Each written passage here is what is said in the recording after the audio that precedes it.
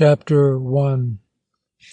The air moved toward the mountain, the waves and the trees and the earth moved toward the mountain. All the world moved gently upward toward the mountain like a tide. The mountain moved downward toward earth, spilled water and spread trees in it.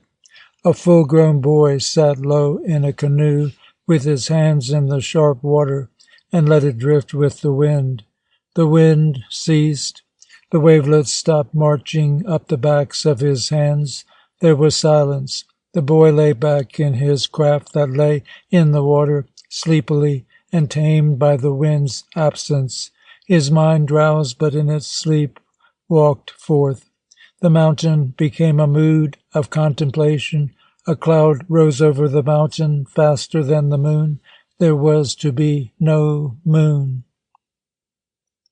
Away on all sides of the lake, woods murmured. The lake was silent in wide swaying murmur. The woods rolled purple and tumbled black.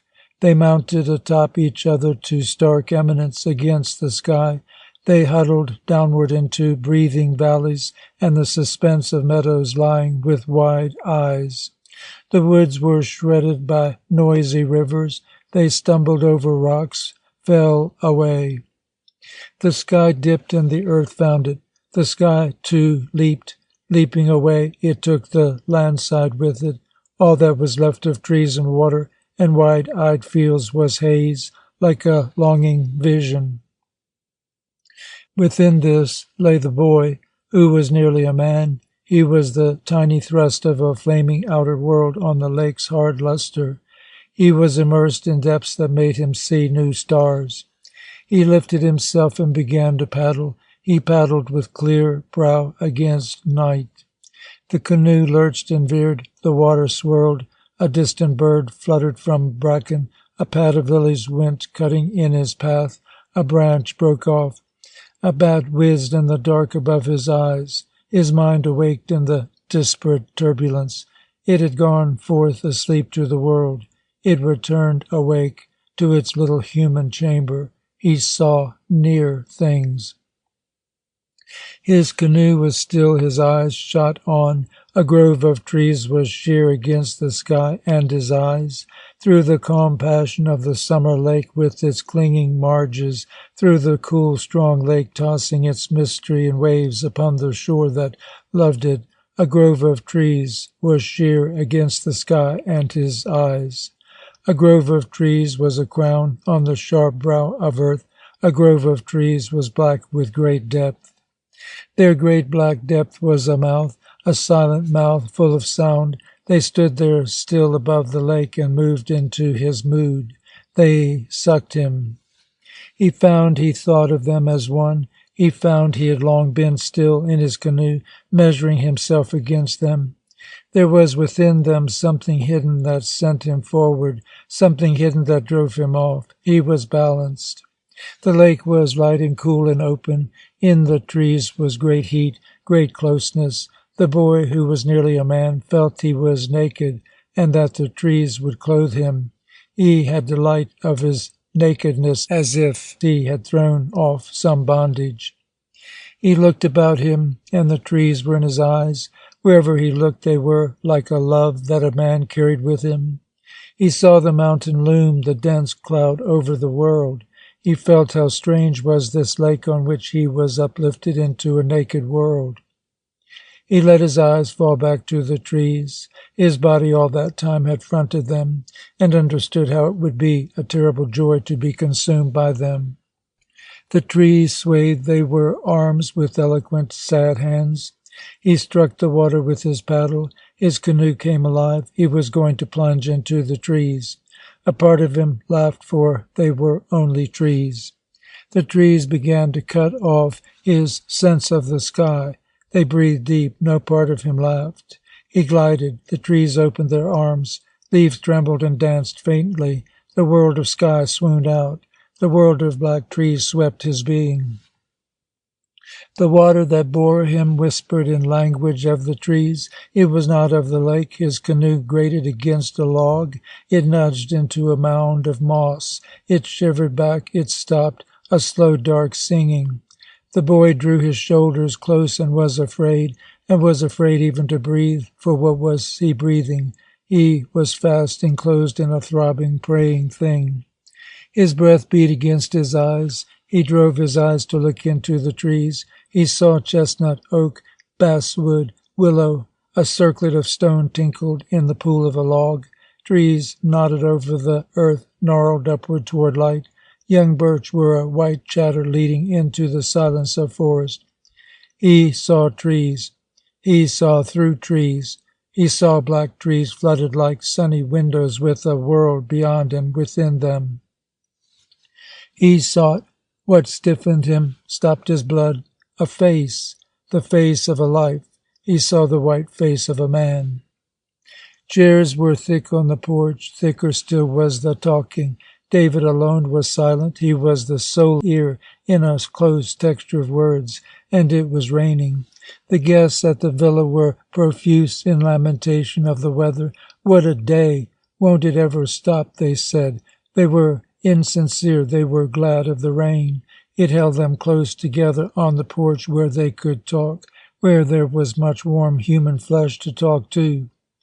David did not need to listen. He sat very still and looked beyond the porch. The villa stood on the brow of a hill above the lake. His eyes fell down a flaunting corn patch. The carriage road dawdled within low shrubs, and the lake cut out, lead blue and harried by the rain.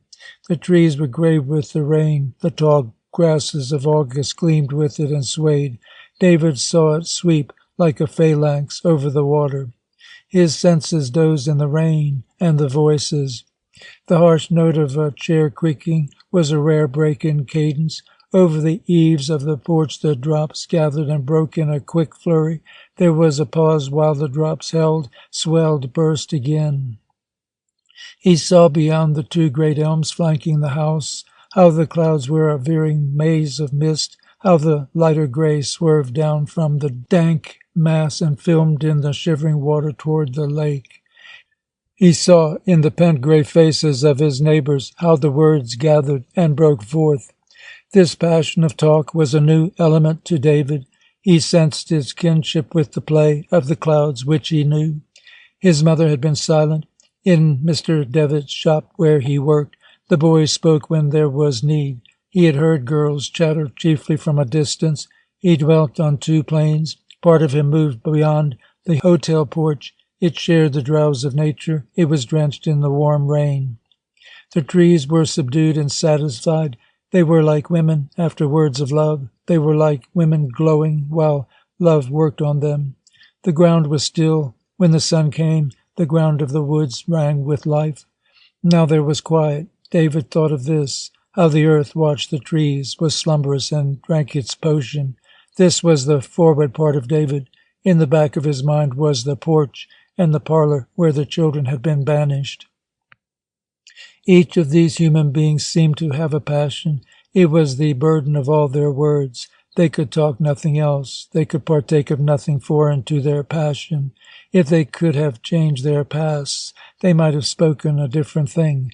David, relaxed in the play of words and rain, saw how the faces of these men and women were stamps of life, how life had branded each as with a burning iron.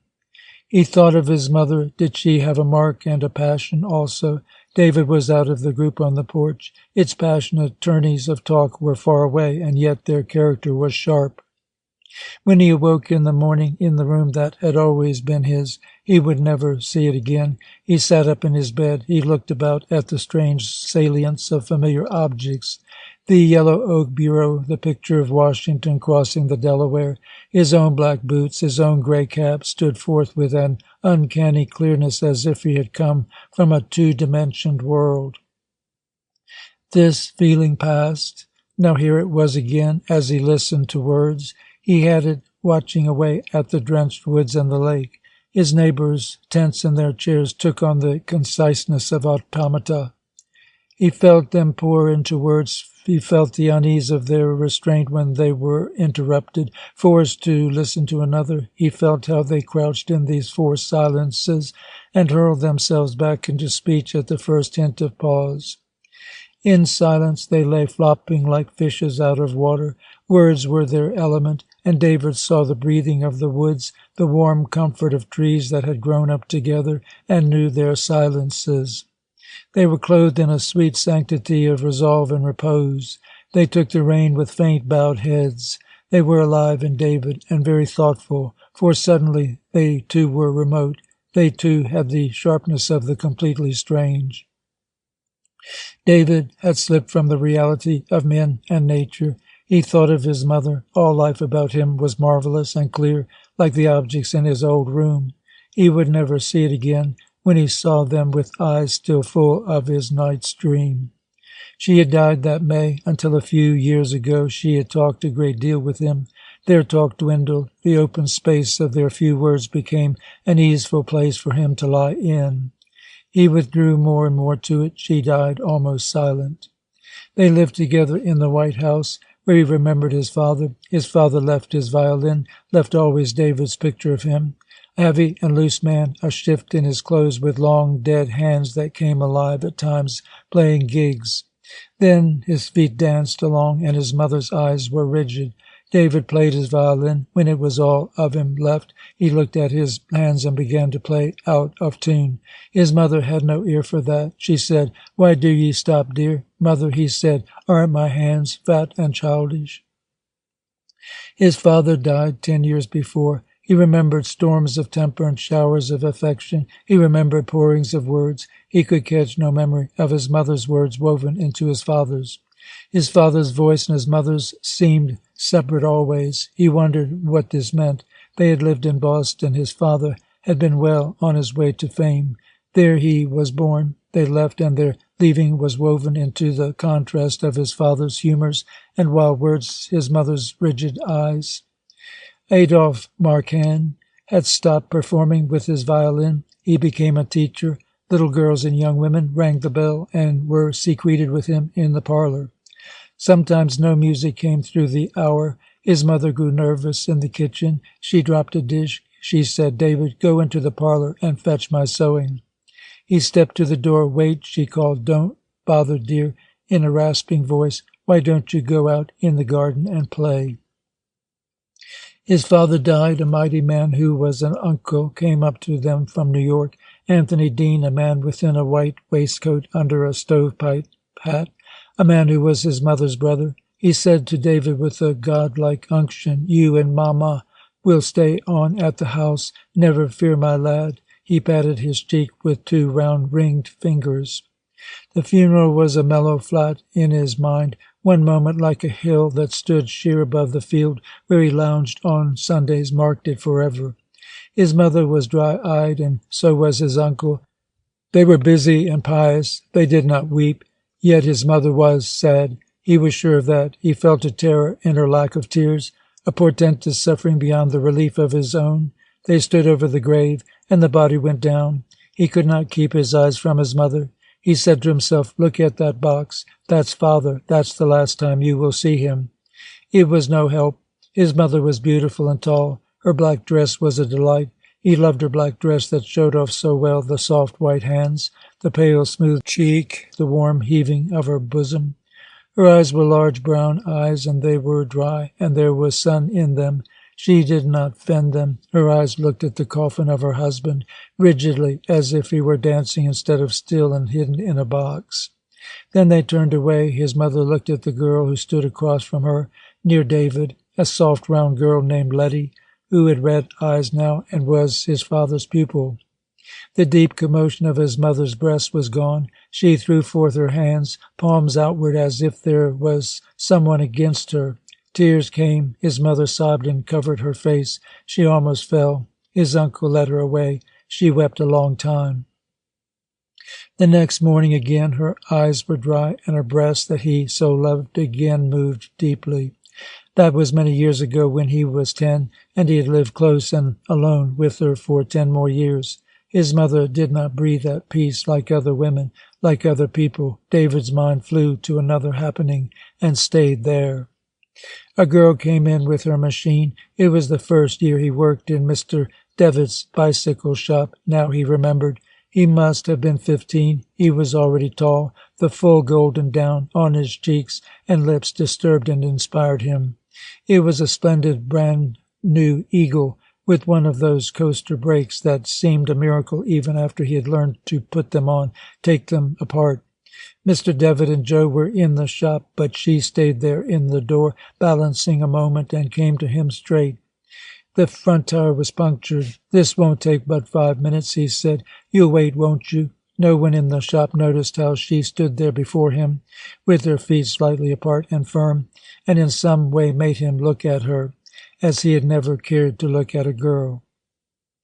His heart beat fast. He saw her. She had a soft throat. She had bright hair. Her body was slender music. She said, "I'm in a hurry. Couldn't you bring it to me? My name is Miss Marshall. You know, Elm Street." It was near the time for going home. He thought that he did not wish to take it, but it was near the time for going home, and he could not say no. He went. She came slowly to meet him. She took the wheel from him very fast and leaned it against the tall grape arbor. She paid him his money. He moved away. She looked at him, and her eyes held him. He stood there fixed. Her eyes went up and down the arbor and the garden. Up and about went her eyes, and their meaning was clear. They could not be seen. She stepped close. She placed her hands on his shoulders. Her eyes were now under his. David looked down from her eyes to her soft, still bare throat, to her body. He could see her little breasts like apples within her blouse. He saw that they were quiet. They were round and hard and quiet. A strange will crept over David, that they should be soft and heaving. For this reason his arms went over her. He kissed her mouth. He held her at his arm's length. Her face was white. There was mist over her. Look at him. Her breasts moved. Deep, hard, she breathed, and her breasts moved. He was afraid. He wanted to get away. He was a little sick with what he had done. He left her. He did not kiss her again. The guests raced. The woods brooded near David, sitting with his past. The rain let up.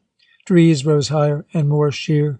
They were black in the sky. A faint wave of air came upon the grasses. They were a film of green and yellow and purple over the ground. The grasses floated into the air where the heavy rain had been. David saw how the sky changed. It was farther away and solid, no longer shredding in mist. Nature was near to him once more. The talk was near and spreading. He began to understand the words that went endlessly on. It was like being in the rain, face up where he could see the separate drops strike him, and the full sweep of the rain was lost. He was afraid of these pouring men and women. He was afraid they would ask him to join in their words. What would he say? He had no theme and no passion. "I guess I'm pretty stupid." He was relieved, confessing this to himself. He was soft and vague. He did not seem to mind. Almost he seemed glad. Something made him know in these sharp stamps of life the consequence of hardenings and exclusions.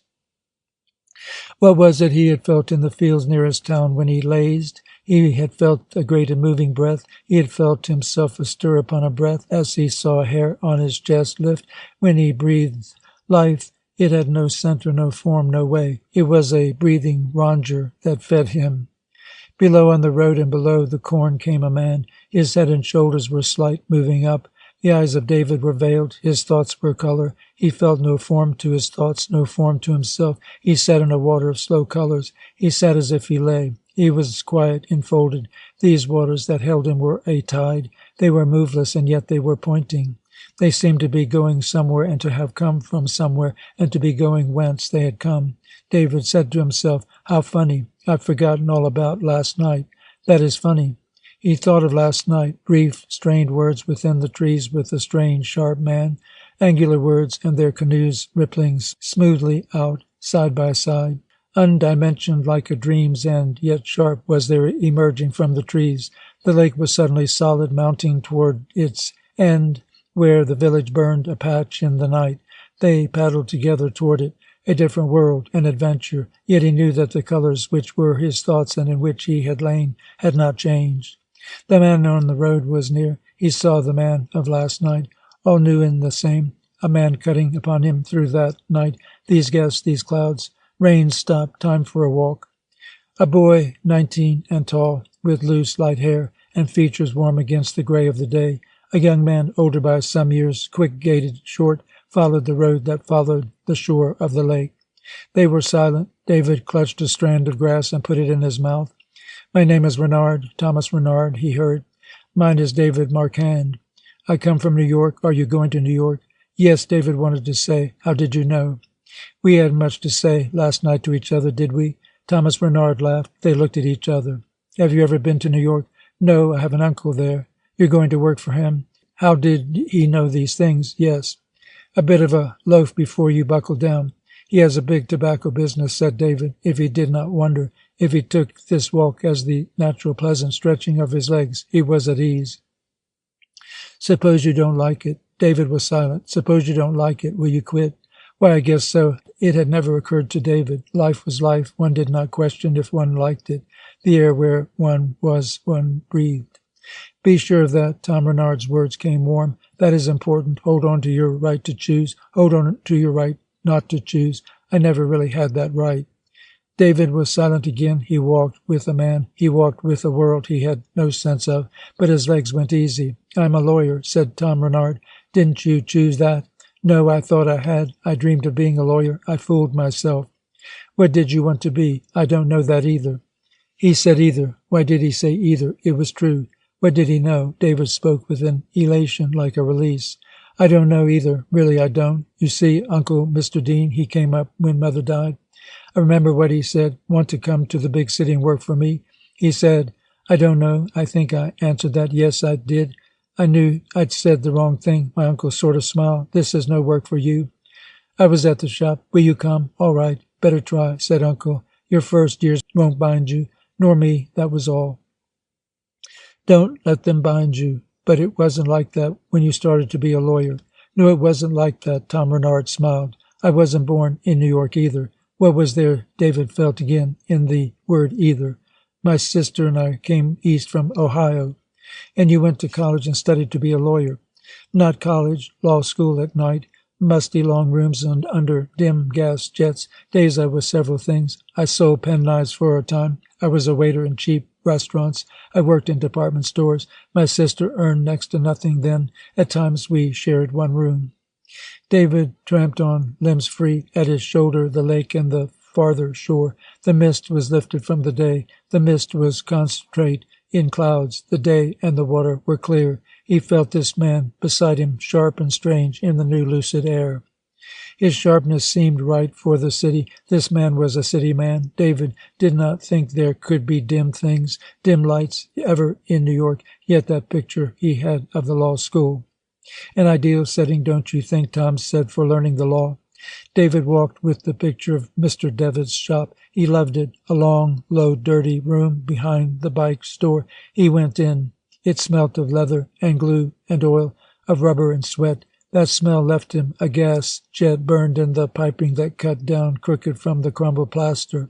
The dim noise of the place seemed almost to stop his pores. He looked at the gray refuse through the dirty window and did not like where he was. He went to work, his hands worked, his mind took on a leisurely gait with the room, took along with it the way of his hands. He liked where he was. His mind and his hands were clear of the room, moving with it. It was fun. When he tired, he stopped. A city man, he was going to the city. A city man had looked at him and known he was going to the city. I wonder will I ever be a New Yorker? Tom Renard laughed. Soon enough, too soon. I was born in Boston.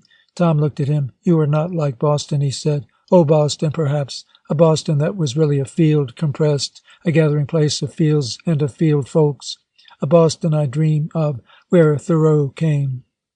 Still David was elate, not understanding. His legs and his arms were very free. He felt walking beside this clear, quick man, a cloudiness about himself. He had a distant sense of a David Marquand. His legs exhaled a smell of rubber and grease. His shoulders pushed along like a slow hill rising to the horizon. His head moved faintly like a tree. If this distant sense came nearer, he would laugh. He felt he was not a city man, even though he was born in Boston. He stopped. He stooped and pulled a clump of dripping moss with his two hands. He threw it away. He turned his muddy palms toward Tom. Look, he said. Yes, I understand. David wiped his hands on his trousers seat. Tom laughed. I don't understand, said David. Then he blushed. They walked in silence. David found that walking so in silence beside this man he could think. His mind took form. He felt he could direct it. He said to himself, I must think about the city. That is important. I'm going there soon. I don't know what to think. What do I know? He said aloud, What was it you said you understood? How you feel? A little. Why? I also came to New York the first time, once. Tell me about it, said David. A faint trail lagged over root and moss through trees to a grove of locusts, a wide clearing with splotches of gold on blue grass. A girl stood before a tree stump. It was round and quite smoothly cut. On it, at the height of her waist, was a clay model, reddish, rich clay, and the crude hint coming out of a mother with a child. The girl was plain and angular. She wore a drab brown smock. Her coarse skirt was high above mannish boots. Her sleeves were rolled to the elbows, and the muscles of her thin arms were eager and tense. She stopped and wiped the stray brown hair from her eyes, looking at her work. A twig snapped. Instinctively she fended her arm over the clay figure. She turned. Tom Renard was there. He sat on a rock. God, that's lovely, Cornelia. She came beside her brother. They looked at her work. The rain won't spare this one any more than the others, even in that tree hole. You know, Tom, the squirrels will play heck with it there. Tom smiled. Why not bring it home and put it in the parlor where the Reverend Curtin Bernard can worship and adore it? This was a huge joke, for they laughed, a serious matter, for there were tears in the eyes of the girl. What do you think he'd do, Cornelia, if he found this place? He mustn't, Tom. What a brute he is. Bless him, said the girl. Don't you think, sister, Tom pondered, don't you think mother perhaps was like that? Of course she was, Tom. What other model have I got? I can't really remember, seeing I was 3 when you were born. Knowing father, I bet mother didn't nurse you except in a locked closet. But how else do I understand? And I do. I can't remember her at all. I either. All one remembers home is father. Tom got up. Prayer time, I reckon. They chose a close recess of little cedars. They hid the model and came away. The woods straggled down into elders and a last thick cordon of callow poplars. Here was a field. It was untilled and ragged with brown hillocks and hollows. They passed their cow, tossing her tail. The breeze of the end of the day glided under their feet, scattered through the field, swung up above the margin of trees. Near the house was no tree, an unpainted barn, a well with hood awry on a flag of shale. Cornelia and Tom joined their brother and sisters, filling the dim room with their thoughts and their bodies. Up to the fleck-stained ceiling their presence filled it. The room made them one. The empty chair that faced them, on which lay the Bible, made them a body lacking a head. Their shoulders were sharp against each other. Their eyes did not meet, save in the empty chair. Fear was the mold of the room, making them one. Fear also corroded them, shredded them apart, turned them into what each was, Clarence and Ruth and Laura, Cornelia and Tom. The Reverend Mr. Renard was very late. His empty chair grew emptier. The Bible faded. The room was losing its submissive creature. It was bleak. It was larger and less alive. The ceiling went up, and the vagrant thoughts of them who waited less to the ceiling flew out of the window. Outdoors came in the chirp of a cricket, the minor third of a frog in the far marsh. The undulant sighing of trees losing the sun came into the room. The charm was gone. The empty chair was a chair. The one was a group, jarred apart. Father's not coming, Clarence said. When he comes, he's on time. You tell the prayers, said Ruth. She was the oldest. Nonsense, said Cornelia. We'll call it off. Ruth smirked. She was glad her sister had committed herself. Laura was silent. Laura, who was the youngest and yet a terrible age, had eaten her. She was lanky and somehow starved. Her eyes drooped. Her large hands hung limp. Her breasts sagged under a thick brown frock. She was all dull. She was mournful and dry, like the bald patches of earth in the field. Laura was the one who was sorry. She did not wish to hear her brother. She missed her father. She loved the bite of his words, the frequent blow of his hand. The hell he pictured was sweet to her since he consigned it. Laura loved her father with the harsh lust of brown soil for the water that does not come. She was dry and hot and sick with this sterile love of her father. Clarence got up. I guess not, he said. I'm going. He was younger only than Ruth. He was 24. He went each day in the buggy to Dalton, where he attended the Presbyterian seminary. He was following the career of his father. Cornelia and Tom were alone. They looked at each other. A single instinct moved them. Let's go back, she whispered. They clasped hands. They heard the crashing of the underbrush, a deep, sudden breathing. They stood there silent. A tall man backed out from the clump of little cedars. He turned and dashed the clay model against a rock. Cornelia screamed. Mr. Renard looked at his two children. His fingers trembled. He kicked the ruins of the statue back from his heels and came upon them. "What's that? You scream?"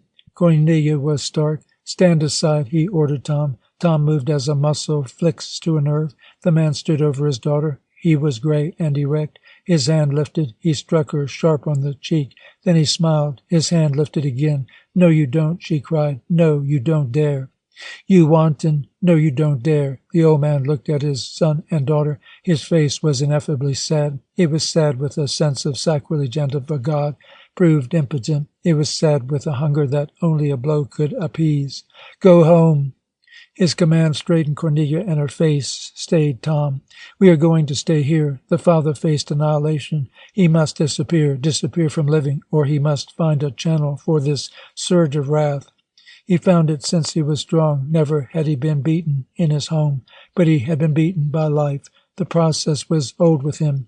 When life cast him out, he prayed. He avenged himself on the nations of men and women who refused to be his.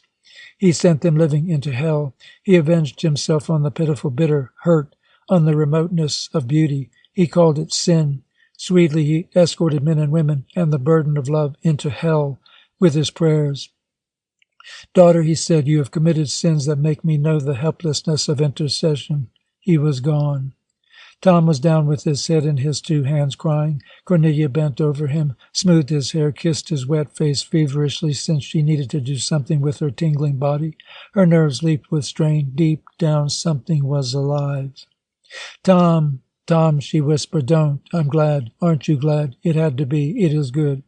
The boy looked up. He saw in his sister's face what he felt in his heart. Their life had died. Their world had foundered. "We'd better go," said Cornelia. "You know what I mean. Life at home after this." She shook her head, her eyes closed. Tom sat on his rock. He knew it was his turn. He knew he sat there a child. He knew he must rise a man. Never without Cornelia would he have dared, could he have found strength or direction. But could he fail of her challenge? Could he be a drag on her strength? She stood, her eyes shut over him, touching his hair. "I can't imagine it," she said. Still he sat. His eyes were open. They saw the mangled model of clay. He got up. "We'll go," he said. "We'll go east. We'll go to New York. I'll work. I'll find work. You'll have a chance to study." The blue mist of night grew between them as they faced each other. "Tom," she faltered now. "Why not?" Her faltering nerved him. "I can do anything. You, sister, you've got to be an artist, a great artist. Wait and see." "Do you mean it, Tom?" He was sober, like a panting young creature after a race for life. "I never meant anything before. We're going tonight." They clung heart to heart like lovers. Curtin Renard returned to the house and sent them all who were there to their rooms. Laura asked after the absent Cornelia and Tom. He struck her. The household slept in a silence like black, in which many colors are lost. Within this silence came Tom and Cornelia. 2 candles burned in the room of Ruth. She sat on her bed. Her brother and sister stood. She was in her nightgown, a fat, miserable woman of 27. Her body, folding and breathing, seemed a part of the heavy matting, of the rugose cover, of the thin sheet. She was stout, and her voice was thin. She had fat, white arms, and her nose was sharp and thin. She twirled her misshapen toes. "Come along with us, Ruth," said Cornelia. "I can't." "Do you like having to run over to Dalton every time you want to see Jack?" "I can't." "Don't you want to get free?" "I can't." "Hiding like a sneak in the woods to love, just because Jack's a carpenter?" "I can't." "You could marry Jack if you left." Ruth was silent. She sat transfixed a moment. A great tide of misery swept her. She crumpled back in her bed. She wept. "I can't, I can't." She looked up. "It's too late," she ended. Cornelia seemed to understand, though it was all blank ugliness to Tom. "Last year, even, if I dared, if you had helped me then. Now—" "Ruth!" Her sister went to her and held her. "It's all over now. He's had about all he wanted." She wept. Cornelia was helpless. A great shame was in the room. It took Cornelia and Tom and branded them. Their youth was a sin. Their courage was a heartless boasting. Before this miserable sister had lost her hope, their lives were suddenly sweet and simple. They felt shame. Tom took Ruth's hand. The woman sat up again and looked at her brother. All the shame was with him, with Cornelia. Ruth sat in her nightgown, her body naked before them. She was simple and undismayed. It seemed to Tom in this hour Ruth was great. She was quiet. She held Tom's hand. She reached for Cornelia's. She kissed first one hand and then the other. She smiled. "You go," she said. "I stay here, but you go." Her tears were past. It was as if she had passed from herself. She said, "I'll bet you've no dollar to go with." This was Tom's business, he felt, but in the candlelight and before this so strangely noble wreckage of his sister, he could say nothing. She laughed silently. She pattered to a cupboard under the 2 glowing candles. She dug beneath a bewilderment of clothes. She drew out her wallet. She came back to her bed. "There are $212 in here, and I must get rid of them. Yes, I stole them bit by bit from the house allowance. God, I'm glad, but I can't stand the thought of them being here any longer." Her words came more hard. "I did it for us, Jack and me. I was going to bring it as a surprise the day we ran off. I never told him." There was a pause, a song in it. "Please." She thrust the wallet into Cornelia's hand, a pitiful blend in her voice of beseechment and command. She got up. She kissed her sister's mouth and eyes. She faltered downward until her head touched Cornelia's skirt and the hand clasping the wallet. So, half kneeling, she stayed long. A sudden resolution lifted her. She took Tom in her arms. Always Tom had despised her. He had known her, hypocritical and false, the meticulous slave of her father's household. Why was she great and noble only now, when hope had left her? Why, thinking these things, could Tom not abide the hot fold of her embrace? "Goodbye," she said. "Hurry." She urged them to the door. All 3 of them wept. This life which Tom's words had given was now David's. They walked. They sat on a rock, fairly dry. David paddled Tom in his canoe. David was alone at the villa. This life which Tom's mood had given was now David's. All the time, Tom had said, "I was dreaming to be a lawyer. Sister was dreaming to be a sculptress." Is she? Yes, both of us what we dreamed to be. Neither of us what we dreamed to be. The week went. The last day came. They decided to go to New York together. They packed each his bag and sent it ahead to the station. They were free-footed under the last free morning. The field was a gash of brilliance across the wooded forehead of day. The trees were very tall. Their feet dwelt in dawn. Their heads touched the noon. August, and David's mother dead since May. The field was a gash of light in David's mind. He loved his mother, but his love remained at the depth where it began. One with his needs when he was an infant, and she nursed him, a child bruised against the world, and she consoled him. She was gone, but the glow of her motherhood still warmed through his life. Like his love, his loss was mute. He did not know how deeply he loved. He did not know how deeply he had lost his mother. He wound up his affairs, or rather he watched while the benign agency of his uncle wound them up for him. He pocketed a fabulous mass of bills, almost in the spirit of a wanderer. After beauty, he came away. The spirit of one who believes in the presence of peace, like the running on of the wind, like the running on of a river, like the spreading of flowers upon the fields of the world. He had come to this lake gemmed in green purpling hills. His calm came with him. He listened to neighbors talk. He wondered pleasantly before the world. All of it was a thing outside. He saw himself at work in a repair shop, at table with the gentlewoman whose breath was a well of feeling. He lived in a dream that was real and was not yet over. Sudden, this man, walking beside him now, upon the gash of the world, his new experience was a hand that touched him, brushed back the hair from his sleepy eyes, pressed fever to his brow, grasped his throat so it was hard to breathe, struck him. David found he walked in a hurting wonder. The woods were part of this wonder. The man beside him was part of a whirling wonder. He was like a slumberous water that the wind struck sudden from all sides. The waves of his feelings were up and down. His deep self, his past, rose through the lashed fissures of his mood. He knew that his old life was dead, and how he loved it, that his new life was being born, and how he feared it. At the day is closed the night, at that day is closed the city. The day was gleaming glad, but David walked in storm. The vision of his mother, he raced home against the thunder he could see above them. Great drops of rain were already on the pavement. The day was night. He burst into the kitchen where his mother worked. My, it is going to storm. He saw that somehow it was still light in the kitchen. It was different from outdoors. Thereabout his mother was a bright, calm spot of day in the body of storm. She said, "Well, David, you got home in time. What are you worrying for?" David looked at his companion. Tom Renard was clad in strangeness. David looked at Tom Renard, and the room where his mother worked receded. He could burst in on it no more, hear her say, "Well, David, you got home in time. What are you worrying for?" It was all moving away, and his arms were helpless. There was Tom looking at his watch. Tom looked at him, who somehow was breathless beside him. "Well, we got here in time, 15 minutes ahead. What are you worrying for?" A shudder through David. The world was magic, black magic. He went beyond the station to a little hedge where a tree stood alone. He sat there alone. His heart made a beating music through his head. He held his head in his hands. There were tears in his mouth. "Mother, mother," he murmured. "I miss you, mother." The train crashed into the station. He had to return. End of chapter 1. The pensiveness of rapid flight through the world came near them, could not transfix their numbness. Men and women in a railroad car, serried, determined, pointed the train, flung it against the city. David sat next the window. He saw the world fly past as if afraid and offended. The green comfort of meadows was too sweet for the sharp earnestness of the travelers. They had no will for the shadow of trees and the cool ambience of little rivers. Their mood was a straight, hard, hot track of steel along which they flung. Their mood cut through smile of fields, slumber of towns. Their minds hurled the train.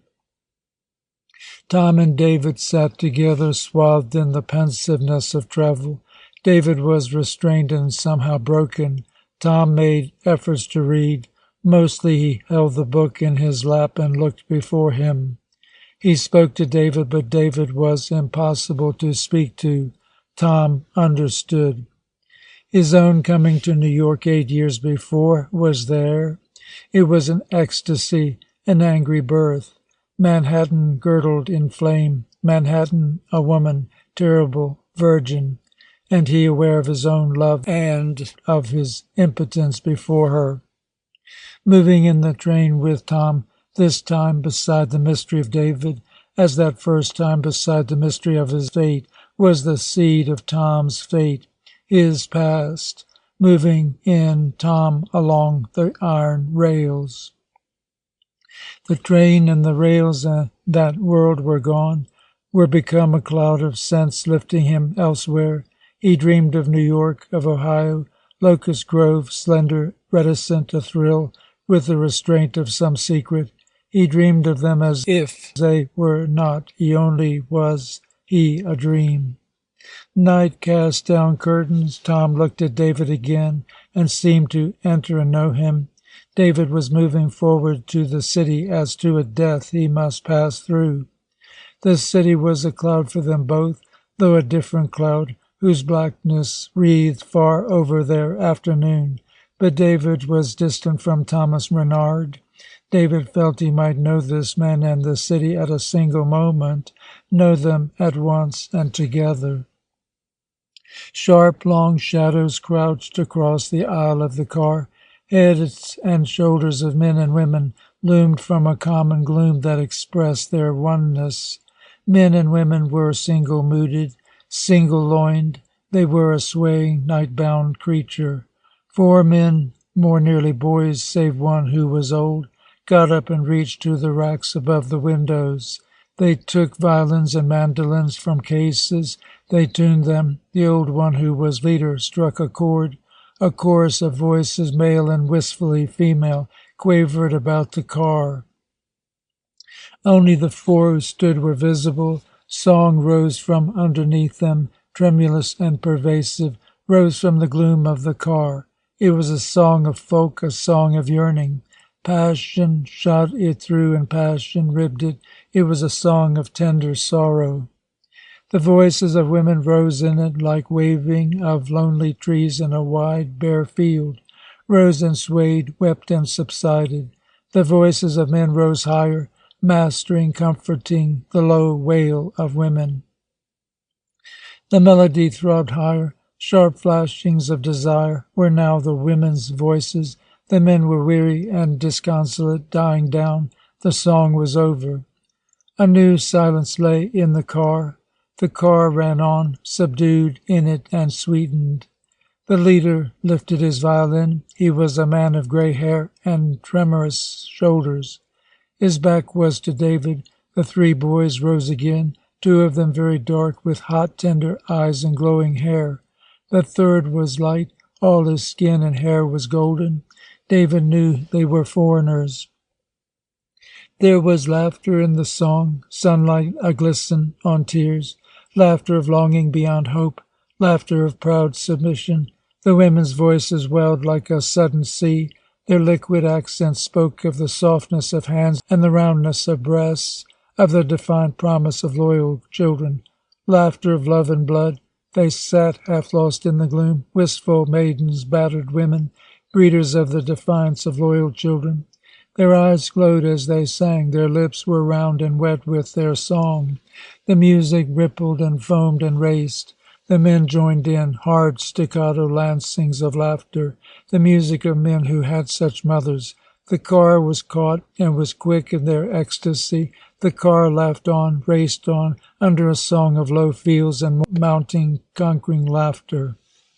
David was lifted up, his veins were eager with melody. His eyes were dim, never had he heard such music.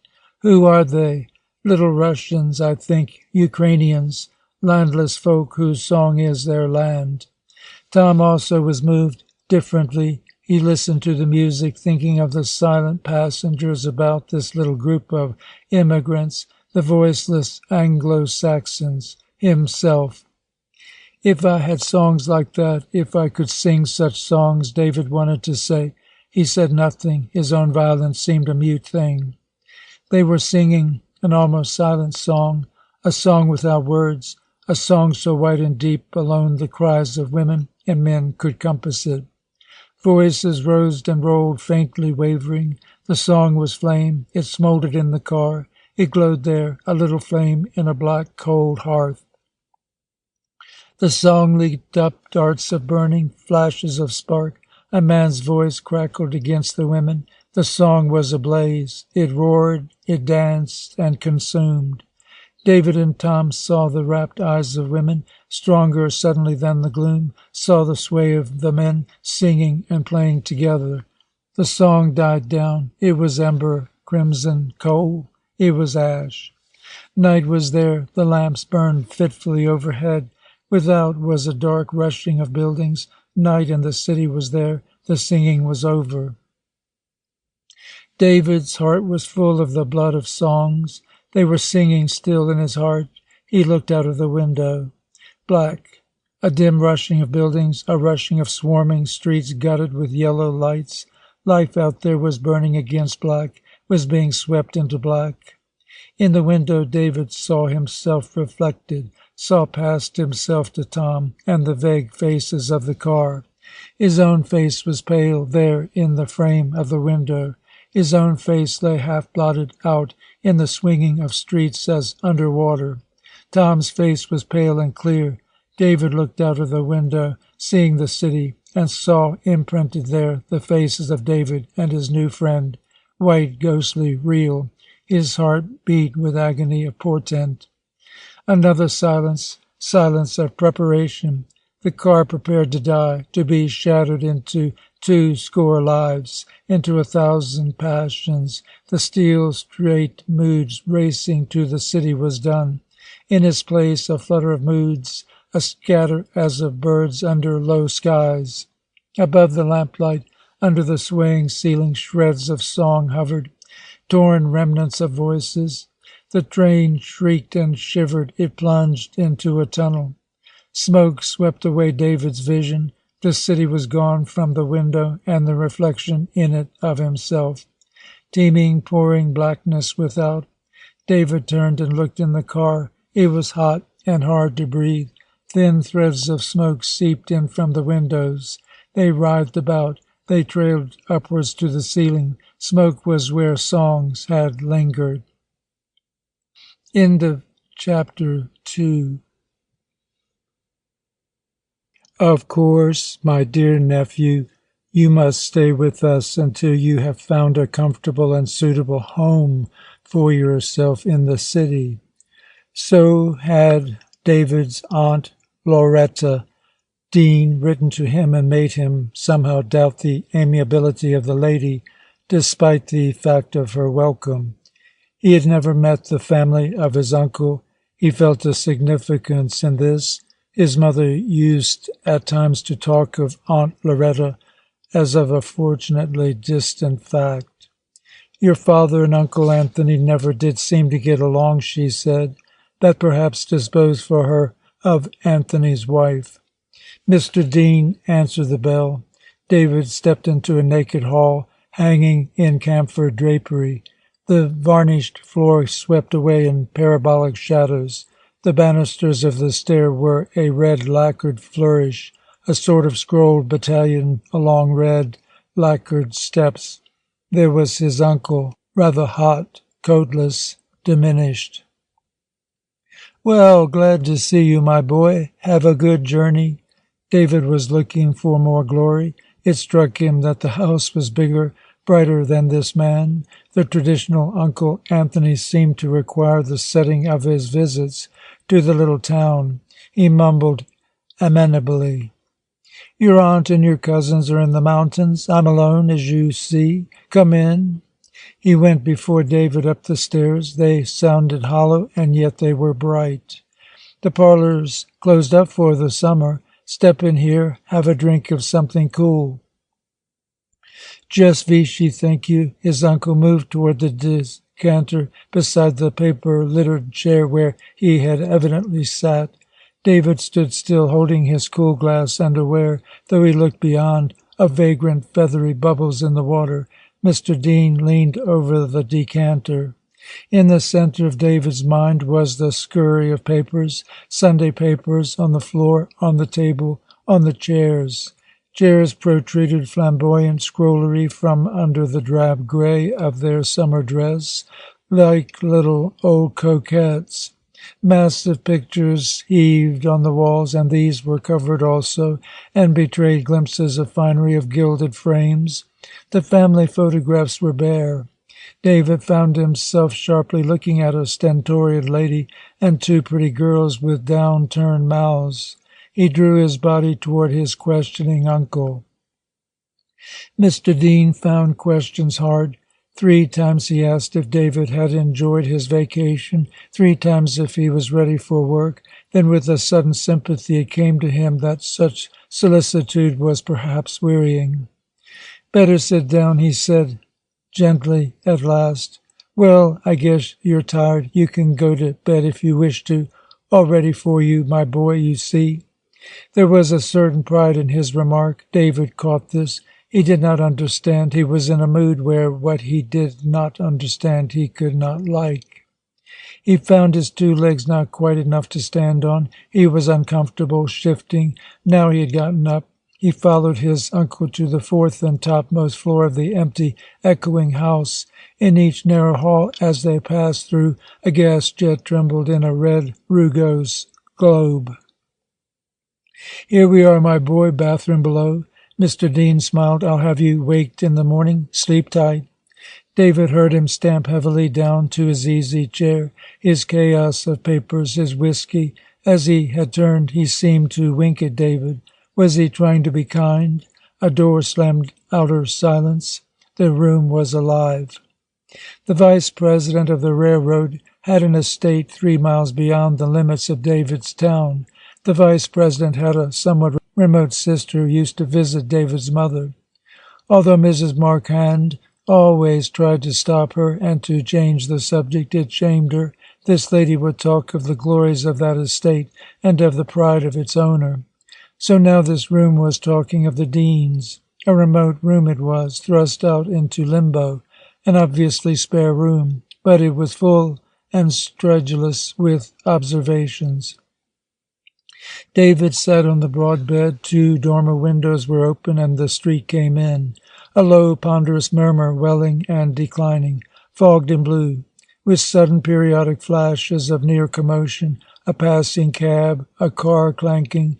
The pervasive sense of low, hard pavement drenched with the beat of life swung up to him in flat strokes. The room had the same fogginess, the same color as this new world, the same dull compression of incessant life. It, too, was a scabbard for some lancing emotion. Doubtless his glimpse of the family photographs had determined David's mind more than he knew, the muffled finery of the house. David had the sense of a prison, or was it a church?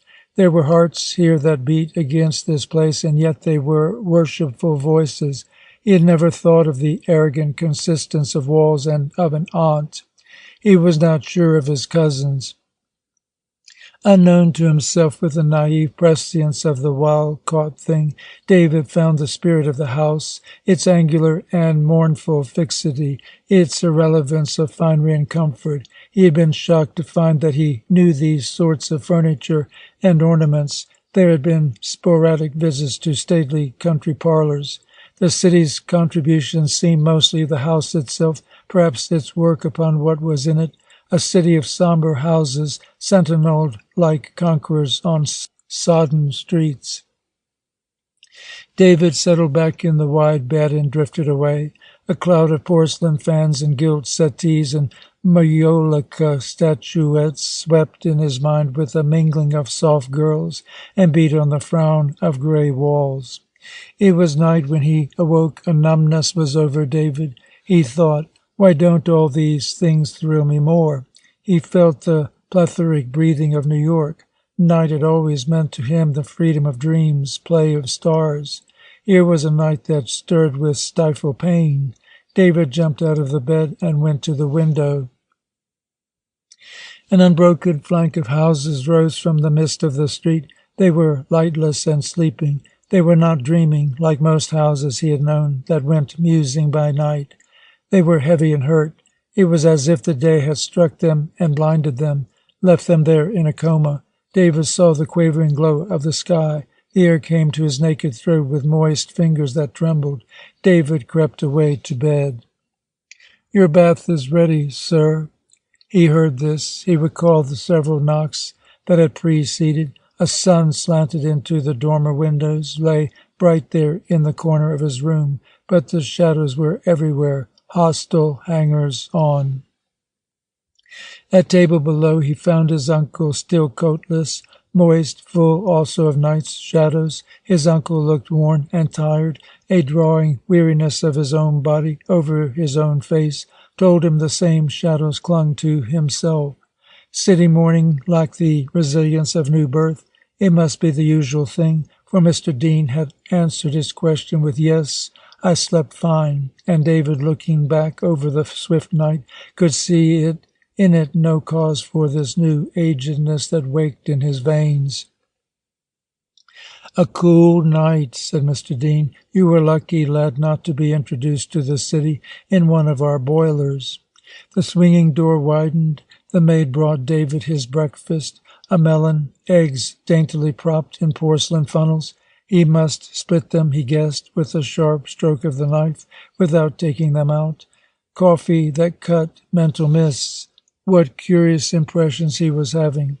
He sat so long in this room, he noticed the shadows on his uncle's face, the shadows in his own blood. He had not seen the room. He felt now as if he had thought the room was dark, and there was no use trying to see in the dark. The door swung wide. It was as if himself had just come in. Yellow woodwork in the pantry, an entering maid. He saw the heavy panellings in oak and the resplendent chandelier in the air and the straight-back, red plush chairs, and that the maid was like himself from the country. She was a heavy, solid girl, moving in grace, chestnut hair about the sweet round eyes. Her smile was sweet. He did not feel like smiling. She was the sort that smelt of warm milk. David thought to himself what a shame she had lost 2 of her teeth. He liked her standing close to him, serving him. Her arm touched his shoulder. He saw that the ceiling was painted. It sagged down in a verdant circle of flowers. Obese angels cavorted about, very green garlands. "We're friends," his senses spoke. "We are both strangers." Mr. Dean rustled his papers. He dipped toast in his coffee, noisily lapped it up, sucked his mustache. It was droll how his red tongue shot out and caught the brown drip of his mustache. Mr. Dean was talking. "We'll go down together, my boy, for the first day." He consulted his watch. "It's 8:20 now. As a rule, I think Mr. McGill will want you at the office at 8. It takes 40 minutes from here to the office, 15 minutes for breakfast." He reckoned and rang the bell. To the entering girl, "Anne, Mr. David's regular breakfast time will be 7:10. His face had been long looking away. It turned again toward David and broadened. He winked. Yes, he was trying to be kind. "Does your watch keep good time?" he asked. Why should this question seem to bring him relief? "See to that, my boy. The city is run on schedule. That's why it's a great city. That's what makes a great city out of a piece of country. Manhattan once had fields in it, and a few hills. Oh, yes, Central Park was a squatter's marsh. Wait till you see it with its new asphalt roads. Some day there'll be asphalt roads all over the country." "It'll be hard on the horses," David felt he must inform his uncle. "Hard on the horses? Maybe. Maybe it will. That's the rule of civilization. It is hard on us all. Hard on the workers and hard on the bosses. It's worth it. Progress must have her dividends. When captains of industry die of overwork, should we spare horses? We'll do without them." Mr. Dean made a long strip of his napkin and ran it horizontally, methodically over his mouth. "You see," he went on, "you'll have to change your outlook on life now that you are to become a part of the great city, a part of the great machine. You'll be proud of it soon enough. The New Yorker is a man of service. He serves business. He serves country. He don't think of himself. Look at me. Your Aunt Loretta is away vacationing. I stay here and work. I don't think of myself. I've not taken 3 weeks off in 20 years' time. I stick to my guns. They can trust me in the city. They know I am faithful. I'm always on the spot. The easy, jolly ways of the country don't go far in the metropolis. We're a beehive, we are. Work, service, and the ambition of each man is to die in harness. Of course, I mean the men who succeed. That is the one way to earn real money in New York, to think of absolutely nothing else, to give time to absolutely nothing else. There's the American ideal of service for you." He paused and glowed upon his nephew, who sat stiffly erect, trying to believe in order that he might like this talk. "And my boy, what's the result? Don't you know? America is the result." He flourished his white hands. "The great democracy, the land of 3.5 million square miles. We've made it. The American ideal made it. I've been out west. I've seen our country, the Rockies that you could drop the Alps into, lose them, the Grand Canyons that's a mile from top to bottom, the geysers in Yellowstone Park, the greatest, most populous, the biggest country on earth, and we've made it. We're making it, my boy. American ideals." Mr. Dean stopped again. He reached for his climax. He found it. "I presume," he said, "I presume no sane man will deny that William McKinley is the greatest statesman today in the world." He said this with a new impressive quiet. He had heard a speech of Senator Black. He had shaken hands with him. He recalled his gesture. David nodded. He felt he must do something. He felt a strange discomfort. Why should he resent these patriotic words? Why want to doubt them? Should he not have found glory in believing? His mind dropped back to Thomas Renard, and he knew that Renard would have contrived to scout these boasts. He found himself relieved. He wanted Renard as a companion in the guilt of his mood. He was quite sure it was guilt to doubt a word of his uncle's. No question of that.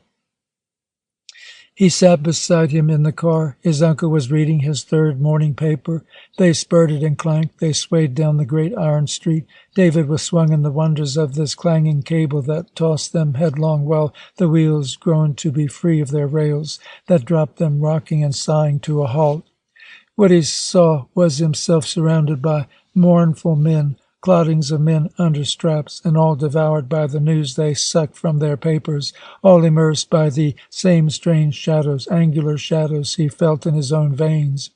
Beyond the maze of men ran out the mazes of traffic, capering strides of horses with yearnful nostrils, interminable houses, motley, jagged, restless, broken off into squares and corners like herded wild things before the assault of other wild things more volatile than they.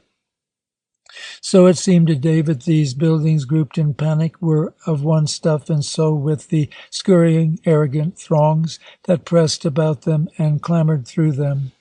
In its startled rhythm, David's mind wandered aimlessly. He forgot about the car. When it moved with any respite, it loped like a weary and whipped horse. The broken rhythm made openings for his mind. Patches of his past came through the interstices of moving, came torn and poignant. He saw himself in his easy, greasy clothes at work at home. He felt the shoulders of plain men beside his shoulders. Eyes of brothers looked into his eyes, and his hands, black with oil, clasped other hands that were warm. His hands and theirs were near each other, far, equally far from himself, now moving through a city. He saw not patches of his past, but of himself, as if he had been looking through this clot of men at a man beyond them. He had a vision, harried by the car's toss, of a young man alive with many others. They marched along a hooded way into a shadowy house. Their loose clothes, the grease of their hands, the smile of their eyes was going to be cleansed away. He saw his hands clasping so far from his hands now, hands of men who were brothers and who were losing hold of a warmth held in the clasp of hands.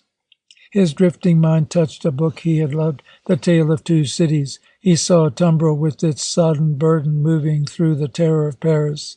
He saw the death-claimed gaze of men moving through crowded streets. He heard the groan of wheels, seeing these far things when his uncle jerked his sleeve. "Here we are." He was not far away. "That's the East River yonder." David's mood changed. They walked down a narrow street whose name was a legend. David was walking on Wall Street. Glass casements fronting heavy buildings, huge masonry pillared by slender stone, the grace and loom, the hypocrisy of power. Spawn of the buildings, men with naked singing nerves like wires in storm, and women with dead eyes, women with soft breasts against a hard-tiding world. Furious streets, a street wide and delirious, with men shouting and waving their straw hats like banners. Streets narrow and somber that curled like smoke across his feet. Streets eaten with secret moods. Streets cluttered and twisting with pent power. Streets pulsant like hose. Streets slumberous like pythons. Streets writhing and locked. A wide gash of sky. The sun was a stranger. The blue was a burn. They went toward the river. Black houses were lost among masts of ships. Black herded houses crawled towards the wharves. Men were nervous like rats feeding on grain. David walked on Wall Street, walked toward his uncle's office that was to swallow him up, walked down to where it waited him, a block from Wall Street. Life was sea yearning, shops sold sails and compasses and binnacles, in the smart of the salt a scent and a sense of spices. Coffee and wines were at home here, and the grime of the north had brought with them the linger of their homes. Tobacco, musty housings for jagged yellow leaves, a brooding, reeking, murmurous street. David fell down the funnel of a world. The waters touched him that touched far lands, pregnant waters. He had been like a virgin whose lips trembled with fear. He was like a virgin whose lips trembled with desire. He stepped into a doorway behind his uncle. The Deans returned from the mountains in a body. Mr. Dean, despite his virtues, was taking a vacation. A few days after David's mustering into service, he had gone to join his wife and daughters. David was alone in the barren house, with Anne to cook his breakfasts and make his bed. David was alone with Anne in the house, but in the house was the spirit of its owners, and more really David was alone with that. He moved uneasy through the city. He lay uneasy in this house that was his only home. He tried to win a certain temporary comfort. He was helpless against the press of the Deans, thwarting his rest as he sat eating his food, against the press of the city as he worked at his desk downtown, earning his food. It was beyond his reason. The days were fire, the nights were fume of heated stone and brick, and within the stone and brick restless spirits marring his own. The city gasped out the heat of the day. By night David was seared between alternate fires. The heat of business dulled his will, depleted his body, aroused his nerves. A new equation. At the hour of closing he was tired, and yet only partly tired. The discrepancy gave accent to his fatigue, the rounded, gentle weariness that he had often known, which took him whole in encompassing arms and lowered him to sleep, was not this. The city worked on him with an uneven spite. There he was with the low sun hot in the west above the lurid Hudson, limp and moist and spirit dead, but with senses leaping and a hunger ranging his veins. In this state David took his supper, trying to stifle the heat with iced tea and iced coffee. In this state he tried to sleep. He lay naked in bed. The sheets clung to his flesh. His skin prickled with irritation. So far as work emptied him, work was good. A new experience was a new vessel, what David needed to pour of himself. But the season was dull. Mr. McGill was gone, and already his first task, to sort and enter bills of lading, was a tedious habit. It seemed not to work to David, but the kind of punishment that was occasionally meted out in school, like copying the commandment 100 times. I must not talk during hours. There was nothing more or else to do until the manager's return.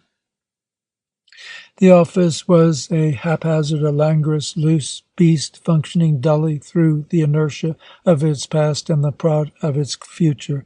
Clusters of girls formed like flies on a kitchen table. They chatted and laughed and wiped the clotted powder from their cheeks. They took long hours for lunch, buying cakes and cream puffs and olives from the store and eating in the office.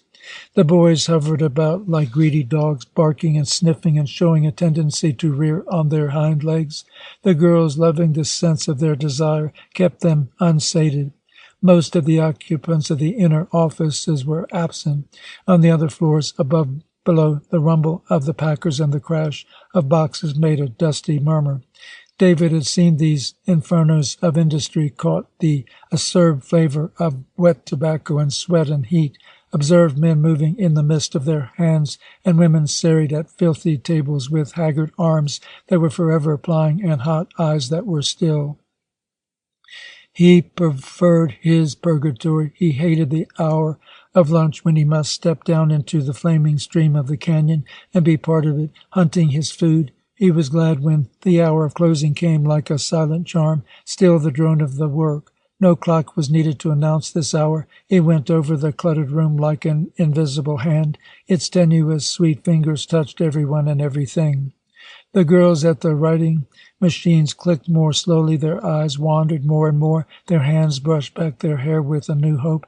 At last, spurt puckered their brows and their lips. Then the power died. The boys at the tall ledger tables twisted legs about their chairs and stopped sharpening pencils. They whistled sudden snatches of a tune. Wide ranges of conversation sprang up. Talk wreathed forth until girls, in the new silence of their machines, addressed each other clear across the room. The men in the ledger alcoves laughed at jokes given forth from the front windows. Sudden, like the last spin of a top, a tremor ran through the office. Work toppled dead on its side. Girls were in hats. Cigarettes sprouted on the lips of the boys. Overhead, in the sudden noise of stillness, the new mood of the machines. Life was out of the window. In groups of 2 and 3, the girls were sucked away to it. The boys followed with noses forward and dragging limbs. The streets were cauldrons that had overflowed. The sluices of pent life emptied upon them. Work had banked these fires. Routine had stifled them to smoke. Now the coals were strewn low and long. A draught of release whipped down the channeling gutters. There was flame. The houses brooded like disused ovens, storing their heat and their rust. The vision of this was a searing stripe on David's mind as he lay within the night, was a dark band as he awoke upon the morning. He was naked in bed. His strong arms were thrown up like an infant's. His open palms pillowed his neck as he breathed. The muscles in his abdomen rolled gently. He was a powerful boy, with white skin and a wave of golden hair upon his body. He had pulled his bed directly beneath a dormer window. The sun bronzed his head. The clear, soft strength of his face came out in this sleepy light. David dozed and prodded his senses into getting up. He was strong and refreshed in the morning. He thought of work as a contest and knew he would win. The hell of labor was upstairs where the men sweated in open shirts, rolling cigars, and he had seen the women fold back their waists till the tawny dust grimed the skin of their breasts. He was in this world's purgatory, in the quiet offices beyond, the inner ones bound by invisible threads of gold to the eaves of high houses in the winter, and the distant smile of the mountains was paradise and was the goal. David thought that he had given up the free fields of his home, and that now already he was set on winning them back. This, it seemed to him, was droll. He wondered why he had thrown the fields away, when so evidently the promise of the city was to be able to revisit them. He wondered why he had done so. He thought of Anne, who perhaps was forgetting the scent of the clover. He recalled that if he hurried with his bath, he would have more time at breakfast, more time to be with Anne. His long legs were out of the bed. It was hard to pierce to Anne. Both he and she were embarrassed with their desire to speak freely. They were shy. One morning she said to him, "Mr. David, if you would want to, why don't you come back and I'll cook you your dinner?" He thanked her and refused. "You've worked enough, I think." "Oh, I don't mind." She had not pressed her offer. He had commanded his pleasure, so it must be her pleasure. She was that sort of woman. "What do you do in the evenings?" he asked her. "Oh, not much. I'm always to bed early. It's too hot for dancing, ain't it?" She hurried through her answer. David suddenly knew that when his sickened will and stinging senses came to the house at night, she was there also. While he lay awake in his bed, a wall was between his nakedness and hers. It was both painful and sweet to think of this. The black heat rolled with enforcement through the city. Life was wet fire. A murmur of anguish was the breath of the night. He lay wide-eyed, dreaming. The air was a prison. His senses yearned toward the quiet of death as release from this breath of the world, from these fumes of a dead sun. He was under surprise when it knocked at the door. "Mr. David, I've brought you a cool drink. May I come in?" He did not move. He did not reach for his sheet. Anne came through the blackness and gave him a glass. He gulped wet. "Cool." "Thank you, Anne." She took the glass. She bent down. Her hair was a wonder over his eyes, a wonder since her hair was hot, and still it was good. He felt her moist lips on his chest. There was the constant spirit of the house, the forbidding intrusion of knowing that he was a guest and she a servant, that this was evil. Anne was gone. No word at breakfast that night. David found he was awaiting her, and she came. His she was over him. He took the glass she offered and placed it on the chair. His arm drew her down till she sat beside him on the bed. He felt her body burning under her cool gown. All the world was distant, so that the house was distant too, and for once the Deans were in the mountains. "No, Mr. David." He laughed. He was scornful. The Deans were in the mountains. A hot black sea was the world rolling away. His bed rolled upon him. Only his bed was above the sea. It was haven. It was haven for him and his woman. He drew her down, and his mouth sought her lips, her neck. His mouth felt the wide loveliness of her body. It was distant still. There was a gown between them. The gown was wide as a world. Her body was growing great until it was another sea that would cool him. It was a sea of fire, but the fire was white and would cool him. It was needful so. She struggled. Sudden she came of her own broken and sick will. Their wills were healing each other. She was willfuller now than he. She held his head in her arms. Her flesh was all about him. Her gown was gone.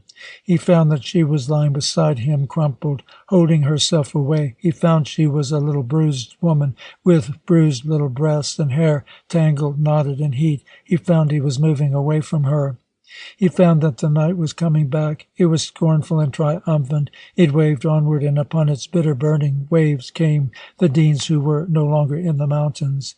There they were in the room, a vast, febrile room, filled with the city and its desolate shadows, filled with the Deans, huddling, diminished in a corner, a guest and a servant.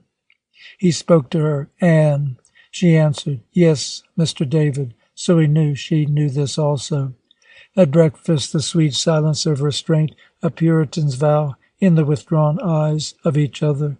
But the heat did not stop. nor the wearing away of will and the rebellion of nerves. Anne came again. It had nothing to do with the wide remainder of their lives.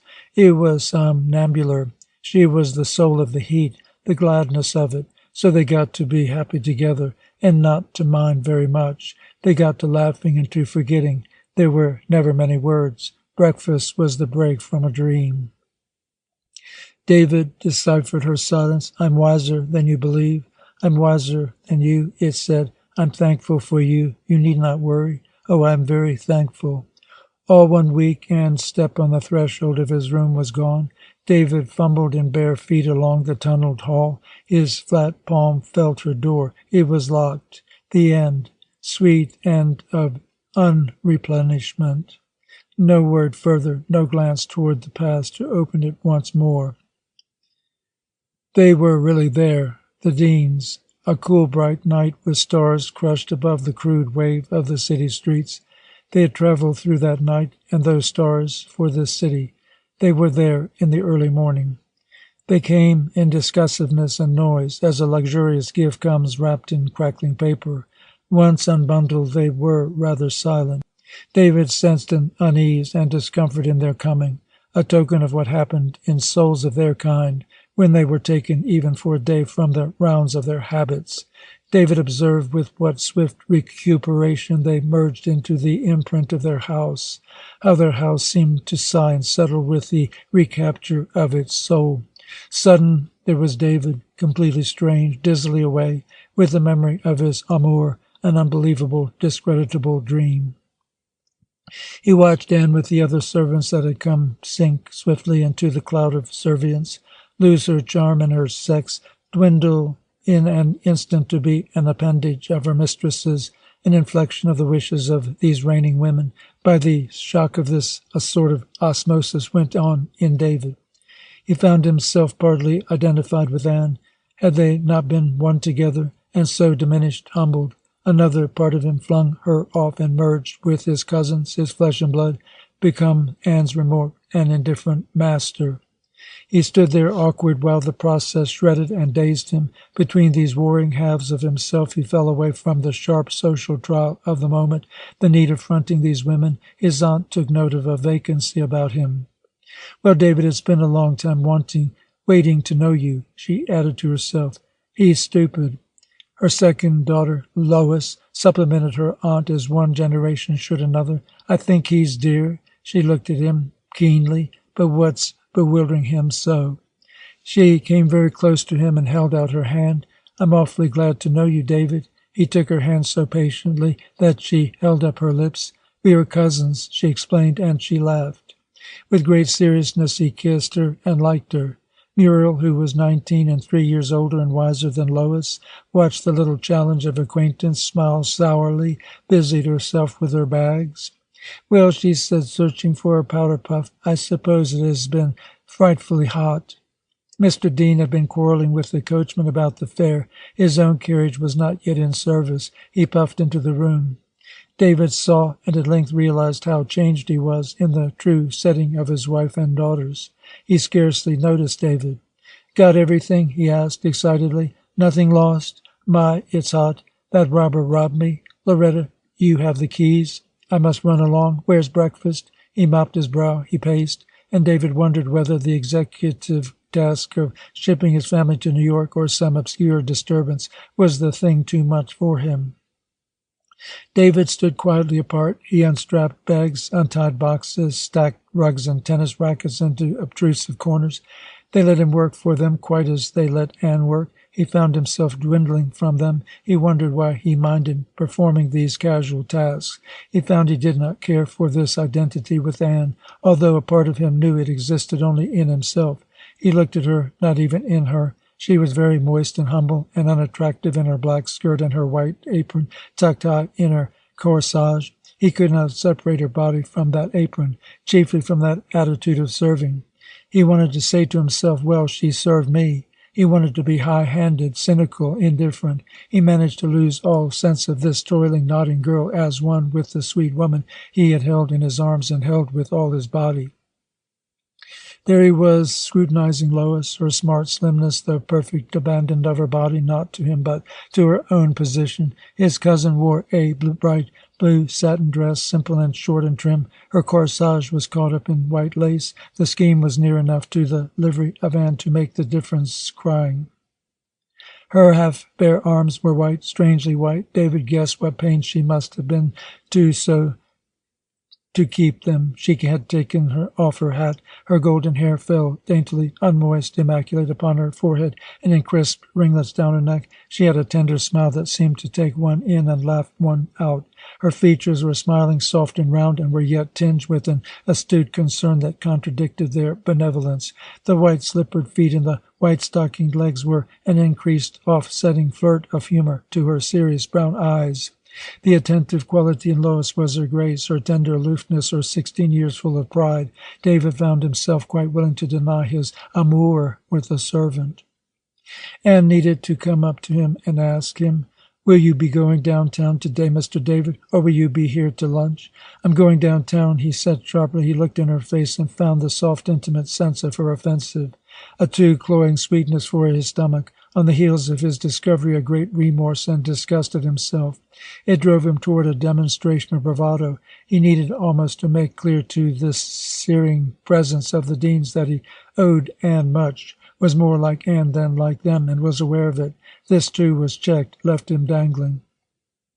Lois caught him looking her through and came over to where he worked at a stubborn bag. She said, "Let me help you, David." "No need," he said with a tone studiedly similar to the one he had addressed to Anne. There was balm in that. It seemed, however, not to disturb Lois, and Anne was out of the room.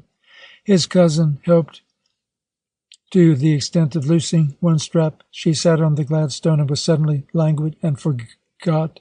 With Lois cornering his eye, David found he had the whole group in his mind. Mr. Dean was still at paces on the floor, calling for breakfast. David was amazed at his insignificance in this concise room. His wife paid him no attention. Twice she brushed against him, crossing the room. Twice also she brushed against a bag. Her reactions were one. Muriel went up to him and said, "Father, let me have about $20 more, will you?" Mr. Dean's pacing slowed against this new ordinance. He stopped, snapped the bills from his wallet, and handed them to his daughter. Muriel was at the moment looking over her shoulder, giving an order to Anne. She did not stop. Her eyes did not go with her receiving hand. Mr. Dean resumed his pacing. His wife said, half in the air, "In a moment, Anthony, we shall be able to spare Anne."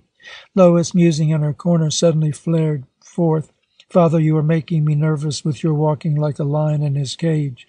But at once her face went soft. She forgot what she had said. Then her father had left the room, following the bright discovery that Anne had left before him. David felt it was time to be off for downtown. He went to his aunt. "Goodbye. I hope, David, you don't squander your money at those expensive lunch places." David said he did not. He did not add he was afraid of them. He went to Lois. "Goodbye, goodbye," she smiled. "Come back soon." He went to Muriel. She looked up surprised. "Oh," she said. "Oh, goodbye." And the revelation came to David. These four persons were not a group. In no true sense were they a group. The families that he had known were strictly groups, even his own, though in his father's days the rhyme of it was pain. Some single rhythm, some common color composed them. Here were four persons. Their spirits had nothing to do one with another. He was quite sure their spirits were not aware one of another. They spent one man's money. They obeyed one woman's orders. They lived at the behest of a sort of mutual complacency together, sharing the pleasures that were in need of union for support, but they were not united. David felt it touching their fingers as he said goodbye. It gave him a strange, even a sick feeling, as if he had seen a man devouring his own hands. End of chapter 3. It was voluptuous for Tom Renard, after the trees and the birds, to give himself once more into the bond of his profession. Through the free woods he walked in manacled anarchy. Through the city's thraldom he walked free. He plunged into work. He touched the tasks of the approaching season, knew it would be his best, measured his dominion above success, and was glad like a bird perched on top of its cage. He prepared a brief for a case months away from trial. He played with the strategy of an appeal in a suit not yet argued. In the brash nights of the refilling city, he sat in hotel lobbies and let his mind cut clear through the flaccid provincial crowds.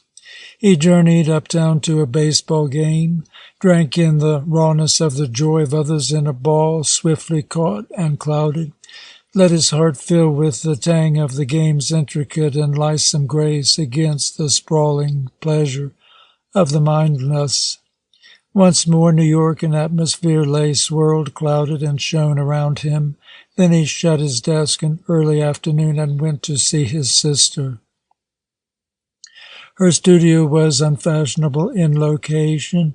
It was the top floor of a crumbling red-brick house in the moiled Middle East side of the city. It was east Murray Hill, west of Stuyvesant Square. The elevated train snorted their cinders not far from her flowered window. Cornelia began to make money, and her habitation blossomed. Persian shawls appeared in appropriate corners. New rash adventures in color out of Paris gladdened the white walls. Slender vases came from exile in Chatham Square. Tom called the place his refuge from the city. "Hello," she said. "I'm glad you came. I'm lazy this afternoon." Tom folded his coat away in the little bedroom. It had the air of a cell. The white walls were bare. The white iron bed was narrow. A small pack of books stood in the corner of the floor. "You take it easy," he said, already at the task, "and I'll prepare you some Turkish coffee. Have you any of that orange essence left?" He was adept, and he needed to ask no further questions. They settled and sipped and talked. Cornelia was on the couch. Tom squatted on the floor. Both of them had lighted cigarettes. "Well, what adventure?" she asked. She looked more than the 3 years older that she was. She wore an unembroidered smock, a dull muslin drab. Her feet were sandaled. Her hair was drawn tight back over her head, where it could not interfere with work. Her eyes were soft in the harsh angles of her face. "I was on a vacation, Cornelia. You know that means that I took care nothing should happen to me." She laughed. "That efficient you're not, dear boy." "Well, there was no semblance of adventure. I tramped and drank a lot of glorious milk and slept 9 hours a night." And swam and paddled." Tom wagged his head with the catalogue. "You met somebody interesting?" He stopped. "How do you know?" "You always do, don't you? Who was it? The girl, at last?" "No, not the girl, and you're wrong, really. I had a deliciously dull time." She did not press the matter. "Dayton says I ought to move now I've won that prize. He says no one will visit a studio so near 3rd Avenue. Are you going to?" "I am not." "I am glad, Cornelia. Just because you have begun to have money is no reason for spending it all on rents." "That's just what most New Yorkers do, is it not?" They both laughed and were silent. "What you said has a lot of truth in it," Tom spoke at last. And his sister knew he had pounced on her observation as a text. He was comfortable now. He had been just a bit uneasy, questioned about his trip.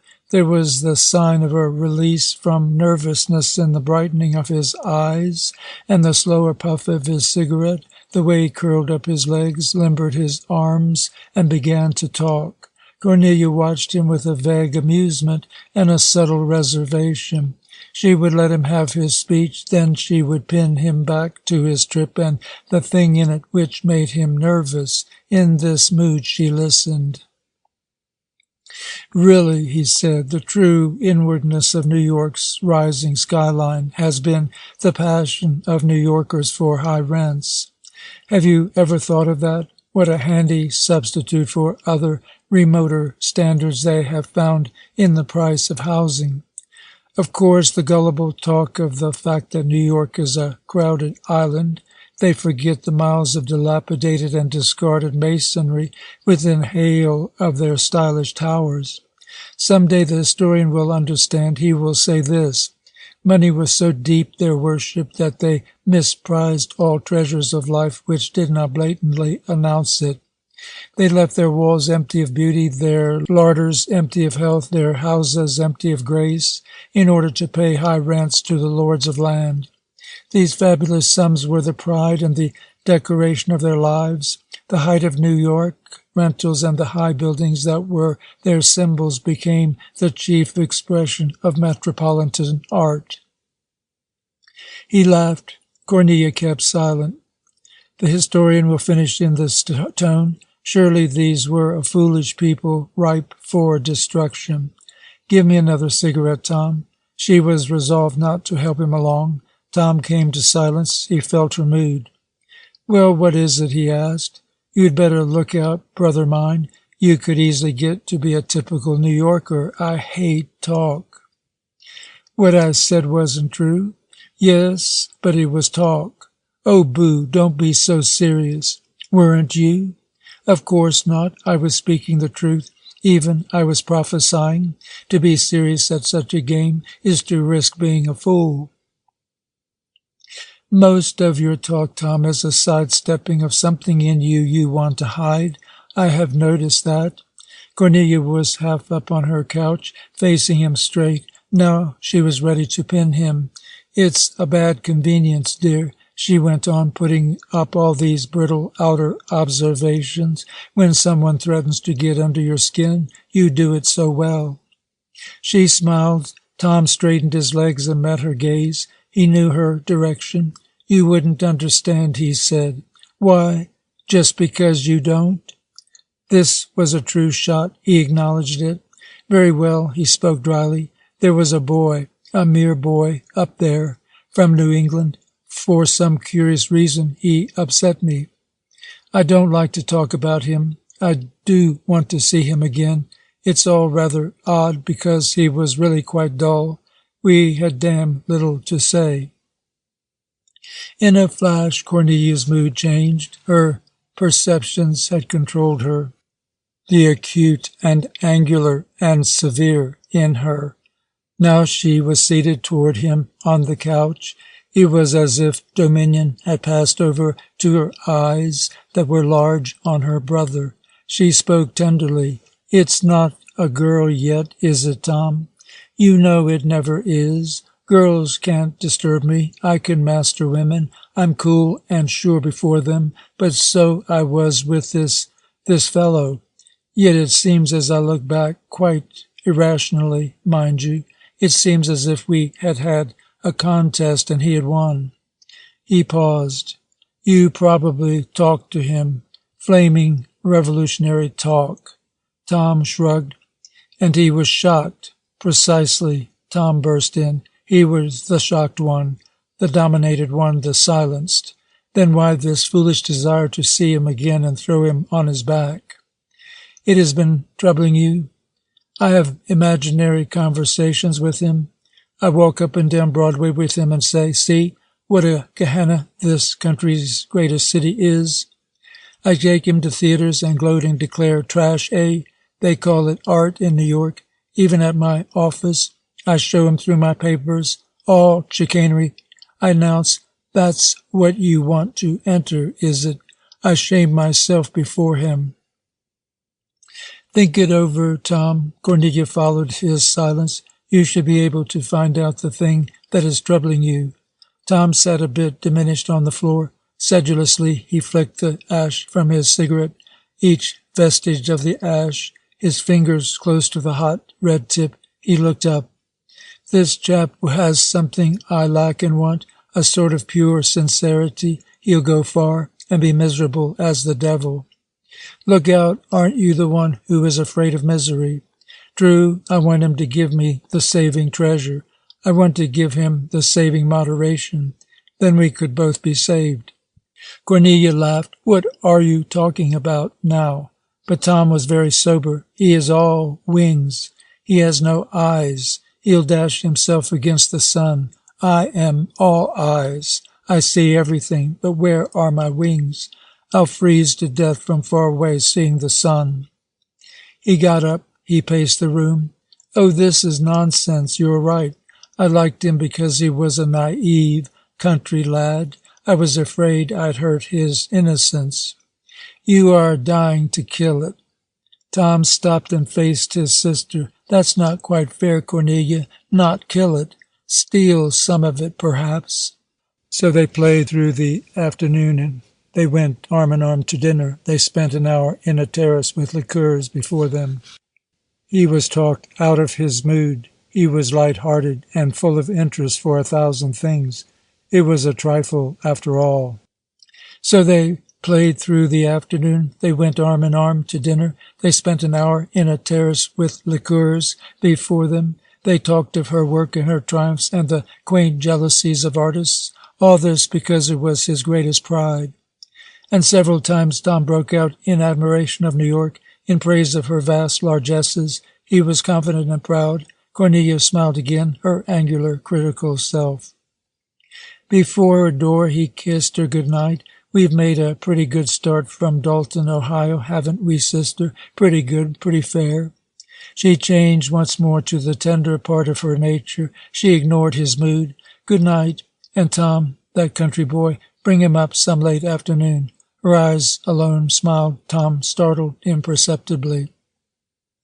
Surely, he hurried to say, surely, if I see him. Nature cellared its profusion. The sap of life was sucked to the roots of things. As the year died, the house of the Deans came to life. Chests gave forth finery and color. Curtains were up, barring the archaic sun. Dun colors were away from the florid chairs. The safe vaults let go their silver plate and their gold, and from the hothouses came flowers. Streets were chill, skies were mournful. In the narrow, endless purlieus of the disinherited of the 9 tenths began the hunger for coal. But it was summer in the city. The position of David was straddling, but not too insecure. He was part of the Dean household. How goodly a part devolved on his own discretion. If he made himself liked, there was no comfortable share he might not win. He was part of the Dean company, the Dean machine of subsistence, a small and trivial part with a distinction. This he did not feel until his fellow menials later had ceased feeling it for him. In his low place there was always the seed of future sharing. He was the boss's nephew. In the low places of the others there was always the seed of permanence. These were the boss's victims. The boss would keep them victims if he could. He would have all the pretty terms of a century of special pleading to hallow his act. But surely the world was a smiling place for David Marquand. "My boy," said Mr. Dean, "you are on probation. If you prove your worth, as you may well imagine, I would be glad. American enterprise is the home of the free, the contest of character and brains. The true man wins the prize, and of course I don't forget who you are, that you are the only child of my dear sister, nor must you, my boy. I have no sons of my own." Uptown he was still somewhat the stranger, but he was the friend of Lois, and he grew confident. They liked each other. Different dispensations from far separate sources had thrust them close. Now both of them stood together at the gate of the brilliant world Muriel went to evening after evening. They saw Muriel return full of tokens of its splendor, full of weariness and hidden joy, full of pride and hidden knowledge. David meant to enter the gates with Lois. In the waiting, it was natural that they talk, hold hands. She would have said that she found him interesting. There was her own life, which in her mind lacked quality. It was an empty atmosphere occasionally pierced by suns and falling stars. The light of these was her sustenance and was rare, so Lois starved. She would have said that he was easy to talk to. In the conventional sense he understood nothing, in the sense in which life was a ruled open page for Muriel and her mother. But in the outlaw sense, where these two were blind, he understood miraculously well. She could skip the roaded things of the world in talk with him, dwell on the stirring and uncharted. They met in a sort of reticence about the obvious, not deliberately, but because he could not otherwise have understood. Two persons speaking different tongues could live on elemental planes. They could convey and satisfy the sense of hunger. They could fight. They could make love. The difficulty might come when they attempted to dine together, to quarrel civilly, or to get married. Here a common set of words was needed. So between these two, social engagements, family traditions, judgments of the technique and manner of existence, she could not broach with him. She did not need to. Her school, her friends, her family webbed her in such subjects. The wider ranges that Muriel would have cut through as vague became their meeting place. They talked about life and beauty and the future. She was 16 and David 20. In these vast fields, they were one fledgling age. They were often alone together. The room on the third floor that faced the street was the living room of the sisters, and Muriel was usually out, and the parents stayed in their own quarters below. Dinner's end was release. David sat there uncomfortable, and Lois sat there indifferent. Mr. Dean had few words. He was weary at night. What energy he had poured into the business of eating. Mrs. Dean was voluble enough, but she needed no attentive ears, and she had none. She talked. Her husband ate. Her daughters spoke low together. David made his shoulders narrow and occasionally straightened with a shock when his aunt's eyes turned on him. The last sip of coffee meant the last moment at the table for the girls, whether their mother was in the middle of a sentence or their father was asking them a question. In this case, the question could be curtly answered in the process of exit. "Come, David," from Lois. "You're finished, aren't you?" If at first David was reluctant to leave so suddenly, he learned that nothing different was expected of him. Mr. Dean lighted a cigar. Often he was left alone to smoke it. He sat, his body folded and heavy in his chair, his eyes folded and heavy behind smoke. Anne came and went, clearing the table. He was unperturbed. His soft mouth wreathed and pouted. Occasionally he smacked his lips. He was the picture of attainment. In his empty gaze, in the lack reflex slumber of his muscles, in the dim movements of the heavy smoke, there was a gross Buddhistic character. It was clear that attainment in his American faith tended not toward heaven, but toward a sort of flatulent nirvana. Meantime, Mrs. Dean was upstairs under a lamp, reading a novel, and when her husband did not eventually shake himself with a slow and sleepy evolution to his club, he was in bed before she closed her book. Often members of the plenteous family of Mrs. Dean came to dine, but the atmosphere of the table was ample enough to embrace them. There was the same dull air, charged with the vocal passion of Mrs. Dean and the sharp reserves of her two daughters. Only one sister, a Miss Dykes, could match the commanding Loretta. They were profoundly sisters. When she was at table, the currents of air were shifted rather than changed. Always Lois and David were willingly excused after dinner, and Muriel managed often to be out when her relatives were there. Her mother scolded and occasionally wept at this disloyalty in her child, but the child was already stronger than the mother. Muriel seldom quarreled back. She sneered, and her eyes flashed. When she spoke, it told. Upstairs, David reached for a book. "You have your homework to do, I suppose?" Lois smiled and nodded. "Oh, yes, but I'm not going to do it. You'll not get your certificate if you don't watch out. And what good would it do me if I did? We're going to talk." She snatched his book. "Unless, of course, you are more interested in the banking system of the United States." "Lord, no," David laughed. They sat together on the broad cushioned couch, whose gay blue and dull gold were a telling contrast to the dull blue and bright gold of the mother's room below.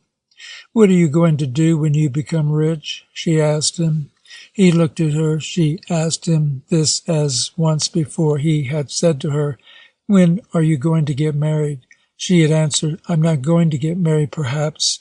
He had laughed her denial away. So now, "I'm not going to get rich, perhaps." And there was she, scoffing at him, holding back her head and saying, "Please do be serious, David." He was. He began to think aloud. Not everybody gets rich. This had no effect on her. As his silence marked his words as her answer. She shook her head with a faint impatience. "I know, but what's that to do with us? You're my cousin, aren't you? You're our sort. You're in Daddy's business. What sort don't get rich, Lois?" "Oh, I don't know." She looked at him as if he were stupid. "You ought to know better than I. You see 'em all around you at Daddy's business." She also had been set to thinking. "How are they different from us?" she asked. Then, "Father says they simply aren't as clever. Most of them drink too much and have packs of children and don't bathe very often. I guess it's all these things." "It must be, but you can't really see much difference. Of course, you're different. Why, you'd die. You couldn't have been born anywhere else. But I work with 5 other chaps in the shipping office, and they're just like me." Lois laughed. "What nonsense! They're not. You're much nicer." She was giggling in foretaste of the wicked truth she was about to utter. "I'm sure you're much, much cleaner." She was like a pricking rose under his face, laughing there on the couch. David resolved to be angry. "That's rotten of you, Lo. You're no Democrat." "Of course I'm not. I'm a Republican." David, enjoying his indignation and unconsciously aware of the excuse he gave him, reached for her wrists. "Don't," he commanded. "You are." He pulled her to him and put his arms around her waist. He said, "Stop making fun of people." Then he kissed her. Lois stopped laughing. She was very still. Her eyes glistened. "Do you think if you hadn't been nicer and cleaner and everything, I'd let you kiss me?" She jumped up and away. He liked her intimacy. It flattered him. He did not wish to tell her of his work at Mr. Devitt's, and how easily he might have stayed there long and forever, and she liked his reticence, feeling its power. She liked the veiled promise of pleasure and strength that he suffused from all of his big being. It frightened her. She was seated as far away from him as she could manage. Her bare elbows were on her knees, and her chin was cupped in her hands. The pressure upward faintly distorted her soft mouth. One corner was open, and 2 teeth bit white and hard against the lip. Her throat tremored with amusement. The rose mesh of her waist fell forward in suggestion of the warm swell of her girlish bosom. David believed that she was purring. He saw her teeth biting their hardness into the blush of her lips. He saw how smooth and round her arm was. He said, "You let me kiss you because I've a right to." He was aware of the retreat in his words, "because we're cousins." She merely lifted her face a bit as if he were stirring away. "All right. We're going to play now that we are not cousins.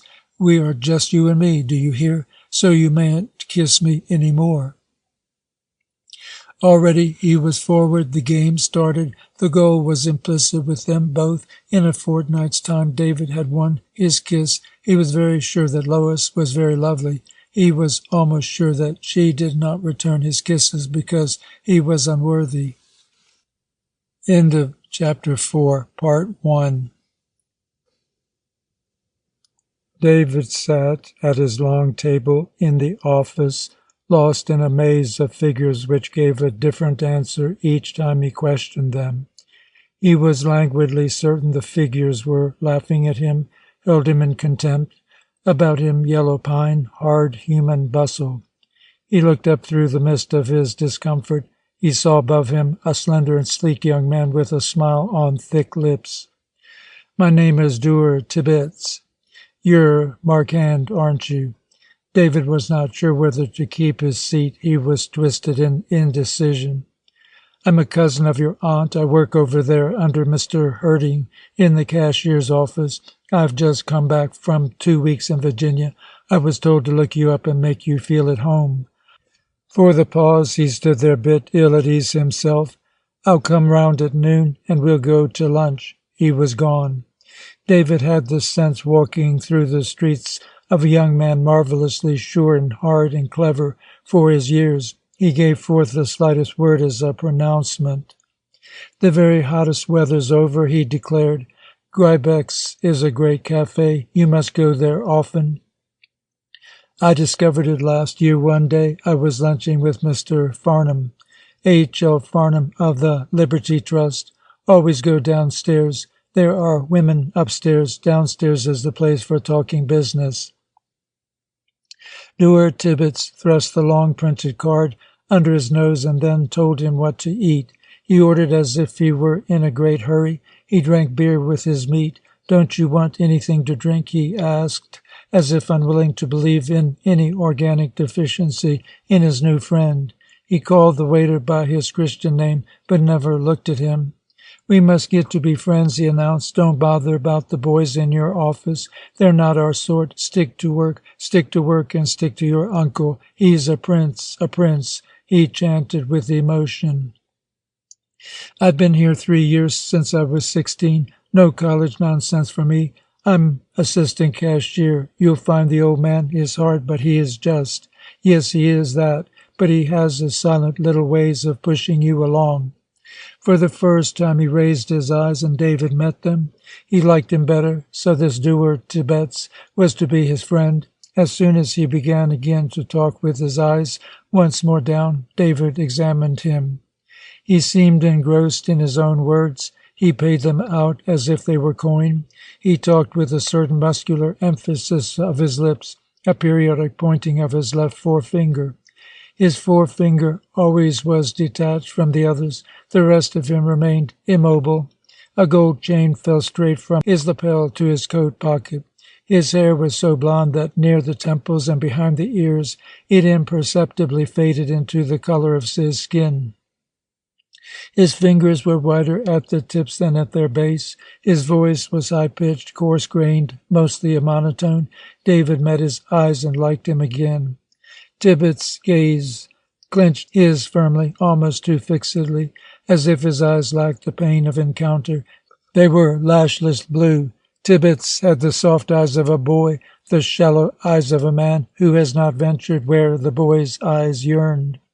David turned his own deep, uncertain gaze on him in the retreat of his glance and the veil of warmth that suffused from the contact. It was altogether clear which was in truth the older of these two. But neither David felt this nor Dewar Tibbets, steadfast and staring. What came from their encounter was David's sense of respect and wonderment for Dewar Tibbets, and Dewar Tibbets' thrill of respect and wonderment for himself. To this end he talked. A gentleman can boast only before an equal, and Tibbets was a gentleman, if for no other reason, because he felt the quality of David. "A smart chap, you know, the sort who get on in the end," he reported to his father.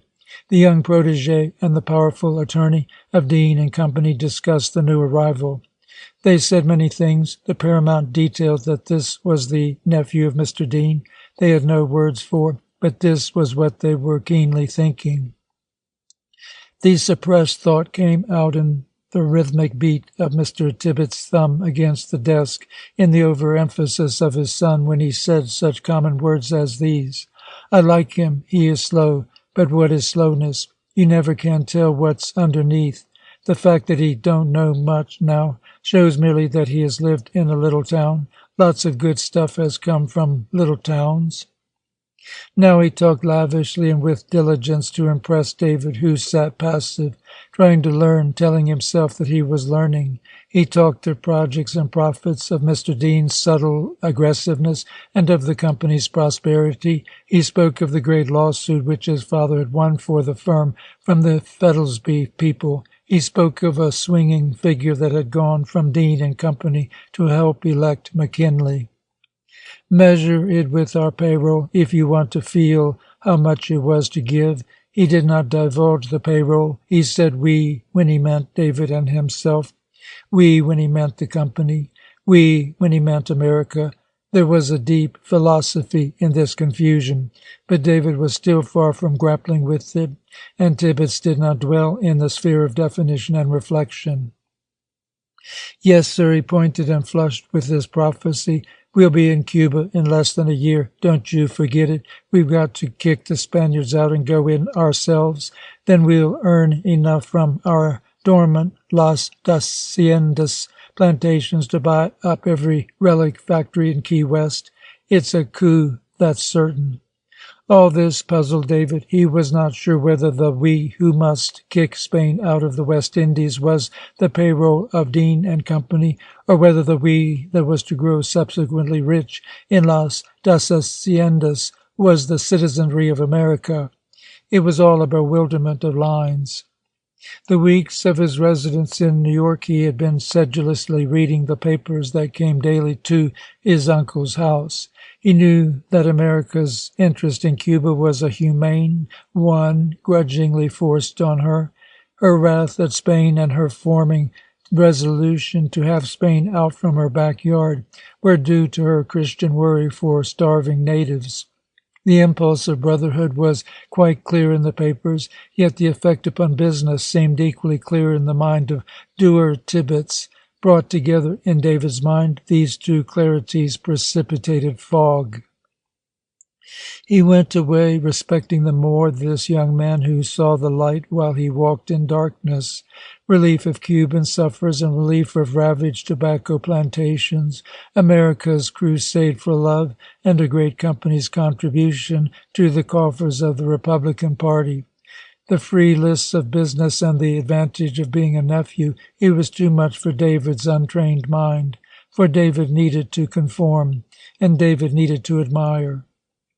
It was a Sunday afternoon. The room where David sat, the room of his talks with Lois, lay in the languor of a refracted sun. It faced north. David could see the full rays beat in the flaming brick, and the warm brownstone of across the street be absorbed. Here was a low vibrancy, strayed residues of sunlight that had lost their incandescence. The room had its compensation. Lois' gay hand was over it. The couch had a dabbled welcome in its cushions, outrageous, her mother called them. A strip of Japanese brocade laughed on the wall, and Lois' desk, with its bright brass knobs and its jolly fluted legs, hinted the tempo of the occasional letters and the desultory homework of its owner. David had emerged from Sunday dinner. Rather feebly he wrestled with a Sunday paper. He was alone with it, and it was winning. The article was discursive and plethoric. It dealt with Tammany Hall and the imminent municipal election. The city had just become the greater city. Manhattan had swallowed Brooklyn and Staten Island. Once more it served as the shining symbol of the age, for it had gone through a merger, and it was superlative in size. Now Tammany was attempting to recapture the swollen booty. It was, according to the writer, hopeless. Richard Croker is back from Ireland, and his horse races, but he will find only a ruin and a name where stood the corrupt organization that netted him his millions. Later, Mayor Strong is beloved of the rank and file of the people. Under him, under such of his competent servants as Street Commissioner Colonel Waring, the people have learned the blessings of a reform administration. They will never go back to Tammany. They have had high wages and clean streets, better conditions in their tenements, less disease, and a low death rate. They have understood. Tammany means misery and vice. Tammany means the seduction of their daughters into the gutters of sin. Tammany means all that crime and corruption mean. Leave it to the people of the greater city to choose a successor or an undoer of our reform administration. This was all clear, but the general terms of the article bewildered David. Why, in the face of the obvious conclusion, this note of frenzied worry, of desperate pleading? The people surely could be left to choose between happiness and squalor, between life and death, and why these paid announcements of the Tammany candidates, these arguments in their favor alongside indictments, which made it probable to David that Tammany would poll no single vote. The article was full of contradictions of the sort that had twisted it this last month of his life into a question mark. Mr. Croker, breathlessly returned from England, found his Tammany a ruin and a dream, yet efforts will be made to elect a citizen union ticket such as has never been attempted in the century-old fight against Tammany, the city's incubus. The people had enjoyed 3 years of almost paradisal amelioration. Yet it must not be believed that Tammany's old tricks of getting the people, appealing to their hearts and stomachs, have been forgotten.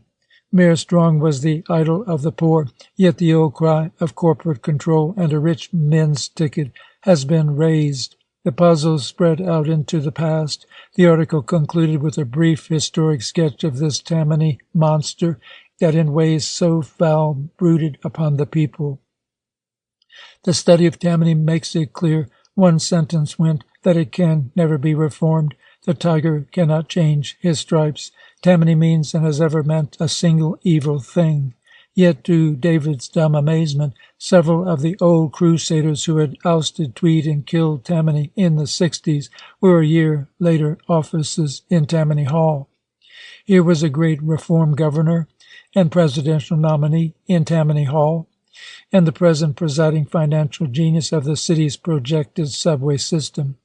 Well, there, in a corner of that very page, heading a committee of social knights who had pledged body and bank to hold Tammany at bay, was the man, yes, the very same name of the man, who had been Tweed's lawyer, who had defended Tweed when he was caught rifling the city. David sat struggling with all this as well as the spirit of Sunday dinner permitted him to do so. In his town he had heard disparagements of Tammany. He had always confounded it with the National Democratic Party. He remembered how they had heckled Joe Cleary, the machinist in the shop, who was a Democrat. Well, what if Tammany is Democratic? Do you think your bunch of silk-stocking Republicans is any better? They are both of 'em crooks. Here's the difference. If you are broke, you can get $10 through the front door of Tammany, and you can get a boot through the back door of the other party. David recalled that there had been silence after this reply. He was in no mood for thinking it all out. He knew only that Joe Cleary had straight, sharp eyes, and that he had always trusted him, found reason in more immediate matters to believe him. Cleary was full of strangeness. He wanted Ireland to be independent. He got drunk with telling regularity each Saturday night. When he was drunk, he was jolly. He would sing pathetic minor songs of suffering with laughter in his voice and wild, flourishing arms. Do you see, he'd shout, this is how we keeps them down. Down, down with the pigs, ha ha. When he was sober, Cleary was morose and a good workman. David knew enough to feel the pathos in his drunken jollity. It was a thing unlike all these about him. He instinctively understood. It was a thing, among others, that made him mark Cleary's sober words and give them credence. So David stirred against the Sunday paper. He was glad when Lois stood there in the door to take him away from the vice of thinking.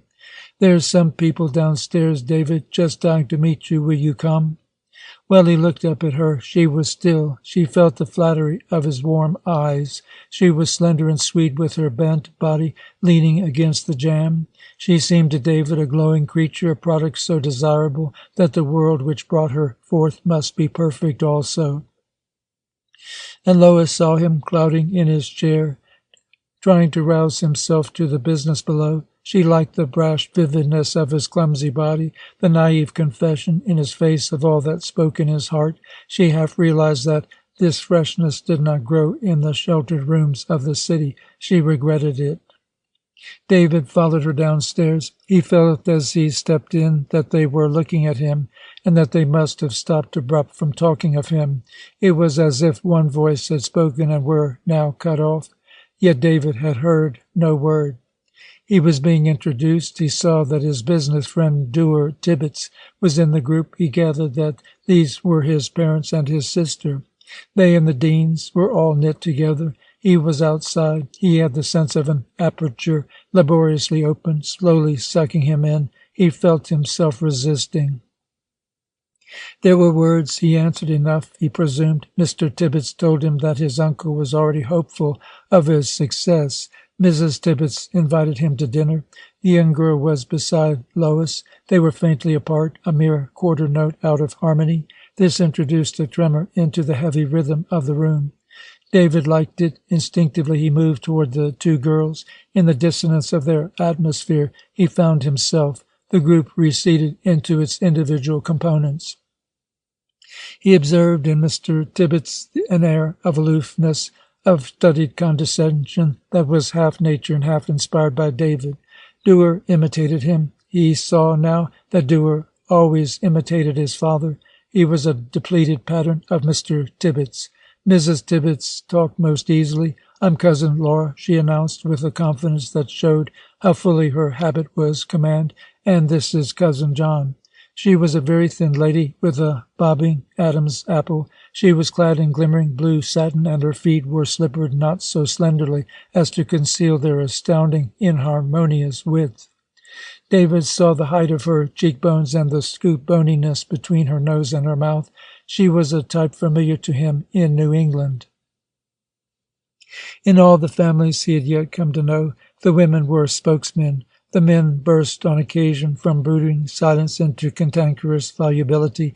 David was not surprised when Mr. Tibbets began a speech. It was different, however. It came from between thin lips. It left the broad, complacent countenance unmoved.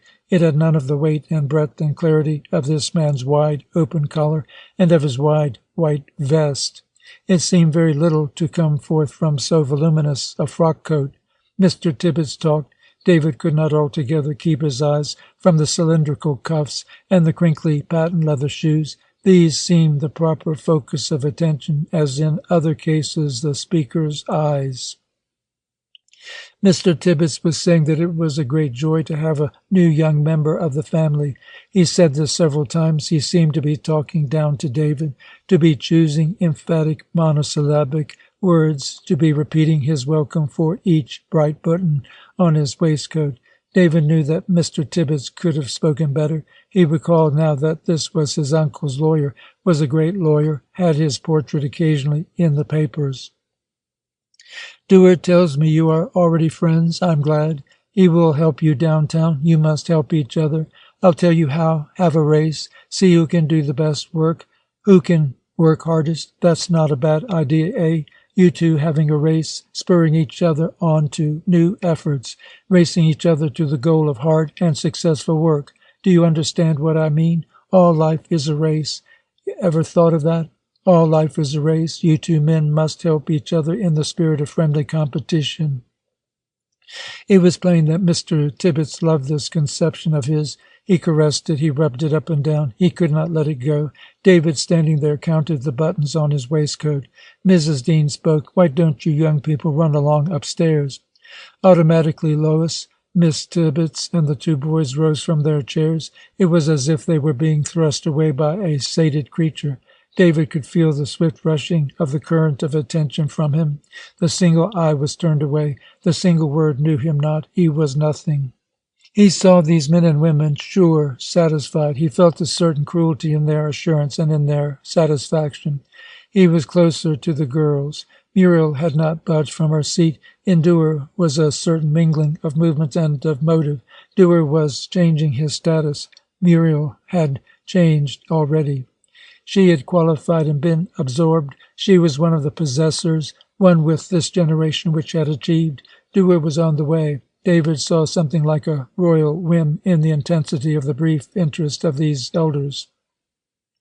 They had looked at him as possible food, as a possible new adhesion to their body. They had not remotely thought of him as a separate human being with heart and mind and soul of his own. In a way poignant, however vague, David felt this, felt further the meaning of their swift disposal after the appeasement of interest. Here at last he discerned a group. He knew that in its elemental consciousness he must be either a good thing for its increase or a bad thing altogether. Upstairs, another sudden shift in mood and stress. Dewar, all at once, was middle-aged and weightily silent. He looked on the two girls with a forbearing reticence. He had left a part of himself, a longing part, downstairs. A part of the group downstairs, the complacent part, he was trying sturdily to carry on. Lois and his sister were hard to impress. Their bright indifference outshone his drab and manufactured ease. A certain sublime comfort lay beneath Dewar's manifest disapproval of their gaiety. It said, "Time is with me. Wait until you are women, as I am a man. My way wins."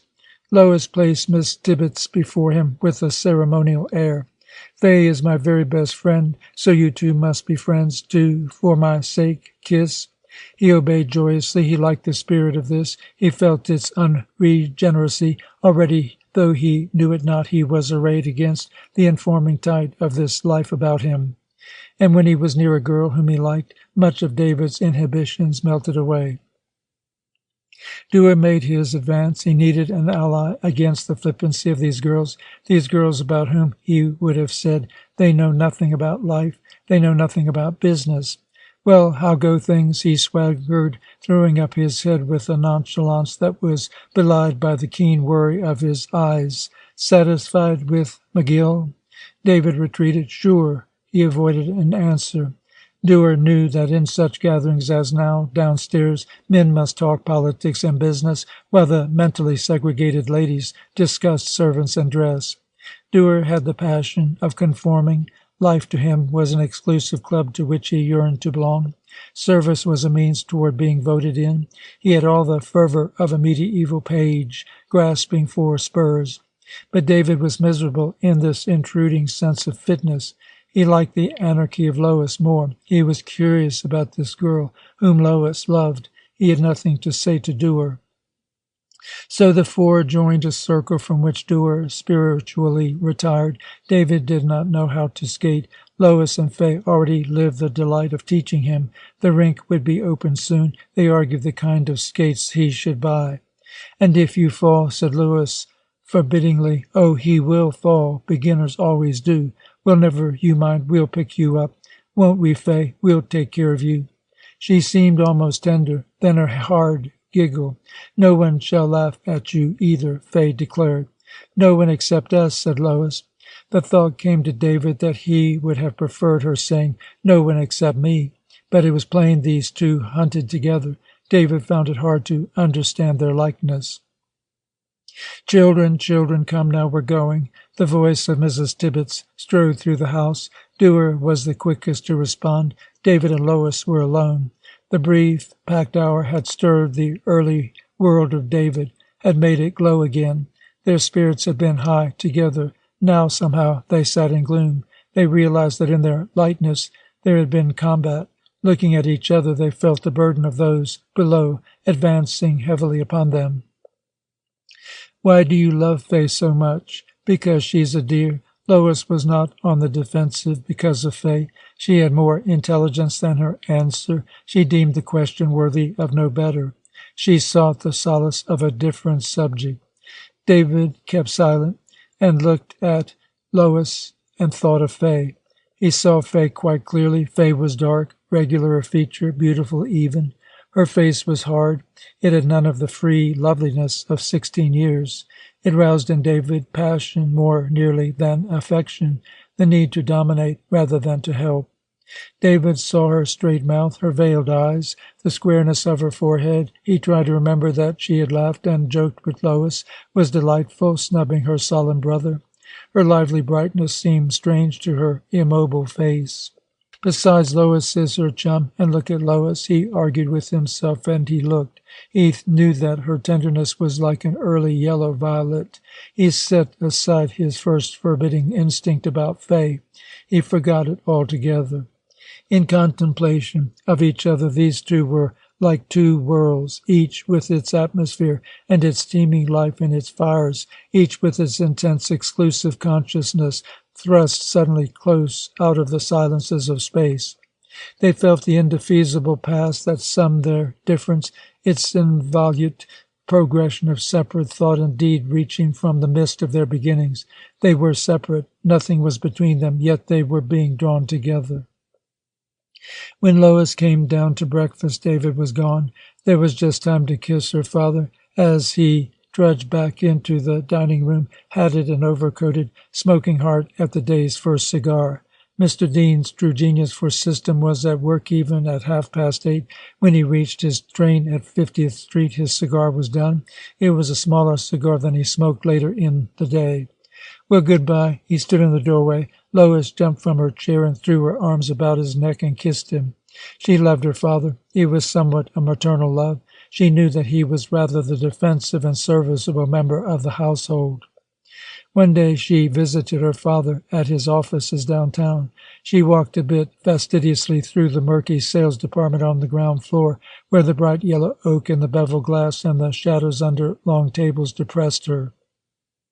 She saw men moving about in shirt-sleeves, grimy boys that ambled in and out of doors, whose jaws seemed busier with gum than their slack minds with business.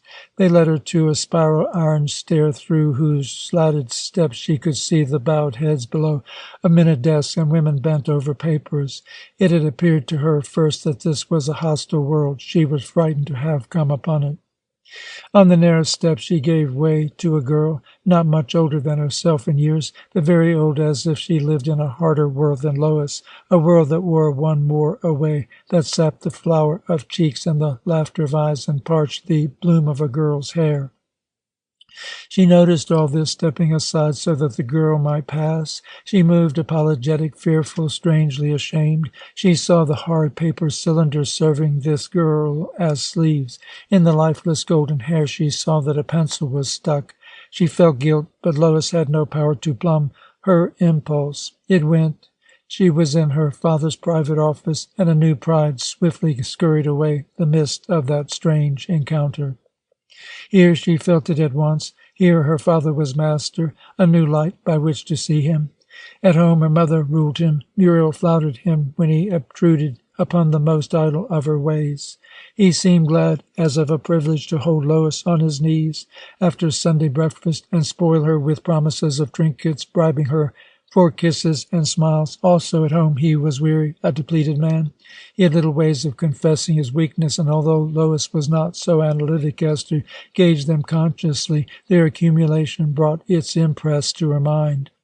He lost his temper. He bore treading on, was silent, then suddenly lost his temper. He cried aloud about his power, that his will was final. He was the head of the household. Not Muriel, not Muriel, he. Lois felt a whisper against these over-protestations. Here was a party to which a not too well-established youth had invited Muriel. The youth was calling for her in a carriage he himself had hired. "You aren't going in that carriage," said Mr. Dean. Muriel was struck silent. She retreated before the sudden quiet of his authority. Slowly gathering herself, she matched him. "And why not, please?" Her voice was compressed in her throat. "Why not?" her father burst forth. "Because I don't want you to. I don't allow any young whipper-snapper who wants to take my daughter in a hired carriage. We have a carriage of our own, haven't we? Isn't it good enough? Send your young man a message to countermand his rig, and you may go." Muriel stood there, swaying a bit, lowering on him. "I'll do no such thing. Make him think I'm a child who can't go out in any carriage but my papa's. The whole thing is too silly." "Very well, then stay at home." Muriel broke into tears. "I won't," she cried. "I'll go. I never heard of such a thing. It's stupid. What have you got all of a sudden against Alfred? Why should you ask me to insult him so if he prefers to order his own cab?" She stood there and wept and moved not at all, save for the stamping of her feet. Her father paced the room, far less contained. "I have said what I meant." Stopping short, he joined the issue. "And you will obey, so long as you are in my house. I am to be obeyed, do you hear? You ain't married yet." He left the room. Muriel went to the dance in her father's carriage, but Lois knew how clearly, in the light of the ensuing days, the victory was with her sister. Muriel kept aloof, frigid. She waged a perpetual guerrilla on her father. Soon he began to bribe and to cajole for a return to favour. He bought her an armlet she had several months ago expressed the wish for. He had said it was too expensive. Out of the question. He took her to theatre with a strained gusto of goodwill, and to supper after.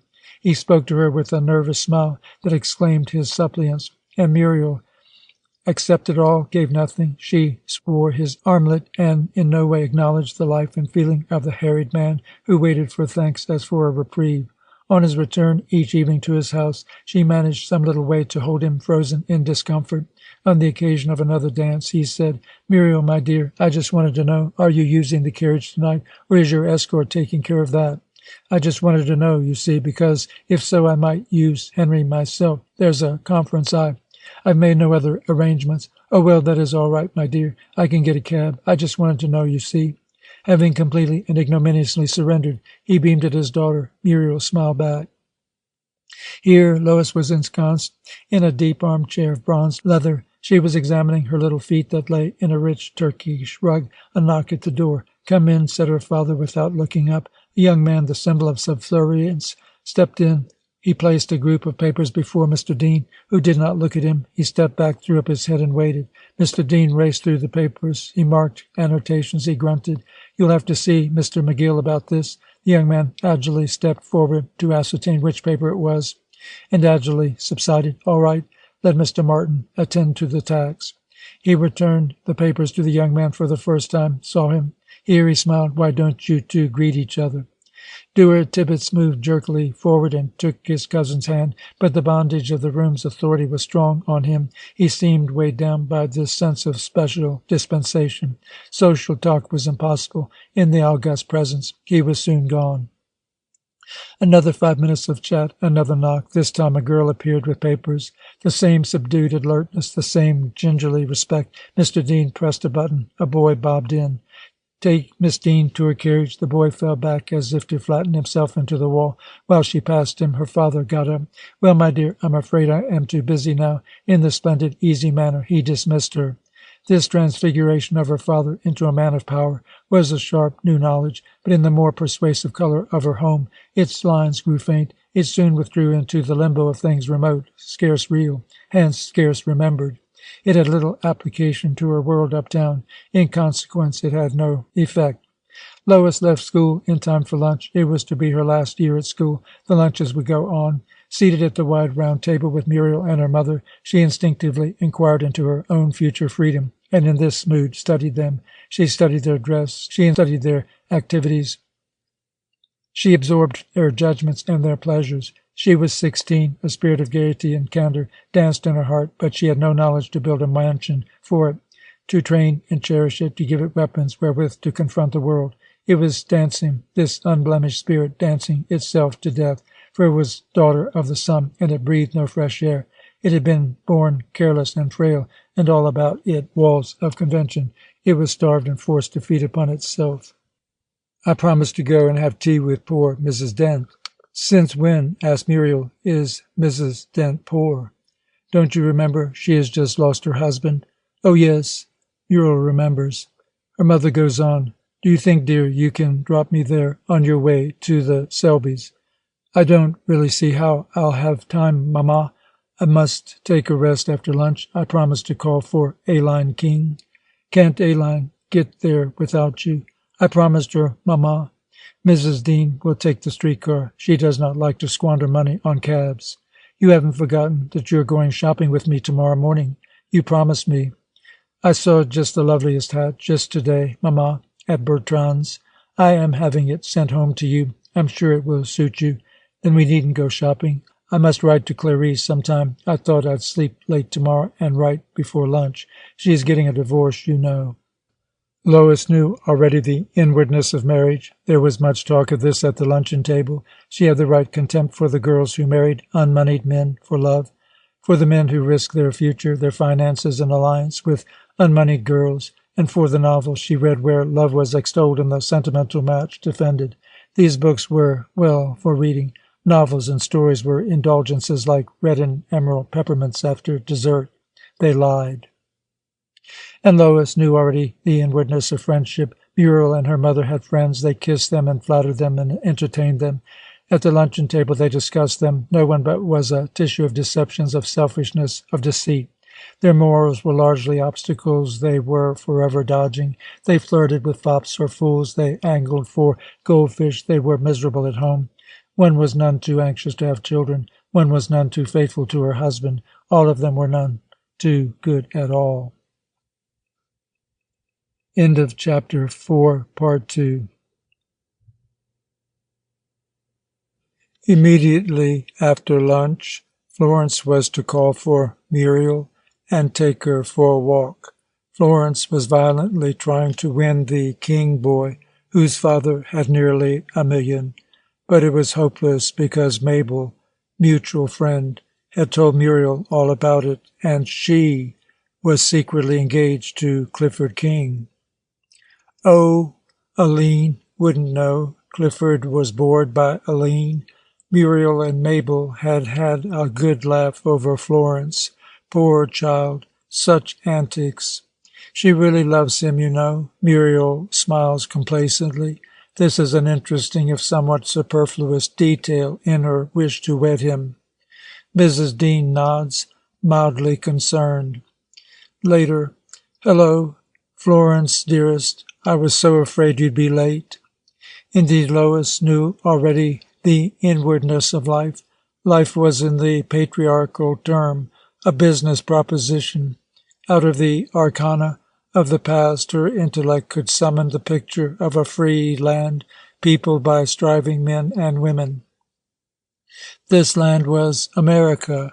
Its freedom meant the opportunity of all to get along, to become rich.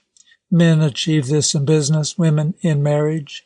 The sublime distinction of America was that no castes interfered with business and no classes with marriage. Sharply there emerged from this hallowed field one man and one woman. The man was her father. He had grown rich by being quick and clever.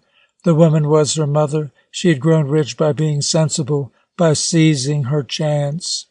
Romance in their lives was a hidden function, if it existed at all.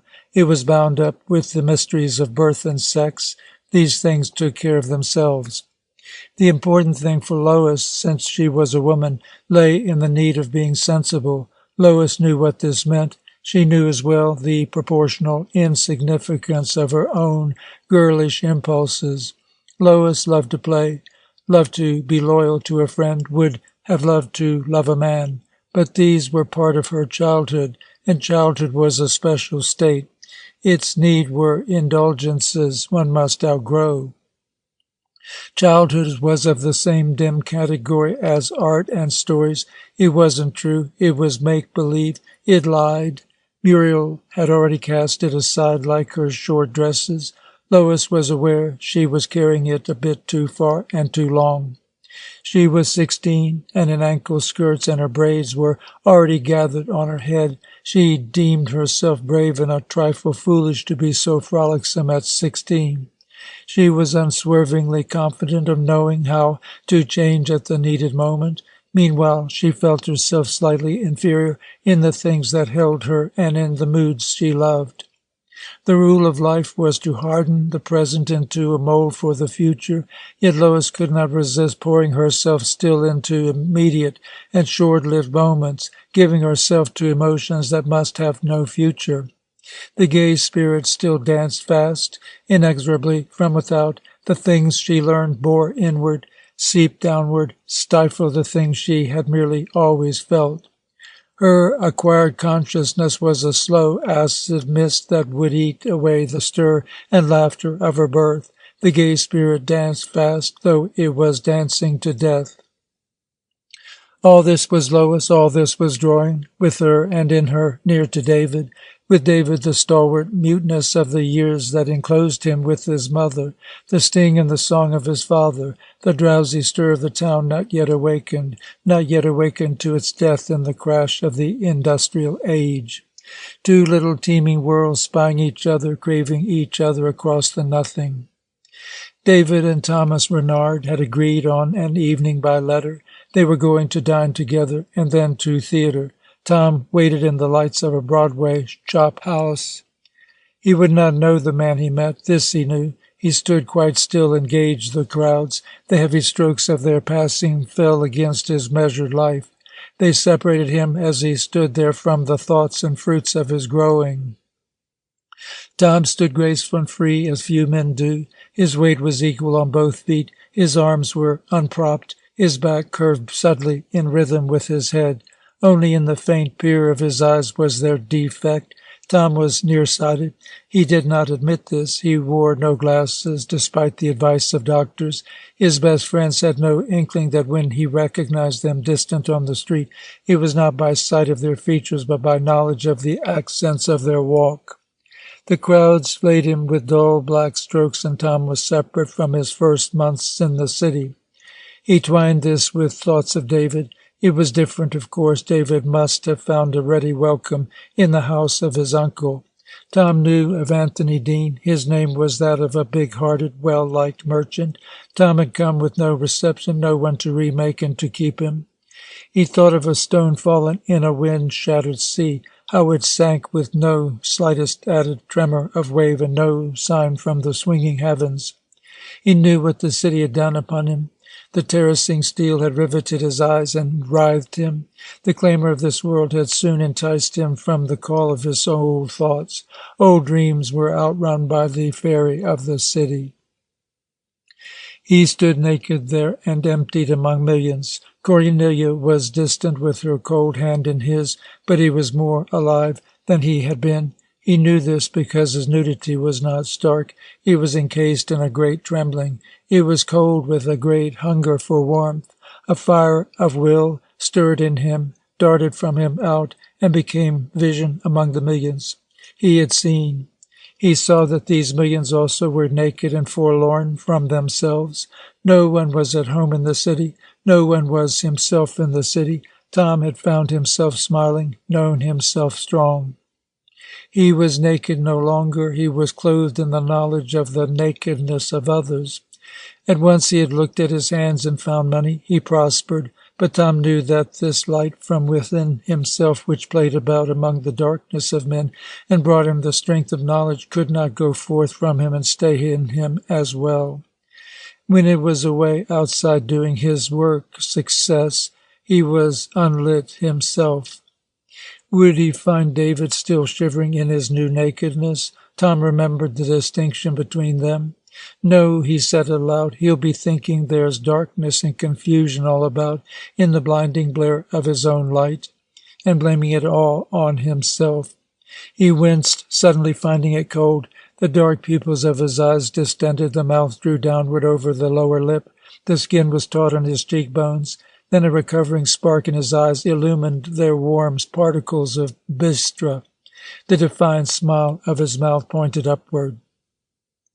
The lamps of the restaurant facade fell over Tom and bathed him. He had the sudden pain of feeling himself a black spot in warm blaze. He moved aside to shadow. He stepped out and grasped David's hand. A coachman stood at the corner beside his horse. Idly he flapped his arms, a habit caught from the cold winters against the musty broadcloth of his coat. He saw the two young men in the light. Their profiles were sharp, an eager, alert young man and a drowsy one, passive before him. A clear laugh and a muffled laugh that followed always. The coachman turned to his horse. "Well, young feller, have some oats." He prodded his soft nose. The other two were gone. 3 houses stood far separate in the city. The house of the Deans, where the old world of David dissolved into a frantic chaos. The house of the company in whose gathered fires his new world formed from the running welter. The house on whose top floor lived Thomas Renard. These houses threw a vivid stirring like the glow of lamps. The spheres of their activity converged. As they burned and moved, a myriad other burnings rose and met them, intermingled and transfused them. A single light drenching the city, it fell like an eye upon these two talking. It fell with the same singleness upon each spot where men and women were, where men and women loved. From each spot came a glow. From the myriad glows rose back again the transfusing fire, deeper than consciousness, more real than the separate lives which fueled it, as the glow of coal is deeper and more real than the black coal itself. But through the brightness was a vibrancy, and where David and Tom sat, had they been wise enough to follow its receding lines, their vision must have reached back to the 3 houses. From other spots the grain of the light traced back to other sources, from these sources forth again to farther ones, to a white cottage in the eastern village, to the leaning plains of Ohio, thence again away to beneath the hearts of 2 dead women stirring there, quiet, still, once more outward, perhaps to find each other behind the sun, close there, and here at the chop-house table seeking to be close. David and Tom together were not on Broadway, but at Cornelia's studio. The studio had swung to place under their feet. Broadway lurched on the footing of others. Cornelia had not mentioned again her wish to meet Tom's new friend. It was not necessary. The relation between them was too intimate for that. Tom knew when she was thinking of this. Cornelia knew when Tom had understood her. "Well, how was the dinner, brother?" Are you busy next Sunday afternoon? No. I told Marquand you were anxious to meet him. He is in a state of perturbation. I hope won't interfere with his royal job of clerking. Oh, I'm glad. But how was the dinner? You are the first artist he will have met. I've told him about us. Cornelia, you must wear something brighter than that Russian thing, will you? The sandals will do, stockings under them, however. A little more air in the meshes of your hair. Yes. Why not that green silk blouse with the orange smocking? I want him to see you're an artist in some outward visible sign. And the work? Cornelia looked at her clays. I'm afraid he is not quite up to these. Oh, nonsense, Tom. His sister turned on her couch, her favorite seat. She tucked a foot beneath her and laughed. To hear you talk, one would think the boy was dull, or that my art was inscrutably profound. He's not dull. I was amazed last night. At last, the dinner? I was amazed at the bright muddle he's in. I tell you, he's inquiring and inquiring. It's glorious. He told me the Spanish-Cuban question was not a mere matter of relief for the reconcentrados. There's something else beside principle, he announced. Whereupon, I'm sure you added, the same's true of the Monroe Doctrine. If I had, it would have shocked him. I did not. His new searching eye has not yet reached that sacrosanct past. I was in no mood to startle him, Cornelia. I felt different. I like David Marquand. I respect him. What if he has the usual illusions? In his soul they are no longer the smug, knock-kneed lies I hate. They become true, at least beautiful. My facts seemed shoddy and ugly, and lying in the warm glow of his faith. They were silent, both. Tom did not often speak so tenderly. Wait and see, he concluded. I see already, said his sister. So David came. He was to leave at once after the Sunday dinner, push his way through the depleted Sabbath city. He was to ring the bell on the brass plate marked Renard, come up 3 dusty stairs and find them waiting through the door that made 2 worlds of the black hall and the bright room. I'm so glad to see you. Cornelia had him at once in hand. He looked very tall beside her sharp slightness. She took his hat and his coat. Do sit down. David was anxious to look everywhere about him, to touch all these mysteries with the warmth of his eyes, so that they might be cold and strange no longer. He did not quite dare. He kept looking near Cornelia, then with still greater ease toward Tom. In this his sensitivity was clear. A glance was an intimate gesture, a visit to David. He could not comfortably look at what he did not already comfortably know. Tom has told me not half enough about you, just enough, she smiled, to make me know it was not half enough. Tom apprehensively tested his new friend. His gladness at seeing David understand Cornelia released his worry into laughter. Oh, said David, it is just the same in my case with what Mr. Renard has said about you. He looked at the little cast between the windows and blushed. He folded his hands and looked at them. Tom remained silent. There was no need of talking, and although he talked much, it was deeply true that Tom talked only when he had need of talking. He was comfortable now. He lit a cigarette and lay prone, propped by his arms, on the window seat. He let the conversation of the two go over him and smoked. You know, Cornelia said, we are not New Yorkers either. David met her eyes. Your brother told me about how you ran away. Cornelia was silent. What could she say to swell the room's slow freedom? My case, David went on, I am so different. I always lived with my mother, and then she died, and then my uncle took me really in charge. That is why I came. I have never done anything because I wanted to, really, that I can remember, except perhaps work in the bicycle shop. Mother wanted me to stay longer at school, but... He looked at his hands again and stopped, then met Cornelia squarely with a smile. The truth is, Mother said to me, do as you please, son. And I was bored by school. My best friend, J. Leamy, he worked at Mr. Devitt's also. You never told me that, said Tom. He didn't stay my best friend. I guess that's why. I guess I was a better friend than he. What makes you say that? Asked Cornelia. Well, it was natural. He was 10 years older than I. He got married. He got a better job at the arms factory just outside town. We didn't see each other so much after that. He sort of lost interest. Cornelia laughed. I think that's a little hard. She did not want this word. She was sure hard was an ultimate wrong word for David Marquand.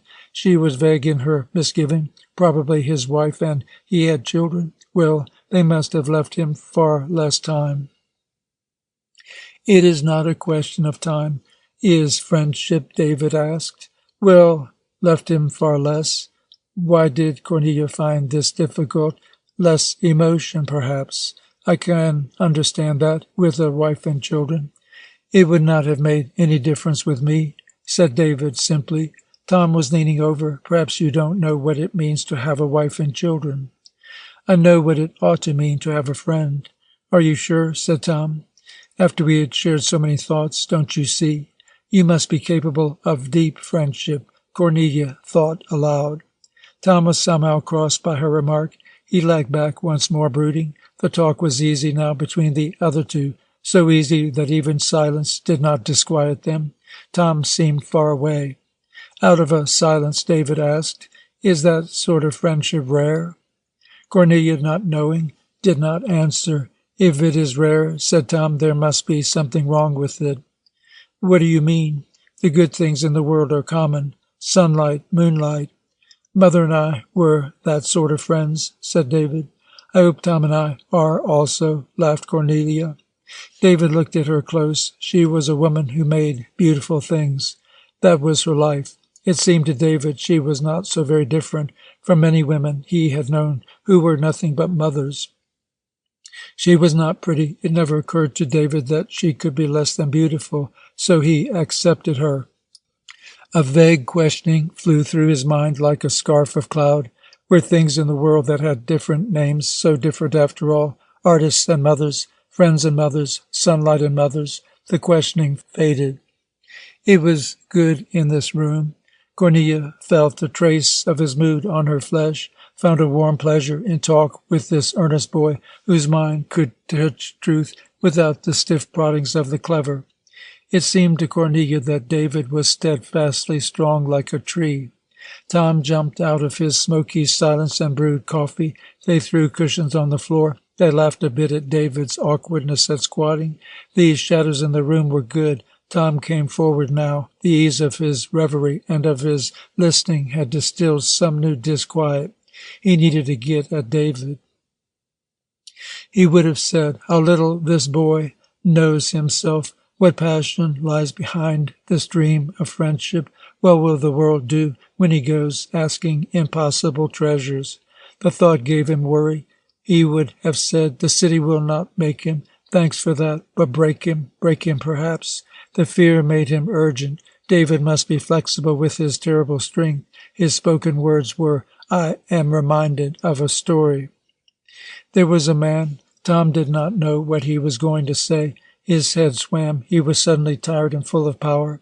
He wanted not sleep but dream. Who loved his friend?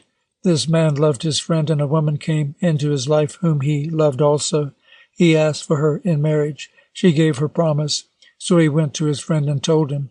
And the friend cried, Do not wed her. Remain with me. And the man said, I love this woman, but you are my friend. I remained with you. He dismissed the woman whom he loved. Now thereafter all was sorrow in the home of the man and his friend. One night, as the man slept, an angel came to him.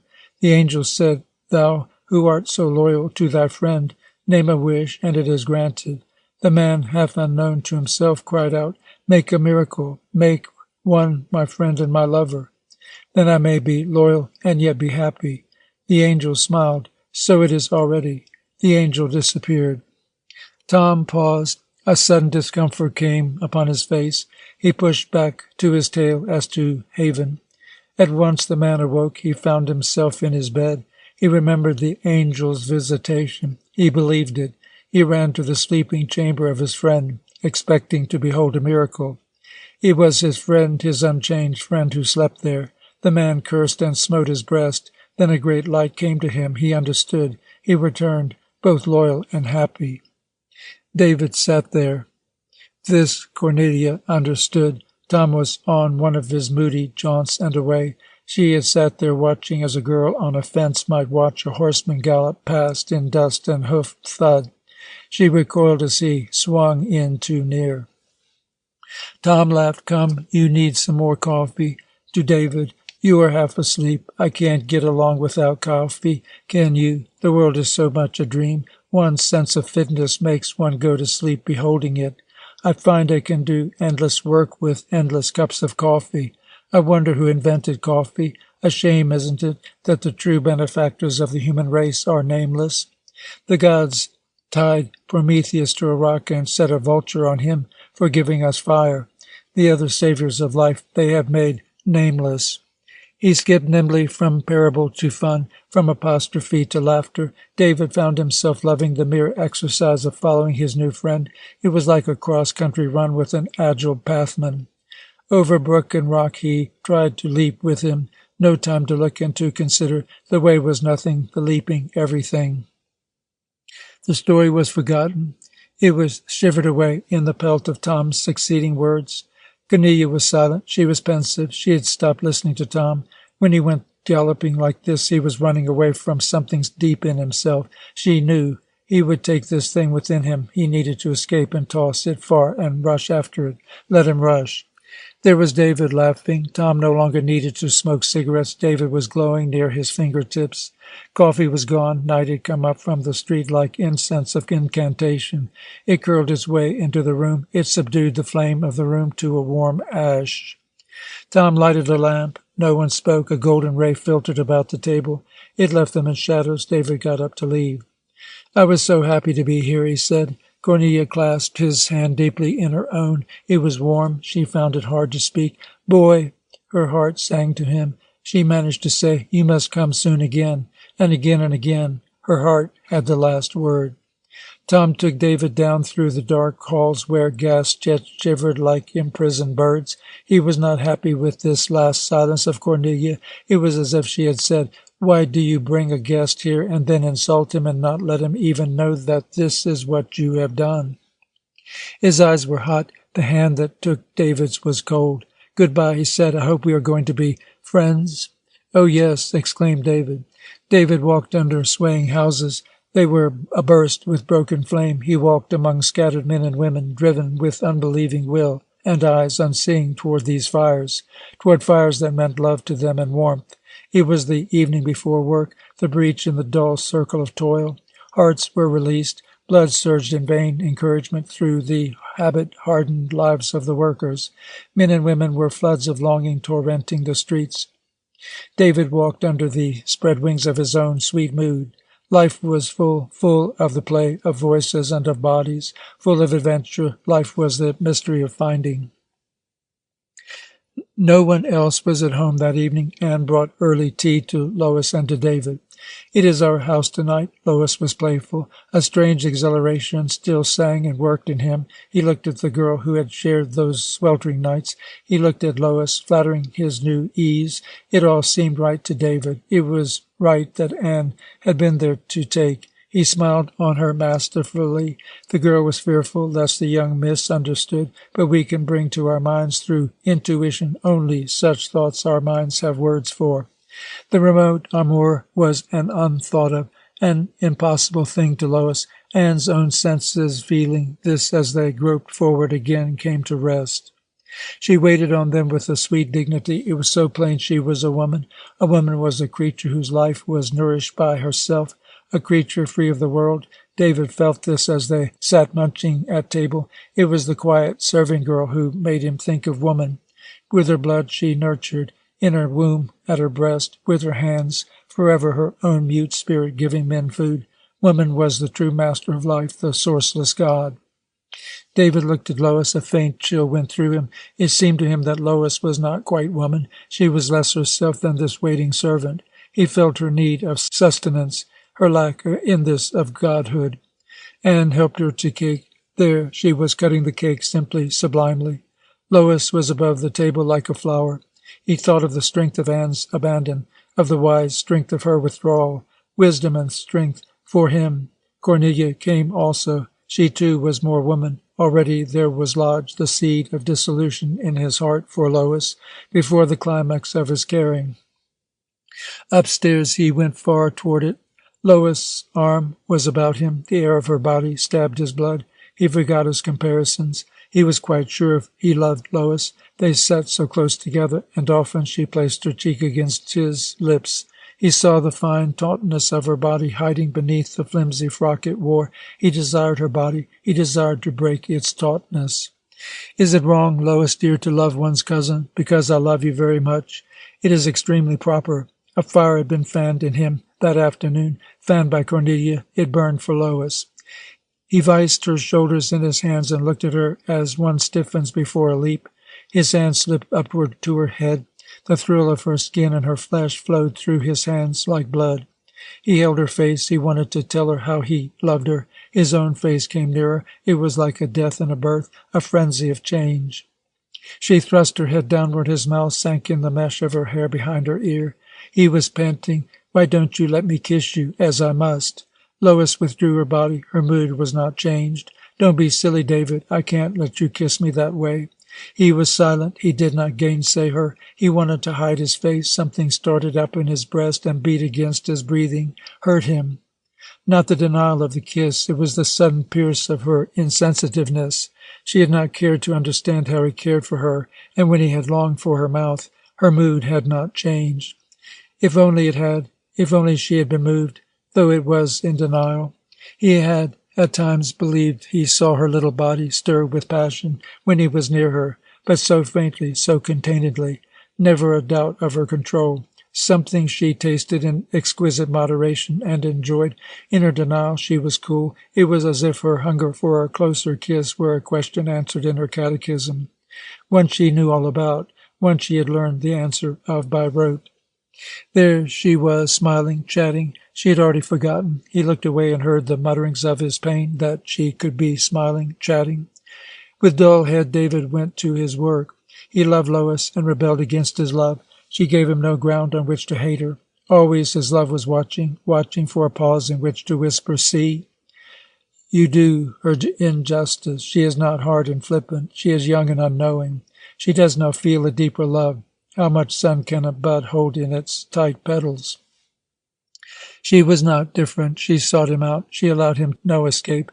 One day she said, "Why don't you kiss me any more?" David took her hand and kissed that, tenderly, hopelessly. Lois laughed. She thought he was teasing her. She fell in with his little game. Work was already a tune David knew by heart, fortunately, since his head was dull.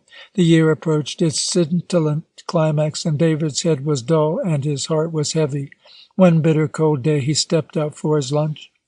When he lunched alone. It was a problem of avoiding dour Tibbets, whom he emphatically did not like, but who went on blandly liking David.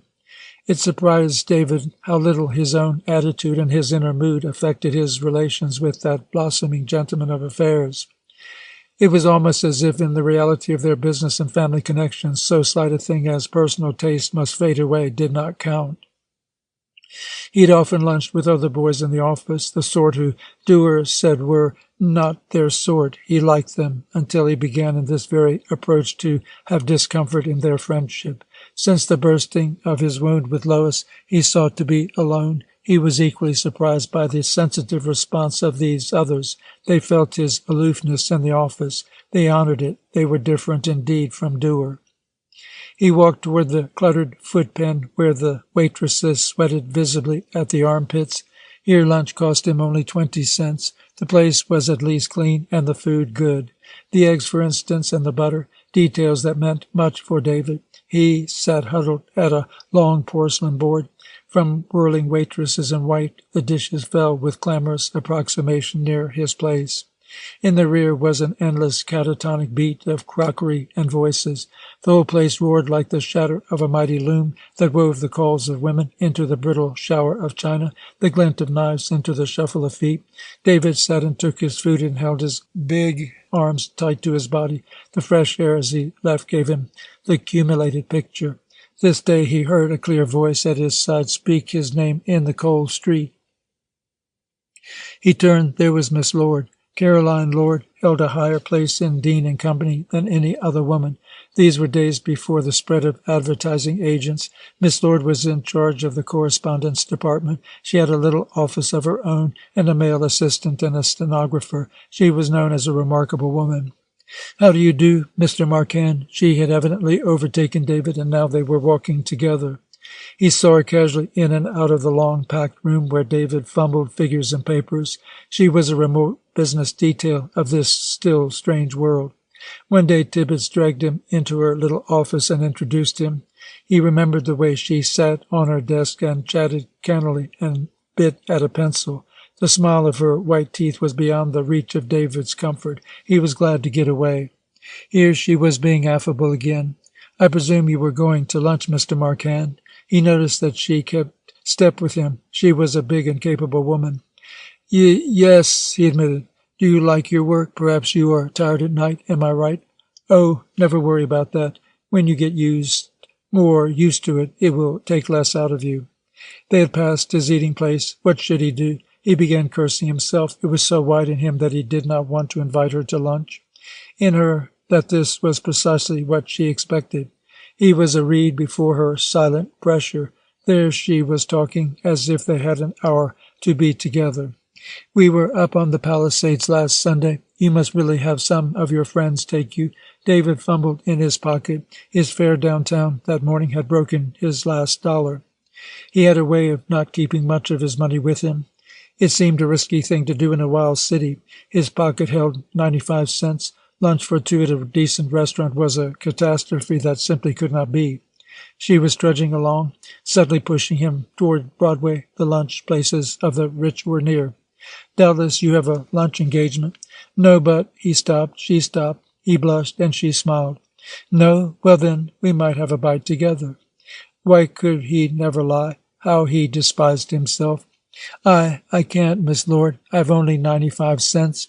He felt naked before her. A lady should blush and go away when one stood naked before her. There was Miss Lord laughing, swinging her weight back joyously on one heel, the better to observe him. "Oh, isn't it always a joke when we find ourselves short? I understand so well. Won't you be my guest, Mr. Marquand?" She tilted her head back. David noticed how small her bonnet was above the mass of her hair. "You know," she went on, "it was really my invitation after all." "Oh, Her light mood was an added weight. She was quick to understand and to redispose her forces. "Then you must permit me to lend you $5. There now. I'll be offended if you don't." She dug in her bag and held out a bill. "Why should you discriminate against a fellow?" David paused long enough to try to see with what he thought her generous eyes the foolish panic he was in. He gathered himself. They both laughed. He took the bill. "It is good of you," he said. "And of you," she answered. She was silent and meek while the waiter took the order. He was gone. She began. She talked methodically. She chose her specific subject and cribbed him in it. It was plain that Caroline Lord detested vagueness and abhorred disorder. No wide fields to roam and to be lost in. Miss Lord was managing this lunch. Before long she bored him. In the emptiness of this he could retreat a bit and see her. She was a handsome woman. Her age was beyond David's knowing. He would have called her new rather than young. She was well kept. "I saw a play last night, and I'm sure would have interested you, The Blue Daisy. Have you seen it?" He said no. "Do you go to the theater much?" He said no again. Miss Lord followed her plan. She had a catalogue of non-essential subjects, art, politics, life, the sort to be served at amicable luncheons. She had already done books. "Why, it's the story of two brothers. Let me see, what is their name? Desplings, Gaston, and Rouault Desplings. There's the eldest, who has a beautiful estate in Normandy. The young one is sort of a poet, a dreamer, wanders about mostly with his brother's wife, while David knew he was going to hear the entire story. She was a handsome woman. There were no curves in her face. Her chin was square and her mouth was straight. The poise of her forehead was straight and the look of her eyes was square. Well, you can imagine what happened then, but it didn't. The idea was there. That is bad enough. The husband was quite right, I think. Miss Lord was a pattern of symmetry, a study in balance and rule. Her body was not angular. She sat very straight in her chair. Then the curtain falls. She was tall, and sitting she topped David. The way it was acted had a good deal to do. She came forward a little. Her hands were half shut and flanked her head. Her arms were two columns propping some splendid official building. Of course, she was saying that sort of thing seems to be common in France. They're a decadent race, you know. Clever, though. Yes, her body was indeed not angular like her face. Her arms were ample. David could see the suggestion of flesh bursting the plain white sleeves. Her bosom was voluptuously full. Were these not feminine curves, these suave, rounded masses? He felt the solidity of Miss Lord more, somehow, than her sex. Sex is an aura, not a form. Women understand this best, but a certain lack puzzled David. It was strange for him to sit so close to this lovely woman and not feel her lovely, to see her flawless and be unwarmed. Oh, the Irishman pointed. She's an Irish bull. He should have laughed at this joke. He was full of the pain of Lois. Suddenly he was thinking of Lois. And what do you say? It was the first question she had asked him in many minutes, to Tammany's victory, after 3 years of splendid reconstruction. It was part of Miss Lord's program to discuss politics. Miss Lord was no crank on women's rights, as she put it. That was too serious a view of the thing. Above all, or under all, she wanted you to know that she was a woman. She wanted you to treat her as a woman, but a strong, wise woman, one who could, unblushing, talk of adultery in a French play or the degradation of a Tammany campaign. Why, David answered, I don't know. I can't understand. If all these things were true about Tammany Hall, there must be something else behind it all, some reason why Van Wyck was elected. Miss Lord smiled. This was his opinion. Of fledglings she could take with indulgence. She wanted no more of it. Now she could deliver her own. She started. David was thinking of Lois, little lovely Lois. Why must his mind fill so compellingly with Lois when he lunched with Miss Lord? The thing is, you see, the people do not think. Catchwords and Sunday picnics win them over. Really, popular government. This woman, that girl, could two creatures be more different? Why then the idea of a comparison? Did they have something? Did they lack something in common? So far, at least, a failure. Their ideas were one. Here was Miss Lord trying to conceal the impression that she earned her living, trying with might and main to be like Lois, an older, more settled, equally virginal Lois. He half closed his eyes. It did not matter. Such subtle things as eyes half closed were beyond Miss Lord, beyond Lois. He heard her voice. The city had to pay 10 cents apiece for coat hooks. A piece, when you can buy them anywhere retail for a nickel. He heard her voice. It was so unlike her stalwart, strapping body that he had not noticed it until now, when his half-shut eyes saw less. Miss Lord's voice, beside, was girlish. It, too, had that ring which, though David knew no such rule, goes with an emotionally empty life. Wise, cool Miss Lord. Did she have really more of the wine of feeling than pampered Lois? Was she more alive after all? She was earning her living, while Lois lolled at ease and waited for her debut. Earning one's bread, David knew what that meant. In the world it meant the heights and the depths. It meant nobility. The man who earned his bread was a man. The man who did not was less than a woman. Did it really mean these things? He had earned his living since he was 15 years old. For 5 years done this, for 5 years thought nothing about it, thought nothing about the world. That was strange. He had loafed 3 weeks near an idle lake, and a world was born. Was earning one's bread perhaps a trick of the hand, like placing the spokes in a wheel? What had the droning hours in the shop brought to him? Did he not go out into the breathing fields and watch his mind stir to expand? Until there had been 3 weeks of this, and his mind had expanded. He liked work. Was it perhaps a trifle like a drug that one gets used to, that eases one off from the world? Here he was juggling with steamship deliveries and tinkering accounts, brainier work than welding handlebars. Life could not be this. Perhaps this wise woman who earned her living did not know life after all. At least she did not know him. She had bored him. She was boring him now. David felt he knew her somewhat. He was not boring her. It has been such fun, Mr. Marquand. After all, we can't get along, can we, without fresh points of view? They mean success in business. Not plotting counts, you will find. Always the fresh point of view.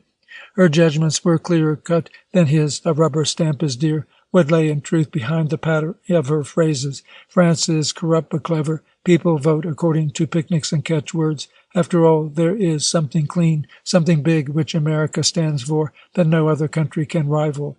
Lois also had her occupation. She received no salary for it. She was apprenticed to it still. She would get her place in the world if she pursued it well. It, too, would mean money and ease and position. She, too, was going through a trick that was far from the free winds of living. Did not both these women belong to Dean and Company? He loved Lois. He said to himself he loved her. This woman he did not love, so he saw her clearly. Let him swing this clear seeing back into the dim place of his heart that hurt. It was impossible. He could not diminish Lois after all. The result of his effort was to dispose him more pleasantly toward Miss Lord. Here he was smiling at her with a new attention that a less wise woman might have been wise enough to mistrust. He came away with a gnawing sense of doubt. He was heart-sick more deeply than ever. Miss Lord and his cousin were creatures of a single world. They performed different parts of a single service. Both of them were supposed to uphold the prestige of this system that made money and spent it, to submit to its standards of deed and thought, to further its dominions. For this Miss Lord had her wages, Lois her keep. He too had been taken in for service rendered. He too would receive the means of sustaining life. David had seen a coat of arms heralding a strange device on the facade of a great commercial building. It had puzzled him. He had forgotten it. Now he recalled it and understood it. He marveled at its telling word. It had said, "Spend me and defend me." A great fright was being born in David. End of Chapter 4, Part 3. Tom Renard and his sister stood under a house with a high, straight stoop like a dozen alongside it. They looked up. Behind them, they're passing through Stuyvesant Square. The sky was very deep and warm on the mouldering house tops beyond the cool clouds. These skimmed their shadows across the park's shut green. They threw small puffs of gray on the gleaming creepers of the church. They dropped to the squat red meeting house of the Friends and lightened its brick with their dark. They went westering over the bleak, dense city. "This is the number." They mounted the stoop. Each had a hand on the iron rail that rusted under crumbling paint. A piercing rumble lay in the park, jangle of horse cars, stir and laughter of children, the dry gasp of life hot over the park from four dense sides as over a cool well. And the square merging with these, the distances it caught on its church steeple. Hoot of river craft, gashes of dull speed echoing into sharpness as an elevated train passed through muffled houses. All of it funneled down the narrow eastward street that fell from the square to the river, rose above the shoulders of these two, flattened back against the reticence of brownstone walls. "Not a bad house," said Tom, "relic of Knickerbocker glory. Some less brilliant Stuyvesant cousin may have lived in it once." He pulled a bell handle. Its call pierced and lingered in the old mansion's depths. The house stood unmoved like a ventriloquist. He turned. The sun was aflame in the eastern windows. He faced the park, slow swarms of men and women crawling and scattering like bugs. These drew away his thoughts from the house and Cornelia. She stood laughing at the ornamented vestibule, its floored crimson plaster. "Strange, isn't it?" she said. "When they tried to add beauty to their houses, they made them hideous. Why is it?" Tom's new partner, Gilbert Lomney, who was a cousin of the president of the Fidelity Bank, who was a nephew of the general manager of a great railroad system, who was among the loyal stags of Mrs. Astor's balls, who was a fellow with no moral and no professional sense. He wondered how he was going to get along with him. He brought in business well enough, but Tom had misgivings. He thought about them now. Lomney's most brilliant feature was his glasses. His best achievement was his neckties. His glasses had a way of catching the sun whenever there was any sun around. His neckties were striped and of three colors. Without his glasses, Lomney was dull. Without his neckties, he would be naked. His eyes were flat. His complexion was habitually gray. About his mouth were the heavy lines, the puffing pucker that denote a sluggish kinetic system. One thing to be sure, Lomney's head was long. What Tom knew to be a generous head, but he was not sure of the brows that seemed dissociate from his eyes. Well, this was his partner. That day there had been a rub in the office. Lomney came in smiling in the morning. "Renard," he said, "is there no way of getting out of this contract cheaper than by paying the indemnity? Why doesn't Murchison pay it? Good God, it's scarcely a mutual document at that." "Well, if he has to, he'll have less respect for us." Both of them knew that Murchison could afford to be fair, that Sampson could not afford to be cheated. "But it's not a question of that," said Lomney. "It's a question of how we are going to stand at 79 Broadway. Let's have all the facts since the contract." Tom easily devised a plan. He had taken it to Lomney, who rejoiced. "Come out to lunch." "Oh, Daniel," he flourished a silver-headed cane. "No, I've an engagement." "Very well, ta-ta. I'll not be back today." Tom sulked at his lonely lunch. He did not mind the trick he had played for Lomney's client, but the unctuous pleasure of his partner was an ill thing to accept. It made him clear away his desk that afternoon with a fresh disgust, and be improperly amiable to Ladd, their abject clerk, and smile at Lomney's fizzle of a brief to be argued in the morning.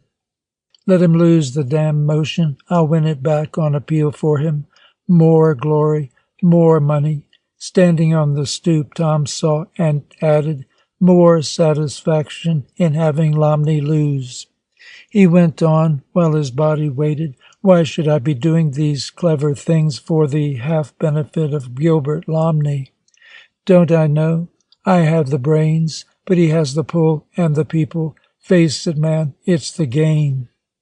He knew he would have to. There was little use in being clever at the law, save one could sell one's cleverness. There was little use in treasuring, even in some mute corner of his soul, the dream that ability, unorganized, was profitable.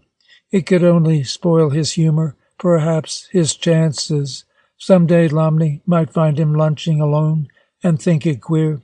This, above all, must be avoided. Lomney had his class's phobia for queerness. He would not have trusted Solomon in an outlandish cut of vest. Coming this late afternoon to see his friend, Tom found the check on his tangents of mood abominably hard.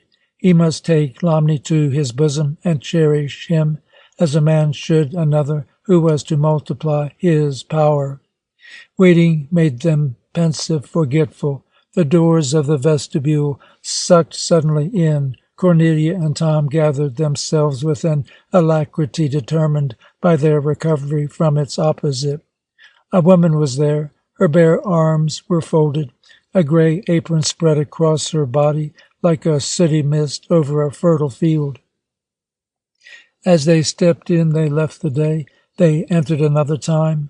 In the transition, they were quick to both. It was September and hot. Beyond the bricks and the pavements, Indian summer made the world glad. Trees waved in their new bright colors like flowers sprung up overnight. Earth was a dance with insects, was leaping drunk from sharp liquors. Air trilled with seeds for the next spring. In New York, heat was empty. Tom and Cornelia thought this. David also. He sat upstairs in his room, looking over the square. Tom and Cornelia were out of the day and into the hall. About them the odor of endless passions, innumerable steps. The acerb, sad odor of the lodging-house. More lasting and more real it was than the lives of the creatures who came and who went. Here in this breath of the dark halls, there one permanence. David had but recently moved in. The room was still somewhat strange to him. It was hard to rest in it, to rest asleep in it. Being with it stirred his nerves. The need of repose sent him to sitting in the park. Also, he was still weary in the change from his vacation spent in the mountains with the Deans. The first days of return had been dense, ringing blows on the slumber of his nerves that were once more glad as never before, in the free welcome of the woods. This was gone, echoing as David refitted to the city. He was pensive, waiting for his friends to see his new room and take him to dinner. He sat with his elbows on the base of the open window and was glad when the breeze touched his face. Also, he was a little irritated when it fingered upward and threw his hair in his eyes. He had to move his hand to move his hair. Unwelcome. His mood was the immobile one in which the past alone may move. The wind was the stir of the outer world, the world in which was his future and from whose moving he was momently a part. It had been hard to leave the comfortable Deans because they were so good to him and made him welcome and made him feel that he was theirs. It was a little easier to go because of Lois. She held him, suffering near to her, with her lips turned away. But the real reason of his going was a hidden spring that David could not name. He knew vaguely his going had to do with this same comfort which made his going hard. One quality held him, drove him. There was much to ponder in this, since, had he but known it, there was much of David in this. He needed to move on. He found reasons for his impulse, worthy reasons that his aunt and uncle were the first to admire. One morning in the mountains, sudden, he listened to his words. "Aunt and uncle," he said, "don't you think I will be training better for an independent life if I learn to do without your dear hospitality?" A ponderous sentence, it emptied David, whose native tongue was rounded, poetic, simple. He stood ponderous and awkward like it, above his uncle. Mr. Dean was in white flannels and a blazer coat that was almost unheard of in America and had come blushing from London. It was red and yellow and purple, striped it was, and flaring in front so as to leave way for the hospitable stomach. Mr. Dean sat curling his legs and peacefully tasting his cigar. One difference in Mr. Dean on a vacation was his less unnerved way with his cigars. In the city he chewed them, in the country he smoked them. Mr. Dean was altogether a more delightful and more generous person. His little blue eyes looked larger, as if they were more alive. His cheeks hung less heavy. His sparse hair was less awry. In particular, his voice was different, what he said. It came in less hectic bursts, less flurries of sudden release. His voice was almost an easy monotone. He could speak more on a single subject without wandering or strutting away. He could find more subjects on which to speak. In the city, any family discussion left him somehow outside, though he himself had started it. His eyes stared away. He retired. He became abstracted. Soon he was forgotten. He sat there at the table chewing his cigar, glassily looking inward. His brow furrowed moistly. His cheek jowls had pleats like an old dog's, but this Mr. Dean was alert and full of jests. Each afternoon he trudged forth with Lois and David, grunting along a tree-swooned road to a distant woody place where he might ply them with candies and tea. He appeared in the morning, a racket in hand. "Well, young man, are you ready to be beaten?" And since David was a beginner at tennis, his uncle whipped him. He twisted his body into intricate designs. He served a high slow ball, surged forward with racket en couche, like a spear, or on guard, like a shield. He laughed when Lois laughed from her bench, was happy in his 6-4 victory over David. Far more happy, it seemed to David, than any business success had made him in the city. The brief time her father was with her in the country, Lois escaped her friends. The pair played and chatted together. Occasionally she read him a story from one of the magazines or faced him over a card table. And these activities, in which David joined on his own brief sojourn from work, went on without the interest, almost without the notice, of Muriel and Mrs. Dean. Summer to them meant merely a transfer from the city of the business and paraphernalia of city life. A change of air was what they said, and what they actually meant. They were sure to go where the greatest number of their friends went also. Such activities and such relations as the summer brought of itself they disqualified before the more serious continuance of city social life. Of course, Lois could not be spared, but she was far less tolerant with the free toss of the green land and the glint of a lake to formulate her appetite for somewhat else. There seemed less excuse for her dapper friends and the conventions of pleasure under the stars and out in the open breezes. Lois could not know that these enhanced her feeling for herself, that it was against this feeling the world so painfully grated. The indifference of Muriel and Mrs. Dean was a delicious pretext for defiance.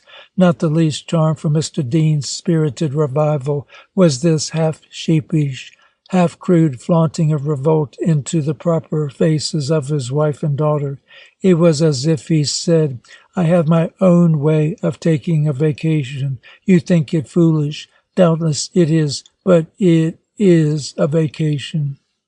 Now, in this climax of ease and pleasure, something spiteful had to commence to stir in David to spoil it all, something that came with a new burst of feeling for Lois, with a new glow of comfort in this family that was so glad to have him.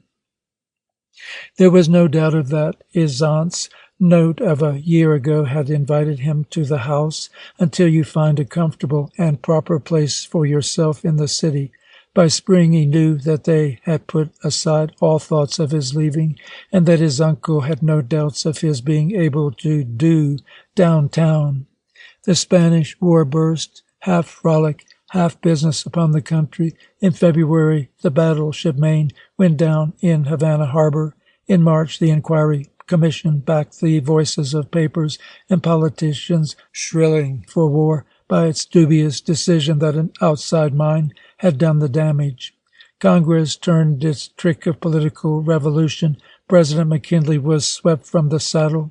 His reservations were set at naught. His reluctances were negated to weakness. In April came the call for volunteers. The crisis caught David in a tender mood. Stirrings of doubt concerning business and politics had died. This energy was being poured as fuel into the flame of Lois. As his energy bubbled up, there it went. There grew indifference for other things, for all things. Something in the casual technique of Lois kept the flame from spreading, sealed it in a tight place where it danced by itself, rather merrily than tragically, smartingly rather than to a seer. David went on with his affairs. His weekly salary had been raised $5. He left off going to food pens for luncheon. The spirit of earning more made him careless about spending. He came to find Miss Lord less noxious and took to asking her to an occasional meal. He went to theatre, read novels, liked his Aunt Loretta. He tried to keep clear of Lois, but after all, the pleasure of her company was far more real than the pain. He saw the Renards frequently, but their apart opinions stayed apart. They did not merge with him. His emotions and his nerves were a blind swirl within a rigid life. Now the call for volunteers. He was young and strong. Was it not his move to answer? He did not want to go. He was comfortable in his new indifference. Doubtless the Cubans were not comfortable, but they were very far away. He brought his problem to Tom. He did not know what he wanted of his question. "Lord, man, don't be a fool." David had never seen his friend so moved, so angry, so tenderly savage. Tom jumped from his seat and paced the room. His hands were fists. "David," he stopped before him and spoke with a hot restraint, "I'm ashamed of you. Why the devil should you want to go to war?"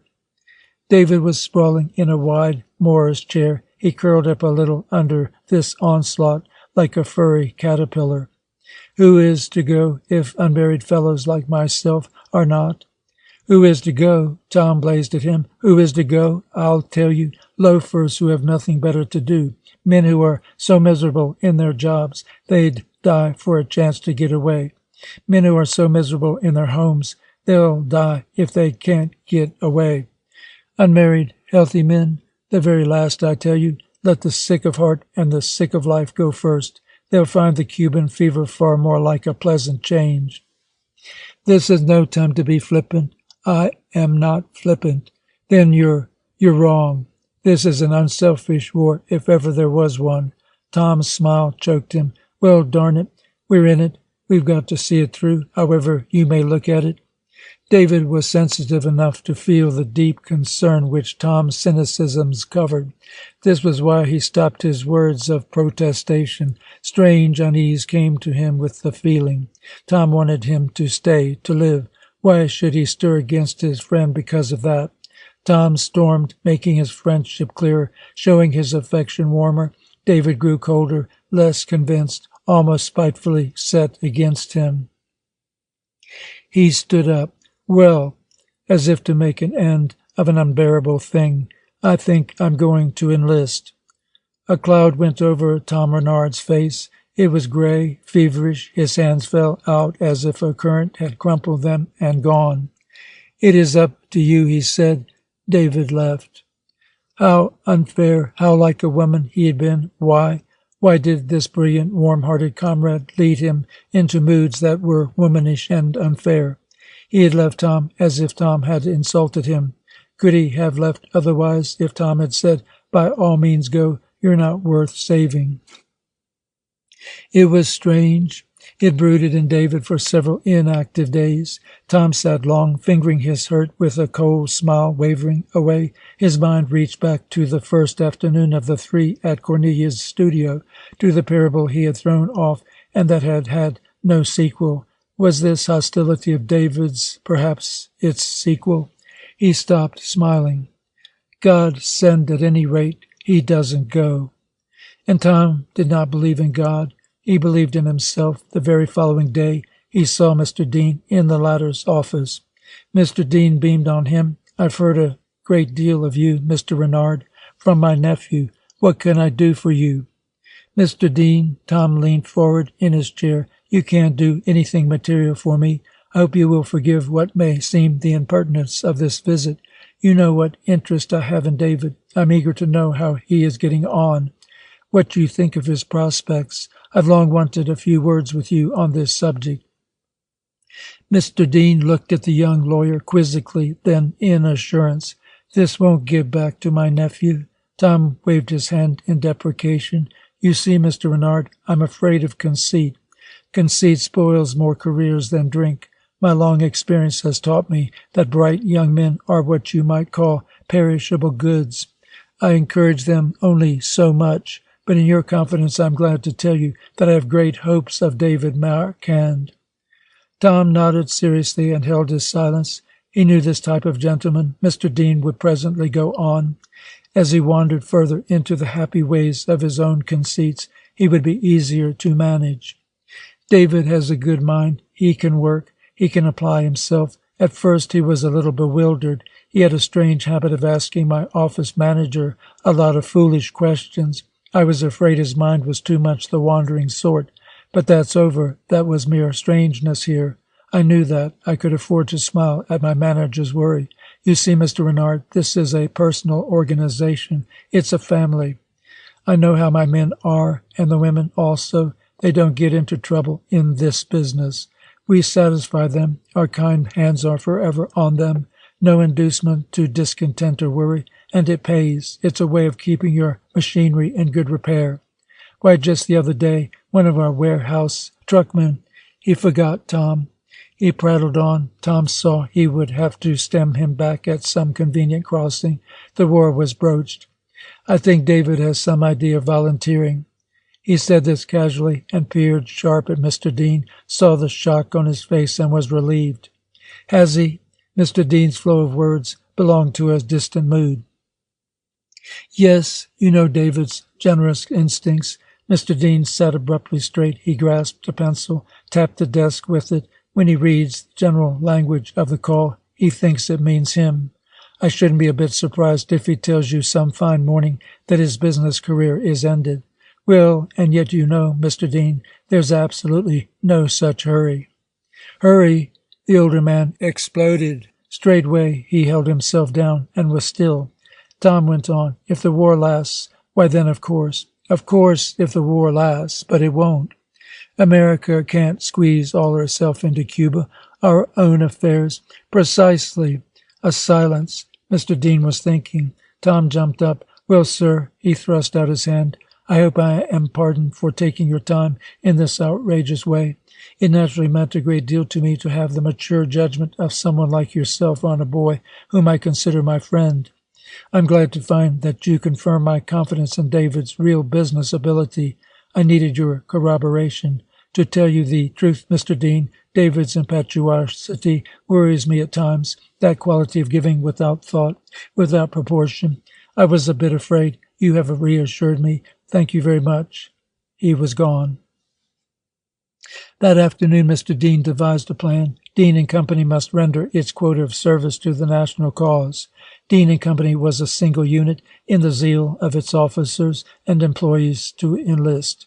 Some restraint must be placed upon such vast enthusiasm. The country could admit to its armies only the merest fraction of those champing with the eagerness to serve. Meantime, the land must not be dislocated. Business must go on. Another course, even if due to an heroic response, would virtually be to lend comfort to the enemy. Wherefore, in order to save its employees the embarrassment of individual choice, Dean and Company suggested that enlistments be confined to unmarried men between the ages of 21 and 30. To such, their positions would be found open on their return from service. David was 20. This suggestion was printed and posted. David sought out his uncle. Uncle, I want to enlist. It was his office. Mr. Dean was contained and strong with all the prestige and strategy of place. He did not want his nephew to enlist. This was to be a hot and nasty war. America had no need of his particular kin beyond his own chosen service for him in the House of Dean. Of course, my boy, of course, I don't dissuade you.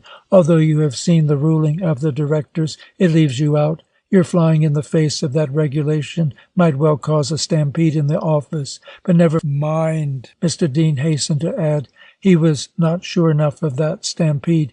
Never mind, I'm thinking it over. I want you to promise me you will do nothing until I have made certain inquiries regarding service. I will let you know. David came again. Again his uncle put him off. He was expecting word from Washington about commissions. How would David like to go as a full-fledged lieutenant? Worth waiting a short while for, my boy? Lieutenant Colonel Roosevelt has advised us to wait. They are turning ordinary soldiers away. How would you like to defeat your own chances by being in such a childish hurry? If you really want to serve, he looked sharply at his nephew, you must wait. So David waited. He was not anxious to fight. His talk with Tom was a strange reason, a feeble one, for turning into a soldier. David knew dimly that his resolve had sprung contrariwise from a host of impulses and moods, having no true connection with the war.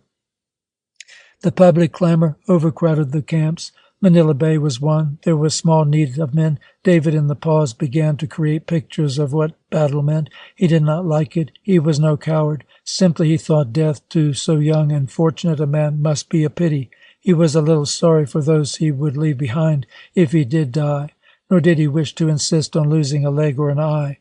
He would have to bear the brunt of that, and it seemed a matter of insisting. True, if he were killed, Lois might lose her flippant bloom. That was an inducement, but there was no hurry even about hurting Lois. He could afford to postpone her anguish for a brief while he could in the meantime enjoy it actually by telling her about it. Lois, he came to say to her one evening, I'm going to enlist and go to Cuba. They were sitting in their customary room. Nothing had greatly changed. If David's love for Lois had become an easier burden, the reason was that he no longer drew so near to her. He did not sit so close and hold her hand and let the song of her hair attune his nerves. She whipped his blood less, and all of his love was the mere increased turmoil of his youth when her youth flowed upon it. The added leap of two dancing streams made one. She also had learned the need of forbearance, but his aloofness spurred her. There was that one time when she placed her cheek against his, nestled her sharp shoulder in his breast. You don't like your old cousin a bit any more, do you? David held himself very still and apart. Then what bound him to himself broke loose. What he did was splintering from his willed reserve so fast that soon all of his reserve was flown from him in action. His arms held her. All her body measured its panting frailty against him. His mouth hurt her lips. The rest of her was molten and not hurt half enough. Lois struggled for 5 minutes. She played a painful game of coolness. Then she was composed. David dared not speak. Whatever it was that had happened must be nothing, since Lois denied it. Whatever it was must be for the last time. So now David was childish to have forgotten, but it was hard always to remember against one's senses. The year was so intricate a thing for David. Hoping again, he said, "I'm going to enlist and go to Cuba." Lois, beaming and clapping her hands, "David, how wonderful, you're going to be a soldier. Oh, I am glad." She jumped up, she embraced him, she sprang quickly away before her lips on his cheek had left their taste. "When are you going?" This dancing, elate girl was not the prostrate figure he had imagined fondly for this scene. The need of service in the tropics shriveled in an icy blast. Lois accepted him as part of the parade they had applauded together through the open window. She was quite willing to have him offer his life, lose it, perhaps, for her cold delectation. Well, she had gone too far. "None of your business." He stamped away. "Leave me alone now. I'm reading." America fought Spain. Santiago fell. Puerto Rico was prostrate. August brought peace. David had stayed in New York. His energy swirled back upon himself. Their bloom toward Lois was chilled. Their bloom in war and adventure had been nipped. For the rest of the year he was in silent and hidden turmoil. Young love could not live with comfort upon Lois. Comfort, the comfort of hot pleasure or hot pain, was what it craved. David withdrew fast. He had high-sounding names for the faults he found in his cousin. She was heartless, selfish, cold. She bruised his tenderness and misprized his service. The truth was she offended his pride. She had shown that she could deny herself the delight of his kisses, that she could survive even the picture of his death. Looking upon Lois for himself, the Narcissus of David's love found a shrunken ego. It was a mere question of time when he would accept this failure and look elsewhere. But before he could redispose his forces for their new excursion, David must gather them in. He returned to himself as a traveler comes home. Like the traveler, he found how the magic of change and of adventure worked not only upon the highway. Once more in the familiar place whence he had gone, he found it strange and full of undiscovered things. He found that he was lonely. He found that he was afraid. He found that for these reasons he wished to leave the Deans, that they made him lonely, and that they made him fear. He had been sweetly at home in himself, sweetly one with what his mother had left him. Since his coming to New York, this place where his heart dwelt was empty. His heart had not even been abroad with him. It had been away. Without his heart, he had gone to work, worked hard, lived with the family of his uncle, and been glad. Come so to Lois, and come to love her, a strange ghost of David. The year ripened and softened into summer. The season of relaxation, the season of decision and creation. David grew aware of a rolling fullness outside him and of an emptiness within. He wanted to be himself. He felt all manner of hands upon him, save his own, gentle hands, good hands, not his. The idea of solitude came and grew. It filled him. He did not know. He felt what solitude would bring him. Had he not somehow known it, after all? He would go thinking of his mother. Was that not solitude? Perhaps to be alone would be to find her. To find her, he knew, would be to be alone no more. Dim, inexorable forces these, which he could not resist the more fatefully since he could not understand. David was an animal that sought the healing of stillness. Who shall say how close his longing was to the creeping away of the brute? Perhaps the therapy of silence is no other than this return of longing to the source of longing, to union with the limitless well of life in which lies our world, like a fleck in a limitless cup. In the philosopher seeking the word, in the dumb creature seeking rest from his hurt, the lure is one, the way back sure, since it is retracing of steps to the beginning. The sage and the brute only can go the way of spiritual homing without the folly of explanations. They are naked and submissive before the primordial voice. David, like most humans, was somewhat between these two. He was full of reasons. He could say, "It is not good for me to see so much of Lois." He could say, "It is not right to impose further on the Deans." After all, go back a year, and he had not seen them. They had not bothered or been bothered with him. Let him blaze his own trail. If he wished to be free, to live his own life, was that not natural also? He had his own key at the Dean's, but there was a certain unavoidable restraint. Suppose he had wanted some night to stay out till morning. This had never been. It might. He was approaching 21. What would his aunt say? What would Muriel and Lois think? Manhood needs room. It was awkward to bring friends to the big house. He seldom did so. What if some day he should want to bring a girl, bring her somewheres? A thrilling reason, this, to have a place that was his, where he could be with a girl. The hospitable house of the Deans was not hospitable to such conceptions. In the ear of these daughters even the thought of adventure seemed strained. The presence of Muriel and Lois fretted his nerves, spiced them, taunted them. But if their lives, their thoughts, the gay deckings of their bodies called forth sex, also they stifled it. David wondered if it would be always so, even when they were married. For a reason he could not name, he decided he would not want to be a husband to Lois. There was a curious contradiction in these girls, something counterfeit, perhaps something thwarted. David once saw a great red flower, Muriel's, in a vase on her table. Thinking of other things, he smelt it. His mind went rushing toward it, finding it odorless. He crushed it. He had never felt the least impulse to crush a fragrant flower. Muriel and Lois were roses, but they had no perfume. He thought if he held such a lover, he should want to crumple her. It might mysteriously be a way of having satisfaction, of having a substitute for satisfaction. Living in the house with Muriel and Lois, he found they sharpened his senses, yet blunted his will, heightened his needs, yet dwarfed his power to get them. And David knew it was Muriel and Lois who filled this house of the Deans. It was the house of Muriel and Lois, not the house of his uncle and aunt. Why should he keep on living with two exacerbating cousins? There were reasons aplenty, but this fading day was a day that drifted beyond the world of reasons. He was alone. He had been tired. He had managed to leave the office early to be alone. He sat there gazing away at the hot park with eyes that were truly looking inward. Something stirred in him, not the movement of unrest, rather a deep vibration as when coals kindle, the quickening from inert heat to glow. What was he? What was he doing? A fear in this that was somehow sweet, for it impelled him to a sweet direction. He was nothing. What he did mattered not at all. What of it? He was going to die some day, and that was sure. He had a haven there, and also he had a haven in the past. Perhaps he should have died when his mother died. How he loved her now, with what new fragrance. Let him fear and be cold. He had a way in his real life from these. Some day he would die and see his mother. This dwelling back, this yearning forward were one.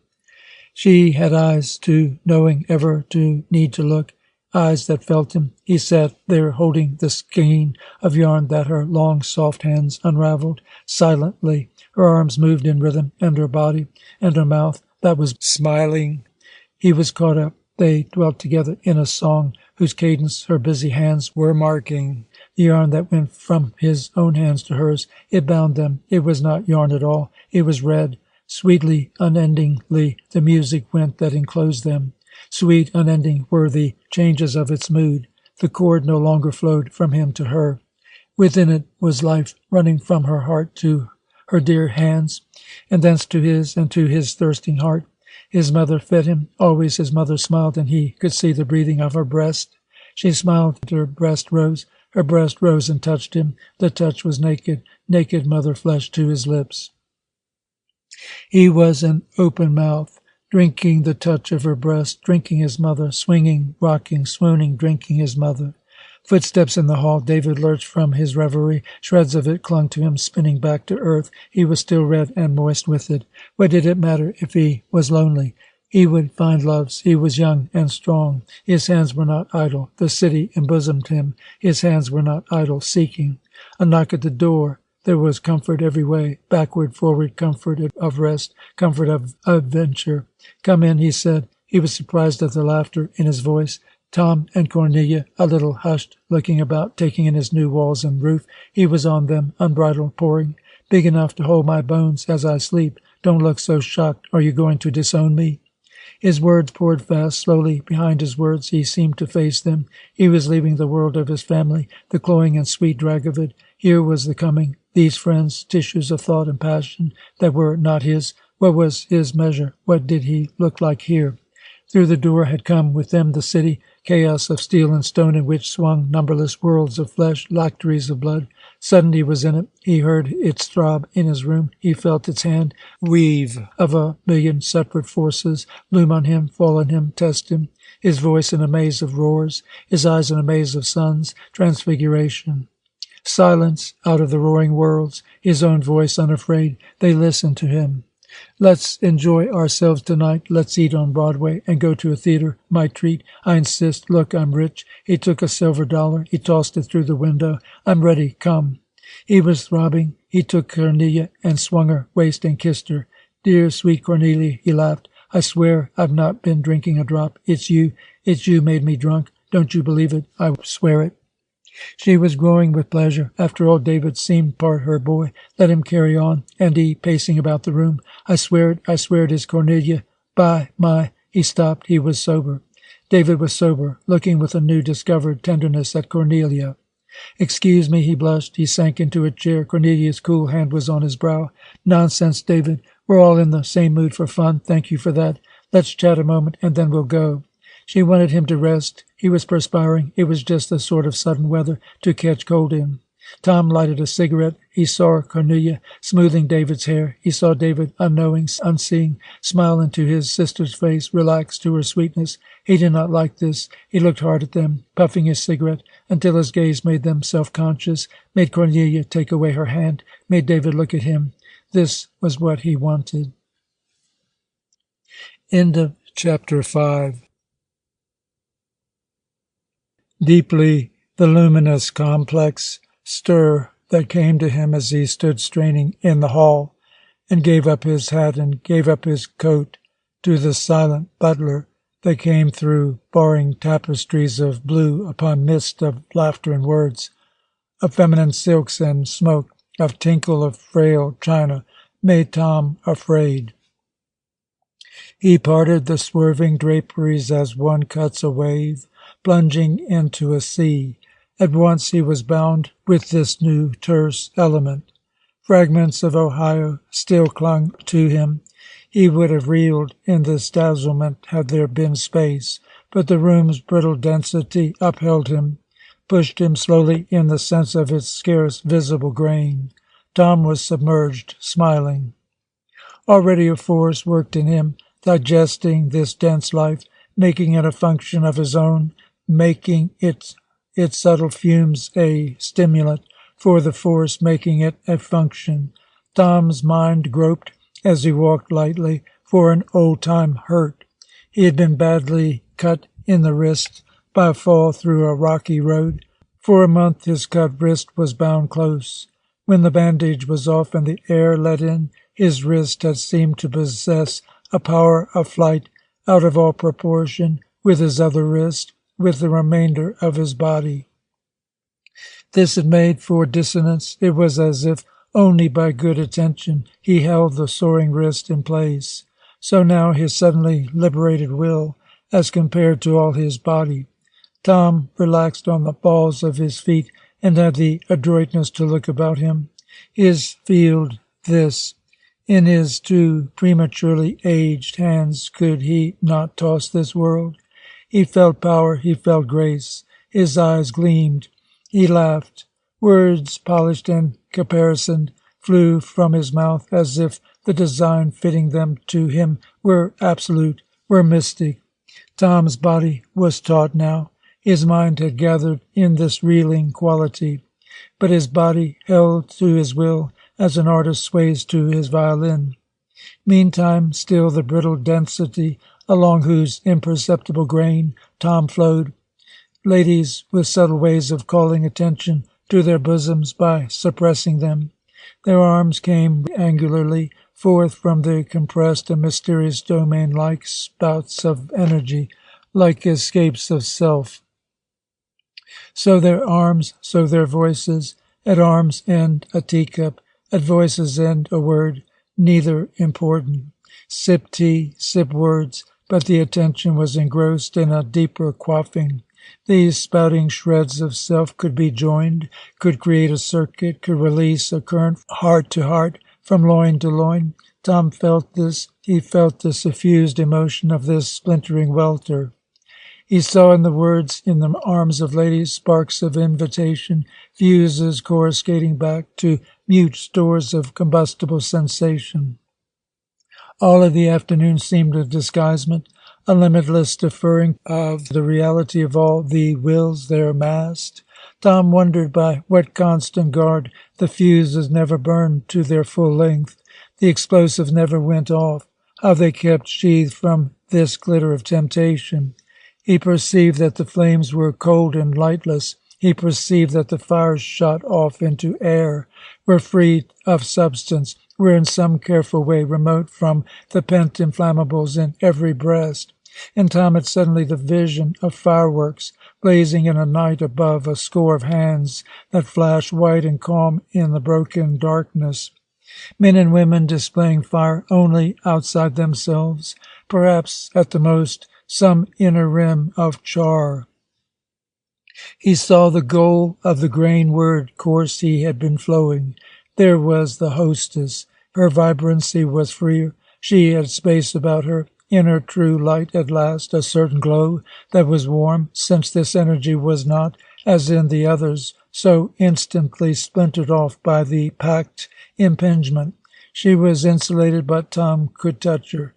Her glow came forth. He found a glow of his own. He liked this Mrs. Laura Duffield.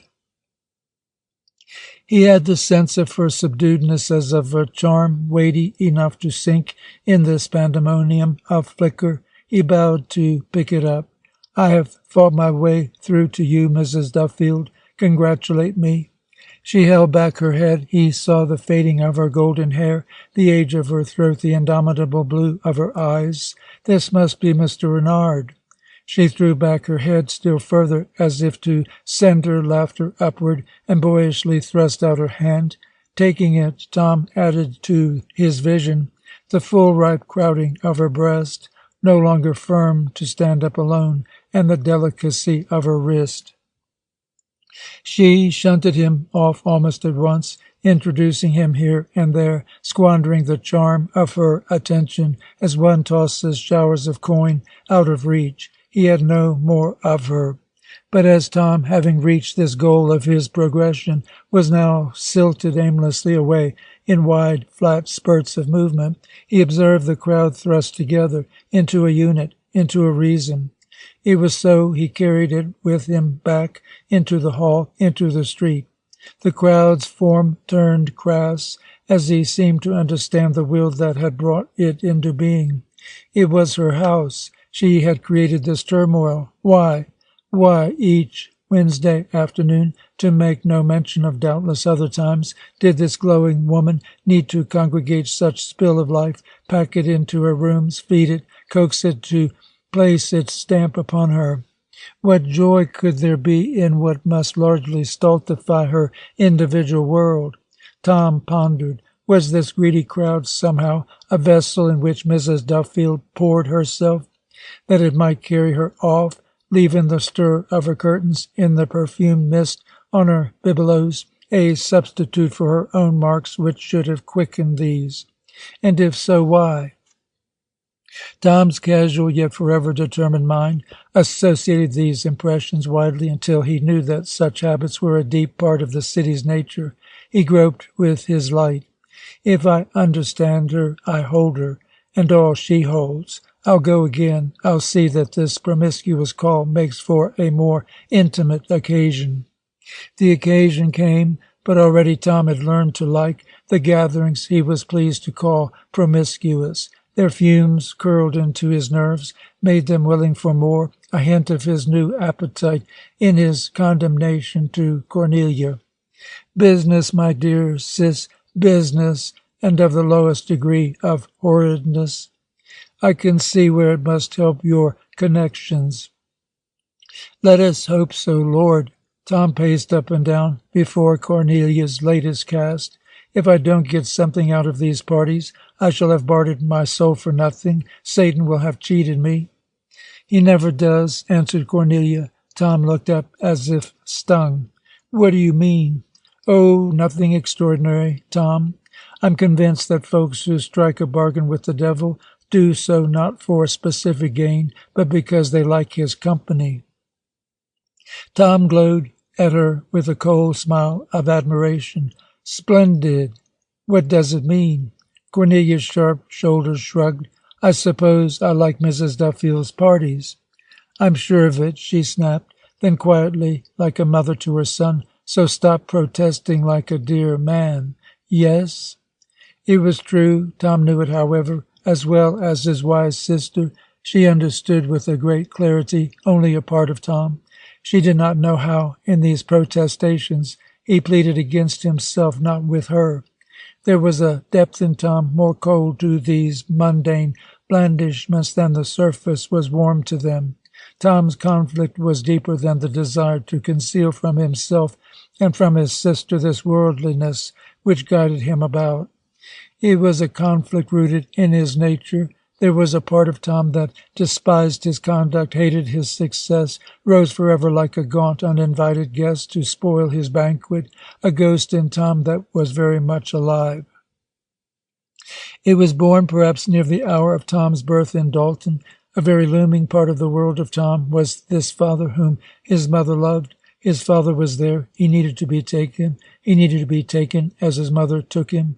At the beginning, the bar between the mother and her child has no reality to the child. Mother and child are one to the child's rapt omniscience. The tall, gray-faced man had nervous, hard hands which were strong. Often his hands viced the woman's arms till she screamed. They screwed her to a chair while his words lashed her. They turned her about to the door she was ordered to pass through. Then, in that dawn of the world, those hands left the mother, who was cowed. They took the passionate, sprawling flesh of Tom and thrust him to his crib. They turned him about so that Tom's eyes gazed at a blank wall whose denial of sight was terror. Mrs. Renard loved Tom's father. Her senses had mostly pain of him, but passion also. Since her senses loved him, they needed to love what her husband gave them. Tom, feeling in these dim, passionate days the aching presence of his father upon his world, upon his mother, and upon himself, the visitation of his cruelty upon them, took him as did his mother. He shared his mother's sensuous satisfaction in abject pain. Like her, he made joy of anguish. Like her, molded himself to love and to depend upon this man as the pain-giver, since such was the form of his love, such the burden of his support. Mrs. Renard loved her husband. Her senses took him. Tom looked upon his father with his mother's senses.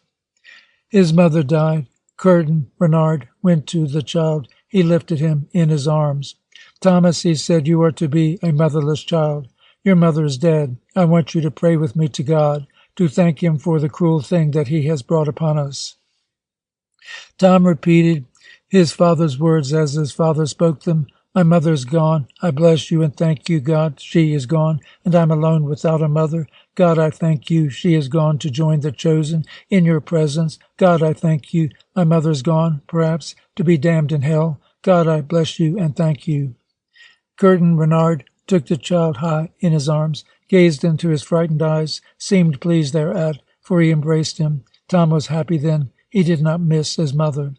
He never missed her. All his will was fixed on the pain-dealing, passionate parent. His rival self, his mother, was no more there. He was more free to love, to suffer, to rebel, now that the great sick lover, the great sufferer, the unsucceeding rebel, with her wide skirts and her clear, wan forehead, was gone from their world. A deep and subtle relationship grew between the tremorous child and the thwarted, powerful man, his father. A relationship unmeasured and unnamed in the peripheral vicissitudes of their ages and their minds, an eye unchecked by surfaces with the color of habit, drawn to the womb of life, must have found Tom's love for his father in those days deeply attuned with the love of his father's wife who was dead, must have seen the bereaved love of Curtin Renard, a stir for a new replenishment in all his children. So deep a dream could not grow unchallenged in one as quick with reality as Tom. He rebelled, his nature munitioned itself for rebellion. There was Cornelia. She saved herself from her father by making into an ideal her dim devotion to her mother. Tom took her as ally. Cornelia imaged her saving devotion in maternal deeds. She imaged it in clay. Her mother was sanctuary from the common danger. In Tom grew great love for his protecting sister, above all tense self-abandonment to his father's greatest rival, the real world. Here lay freedom for Tom. His blood knew that the hidden love must scorch and shrivel in the sun. He courted the sun. He was in perpetual revolt against his father's hold on his emotions, against his father's closeted ideals, against the source of his father's hold, his own deep identity with his mother. Hence Tom's distrust of women, his devotion to Cornelia, the frenzied scatter of his forces in objective life. During Tom's boyhood, he was almost a woman in his attitude towards women. In each of them he fought his mother, fought her betrayal of him as of herself to his dominant father. His love of Cornelia was at once a way station for his self-freeing will and a substitute for the parental yokes from which he needed freedom. Directly through her, indirectly against his father, Tom grew in love with imagery, with color, with the symbol. The artist in Tom grew. From his passionate seeking of the outer world, there rose his power of success in society and in law. For the world loves the lavish spender of himself.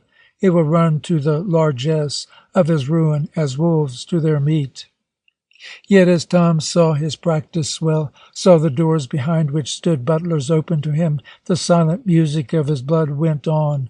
All these talents and emotions were reactions. Behind them stood the image of a man, hating art, hating social intercourse, hating life, of a man beckoning Tom back to an ecstatic, fabular peace. For that man's hatreds also were reactions behind them. All that ancient lure was now resistance to the life Tom flung himself upon, even as all this life was his resistance to that hidden lure. He would consecrate his talent. He would build him his church, success. But his mind ran against it, weakened the rock on which he builded. Cornelia was knowing. Here were depths beyond her vision. She saw chiefly the young man so soaked in his Puritan upbringing that he was loath to face the joys he had of his worldly undertakings. A very usual hypocrisy and of no importance, but one she hated since she was full of it also. "I don't see," she said, "why you should be ashamed of enjoying Mrs. Duffield's parties. Heaven knows we had lonely enough years here first. You go with artists, with intelligent people. You have too much kindness to imagine how dull the rich and the successful are." Nonsense. Their success speaks continual wise words. Their gold is brilliant. So they swayed back and forth, these two. They were equals. They had never become rivals before David. Laura Duffield invited her new friend to dine. "Come early," she said. "I want you to meet my son before he goes to his usual party." He entered the drawing-room. A young girl and a young man were there. "Forge and Marcia, this is Mr. Renard." Their polite greeting was sauced in an expectant languor and a very harmless resentment. It was as if they were resigned to a bad habit of their mother. Marcia, looking at Tom's trimly rhythmic body, thought, "It is lucky Mamma is getting a divorce and must behave." Forge was too dull to syllogize, but he twinged with a sort of envy and almost pondered out, "My friends are not freakish enough for Ma." Tom was seated, and Mrs. Duffield was already in full talk. He found it hard, listening to her, to take in these two.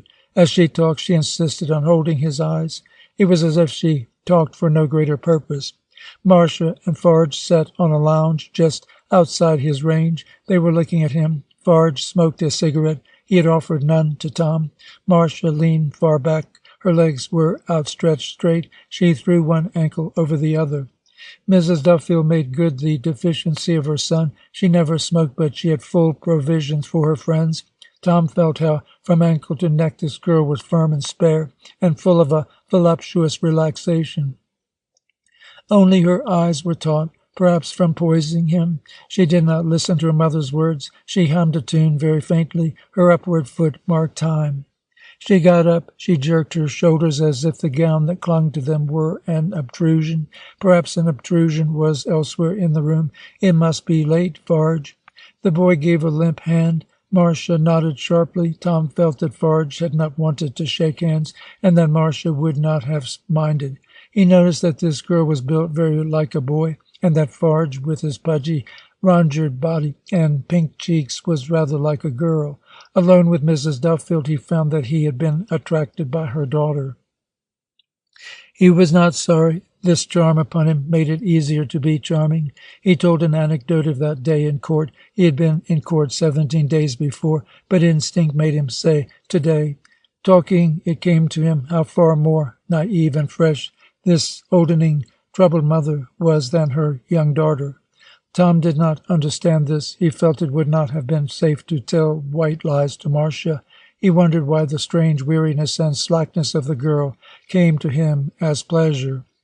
Why Mrs. Duffield is the younger generation prematurely old. She laughed with her liquid laughter. She did not guess beneath his question. Why, do you mean yourself? You are not prematurely old. Oh, I'm sure not. You are mature. You have been forced so early to play a man's part in the world. That can't be it. I see it most in young folk that do not work at all. Well, not working at all is the part of the very old.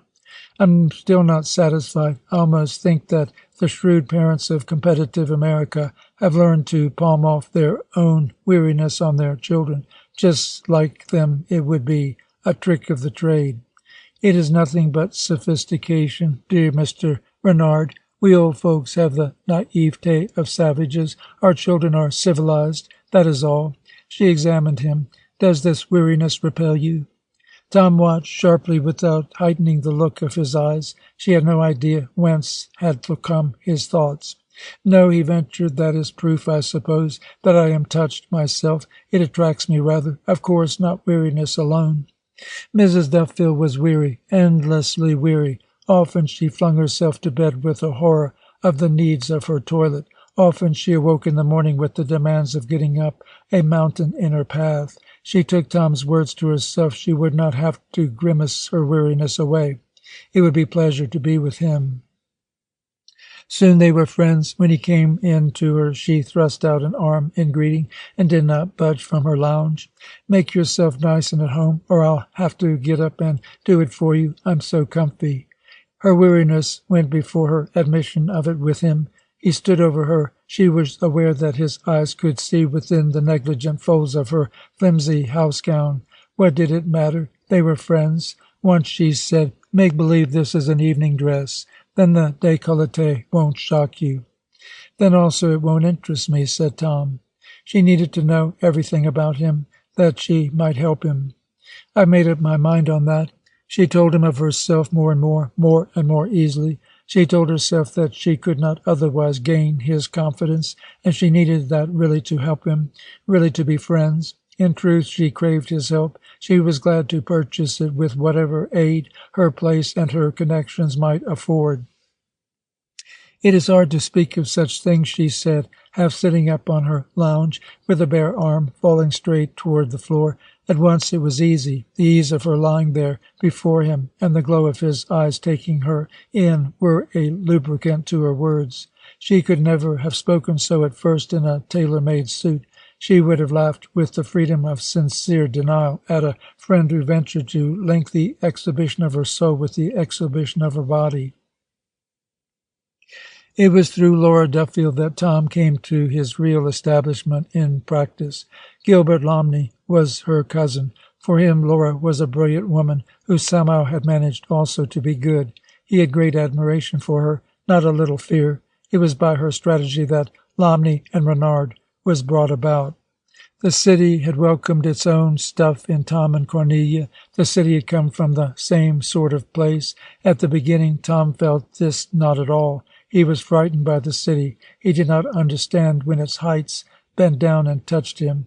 Each suppliant before New York goes through the same amaze as the unfriendly town proves lewdly hospitable.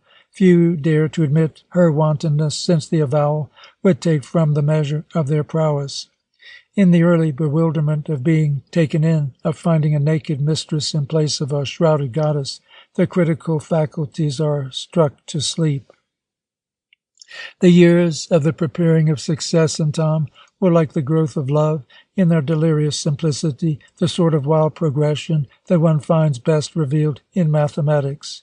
A true tumescence, Tom found someone who liked his humor and his freedom. He introduced him to a strategic hostess. There was opened a breach in the trenched city. There was more than one of these amiable friends. Each multiplied opportunity at a geometric rate. Tom was soon in a position to choose, and from choice comes judgment. He was soon surfeited with chances, and from surfeit comes disillusion. To be alone in the city requires a technique that only the child born in the city or the genius may possess. On all sides of Tom were people ready to be amused, ready to use him, ready to use him up. No bright young man without the taint of an uncomfortable message need go to waste in New York. Each clever little thing he does or says will echo until, if he does not take care, he may be deafened by its rebounding clamor. He may drop like a pebble. He may sink straight to the oblivious bottom of the lake, but not before myriad breathings forth have made him the hour's center of a rippling world. If he step forward, he will step on someone's heels, and that someone's friends will, for this chance beneficence, cherish and advertise him. If he step back, the same thing will occur. If he stands still, he will obstruct the one behind him who is moving forward, and this too will net him a sincere appreciation. He must be a genius or a willful man to escape acceptance by the city. Tom Renard was neither. He found that the man in whose law offices he learned far better than in law school appreciated him, and when he was admitted to the bar, sent him work. He found arguing a trivial motion, that he was eyed with interest by nonchalant attorneys as he stepped back to the counsel table. He found that his brain could be sold if at first he were willing to sell it cheap. Lawyers too busy drumming business thought they were exploiting Tom when they employed him to be of counsel in some tort case and let him do the work. Several dull fellows with gratuitous patronage stuck to him regularly until they found themselves with fees in their pockets and with their sinecures entailed. Tom had a way of making a judge smile that the men of the bar respected as they would not in a lifetime respect justice. He was quick to see that the able counsel acts before the bench not as a lawyer but as a man, that the tricks of erudition and the flourishes of oratory gleaned from law school had best be packed away.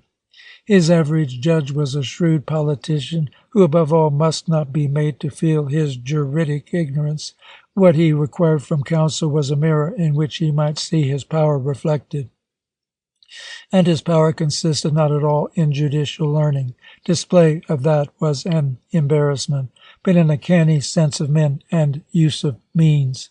Tom talked to the bench, man to man, asking man to man who hath with a candor most attorneys needed 20 years to strip to. His attitude brought reward. Judges leaned comfortably back and talked things over with him. When he reappeared before them, he was remembered. But do you think, Mr. Renard, that this point is pertinent? Yes, Your Honor, I do, and I'm sure if you will just recall to mind the case of Larson versus Mann, the question is one that has long interested me, and I looked it up. Who was this Mr. Renard, this young and unknown Mr. Renard, who had a way of warming the air of a courtroom to his own purposes? The question was asked, the questioners answered it.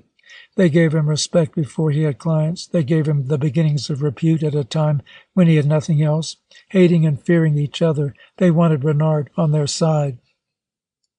Tom's advance in the social world was synchronous. The ladies who give teas are the sort who care for unattached young men. They are unhappily married, or at least unsatisfyingly so.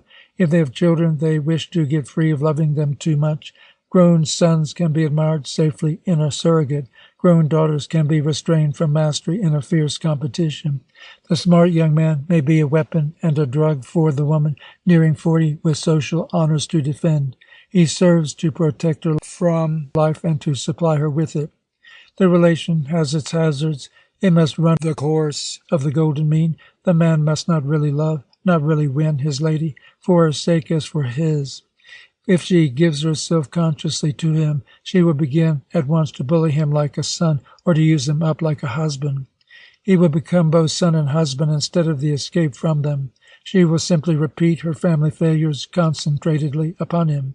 He will no longer provide a cure for her life. He will stand on the brink of disaster or dismissal.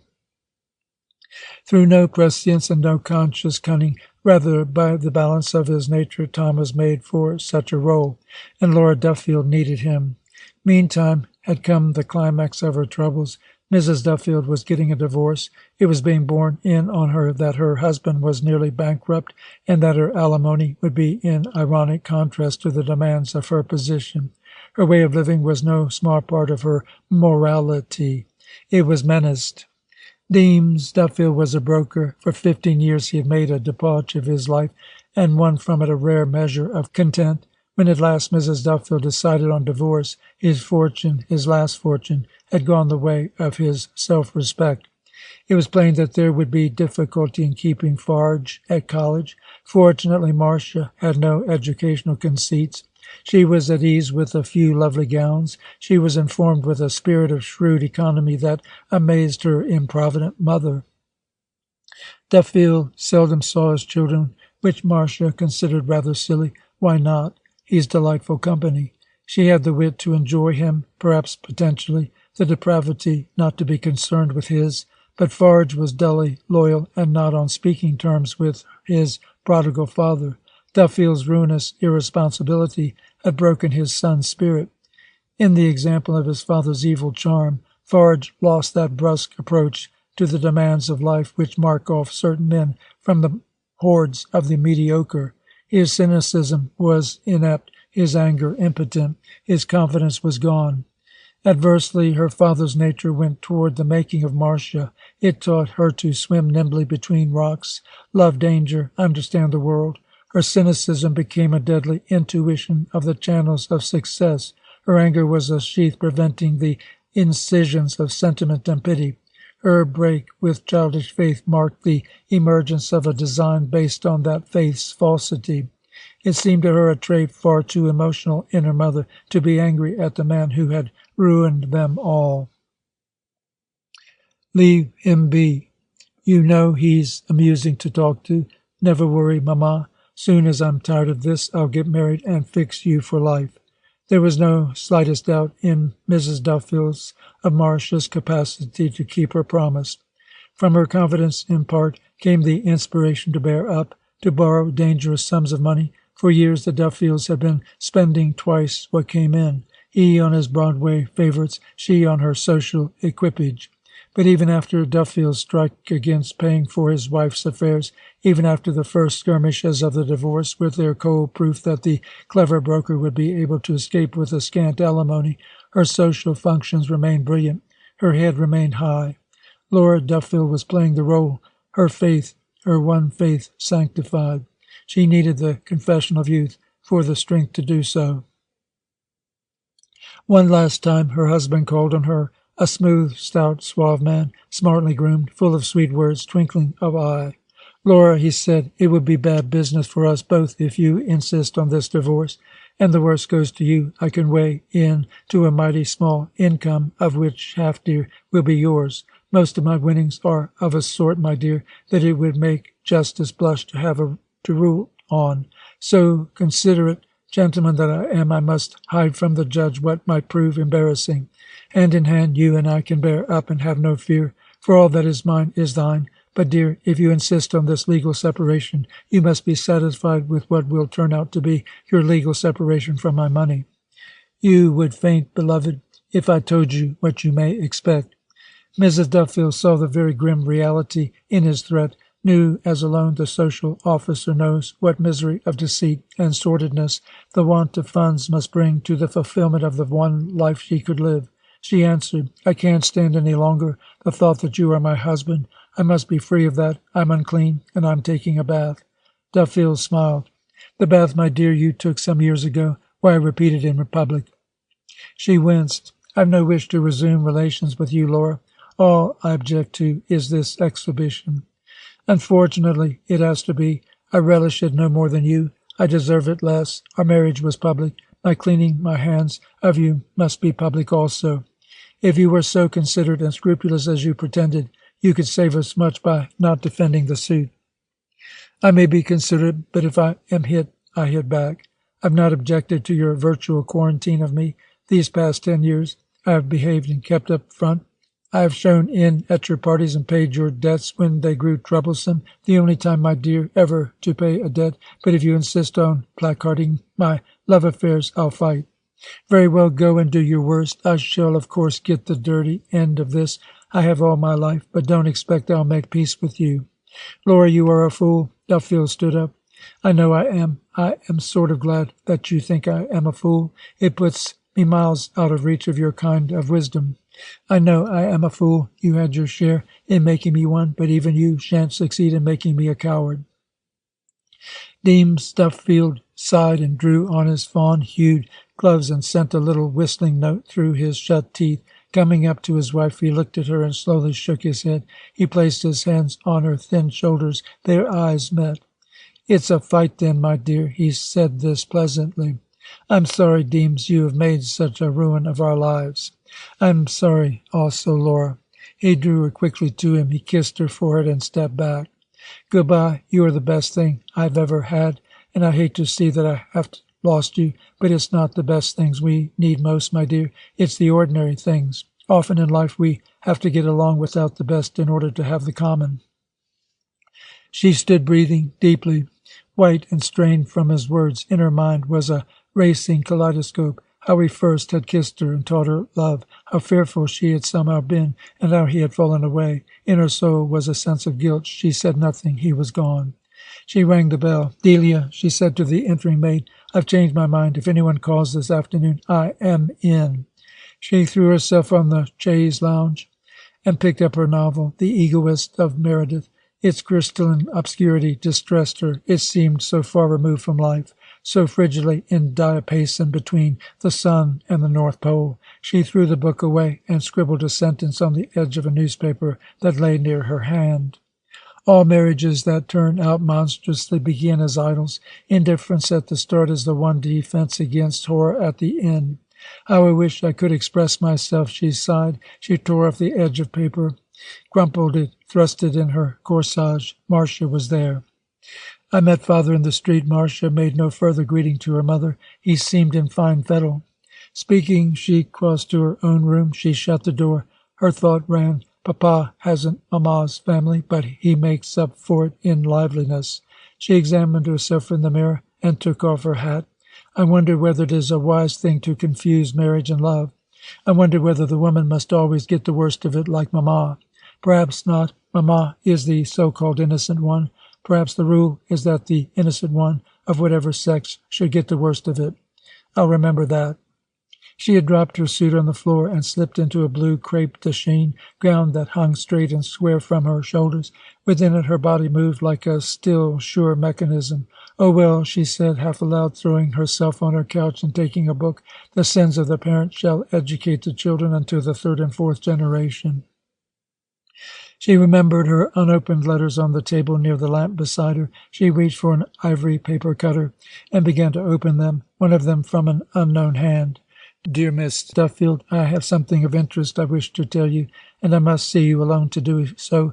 Will you have tea with me, say at the Orange Teapot next Wednesday at 5? You will catch the reason and the caution implied in the rather unfrequented place. It is not bad, though. I hope to see you, and am yours most sincerely, Thomas Renard. Marcia read the remaining notes, placed them all back in their envelopes upon the table, took her book. She read for an hour. She called the maid, ordered a bath, undressed. She stood for a moment before her cheval glass, hesitant to throw her bath robe over her nakedness. With a free delight she watched the bright strength of her body. Her hips were slight and firm. Her breasts were two swift standing rongeurs. Her abdomen drew tautly drawn into the straight and narrowly set legs. Marcia knew from statues she had seen that this faint triangle of strain, tracing and pointing downward at her thighs, was almost masculine. There was voluptuousness in this, and in the dear black hair falling about her body, making its whiteness burn. Marcia hated that flabbiness of mind and form which she called feminine. Coquettishly, as if to bar another's pleasure, she threw a robe across her shoulders. She seemed to be outside, desiring to be in. With a check to her nibbling sense, her mind went free, and she began to think of Thomas Bernard. How was he able to be sure she would not take his presuming letter to the lady he was assiduously courting and exploiting? Marcia caught herself so forming her question. She tried to change it. How does he know I won't? Well, I will. She wondered if she would. Imperceptibly she had returned to the first form of her question. She resented Tom. Her mother was working for him with far greater will than any of the other friends had been able to inspire. It was dear already that this young flesher from Ohio was going to have the dull but golden Lumley for a partner. A bit dangerous, thought Marcia. What if next year her mother tired of him? What if he proved too false? Marcia smiled. There seemed small doubt of that. There he would be, deep in their group, inextricable. Matters must not go so fast. Marcia must delay them. She pictured the pair, lost in their confidences, and was troubled. How? End of Chapter 6, Part 1. She came back to the note. What had heartened him to send it? Was Mr. Renard, after all, a rash, importunate, one easily ruined? Marcia did not doubt the true purpose of the note. He wanted her to tea. He could not pay attention to her here. That was enough. Did he truly desire this enough to risk his hold on her mother? A dangerous compliment. She went over the always chance occasion she had seen him, never alone. She had felt the pointedness of his glances toward her, caught him talking to her mother with a strained interest in her own mood. She had tested this by changing her mood and watching his rapid awareness. He was a curious man, bright, lithe in all senses, unbelievably hard, yet fraught with a glow that she was sure impact might turn to fire. She wandered over his personality. She felt he was too clever and too sensible to be sincere, yet his standards seemed too directly those of his intelligence and strength to lend reason to insincerity. She did not know she would have tea with him and say nothing to her mother. It was easily reasoned. I'll control him myself. If he goes too far or too fast, I'll have the weapon of a word to Mamma. What a brazen, simple country boy it is. She went. She was right at least in this, that Tom had nothing to impart to her of interest, beyond that he liked her and, of course, couldn't see her really at her mother's. In all else she was wrong. She could not understand this sudden, cold, passionate man. In writing to Marcia Duffield he had not understood himself. Perhaps I'll know better when I have talked to her across the table. She came with a spur of adventure. She was trapping her foe. While he revelled in his success, letting his pleasure out, she would enmesh him. Thereafter, should he ever move in a direction she did not like, Marcia would soon show him in whose hands he was. Marcia was so astir with her scheme that she thought herself cool and collected. She had a dogged affection for her mother, a sort of animal loyalty in which was properly admixed a very human loyalty to herself. Here she was quite sure there was question only of her mother. Tom, meantime, waited and went over in his mind the impressions and confidence of which he had dared write his letter. A girl absolutely incapable of carrying an altruistic act to an end, and yet a Christian. If she resolved to serve her mother by telling her I was flirting with her daughter, and she is convinced that this would serve her mother, she must be hostile instinctively to her mother's friend. She would have to be sure first she did not care for me. She is coming today to find out. It all depends on today. If she does not like me, she will betray me with a sense of serving her mother. If she does like me, she will take secret delight in making her mother a fool. Dear little fool herself, if she knew how much I love her black straight hair and her white straight body, how little I care in contrast for her mother's interest in my future. If she knew, well, she must know. He went forward, seeing her at the door, seeing the shrewd determination in her face as she came forward to him. "Miss Duffield," he said, "you are not going to make the mistake of so many make of thinking what I do a deliberate thing. If you will examine my note with care, you will find in it all the silly guile of sudden inspiration. I am a creature of moods." He looked at her as he had wanted to across the table. "So are you, Miss Duffield." "How do you know?" "Why else did you come?" She was not so foolish as to say there might be other reasons. She was not so willing as to admit his statement. She was silent. Tom began to laugh, a clear, long laughter. When he was done, they both knew he had laughed something away. The rest was easy. Marcia was certain that Tom was the contrary of canny and deliberate. He liked her. He had done a direct thing to see her. He was unworldly, as ever a man must be who understands a woman.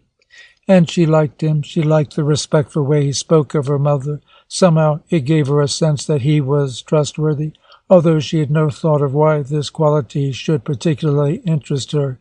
She liked the assumption in his words of her superior perspective. "Of course, Mrs. Duffield would not understand our coming down here to have tea together. Dear lady, does not a tinge of deception have to go into a sincere relation? Every mother must forget her daughter if she would live. It is the duty not alone of her friends, of her daughter also, to see she may. For her to know the truth of you and me would be not to know the truth from the standpoint of her and me, but an irrelevant, damaging lie." He said these words not pleadingly, not in argument, but as two co-religionists perhaps might mention an unmooted point, or as two students might discuss a lesson they had learned together. Tom had not an enemy in the house of Duffield, but another ally, a subtle and amazing one. Far from having been delivered into Marcia's hands, the hastening events laid her at least equally in his. They balanced the accounts. Marcia was wine for Tom. Never before had he been so held by the body of a woman. Never had he dreamed a woman could so swing with both reserves and desires, so without effort, without stint. She filled his room with miracles. She filled his life with the ease of power. How did this come about, this wonder he had in touching her cold skin, in meeting the hardness of her teeth, her soft lips? What was this Marcia? Madness, insanity as wine in a cool cup. She came to his warm room. She did not kiss him. She did not speak. She did not stir. She was there. She felt the flame rise near her. It would soon catch her clothes, burn them up. Her it would temper, make mellow. She stood looking at the flame, this subtle man who held back his hands and whose eyes were on her. What should she do? Why did he not come forward? He burned straight there across the room, like a flame in a windless world. Always his hands held back. Her clothes sagged to a dulling weight. Marcia stood swaying with the need of burning. Would he not help? Then she would help herself. Delicious fool that he was. He was perfume and flame. Each pore of her was big with him. Tom watched the firm, still whiteness of herself emerge from the lie of her clothes. No woman. She was a god. She was a pillar of purity and strength. No lascivious rongers and flauntings of flesh. No softnesses. A human form stripped to essential grace. An instrument of living, spare and direct like a command, flaying like a rod, swift like his passion. They loved. They gave no thought to the shadow, the long, intricate life-way of which the passion of woman and man is the mere flaming threshold. Both of them knew this. Each drank in the other a secret satisfaction whose mystery and timelessness thrilled them. They did not understand themselves or each other. Their love's dissidence from the plodding and gluttonous way of husband and wife was a brew, sharp, sweet, wild. They were drunk in it together. No more they had in common than their intoxication, themselves, each other, the nature of their love. All was unknown and secret. They scarce spoke of it. They drank and were glad and were never content. Out of the silence of each they came again. The subtle liquor worked its miracle. They were one into a flame whose leaping walled about them disappeared as a song stops, leaving them their silences. These carried them off, each to a far deliberate world. No memory, no reason, absence of desire, until such time as a rising murmur in their separate silences swerved them, flung their silences once more together. All this, merely the spill of Tom's full life, prelude in hers. His work prospered. Tom had the genius of diligence. He poured himself no more into his affairs downtown than into some unremunerative affair at a friend's, where the price of applause was exhaustion. With Tom, exhaustion was breathing space till the next passion. So he prospered in work and in play. Laura Duffield was his devoted friend. Gilbert Lomney was his partner. To both as to Marcia, he was satisfying in the measure that was wise. Upon this heyday of his success, David now blundered, as a dull boy stumbles over another's floor full of tin soldiers. There seemed no cease to the miracle of Marcia, to the delight of the insatiety between them. Laura Duffield was divorced, and more than ever with her new gallant friend. In her family and in her world, he was a secret champion, a strong prop. His relations had wreathed out. He was welcome in many houses. He was a chord of many circles. His partner had come to worship him with a canine fidelity. Lomney was so dully at home in his desirable set that he no longer felt its desirability. He was convinced that in introducing Tom he did the set a favor. Tom did not disillusion him. He laughed about it with Cornelia and made her partner of his pleasures in order to keep her partner of his reserves. With her to see on the morrow, Tom took to the gilded foyers, the gilded youth of the city, with a cool grace that lissomely assured his comfort and his usage. Laura Duffield gave him a gesture of confidence. Marcia, the glow of triumph. His law affairs, the agility to move forth and back with telling unconcern. Cornelia gave him what he needed of a home. He was a splendid product of the city. Now David Marquand, with his dear clumsiness, to clog and clutter it all. Marcia felt it first, felt it before he did. She sat on his bed. She looked at him where he smoldered in a corner, smoking intemperate cigarettes. It was a mood, she thought. She said nothing. She put on her clothes. Goodbye. He tore apart his reverie. Goodbye. But the edge of his love was dulling. Always now he was likely to leave her aside and sit away from her and look away and smoke, while she lay aching with blinded desire, watching him, pressing her breast with angry hands till its pain stopped the pain of her heart. She sat up suddenly, so he was forced to look. His eyes were upon her, whom he loved, yet they were distant. They were lost in a mist. They did not see her. In her beauty she stood up to him, all her clear, straight, agile body, calling him close. He bit his lips, and his eyes were looking beyond her. Then she said, "There's someone else, is there not, Tom?" He did not look at her eagerness. He shook his head. "There's another woman." He was angry. "It's not so." More force spilling away that her body yearned for. This urged her on. "There's another woman." She needed his focusing upon her, even if it were but in wrath. She stood over him now. She knew he loved her so, with the lines of her body shrill and clarified in standing. Tom was white with anger. He grasped her and broke her in anger. She laughed in love. He loved her as never before that afternoon, because he loved her as never again. The year that David lived alone was the year of Tom's struggle with him. It was not a question of changing his life. It was a question of capturing the subjective opposition as it came forward in the nearness of his new friend. Tom knew a way. This inner inhibition stood objectified in David. Let him capture David. David was his old love of giving instead of constantly taking, of being calm and passive instead of constantly pursuing. In him Tom saw the restful cleanliness of despising this race he was running hotly, the futility of spending one's dreams upon a contest that was never done and whose prize was death. He would not give up his entry He needed the mundane sense of power, the badge of success. He was too sensual to forego the liquor of attention. But he needed also to still the voice that kept saying, "Fool."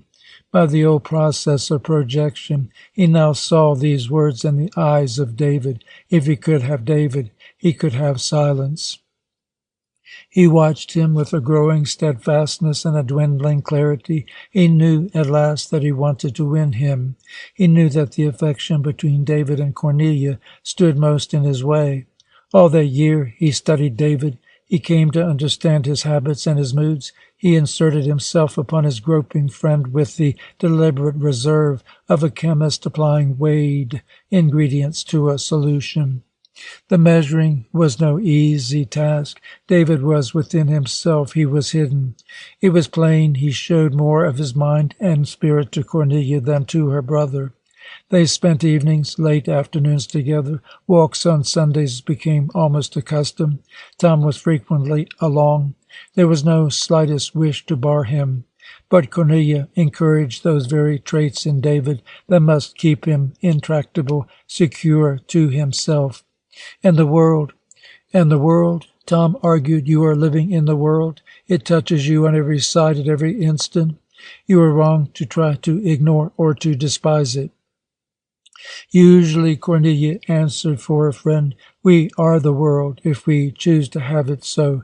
What you mean by the world is only the gross and the impure. Why alloy yourself with that? Tom laughed. He knew this was David working upon his sister. Her life and her work were essentially conformist. She was no hermit, no rebel. She had had her great revolt. She had settled. She was not so very different from him, but Tom was too wise to say these things before their friend. To humiliate Cornelia before David would have the effect of estranging him. David would judge him and not understand. The idea that he could influence Cornelia was beyond David's belief. All this behind Tom's laughing. He kept silent, above all kept pleasant. He saw Cornelia's motherhood once more, hunting and hungry. She was going to preserve David from a hostile world, though it be with her own body. He watched her passion and David's dispassionate compliance. He worked his own will when they were alone. Cornelia has a habit I can well enough understand of wishing to make my friends into what she would have liked to be herself.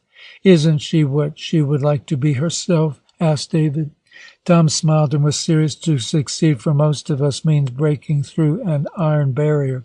Even those of us who do so cannot escape a little maiming. You are so violent in your statements, Tom.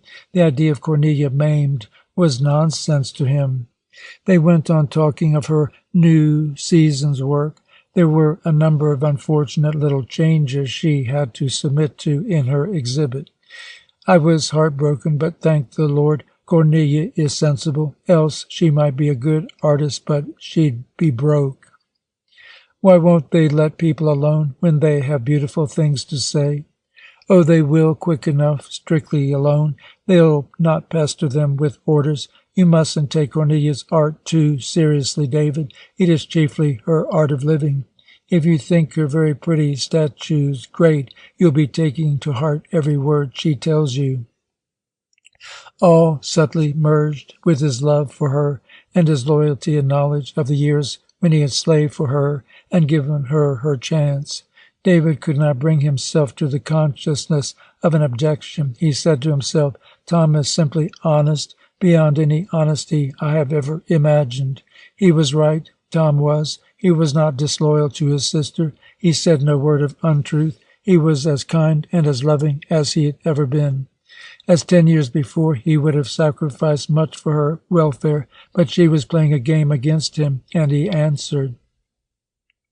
David came to believe the hot and cold of talk with Tom and Cornelia Renard, an atmosphere implied in friendship with such clever, exceptional folk.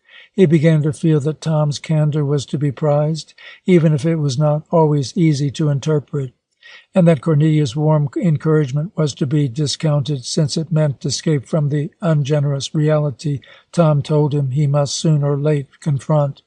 Because of and in spite of her sweet charm, Cornelia somehow must be discounted. He was sure he cared no less for her. He was a man. He was understanding a woman's natively circumscribed philosophy, her natural taste for a reserved and personal world. Cornelia stood already artist, though she was an rebel at least in one gesture of her life, for family. Tom was the world of affairs and of adventure. Oh, yes, David began to see all that, so of course he could understand the little flares of strain between the two. When Cornelia's attitude implied a rebuke of her brother's ways, he must listen sweetly to her words, as true to herself and her world, and not too seriously apply them. Pure Tom, all this, but only Cornelia knew it. "What on earth are you trying to do with him?" she asked her brother. "My dear Cornelia, how you talk. Listen." There were similarities enough between them. She also could drive full force toward a single point, whip her intensity till it became almost a deterrent to the average dull person. But Tom could meet her at any pitch. He had one talent which she lacked, and he knew this and would ruthlessly exploit it. He had a ready sense of the ridiculous, a light riding mood with which to damper her flame. Cornelia swung upon him and thrust out her hand. Her eyes blazed. "Listen." Tom, on the couch, curled his legs under him. He straightened like a schoolboy before his teacher and threw a mock serious frown across his face. Cornelia's onslaught could not resist. It turned into argument gradually stiffer, less alive, against his mocking. "David is not fit, Tom. He never could be for your sort of life. He was still. What he needs, it seems to me, is a training that will permit him to develop what is deepest and truest in him. His sense of reserve, his great purity of heart. The finest thing about David is his nature's implicit criticism of the life about him." Tom still listened. If he is flung into a sophisticated life, his own incorrigible innocence will merely thwart whatever he does. While that life goes on thwarting his nature, he will be nothing, arrive nowhere. She stopped.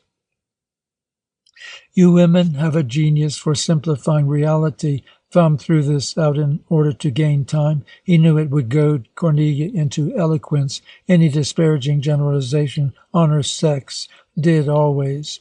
"Indeed, will you men have a genius for complicating reality till it's as false and absurd as a wired and painted and lace-draped lily.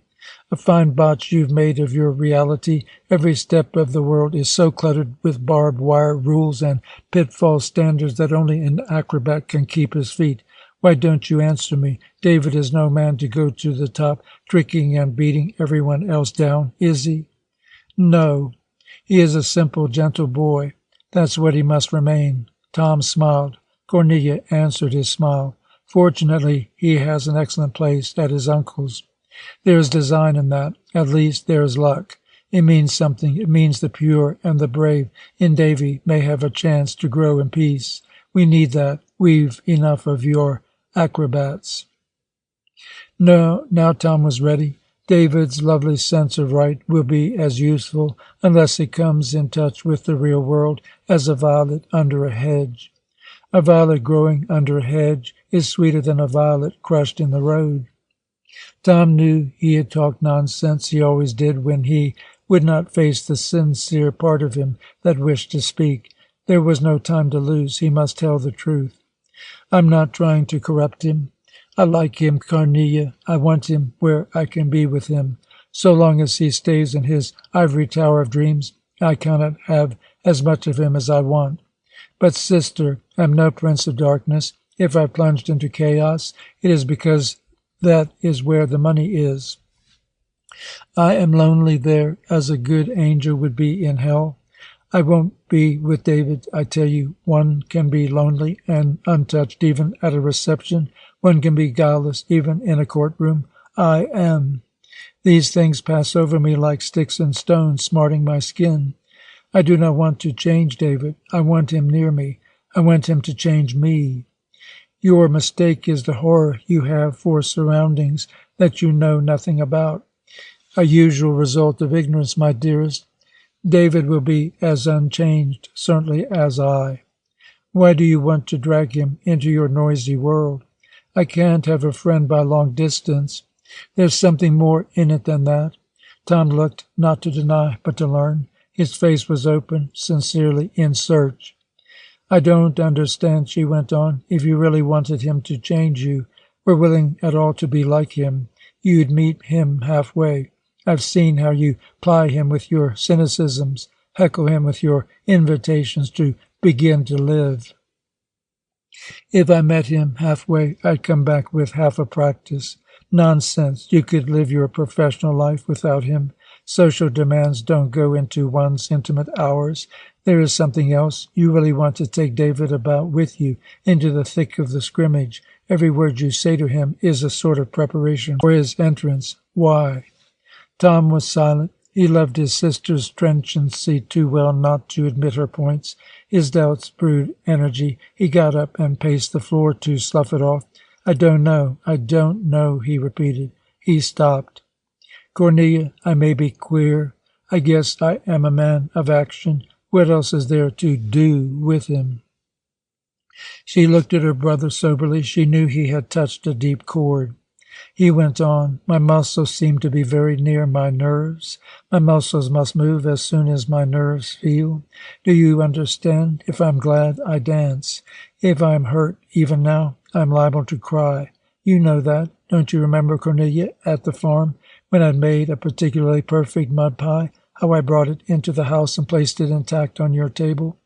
Even though it meant a mess and a licking, it was mine. I had to bring it in to you. Well, David can teach me dreams and truth, but I've made a mud pie of the world. He must share it. He had his days of offensive against Cornelia. You want to make a child of him. You want to keep him a child, mother. He is a child. Aren't you glad? Well, if I am, mayn't one be happy with something that one finds? What of David? He can't have you for a mother all his life. Some day he will be compelled to sally out. Sally out where? He can have me always as much as he has me now. We don't need to outgrow our friends. Really, Tom, you have a vision of the world that compares with Don Quixote's, giants and windmills. Very good, dear, incorrigible motherer. He came close, and his arms enlaced her waist. Their cheeks touched. You shall always have your 2 boys to make behave and keep at your breast, so long as you live. Cornelia swayed with him, smiling. But between feed times you shall let them play in the streets. She struggled away. You're horrid. You're cruel. There were tears as she pushed him off. Or his days of strategy. I'm doing my best, he said, to undermine you with him. There'll not be a shred of you left in his heart, dear sis, when I've done picking you to pieces. Which was precisely what he was about, and whose telling disarmed Cornelia altogether. Surely, if he were in truth betraying her, he would not be telling her about it. So she reckoned, while David argued that Tom's often disquieting reflections on Cornelia must in some deep way be related with the real love he knew he bore her. With this true, there could not be betrayal. The 2 young men were together more and more. They sat in Tom's warm room. Their words were of high things. They knew that these were things that were not. Tom knew these things would never be. David, that they must. They met in the present of life, as 2 might take hands down an echoing corridor, close, though the one thought at the passage end was life, the other death.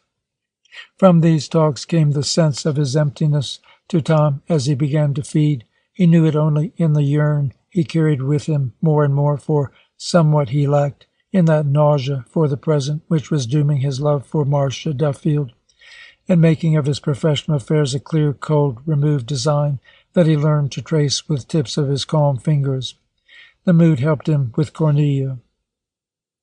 He went to her, morose, and said kind things, angry things that in their conveyance of his troubled spirit stressed his apartness from David.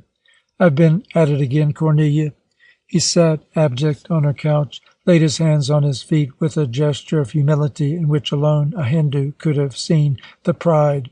His eyes dwelt on his sister's cast of a pretty boy, a boy with laughing hair and a face that was a flower. Tom's lips were still. It seemed his eyes that spoke. He loved when he came to Cornelia's place to cast off his coat and flare his collar wide from his tense neck. The muscles in his throat seemed overstressed for the low tone and the small volume of his words. "Clay is a happy medium," he said. "That boy is nearly enough, your boy, to make you nearly happy. Clay is a possible element for our wills to work in, but human flesh and human mind, Cornelia, they are weighted with a past so deep and so remote we are helpless before it." "I know." "Remember a joke I used to play on you, the uncut grass by the barn, how I made you try to stand a stick on end whose tip was fastened to an invisible string? And whenever you thought you had it balanced, I'd give a little jerk and the thing toppled." She stood off from her figure. She came forward. Her finger touched a plane into shadow. She stepped away as if there had been some vital shock in the swift contact. "Well," she said, not letting either her words or his eat beneath the surface of her mind. Tom knew he could spread a bath of acid that might take its time in eating downward, yet leave its mark. "I think, Cornelia, I have the same love as yourself for making forms, but there is something perverse and accursed in me. Something that keeps me from spending my appetite on some reasonably complacent substance like clay or pigment, or even words. Like you, I must, of course, write my poems in human life. And, Cornelia, it doesn't work." He paused. "I dined with your friend David last night." Again a silence. "I ended by running off to a trumped-up engagement because I simply could not stand his bland stupidity any longer." He got up and took a cigarette and lighted it.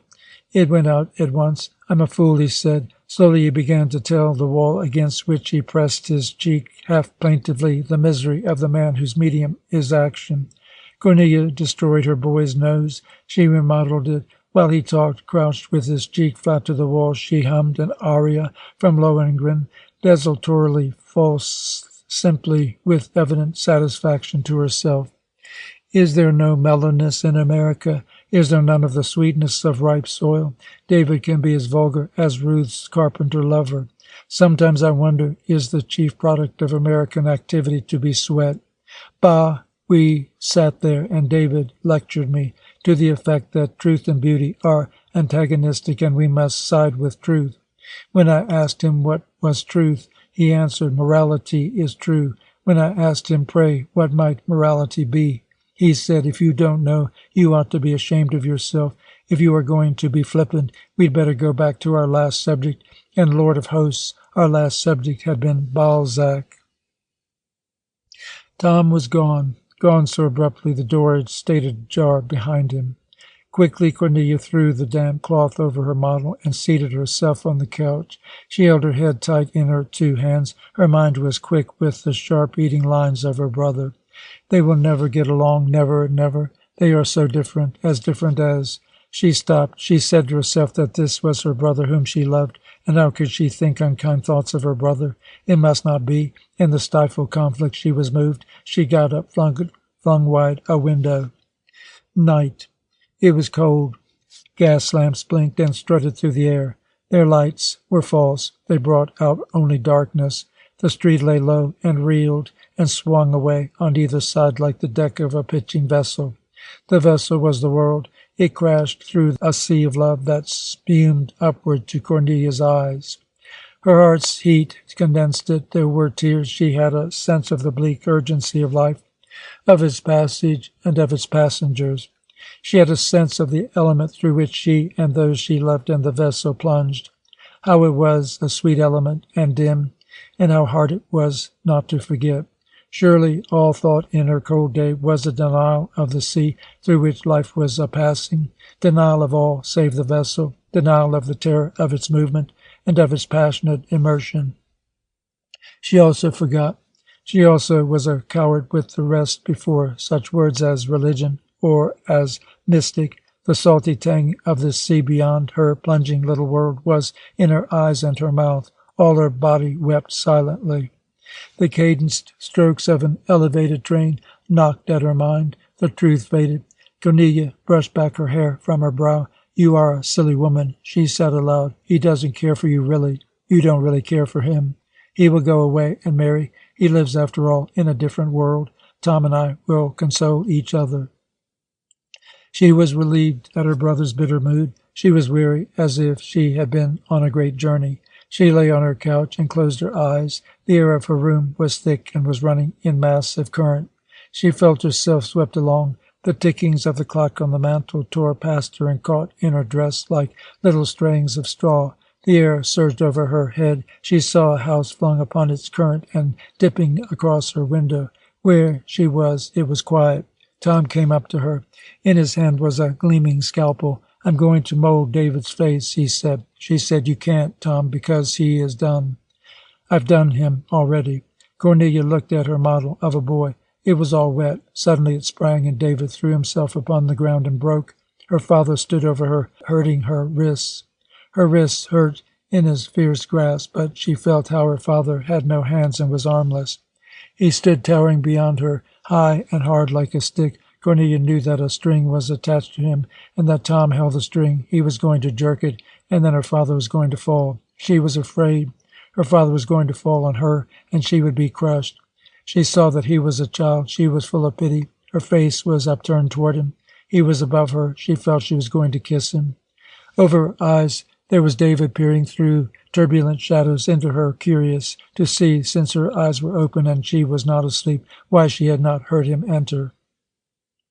The mood held. She remained in that palpitant hinterland, where all the nerves and senses of herself met all the beings of her past. David impinged sweetly upon this swerving world. She lay, scarce breathing, looking at him with eyes that denied the rest of her.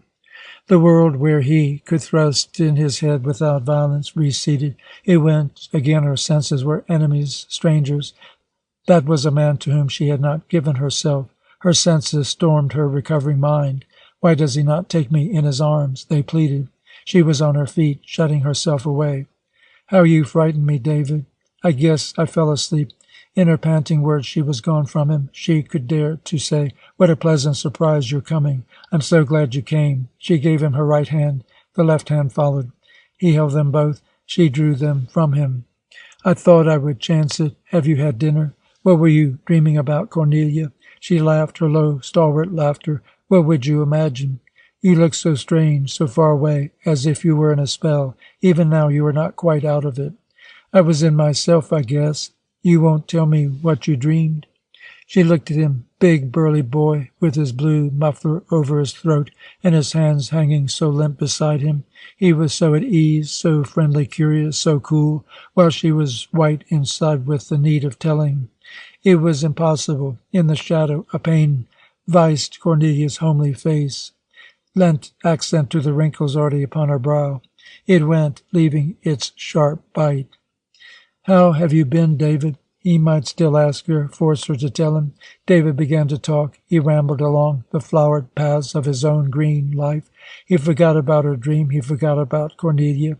As her chance of self-bestowal, of drawing him back with her to the self-land she had left, faded before his dear indifference. Cornelia's hands were fists, her soul retracted with hurt. He chatted. She left him to put on her hat. She saw herself in the mirror, plain Cornelia, motherer, who had found her boy at the age when boys go forth. Her mouth affirmed the bitter resolution that must make it hard. Her eyes fought against their tears. David was there, with a dry will that must dull and dim them. The ineffable glow of confidence and of the sense of being sweet faded still farther from her face, leaving it older and less sweet. So she returned to David. They went out to dine. End of Chapter 6, Part 2. There were times when the two young men sat in silence, looked at each other, and Tom was depressed and beaten by the world. He needed comfort of his friend. Then, out of the silence, David talked. A new way he had of bending low in his chair, with one leg curled beneath it, the other straight out, while his arm rested on the fourth stretched knee, and his palm turned upward. He would talk low then, try to give to Tom a thing he was not sure he had himself, and was not sure but that Tom had far more than he. He believed he was recalling Tom merely to his own possession. "Think of what you have done in your life. You should think of that. What have I done? What does it matter what I've done? What am I? You conquered your life. You made a new one for yourself. David, our deeds are not ourselves. We are what we are, not what we do. Our deeds, if anything, are what we have thrust from us. If I have done much, I am the emptier. Are you not always living and being anew? I am engulfed in a vicious world whose viciousness I know. I am false, David. I play dirty games, dirty tricks. I do my share of the betraying of the world before I get my share of the 30 pieces of gold. You do not know. I've open eyes. I betray, loving loyalty. I do dark work, loving the sun. Tom was up from his chair. Look at this flat. He parted the curtains of pale lavender that subdued the room to a quiet, steadfast chromatic scale. It was afternoon of Sunday. Swift and passionate, the sun came in. It made the curtains tremorous with fire. It cast a radiance upon the cream-done walls. It sang through the room with light feet, tripping the soft rug with tawny fingers, touching the books and the vases. Tom and David sat within miracle. Tom's voice was dark in the sunlight. This rare thing, he said, who can purchase the sun in the city? Not your saint, not your artist and lover, only creatures like me who serve darkness. The law that I serve lives in shadowy, dusty places. Its priests are men too crafty and bent to be honest thieves. So I have the sun. And David, I love the sun. I hate what I must do to earn it. I'm a man who can keep his love only with gold that he gains by his love's prostitution. The last splendor of day, the sun's arms turned upward, suppliant in death. The vast stars sank beneath crumble of buildings. Tom and David shivered at the eternal surcease. I feel that the sun some day of its own accord will go from me because of what I do against it, go at midday as it has gone just now. New shadows rose. They were silent like lips that have just spoken. The glow was gone from the room. It throbbed still in their minds. A flower faded. David said, I wish, Tom, I could help you. Tom did not smile. I feel you are unjust to yourself, perhaps unjust to the world also. It can't be as evil as you paint it. As for you, I know how far you are from what you say of yourself. You deserve the sun, Tom. Tom did not move. Just think, over there in the east, those black belching houses where you say they slaughter cattle and brew hops. The sun will rise tomorrow before you awake. Where do you get your idea of the world? A sharp question. It left David blunt. I can't explain. It's not reasoned out. My idea of the world, I guess, is chiefly what I feel. And what do you feel? Your own past of feelings, that is what you feel. Your mother, your easy village life alone with your mother, 9/10 of it. Well, isn't that life as well as this? It's dream. I do not see the difference very clearly. My mother was, and my love for her, they are more real to me than the hardness of the city. Perhaps, Tom, it is the hardness of men which is dream. If your love and your life with your mother are reality, lean on them now. I live with them, Tom. Tom walked up and down. I leave you in your dream, David. I want to, but some shock of the outer world will come and wake you. You are walking in your sleep. I want gentle hands to bring you to yourself at a safe moment, at a safe place, lest you fall, David. David was up also. They faced each other, the tall, gentle, unkempt boy, and the sharp, sure measure of Tom, the boy with bright, slow eyes against the weary quickness of the other. I may be more right than you. David's voice was low. It had a full cadence of shaded notes. I don't think what we reason out is always sure. I can't explain. I believe that just the same." About his low voice the room darkened. What was light and certain of the room was the spirit of the friends grappling with thin shadows. David was speaking. "When I think, Tom, that there are millions, hundreds of millions of men and women, each of them has feelings deep like mine, feelings of doubt and happiness and sorrow. It seems very wonderful to me that the world should be so rich. I used to wonder about God. It didn't seem to me likely that there could be one mind who knew all about the billions of people that there have ever been, be interested in them, know what was good for them, love them. But I don't feel like that anymore, this huge sea of feelings made up of so many billion seas. Well, that is true, and that is quite as wonderful as the idea of God." "Do you think they all feel as you do?" "Of course they do. I know that really I am no more than the rest. I know how huge my own feelings seem to me. But most of them are luckless, David, stupid victims." David looked wondering. "They strike me as wonderful," he said. "Everything. People aren't stupid at all. Perhaps rulers and philosophers are stupid. I don't know. I don't know how they work. I know that no stupid man could make a chair or a plow or field, and a woman, Tom, who can give birth to a child that will grow up is not a stupid woman. Think, there are billions of women who have done that. All of these things seem marvelous to me.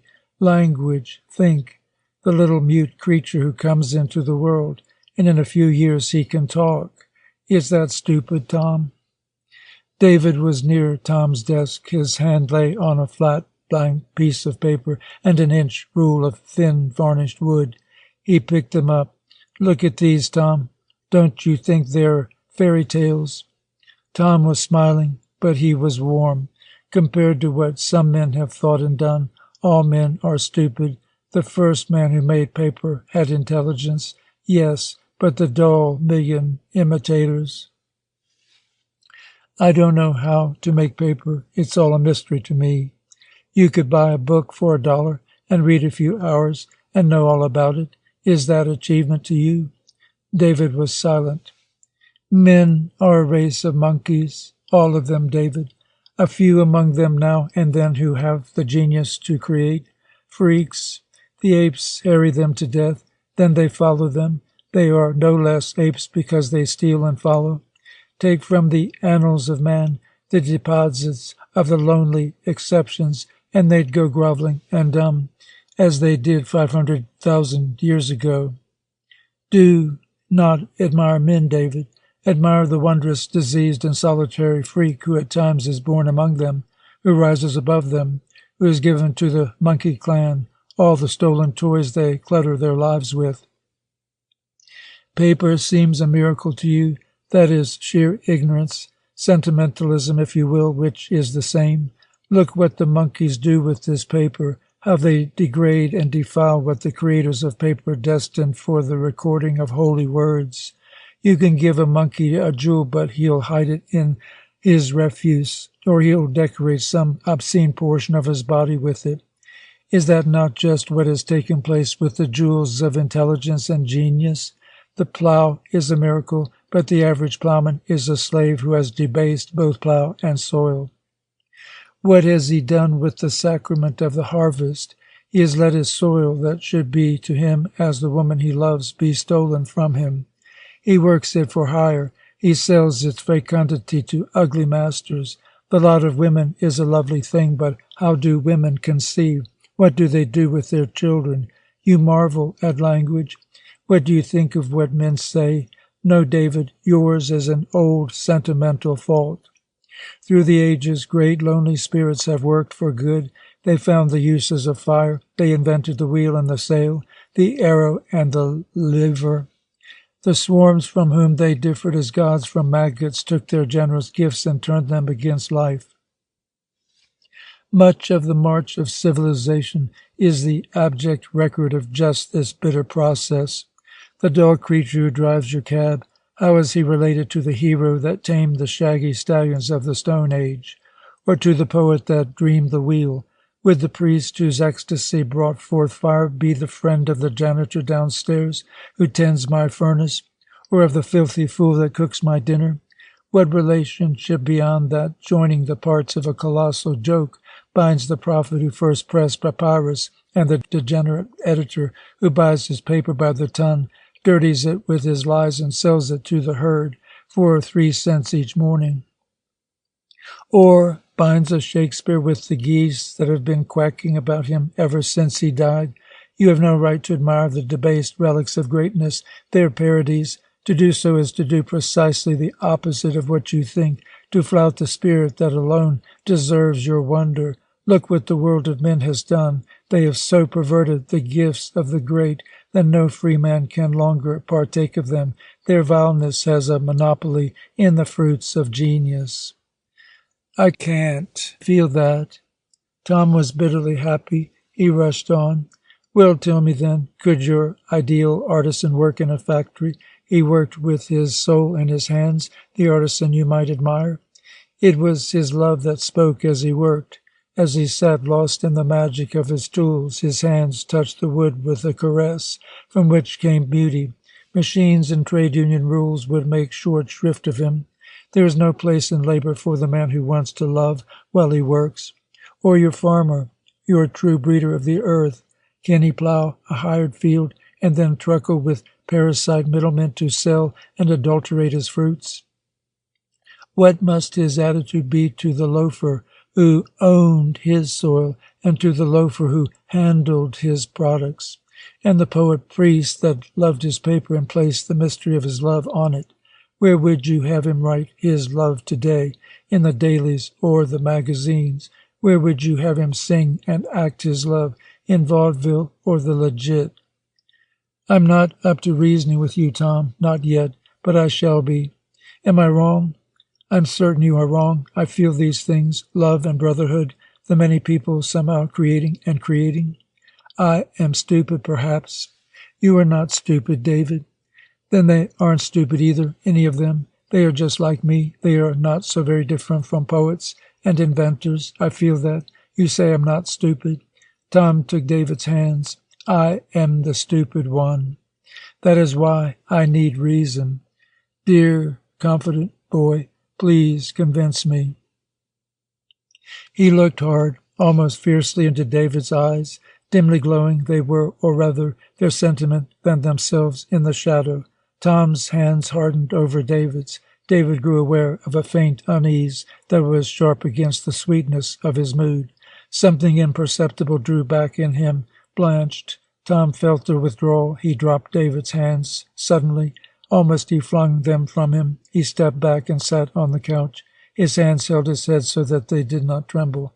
His voice came vibrant from the darkness. Do not listen to me, David. Though I out-talk you 1,000 times, it is you who are right.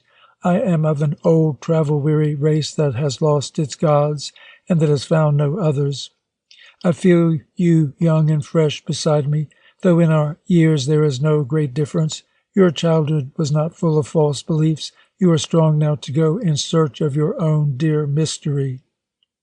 I've cast off false gods, but their hands were about my heart, and my heart went with them. They are indeed discarded and dead, but my heart is dead along. David came through the room. It seemed a cavern as he made these paltry steps to Tom. He sat beside him. Still he was ill at ease. He felt so suddenly strong and stronger than his friend. While Tom talked, it had been hard for him to master the despairing sweep of impotence over his body as his mind. Now again, coming of his strength beside his friend, he felt a cord draw him, held outside himself, so that his coming was weakness. This could not be. Surely it was good to sit beside his friend and comfort him, to be glad of the misty glow that touched him from their two bodies and made him feel Tom's breathing, made him feel the palpitance of Tom's thought like a butterfly in his close-cupped hands. Tom said, sitting beside me, you are sitting beside nothing. David was still. At the heart of me, David, there is an empty place. What you call my success has been a violence wrenched from me. David, have you ever walked along a country road, taken a flower in your hand that grew beside it, pulled, hoping as you walked on to unearth it by its roots? And have you ever found in your hand a pitiful, crumpled heap of petals and pollen, with the nude stalk still fast behind you in the ground? I wish I could reason out how wrong you are. I suppose for you I would have to make a very clear argument. My feeling does not help you. Are you sure? If I am downcast, argument to prove I am all right is not the thing I want. I am different from you. Perhaps not in all things different, dear David. I know you are wrong. I've watched you. We are friends now for so long a time. I could have told you this almost when we met, when I paddled you about and you let your wrist play in the water and sprinkled me. You have a funny habit, Tom, of hurting yourself. Lord knows why you should like to. You are not satisfied with the world because you are so much better. It is no sin, Tom, to live in a world where we were born. It is splendid that you have such dreams of a far better one. Your life proves how true and real you have been, perhaps more so to Cornelia than to yourself. I'm sure you would be the same for me. I could do anything for you. I've nothing with which to cure you of your black doubts except a stupid faith that does not touch you. Davy, it is the best in you. Give me the best in you. I want nothing better in all the world. Silence enclosed them again. David struggled with what he deemed his impotence. He was not very bright, he feared. Perhaps he failed to feel the stupidity of men because himself was stupid. Tom would not tell him that. A wave of the need of giving welled about him. He was warm and relaxed within this element, whose indeterminate grain moved him toward Tom. He relaxed, the same easeless stir moving to stiffen him back, poison this sweetness to make him one again with his threatened solitude. David struggled for the quickening of himself in self-bestowal. Tom sat in darkness, bitter hard, his will a clenched fist over his body, with a strain so true that the muscles in his neck stood out. He strove to turn away from his loved friend. But his hand went forth, his knotted hand that seemed beaten by the weathers of life went forth as on a journey hazardous even to its wisdom. It trembled close to the hand of David. The warmth of the young hand made it cold. A sharp, shrill voice that sounded a shriek in the darkness. Let's have a light. Tom jumped up. In the yellow of the gas, David sat blinking. Tom was all movement. He flung off his shoes, put on another pair. He changed his necktie. He hung away his housecoat. He stood dressed for the street. I must be off, he declared. Which way do you go? He was decreased to a more comfortable pitch by this let of energy. He came to David, with both hands half helped him from his seat. They had been long in darkness. In darkness some strange light from each had played upon them. Now at the mundane level of the gas lamp, they stood and needed to look into each other. Their eyes were venturesome, but their darts of laughter proved them timid. They stirred their bodies and their minds, swerving away, as if they dangled loose from one another, and were close fastened only by their eyes. David walked yearnful through the city. It seemed sure to him that his heart was empty. He cared for no one. He was a speck caught in a pretty whirl that gulfed him quite as whole as if an ocean had risen to immerse him. Happenings of the day and of all other days lay in the back of his head in a shadowed corner where he flung what he was too weary to dispose of. The corner of a curiously cluttered room that had no dear thing in it. So walking the wild city it was to David. He stood in a great square and heard New York.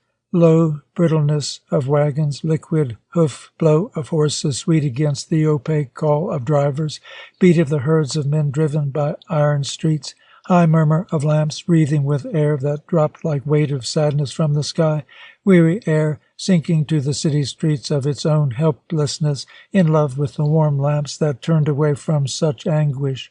The buildings hummed their tune of mastership, but these were low, was low the plaint of the air that was being breathed and defiled by the herds of men. Under all was the city, above all was the city's voice. David stopped still and heard it, a sudden solitary shriek coming from afar, dying, born anew. The city hurried and did not hear itself. David walked again. The cry was gone. He was deaf also, doubting, forgetful. He walked to the house of the Tibbets, where he was due to dinner, a warm hall, carpeted stairs leading up like a steamer's invitation, balustrades that flourished, and bold, flat pictures that grimaced against walls with the effrontery of servants. The door closed. David stood on the thick carpet and felt the harsh mahogany's gleam, the cushioned resilience of chairs, the obtuse blindness of leathered walls. He felt this Fay and her mother, how they were hard and soft. The black, sleek fatness of Mr. Tibbets moved against him, held out wide hands to take him in. A forbidding, brutal gloss, like the woodwork, sheathed the softness, a give of sentiment and thought no more alive in these people than the red plush of the sofa. All of it was suddenly obscene to David. He was in the mood he had found once in a house of prostitution. He had entered with a fellow from the office in stern response to passion. He had fled as one flees in a nightmare. The madam within the harsh green satin of her kimono, which was a mold for flaccid flesh, the hard faces of the women, the hard pastiche of their gestures upon which the flabbiness of their souls and the unexercised pulp of their minds came out, oozed out. David caught himself. What nonsense with these good friends asking him questions. What had that memory to do with this? He walked deliberately into the mood of the Tibbets. He forgot his nausea, as he had forgotten the voice of the city. But Tom he could not forget. His forgetting all else brought him inevitably to Tom. He was warm and alive with Tom. He felt it in Tom's friendship more than in all else, more than in his work downtown or the slow reading of good books. He was growing up. He glowed with Tom, as one might smile at the accomplishment before one's eyes of a good prophecy. All his life he had known that he was destined to become a man, an ecstasy, this, of wonderment and terror, which ran in a kaleidoscope of color back to his childhood and to the time when his little arms had clasped his mother's knees. Some day he would grow up and be a man. Whenever he heard these words inside him, they came by his mother's voice, for she had brought them first like a fire to his life. She had burned him with them as a reproof, or thrilled him with their glow of destiny, or when her slow hands and her mouth upon him told of their imminent loss, lighted him as a sacrifice with their mysterious meaning. For in these words was a world beyond his mother, in them coming from her mouth and from her breast that he loved. David knew the ruthless rhythm of his life away from childhood up to the passion of maturity, away from his mother to a motherless, cold land for his own mastership. This destiny could be many things. It was a twinkling star he looked at from his safe world and laughed against. It was a fairy field near only in his fancy, far from his being, dominioned by the will of his young ignorance. It was a menace from which he fled to his mother, and toward which the vigor of his mother's love yet drove him. He stood at his manhood's threshold, not daring to turn back, a deep and cavernous beginning, a passage lost in shadows. Not seeing the passage he dared to enter. His mother's going had been the bidding of her love that he should leave her. But David was not alone. A part of him was still the short and sturdy child that clasped his mother's knees. All this was changed, and all this was eternal. For now again, David was not alone. Tom, who had shown him the coming of his manhood, would accompany him through it. His friend and comrade, though David knew it not, in a way marvelously true and false, the legate of his mother. End of chapter 7. David lived alone for a little more than a year. Already in that year's spring, the two friends decided to find a place together. Their living room opened from a narrow hall along a darkness sidling their two bedrooms, symbols of our hopeless single eyes flat on the gray bricks of the adjoining house, blinked like purblind old women against something too close for focus. Here sleep was imprisoned, that might heal men from the poison of their days, but that men have turned into a merely deeper and more occult brew of their days' poisons. The room where the sun came was the room they thought they lived in. their home that, though they spent far less hours there than in the blinking sleep rooms, and though, of course, the sun was usually there when they were not, they who waded each day into the city as miners go down shafts. But it was good to know the sun was there even with them away. They had hunted long for a southward room, the resilient Mrs. Lario, with her bare arms giving to no touch, and her smooth throat so palpably immune from the gust of a man's passion, above the tight composure of whose eyes brooded her hair like a black tempest of contradiction, came and cleaned. She turned the mattresses. She sprinkled water for the dust of the crumbling floors. She made the rooms gleam with a moist complacence like her own widowed virtue. But then beside Mrs. Lario came the sun, dried the moisture of her mop, turned all this artificed cleanness that smelt so of its triumph over dirt into a health that glowed self-sustainedly without a hint of being mere reform. The sun came and balanced Mrs. Lario and made her possible, so that when Tom and David were up, ruffled and wearied through their shafts at night, they felt that their home had been not cleaned alone, but redeemed also. And if there was a flavor of must in the tidied bedrooms, the rococo sitting of the pillow shams, the somewhat chromo-patterned regularity of things left on their bureau, there was as well good air, still a thrill with the sun's last coming. On Sundays they greeted the sun as one they knew, who knew their home better than they, greeted him a bit like a familiar god, with his long, frank strides shattering their windows. David was making a success in his uncle's business. He had at last achieved a salary determined rather by his place in the office than his relation with his head. Mr. Dean's theory had unconsciously been one of compensation. He balanced his knowledge of the boy's advantage by miserable pay. This enabled him quite honestly to say, "David gets no more than any other beginner."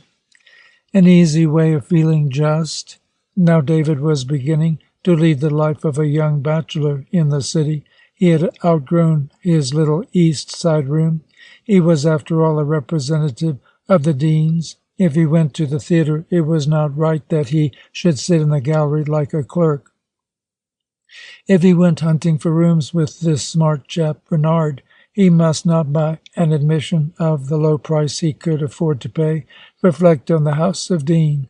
Mr. Dean was a little on his mettle with his nephew, as most men with their sons. He was approaching the time of vicarious satisfaction. He made David assistant to the credit department and gave him a good salary. David knew the nepotic alloy in his good fortune. It did not trouble him. He thought somehow he deserved it. He recalled vaguely an old remark of Tom's about another matter. Men who get what they deserve always do so, you will find, for inappropriate reasons. David was letting the sweet illogic of America come in on him. He was lost in wonder at the perfect and complex weave of manifest occurrence which armored the reality, latent and different, beneath. The weave was one of grace, goodwill, and beauty. It was in contradiction to the moving nakedness he felt fatefully a swing below his life and the whole city. He was, after all, in much, a child, one who wanted the world to be good to him, to whom the real was the most splendid of fairy tales. He fitted into this social structure so close akin to the land where hags turn into princesses and pumpkins become coaches. He was that sort, the sort who wanders blithely through an enchanted forest, where great black trunks of trees stand under a green sea of murmur-like protective stanchions, and who picks up an acorn, finds it to be a golden apple, eats it with neither indigestion nor surprise.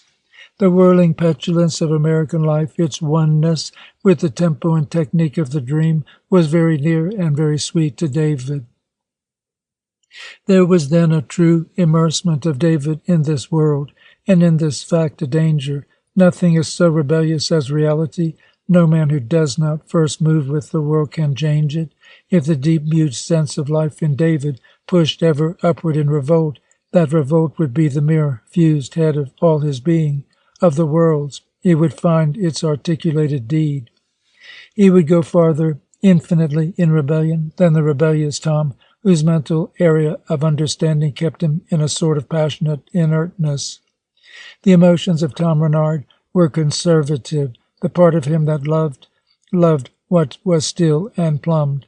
And there, the manifest world he found rather than its latency of change. Only his mind ventured ahead into potential realms. His mind was much like a courier at work in advance to fit and to pare down conditions for the advent of his master. So Tom felt a hazard in his friend. He wished to live in the world that he found. He wished to live with the friend that he had found. It was needful, therefore, that his friend should live there also, that he should change just in so far as to fit Tom's world, yet not so greatly change as to be no longer David. Tom realized that the world's acceptance he desired in David and its possession he feared were very close to one another. He looked at his friend and wondered. David lay back in his rocker with his legs out straight and the mist of his pipe rising above his upturned head. He was comfortable.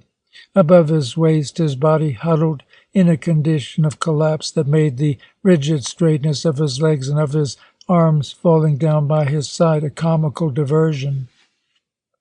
Tom looked at him from his rush seat chair, direct and simple. He sat at ease, straight. He picked a paper from the floor, but below his waist his posture was unaltered. His head moved on his neck like a hinge. His torso moved on his hips like a hinge. There was David reaching for a match, his legs shifting, his chin dropping upon his chest. David's arms went out and he yawned. His body was rigid. It seemed to press out the energy of words. Oh, I am sleepy. Tom laughed. He had come in far later from a dance. He had been up an hour earlier. Why don't you lie down then? David's eyes seemed to exercise command over his sluggish state. They thought the idea a good one. The big body lifted heavily from the chair, went wide and down to the floor. David lay on his back. Tom looked at him. He could have raised his foot and placed it on David's stomach. One hand, palm upward, slumbered directly beside Tom's chair. Tom could have stepped on it. The temptation ran humorously through him. Why, you should be sleepy, my dear man. I bet you slept 10 hours. Well, after a pause, it's Sunday. Tom laughed again. You're still a lazy country lout. David snorted and smiled. He rolled his generous round head away from Tom and closed his eyes. Since his eyes alone had borne the quality of resistance that was his space in the world, David lay prone and altogether passive. He was a little like a flame that has been extinguished. Tom began to contemplate his friend. David breathed deep and low. Looking and pondering, Tom came to breathe in unison. His shorter, tighter body made this anomalous. They breathed together, but David was sleeping. Tom's breath brought him discomfort. A tithe of it he discharged by stirring his foot to within an inch of David's hand. It stayed there. He was forward in his seat. His gaze went forward, fixed on some vague moving object that swung in a pure parabola away.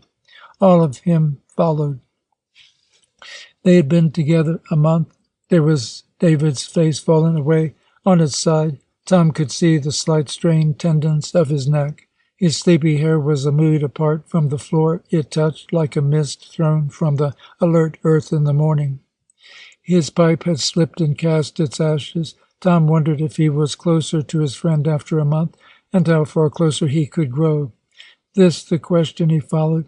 As if in search of it, he leaned agilely forward, immersed, and picked up the pipe next to David's hand. He was again erect in his chair. He held the pipe before him, not seeing it. He was very awake, thinking. Suddenly he looked at his hands, amazed. They were empty. The pipe was in his mouth. On his face came an expression of motion, as if he wanted to get away. He thrust the pipe back of him on the tabouret. Again rest came to his features. They no longer strained in the symbol of the need to move. He was in contemplation. His lips parted and pursed at a faster tempo than his breathing. His eyes hardened. He took a long draught of air, as if his sluggish breathing had half stifled him. Once more he breathed at his wonted measure. He looked down at David for the first time naturally, as if David were this expected object at his feet and not some threshold beyond them. They had been, after all, a mere month together. Why was he counting time with David, when, elsewise, he was glad to take his days in gross, and the thought of the years like steps of a painful stairway to be mounted toward the flat respite of death? In this lingering with David and his hurry elsewhere, there was a discord, a whirling that made him dizzy. One part of him moved faster than the rest. He turned and turned round.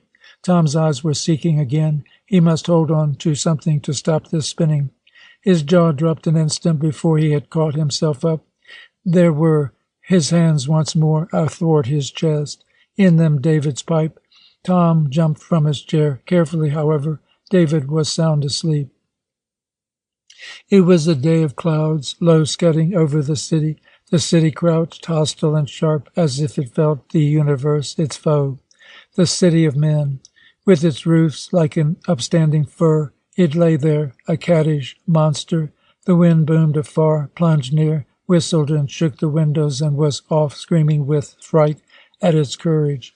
The city was tense and cold under its houses. A lighter shadow cut down from the retreated pall of the skies. The sun was up there somewhere. The shadow mushroomed forth, losing its lightness, swelling with relief into the wider darkness. Disappeared.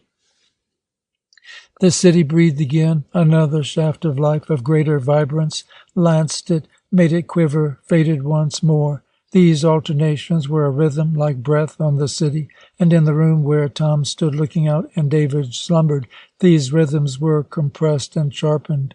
The swaths of lighter shadows, strugglings of the sun, brought unrest. The city was easier in the greater gloom. Was the sun what it feared? The gloom was a cloak hiding the foe. When it parted, a sword flashed. When it parted, the city trembled. Tom felt the acerb coldness of this maze of stone and brick. A testaceous monster crouched beside the hidden Hudson.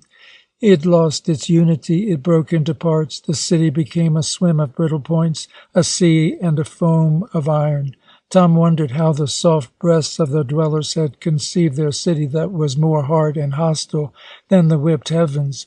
He saw them under the mountains of their handicraft like shell-less creatures huddled in a mountain of waves. He was back from this fury to his chair. There slept his friend. He was aware of David, gently asleep, and of the surge of the city, and of the skies, a humor of hostile motion.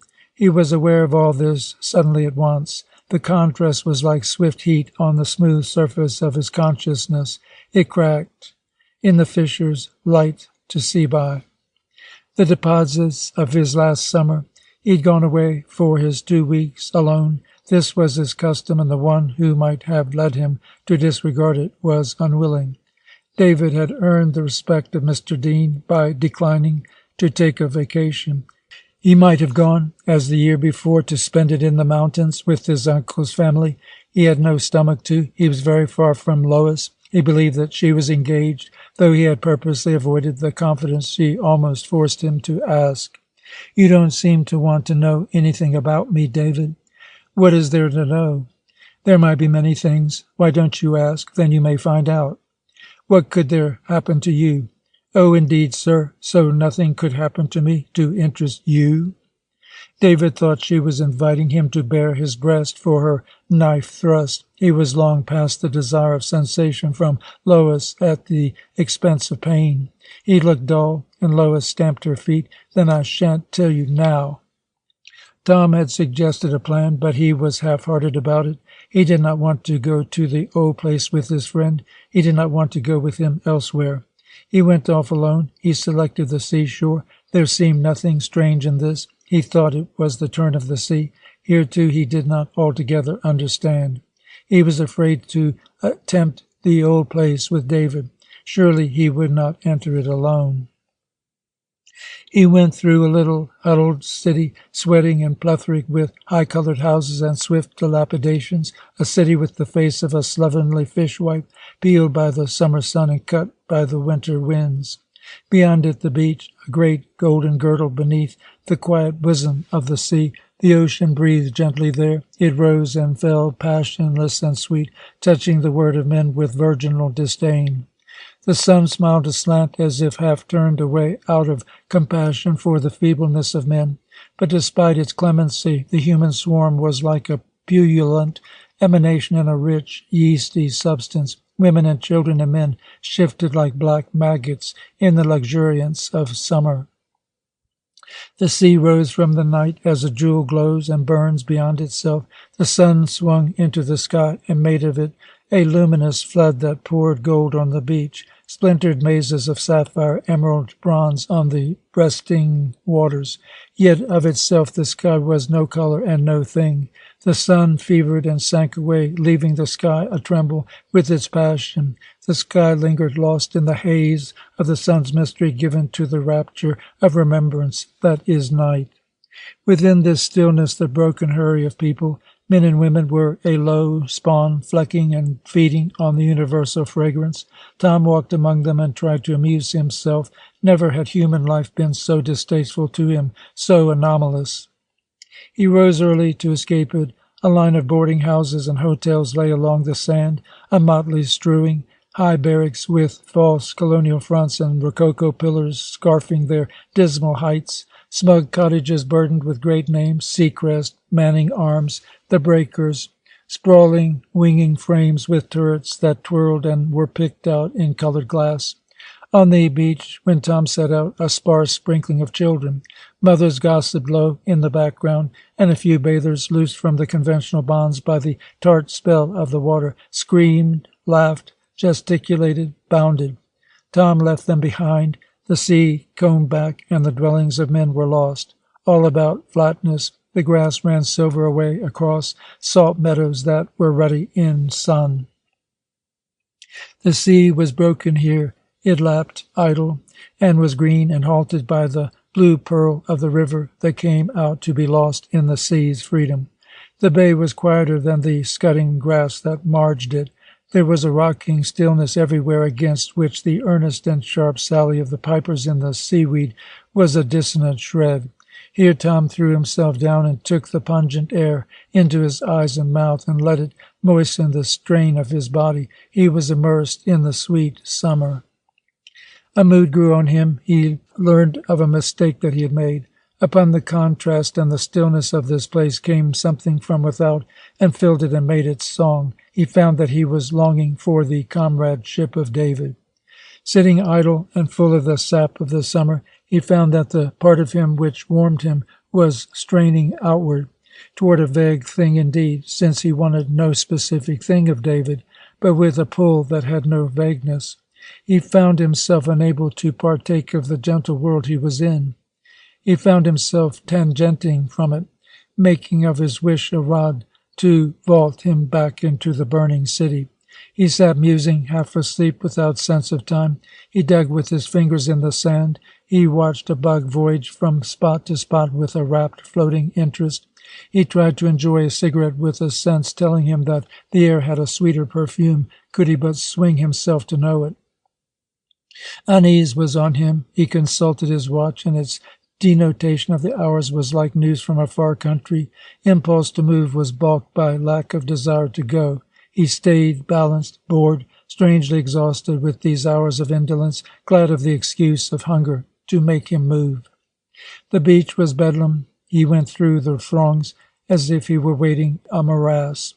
Only the buffet of the waves when he swam beyond the breakers gave him a resistance where he could dwell with a certain comfort, but he could not bathe all day. He went in to dinner, a sort of immersement in a black pot, where food was, clatter of dishes, hot stickiness of human motion, flies stuck on paper. It was hard to part the tasteless substance of his neighbors from the sodden stuff he prodded down his throat. He escaped to the sea. While the populace digested, he could be alone with it. It beat in monotone upon his world. It flayed it. The sea lay there, cruelly content, droning its repetitious chant, until the endless song mounted, terraced, burst in his ears like a vast shout of conquest. Tom felt an invasion. His small body was being swept by a terrene monster. The sea's laborious approach against his nerves was no relief from the crepitous gorilla of the women, children, men, beating their individual sticks and stones upon him. Tom went back to the deserted bay where the sea was less the sea, and gazing at the watery world, he wondered by what spell the ocean had even been a balm to him, by what strength he had dared love it. He said aloud to himself in the silence, "Well, leave here. I give you permission. Go somewhere else. If this bores you." He had no answer. He did not wish to go somewhere else. He wished to go back. He had always loved this being close among the pleasure-toiling people. He had looked forward to the nights, the open theatre garlanded in paper lanterns, the carousal with its comical rugose rounds of music, the dance halls by the sea where the salt air swooned in the invasion of shuffled feet, of perfume, of pop and beer, the silent stretches away from the lights where he could see the couples under the moon, discovering love, finding for once glad uses for their bodies. All this Tom loved, and for it had come. There was the solemn jay, decked in white duck trousers, who walked as close as he dared to the girl in frills, with her face simpering down toward her languid feet. How far her puff sleeves kept him off, how dangerous a ceiling of adventure to take her hands and her lips, could he have them without the sea rocking upon them and wiping out the future. Tom would dance with the prettiest girl he could find, then with the ugliest, and chuckle as he discovered the law of compensation unobserved. She has less looks, no more sense. He would be hero to a gang of boys, buying them soda and ice cream, confidant of the pendulous matron in virginal crinolines, who believed him when he said he was sure she could dance. "You must not let your daughters bully you, madam, into being old." Then aloof, watching the prides, the passions, the innumerable nonsenses collect, become a single human clutter, a stir and a flare of lights, a ribboning of banal music, a haze of sweaty odors. Once more about him, silence, and at his feet a sea, musing in its moveless might, as if it were all the heavens, all the stars made through some portent palpable to him. It lay there, aloof like the truth, and he its master, since it lay also in his brain. The crowds he had left were a sputter of sand fallen on the sea and gone. So once, now nothing of all this. The world had fooled him. Ashes were in his mind, yet he could not leave his mind and the world. 10 days Tom moved in this numbness. Sudden, he went to the station and sent a wire to David, returned to his hotel, paid his bill. The message was, "I'm coming home. Save supper for me. We'll call for you." He had a sense that if he visited the bay, it would be sweet and fertile, like a young woman who is warm with the breathing of her body. That if he had stayed to dinner at the hotel, the women's chatter would amuse him, the naughtiness of the children under the frowns of their mothers shine like snatches of song, for he was on the train. A heavy, heated day met him in the city, one of those laden evenings when the air has lost its resilience to throw off the fetid waste poured by the turmoil of life. All that the millions in grips with the materials of work have thrown impure into the air remained for the millions to breathe. But Tom was in high spirits. His ferry had moored him on the west edge of Manhattan an hour before the time to dine. In this coincidence of his train, the one good train to catch after his sudden resolution, he read a happy omen.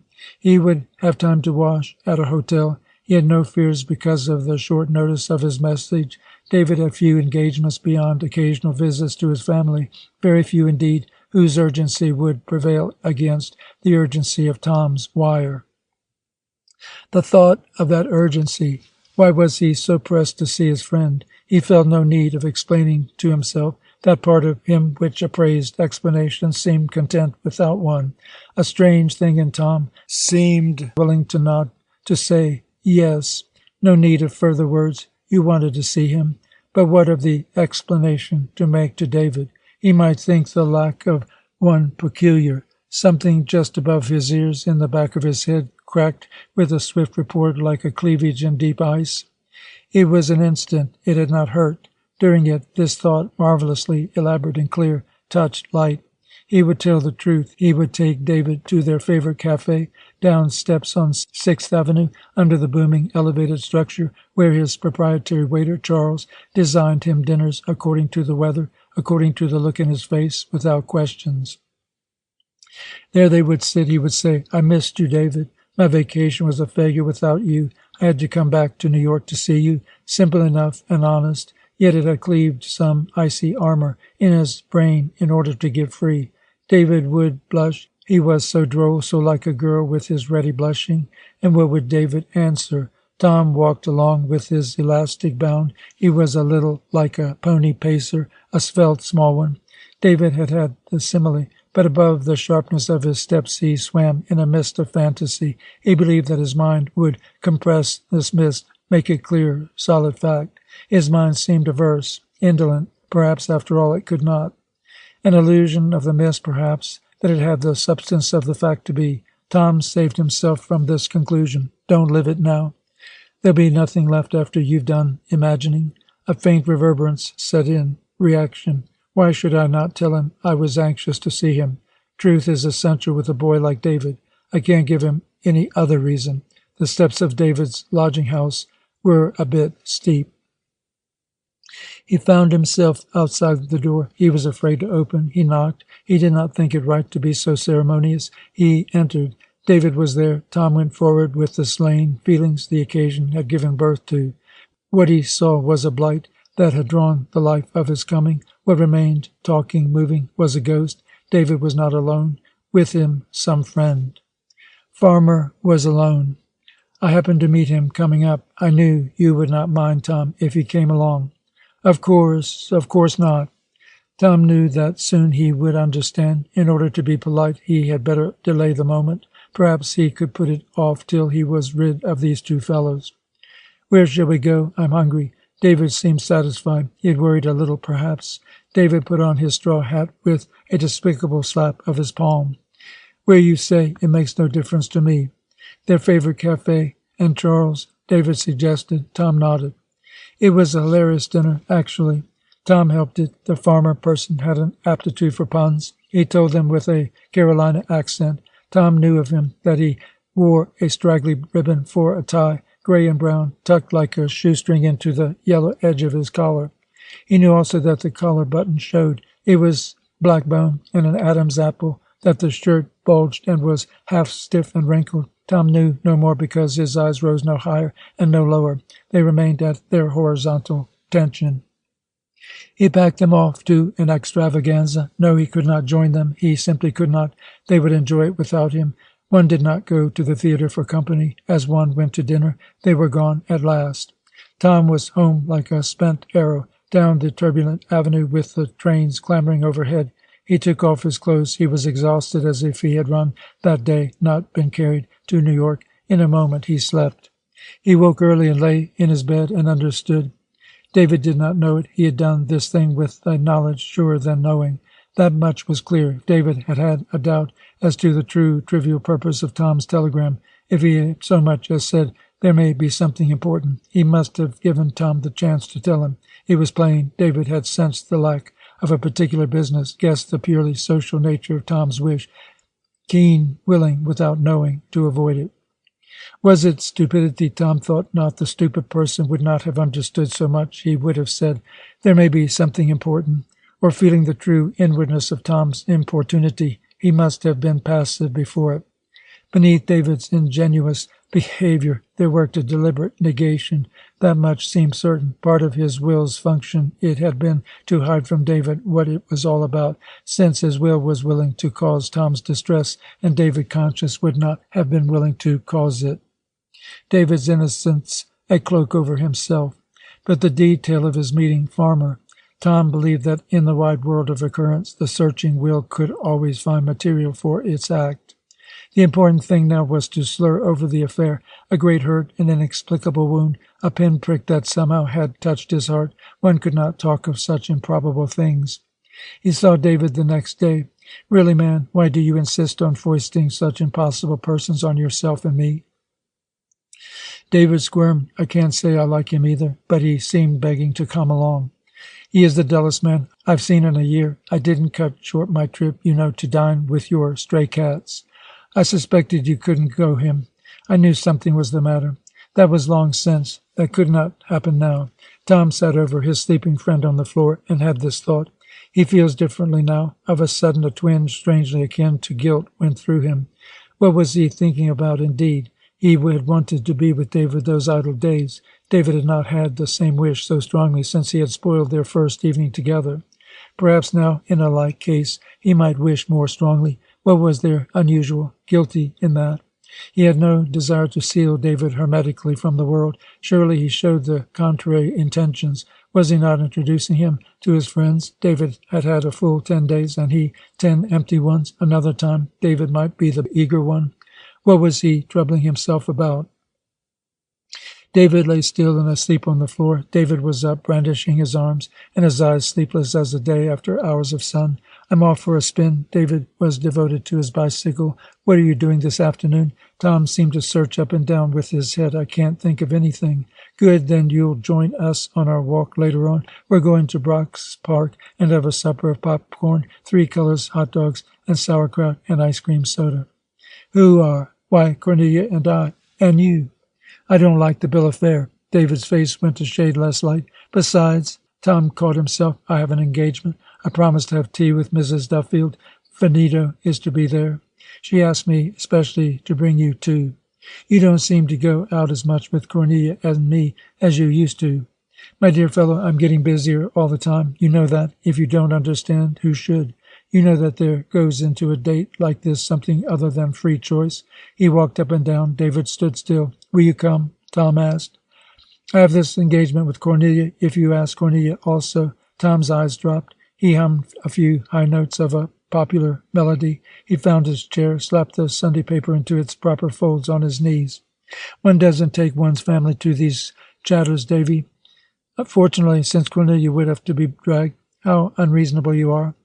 David stood motionless. He was wondering if Tom told all the truth. Tom took the offensive. I'll be blessed, Davy, if you're not thinking evil things about me now.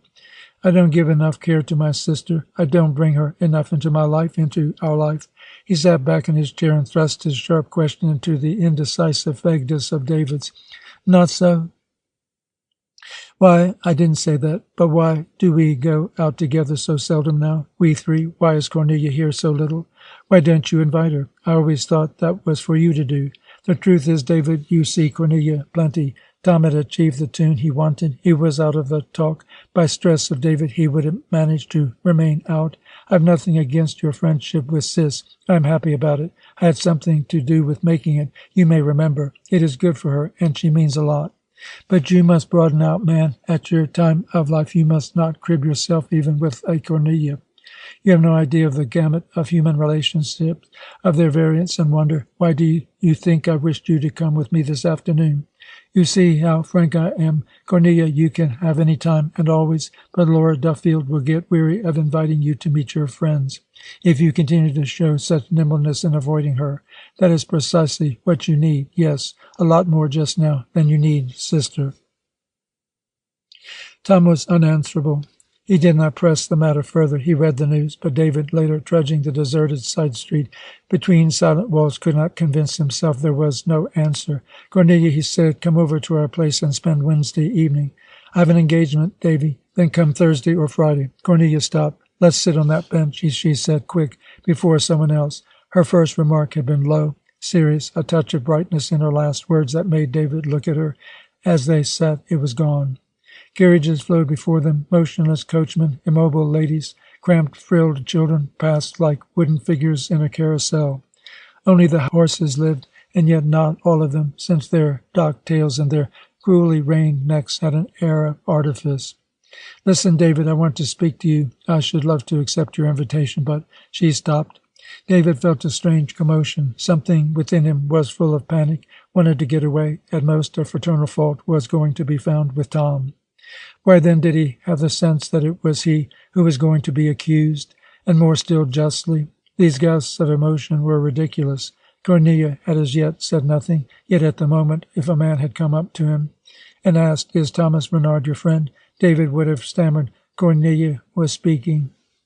You know, Davy, it was natural enough when Tom lived alone. He used always to come to me. I dropped in occasionally to look after him, his curtains or his linen, or, of course, if he wasn't well, then he'd be bundled over to my place, but I had our home. Now he has a real livable place, the better of us two, but I have the feeling, David, that this has not altered the old custom. Tom does not suggest my spending evenings with you. Having said so little, she was afraid she had said too much. She went on, Of course, he still comes to me. Alone, then? We have not been together in your place since Tom is back from his vacation. Yes, he comes alone. Cornelia spoke this slowly, pensively. Her next words trembled swift upon each other as if escaping her thought.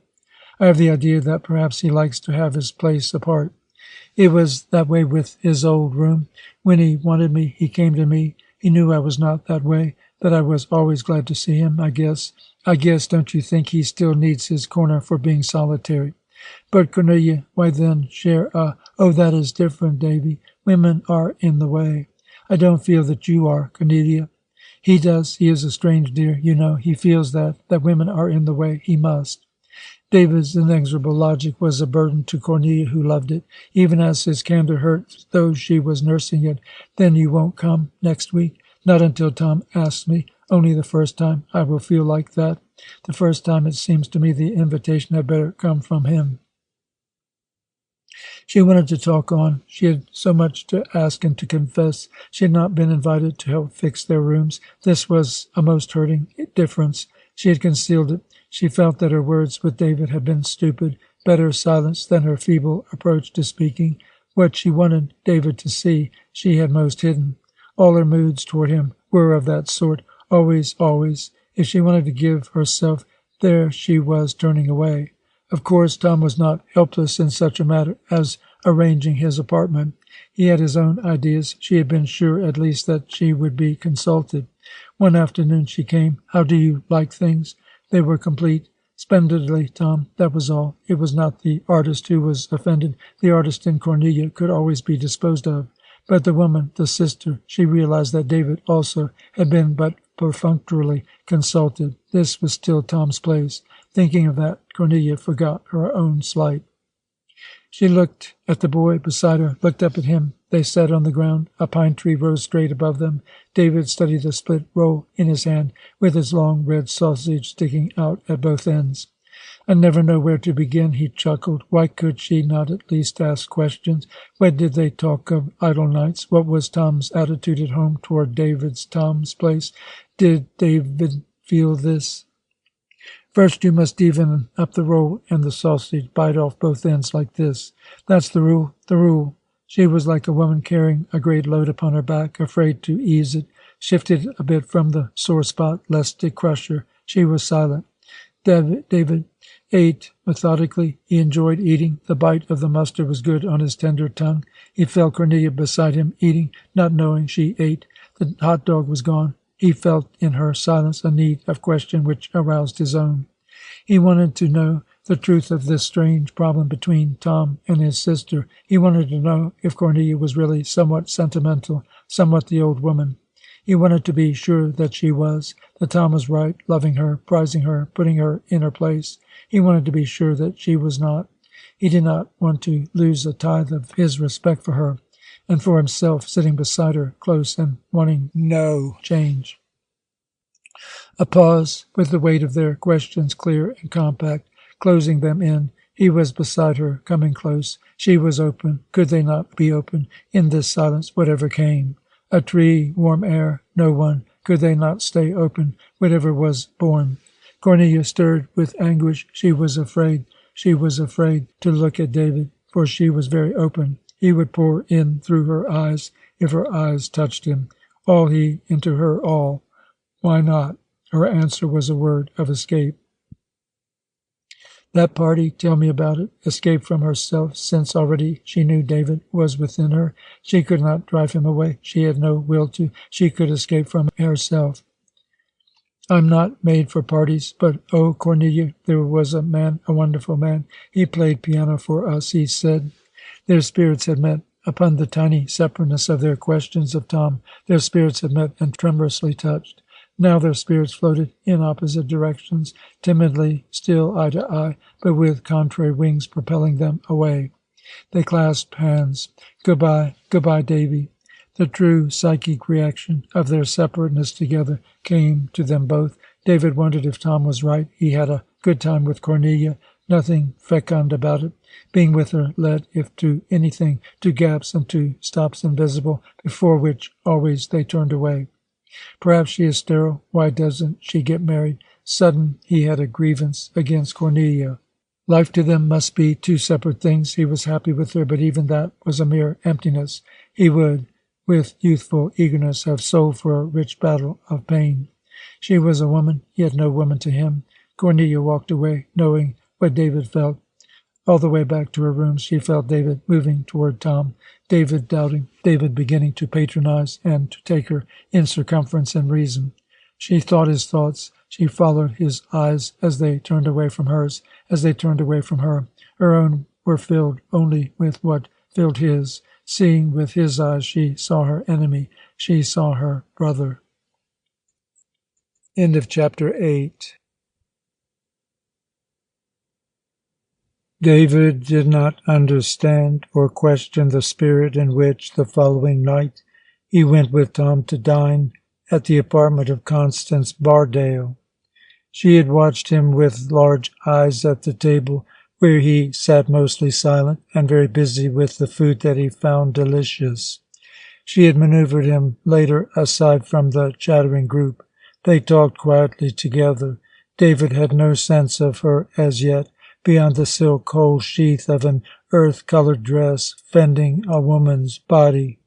But he did not suffer. He said to himself, "I don't know really what to say to her, but it goes all right." He was pleased at this, grateful to her. He showed it. The opposing group broke into laughter. It broke its confines. A tall, massive man stood over the two. "Constance," he said, "you must hear this." A thick foreign accent marred his otherwise perfect English. He was an Austrian, head of the Stangending galleries on Fifth Avenue, where second-rate examples of second-rate old masters fetched first-rate prices. He stood very close to Constance Bardale, who looked askance at him, with sly knowledge lighting the flecks in her grey eyes. She seemed to be saying, "So this is the best excuse you could find for breaking into my tete-a-tete. Don't you see it is hopeless? No, of course you wouldn't." The Austrian's sally had its success. It was a breach toward the hostess through which now the others began to flow upon her. The guests shifted near. David remarked how directly Mr. Stangending spoke to Miss Bardale, unlike himself. But he took comfort in his partial isolation. He rested back in it as he would have in his chair had his self-consciousness not made him crane stiffly forward. "It was Finito's idea," said Stangending. "I assure you, Karl, it was Kahn's." Finito balanced himself with grace. In a half-courtesy he thrust out an indicating palm toward his hostess. "Mine? Now wait." Richard Finito rose to his full plump height. David saw how large his buttocks were, like a woman's. His small blue eyes peered from beside the curved nose like a bird's. He was poising evidently for his sword of flight in words. "I said it was your idea, Constance, and I can prove it." A little woman at his side laughed prematurely. Her eyes seemed fixed in a sort of perpetual fright. This was Mrs. May Delano, and her great fear was not to appreciate and not to appear at home. Finito began. David found, as he talked, no need of the effort of attention. This Mr. Finito did not notice him at all. He seemed to hold Constance Bardale with his eyes, the group about him with his shoulders that were curiously sharp above so plump a body. He was done. There was a breaking up, a new shredding of words, a new scramble from which another voice emerged. Momently mastered attention sank away. David watched Tom, not consciously so much as because he nearly always saw him when Tom was there to see. He felt a strange thing. Tom, the casual, easy Tom, was uneasy. He was fretted by some sharp discomfort. His eyes wandered, his feet tapped. He lighted a cigarette and threw it away. Finito talked again, a great talker. Tom gathered the sharp points of his nerves together. He was once more composed, but with a tension that had in it the power of some prefatory move, almost a charge. In the ensuing scatter of minds, Tom was busy gathering them together, gathering them to him, ill at ease no longer. He was speaking. He spoke for a while, breathed in the comfortable silence of the others. David's eyes, moved by an impulse he was not conscious of, wandered. They met the eyes of Marcia Duffield. He looked away, shocked by a current which had flowed momently between them. David knew Tom's words held him unpleasantly, at times held him not at all. What was the interest in them, what their motive, beyond Tom's wish to speak and to hold interest? David sensed this, sensed the rebuke he felt in this for Tom. As his eyes went back to the eyes of Marcia Duffield, it came to him that she was feeling similar things with him. In the brief meeting of their eyes, it was as if they had discovered one another in themselves. This was absurd and impossible. Marcia Duffield, David's mind could not grasp this flashing intuition. It slipped, leaving no conscious mark. He looked harder at the others in the unwitting need not to look again at her. Already what he could carry with him of that strange momentary kinship across the room was reduced to the sense of bright, black, hard eyes filled with a wistful question. He was aware of King Van Ness, perhaps because that solid gentleman was always looking at Marcia. David knew who he was, junior partner in Van Ness, Stone and Company, son of a great banker, doubtless a millionaire. Van Ness sat as if between two fascinations, the valuable one that was principally Tom, who at times caught him and sent him stiffer forward in his chair. The silent one, Marcia, who never looked at him, but the stirring of whose hands and mouth was at once reflected in his ways, like the image in a dull steel mirror.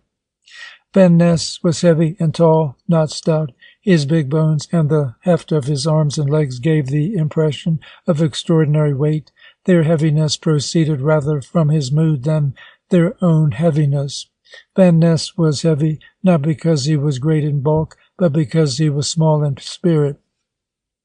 The unlit stretch of him was a sag and a pull downward because he lacked the lift of mental resilience. His head stated this. The forehead was large and bulging. The brown eyes opened wide and were far apart. The nose was long, straight, clumsily rather than strongly molded, with unmoving nostrils. Van Ness wore a black mustache, a straight-cropped, bristly brush. His mouth was small and unperturbed. His chin jutted forward with a counterfeit of power that was mere lack of curiosity, unresistance to the proprieties and manners birth had brought him. This was King Van Ness, supremely gentlemanly, supremely rich, supremely dull, impregnable. He stirred in the talk of Finito and Tom as a heavy vessel creaks at anchor in a choppy sea. David heard Tom again. We had it out until 7 o'clock that night. I came home exhausted. Tom glanced at David, not long or sure enough to see him turn pale. But it can't be. It's a lie, David said to himself. He remembered the evening Tom referred to. He had come home at 6. Tom lay on the couch, in excellent spirits. They had gone to Brown's shop house for dinner, and yet David, as usual, had no positive proof. Perhaps a mere exaggeration, a mistake in the day. Why was he always so eager, so afraid to catch Tom in a trivial falsehood? Marcia was speaking to him. Van Ness had roused himself to a rare gust of words, serious words, half angry, the question of labor unions. Marcia drew Tom aside. David saw how her eyes were close on him and how her breast stirred faintly. He saw that Tom was watching only with his ears. His eyes wandered to the talking banker. In a pause, "You must have had your wits about you," he threw in. He had heard every word. Van Ness was flattered. Tom threw his head back, looking at the big man in a way that drew a line between them. Van Ness came up. He seated himself beside the pair. Marcia's lips curled as if they had been stung. Van Ness beamed on Tom, as he might have if Tom, from great natural kindness, had done him a good turn. Marcia was stiff in her chair, looking away. She seemed to be suffering and not to care for the instant if others saw it. Then her face covered. Why did David sense bravery in that? Marcia thought she could wound either man by being affable to the other, but she wanted to wound both. Then it occurred to her that smiling on Van Ness might delight Tom merely. She knew his game. He was done with her. He was putting her away neatly, satisfactorily, as he did, doubtless, all things. The bitterness was she could not but fall in with his plans. They were her plans also. None fitted them better than King Van Ness. If only Tom were not thrusting her into his arms. If only she had the madness, the courage to flout Van Ness in order to spite Tom. She believed she might, but if she failed thereafter to marry as well, her humiliation would still be before Tom. He would laugh at her, or pity. It was all one. He was capable of saying, "Why didn't you take Van Ness?" "Don't say I stood in your way." Marcia knew she must take him sometime. If only she could, in the passing, send an arrow to the man who, having been her lover, had now the impudence to tell her, "I am your friend, Marcia. I'm deeply concerned." Her friend! She had never been able to discover her successor. She sat now, finding in her negative aloofness the one sure way of not satisfying Tom, in an attempt to hurt him. He took pleasure so strangely. David was next to Mrs. May Delano, she straining to take some humble part in the near tete-a-tete of Finito and Stigending with Constance Bardale. She discerned David's separation from the group, deduced therefrom his inferiority. She was afraid to give much heed to him. She was a proper, nervous little woman. She had revolted from her world because she was so like her stodgy mother, so much attached to her thrifty and careful father. She had married a mentally inferior Irishman because he owned 2 theaters on Broadway and was hence in touch with art. All her life was a pursuit of interesting people, in reality a retreat equally vain from the middle class, whose manners and beliefs rooted in her soul. Her simple Jewish family took up her husband with delight. "I think, dear," he told her in order to give her pleasure, "I think I have more good Jewish friends than any other sort." She was indeed miserably married. David was not averse to her leaving him alone. He felt what this woman was, since he was untutored in the symbols of her pose. He wondered why Mr. Stigending bit his lips. Finito was lyric against the baited Stigending's silence. Stigending brooded and tried not to listen to the intimate badinage of Constance and her foil. His eyes rested glowering, stiff on this supple woman, wandered off to some dimmer focus. A strange sorrow pervaded his hard face, the sorrow of an animal rather than of a man. In this state David almost liked him. He looked less wise, less strong, more full of life when he was full of this strange sorrow. Constance Bardale snatched him back from his withdrawal. With a word fixed his eyes once more on her. It was as if she needed him there in order to go on with Finito. Stigending's face sharpened. It fell again into its mold of human cunning. It was nearer this woman, farther from what David had cared for in him. Constance got up. She took May Delano by the hand and placed her glowing in her chair. She turned her back on the 2 men who watched her, slipping from them as one stares at an impossible offence. "Well, Mr. Marquand, are you coming to see me ever of your own accord, or will I always have to wait till there's a dinner?" She sat beside him, bringing her chair still closer. She smiled with her full face and her sinuously deflected body. At once David knew that this which was happening to him was like the other things which he had watched. He was part of this buzzing world, but outside of it, so that he still could understand. "I think I shall come, Miss Bardale. It is awfully good of you." "It is not good of me. I've no one in my place out of kindness. With me, I assure you, charity stops at home." David flushed at the abrupt nakedness of her compliment. He gathered from the candor of her example the courage to look at her as she had looked at him. She was not beautiful. Her skin had a strange olive tinge. It was fleckless smooth. It was not transparent. Her hair was heavy, not fine. He noticed her wide, short hands, capable hands. The sense of her flesh under the quiet silken sheath of her gown had a disquietude and a heat that won him. For the first time he realized how a woman whom he was able to know not beautiful could be desirable. She made a direct call upon his senses. His senses answered. "You can't possibly like me yet, Miss Bardell. You do not know me. Why then, except to be polite?" She laughed. Her laughter went into words. His head was left out of it. She was a body. His own body told him. Suddenly her talk and his seemed remote from the main purpose of their nearness, as if they stood in opposite corners of the room, tilting at each other with long sticks. He had to go on tilting. He could not come nearer, however inclined he was, and to his own amazement, to drop his guards. Her talk, he vaguely knew, made easy his sitting there. In the same distant sense he felt that his defensive parries were not unworthy. But all of this was not very conscious. The part of David given to their talk was swimming along with a free stroke that the heavy touch of his deliberation could only have disturbed. Indeed, a part of him was absent and was busy elsewhere. Their words rose up like a pelting fire. By its light David could look beyond, could peer into the spiritual corners of the room, could see their darkness. There seemed no affection at all, no fellowship. Even for themselves these persons had no affection. Their egoism was a hard and desperate passion, fruit of some perennial resistance. David could not have reasoned out why this should be, how affection must die in a hot contest, how either it must die or it must share the intensity of the combating forces and turn to passion. The way of these men and women toward themselves had much the way of animals fiercely competing for food and for love. In a less bitter contest they could have played together, like children or like animals that are fed and tamed. Now they were playing at playing.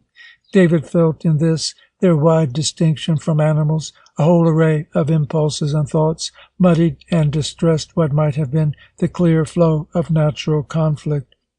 They were whipped up into a delirium of broken starts that in the end lacked all direction. Endlessly at work in the upholstered room, under the gowns of silk and the starched bosoms, a scrimmage of cold desire. Some things each desired of the others, a body, ruin, disappearance, help. David thought, his impression strange. Surely he was mistaken, seeing nonsense. No doubt, however, of what Constance Bardell was now about. He had no idea of her goal. It was plain she was testing him, as surely as if her capable hands had moved over his body. She took his measure. He knew now what he was doing with his parries. To defend himself was to accept her gauge of battle. He was meeting Constance Bardell in the field she had chosen. This was precisely what he now no longer wanted to do. He became silent, and she, who knew a way for his defensive, was helpless against his retreat. Against his resistance she could display her forces, but she was scattered and spent in the emptiness before her. David sat back in his chair, looking beyond, thinking, and gave her nothing. Constance Bardell got up and left him. Let him stay alone, if that is really what he wants. She thought in the falseness of a moment's pique she had been moved to rescue him from a painful solitude among the chatter of others. As she sat again, talking elsewhere, she had David in mind. What is it? She recovered herself. Is he a ninny, or was he just bored? I don't think he's a ninny. She had intelligence to know at least that he had not been frightened. There had been a calm in his sudden withdrawal which was the contrary of fear. She took his hand at the door, and now when the invitation she had so unconventionally stressed would have been a mere matter of form, she kept silent. "Good night, Mr. Marquand." "Good night, Miss Bardell." He was very serious and far away. She had the wit to smile and turn to the others. It was a crystal night of autumn. David and Tom could not think of taking a car. David was sorely troubled. He was glad Tom made no effort to talk. A question from him would have thrown David into panic. It was about Tom he was troubled, and about himself.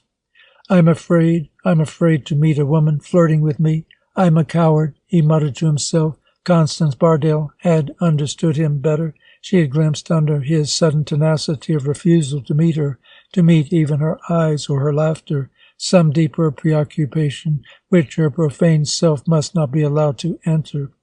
But David walked with a sense of discomfort, wide and profound, as if all life were a garment that fitted him ill. Tom was a mere most sensitive spot where the ungainly garment caught.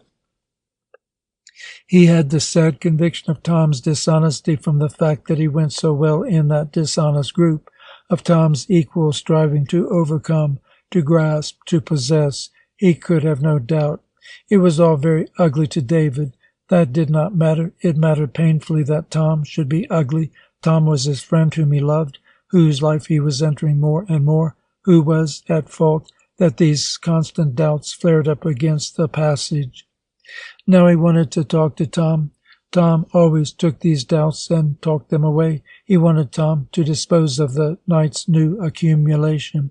Tom walked on. He seemed troubled also. This was a new thought lancing into David. His own misgivings were a shade less clear. Tom was troubled. Perhaps Tom had a grievance against him. If he did, "What makes you so silent?" he asked, before he knew, reflexively, as one jumps from a danger and then looks to know what it is. "Do you want to know?" Tom's voice was hard.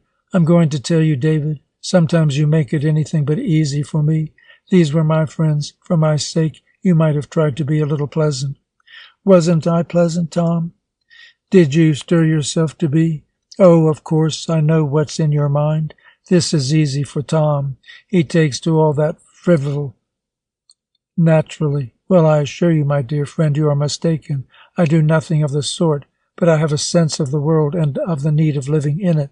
That sense at times, fortunately for me, is greater than my sense of my own importance. Your sulks are nothing but conceit. Believe me, if I'm distressed, it is because I'm anxious.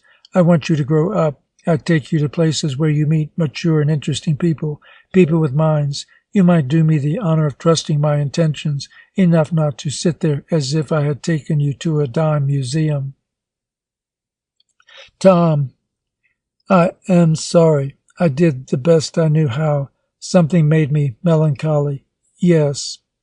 This was all wrong, David was thinking. Yet how could he write it?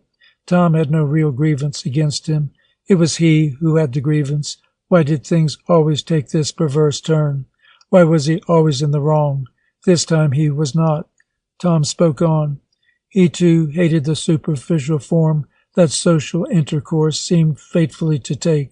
But under it the play of minds, the approach of men and women to each other was good, justified the forms and the conversations. He was no creative genius to revolutionize society.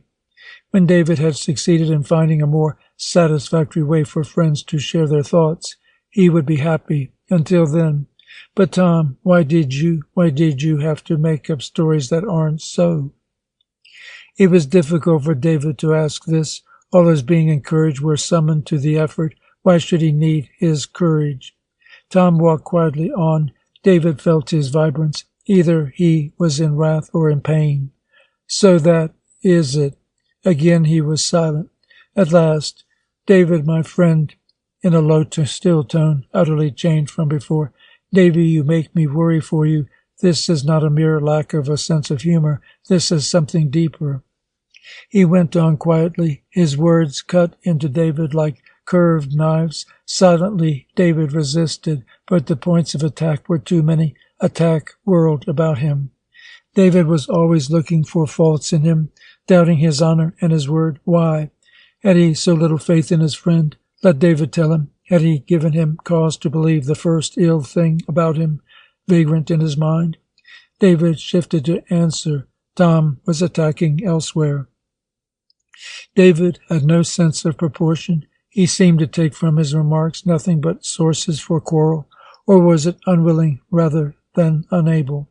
David was sure he could here give satisfactory answer. He was perhaps too serious and dull. He took everything Tom said so deep to heart. No cause for anger, really. Tom had veered far. Oh, this was no exception. There were many things. The truth was David thought only of himself. David was selfish. Why should you always sit in judgment on me? Supposing I began this trick with you of weighing your deeds and your words to see what direct pleasure they brought to me, as a miser might sift dirt to find the grains of gold, do you really think I couldn't? A list. The other evening when Tom had had a headache, David had gone around smoking and whistling. Did David recall the time Tom had brought him his dinner, and the pique of David because Tom could not join him and Cornelia on some insignificant walk, as if Tom had broken a tryst? How David had his silences for a week because of things like that. Did David perhaps remember how he had honored Tom's desire to see him on his return from his vacation, honored it by dragging a dull outsider along for dinner? Let David think of himself wiring so to Tom. Perhaps he thought Tom's silence meant he was not hurt that time when he broke their theater date because he had forgotten it was Lois' birthday. But you said you could easily find someone else. Yes, David. I'm not like you. I was afraid if I made it hard for you, I might spoil your evening.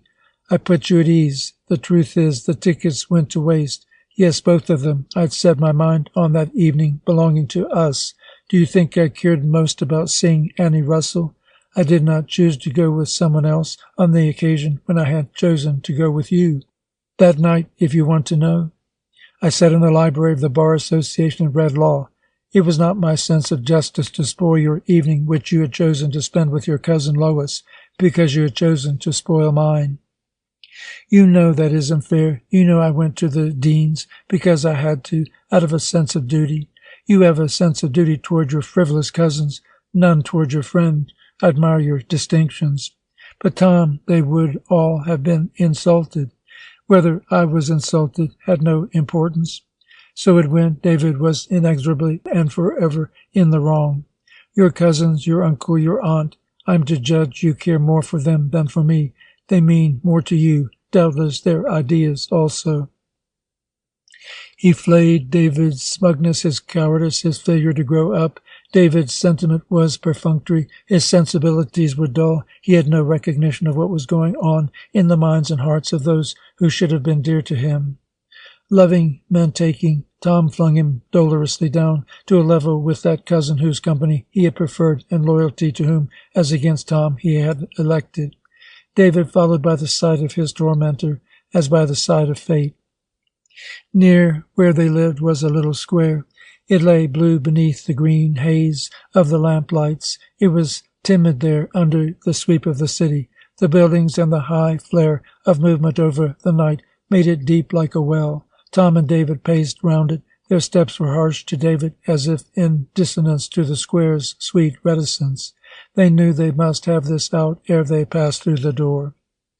A dull weight was on David. The crystal night was black, and through the blackness pain flashed like lightning. All this was within him. About all this was he, numb and unable to feel himself. He knew the dark by the lightning. It was not the sense of wrong that made him suffer. It was the impediment to that sense. Had he been able to be noble and say, I am unworthy, it would have been easeful and sweet. He had a great longing to do just this. It was the something hindering him that hurt. Why was it? He had no answer to Tom. One by one his objections had disappeared as he voiced them. His objections to Tom. Was it perhaps that he was proud and vain, not big enough to avow his faults? Oh, if it was but that. And then the hateful alternative that blocked his emotions. For was it perhaps that he had not really voiced his objections, that all of these words were far from the true misgivings? David did not know. He knew that at the moment he yearned to be fully convinced, to be convinced that he was fully wrong. He needed to force himself. His mind told him Tom was right. His heart willed Tom be right. Let Tom be sincere and the perfect friend. Let him be the lacquer. His mind argued. His heart sang for this sweeter way. They forced him through the forms of acquiescence. Something neither mind nor heart would not submit, waved frantic and helpless against all the world. This, the bleak hurt in David. The battle was manifestly over. They stood in the hall of their flat. Tom was smiling. Tom suffered also. In his smile, as he put forth his hand, was a plea for forgiveness. In that gesture, Tom spoke his deepest truth. He had been indeed on the defensive. Attacking David, he had fought for himself, fought for his place in the heart of his friend, fought to cover from David and from himself the flinching part of him which shrilled and maneuvered for attention, plotted for power. With his soul sick in revolt, David's rebuke was the rebuke and call of his own nature. Since David embodied this, Tom needed him to love him. Also, since David embodied this, Tom needed to destroy him. In the silence of the hall, the true Tom spoke, as if he had said, I have said nothing. You are my better self, my deeper self. Stay near to me. Forgive me. David saw his gesture. He understood that it was sincere. He could not read its context. He needed no more than that. It was sincere. A sweet flood suddenly was over him, the certainty for which he had thirsted. With both hands he took the hand of Tom. He held it close. His eyes were full of tears. It was David who spoke. Forgive me. In the morning, David awoke full of weariness. Tom bounded bright from his bed. At breakfast he was loquacious. He teased Mrs. Lario. He had long spells of laughter over his attempts at Italian. The heavy woman waited on them silently and let his pleasantries rebound from her like rubber balls. She was devoted to her wonderful Mr. Renard. Let us get David to speak Italian, he said. David is altogether too provincial. He threw out the terms he had picked up as if he were pelting David with them. David stirred languidly. He was full of sleep. Well, I'm off. Tom jumped up before David had finished. Have a case today before Justice Bain. Wish me luck, Davy. The problem is to keep the old fellow awake. Otherwise I've no chance. If he sleeps, I lose. He stood in the doorway. His eyes flashed and laughed. You ought to see him, Davy, when he falls asleep on the bench. He gets deeper and lower in his swivel chair. His legs are always crossed. As he slides down, the upper leg grates in such a way on the other as to lift its trouser gradually up. Down goes Bain, up goes the trouser, till the leg is bare and the garter visible. There is the scale of justice for you. Ha ha! He was gone. As he raced to his elevated train, the last evening raced with him. He was going to his office, to the law, into the world. When Marcia marries Van Ness, she must make me a wedge into his law business. I must absolutely manage that.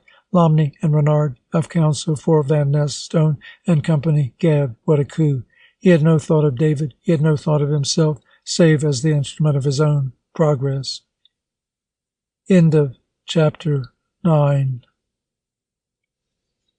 So the days and the nights, the weeks and the months, Tom direct toward his several goals, David involute and hesitant, sinking, it seemed to him, forever deeper from mastery of self and from some vague light he yearned for. Each of his revolts from Tom had the same ending, found him contrite and dedicated to his own unworthiness. David did what his friends wanted, even to the extent that when he was with Cornelia, he came away disillusioned. He patronized Cornelia. He evolved a superficial concord with his relatives and their friends that left him free and fitted Tom's measure of the way to handle such useful lower factors in one's life. He went with Tom's friends when Tom took him along. His work downtown was satisfactory. He was industrious, tactful, busy. He was not happy. Perhaps he said to himself, perhaps I do not give myself enough to all these things. He looked at his life and was amazed to find how little he did, even how little he went out of his own accord. Yet his uncle said to him, my boy, I'm delighted with you. Do you know what you have? You have imagination. I am beginning to realize already on my investment of you.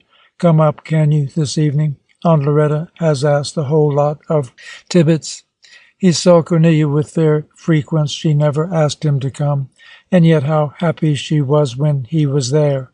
She disturbed him not at all. She let him go his way. She came seldom to their flat, but she was getting somber, it seemed to David.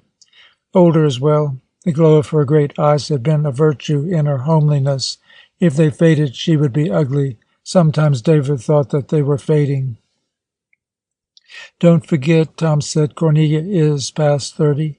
But aside from these rather bleak activities, David found himself empty. He had no way of making joy and sharpness from his world's encounters. When he reflected, he was inclined to blame his dullness. "I am stupid," he thumped himself with, and he reflected more. He decided to change. He did not know in this very decision the kernel of what he sought. Having resolved to change, he was changed already. Perhaps it was the new year blossoming. It had been an unusually severe winter. All winters in New York are unusually severe, and most summers. New Yorkers have no memory for their chief source of conversation, a fact that serves to keep it green. But now came occasional mild days, colored blue like the sky, keyed low like the clouds that dawdled over the city. The great town was no longer an imprisoned foe underneath the air. It went forth in the air, and the town joined forces. David walked the streets with his coat flung wide so the breeze could seek him out and thaw those crannies of himself that had been frigid and asleep. He had several excursions to the country alone. They proved abortive. He found it painful to reach the drowsy earth with his drowsy mind, and yet the earth's call was dear. Now that the buds stood hard on the hard wood, he could not respond. He could not keep from trying to respond. A strain. There were dinners and theater parties with Caroline Lord, but one day David found in himself the courage to decide that he detested her, that this strapping, full-blown woman should take the airs of a secluded virgin was ill enough, but that with all her experience of life she should display a virgin's judgments was unbearable. Was Miss Lord perhaps trying to impress him with her endless thrumming on respectability, her hymned paeans to the moral outlook? Why should she care so much for the standards of wealth, who was forever insisting that her family had been penniless, but of high social value? Either this woman was ashamed of her own intelligence and enterprise, or else she thought David would like to deem her so. David was not sure. Soon he did not care. Her vigorous solicitude for the manners and customs which she assumed were theirs had an offensive note. It made David silent and reserved. It left the field to Miss Lord, so that the efficient lady preened herself and spread herself, and paying no true attention to her friend, had no idea of her effect upon him. Tom laughed when he told him about her. David found that there was no difficulty in speaking to Tom about Miss Lord. "But why should you expect something better of her?" Tom asked him. "Well, she is capable." "Bosh, my dear man, look at her straight. The only strength she has, I'm convinced, is the strength of Dean and company, a strength she sucks." Tom had met her once. Since then he had skillfully avoided all David's efforts to make him join them some night at dinner. "Now tell me frankly, can you imagine that lady with her advertised virginity, her mincing mind, and her stiff sense of right and wrong, careering in open battle? Don't you see that she is something only in her position? Her substance comes from the fields whose produce she helps distribute at a profit. She seems to be forever bowing to judgments like those of Aunt Loretta. Of course, since she gets her keep from the same place."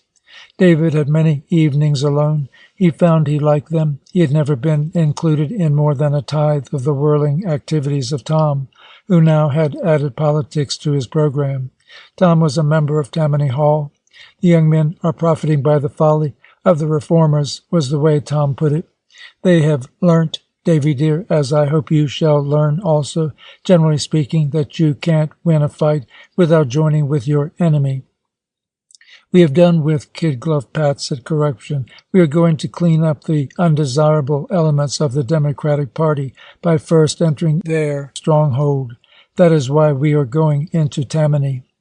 David had never managed to believe in the monopolized purity of the Republican Party, although his uncle had spent some breath upon him to that purpose. Largely he was indifferent and neutral. He had a sense of guilt in his organic ignorance about such vital matters. He asked, "Is your partner, Mr. Lomney, also in Tammany?" "Lord, no!" Tom exclaimed. And there it was, the incomprehensible that was forever cropping out. Why, in view of what Tom had just assured him about Tammany Hall, this protest of denial regarding Mr. Lomney? Lomney is a Democrat, Tom went on, a gold Democrat, of course, but he has no party affiliations of a direct sort. What other sort are there, Tom? There are the really important sort, Tom smiled. We are vitally concerned in certain franchise concessions, traction and gas and the like. See? Is that the reason Mr. Lomney must not belong to Tammany Hall? That is the reason, rather, why I should. Tom paused.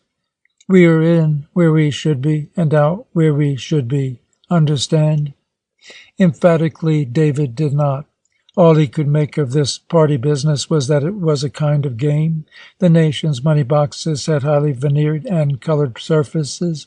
The Republican was more polished, the Democratic had more color. If one said, I believe in the blue and gold design, did one mean I get into the coffers by the side that is painted blue and gold? David had these little speculations and was properly ashamed of them. He knew they were the sure consequence of his being unable to understand. When he dined alone, he was least troubled.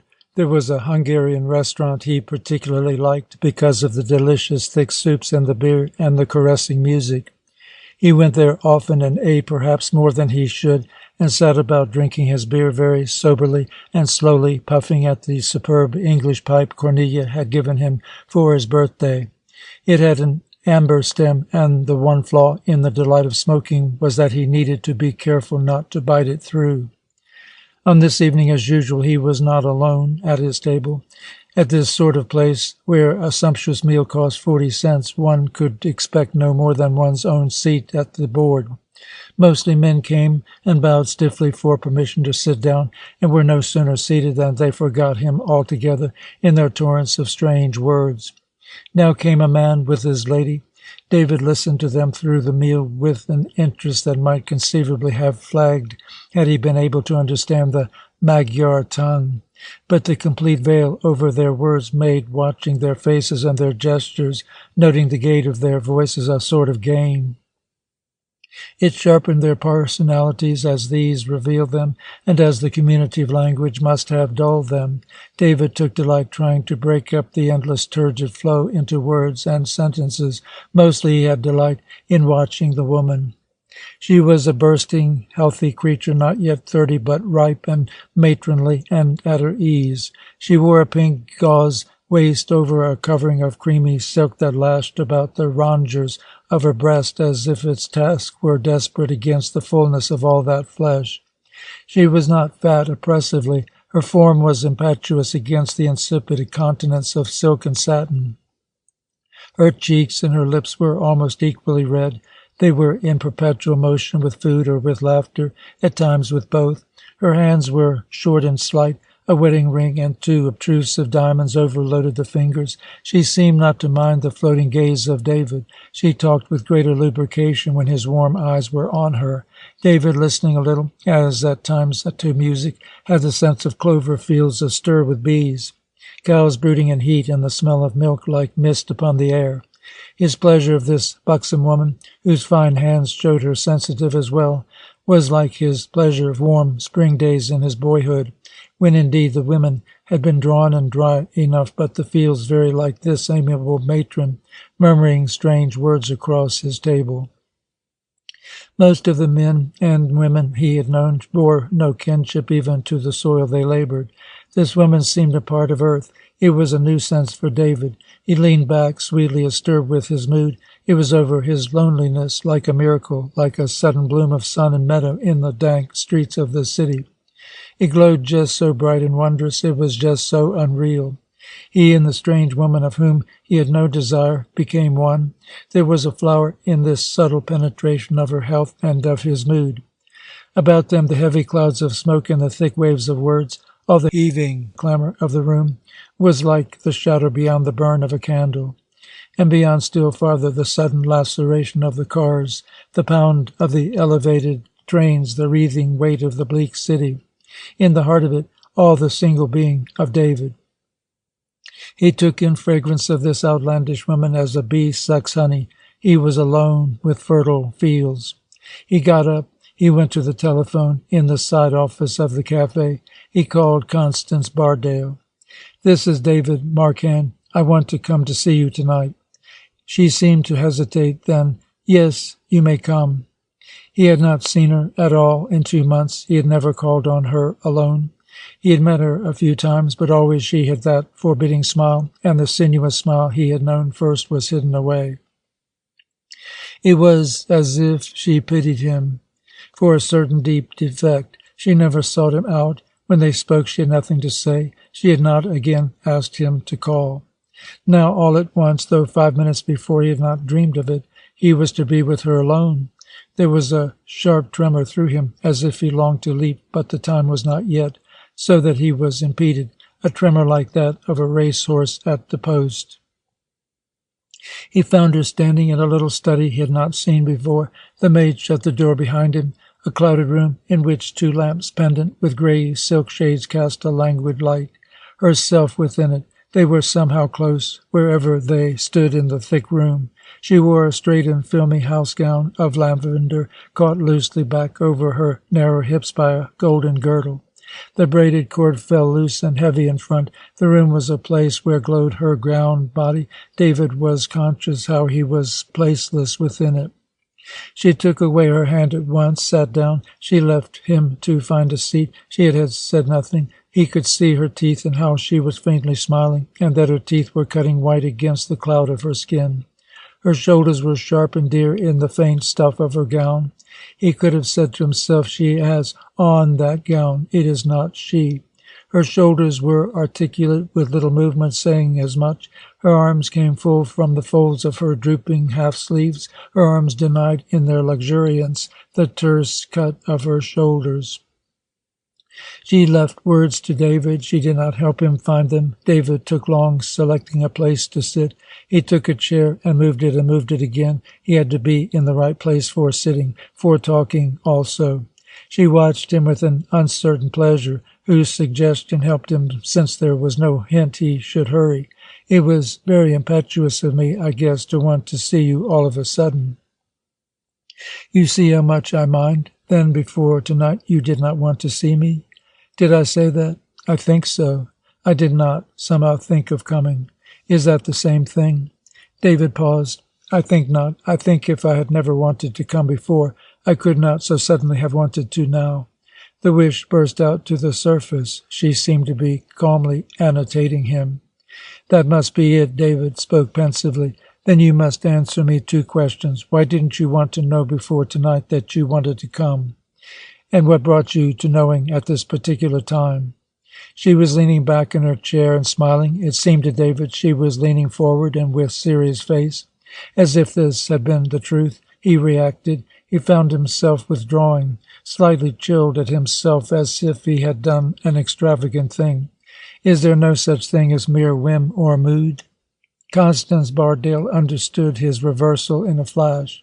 The contest was on. His doll, playing to her hands, was over. For a moment she had feared he was going to be sentimental. She was afraid of emotional words, as a priestess of a desecration at her altar. Here he was, struggling away. Her delight released the energy of movement. A peal of laughter, low like her words, a somewhat mental laughter, flush of roused energy which, in a more serious contingence, must have turned into flight or pursuit. She got up and redisposed herself on the couch. Her act was at once, in its motion, an expenditure of force, and in its specific nature, preparation for future outlet. David already found in himself the wish to go and sit beside her. The fear lest it be the false thing to do, lest she dislike it, rebuke him, misunderstand. Misunderstand what? David did not know, because he found that he did not care. He sat there now, measuring his wish to sit beside her with what was in her eyes, to find if it fitted. They chatted. David knew less and less what he was saying as he grew more engrossed in the problem of his desire.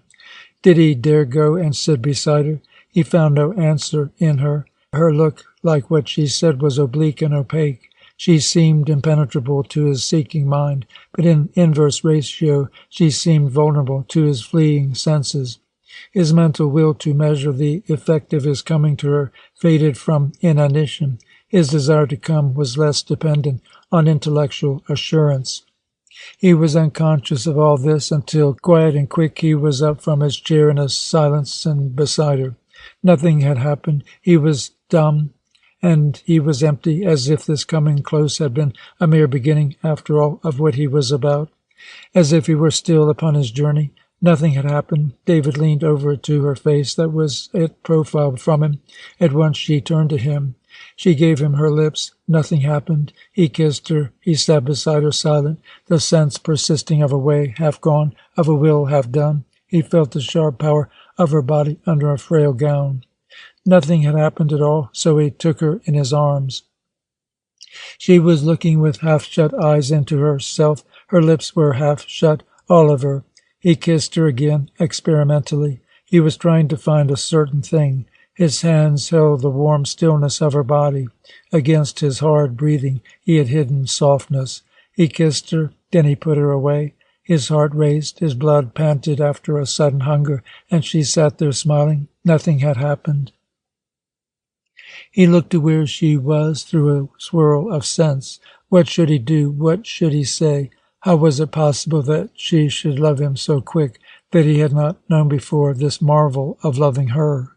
He took her hand and kissed its open palm. It was cool. His hand ran up the naked flesh of her arm, thirsting, clamoring.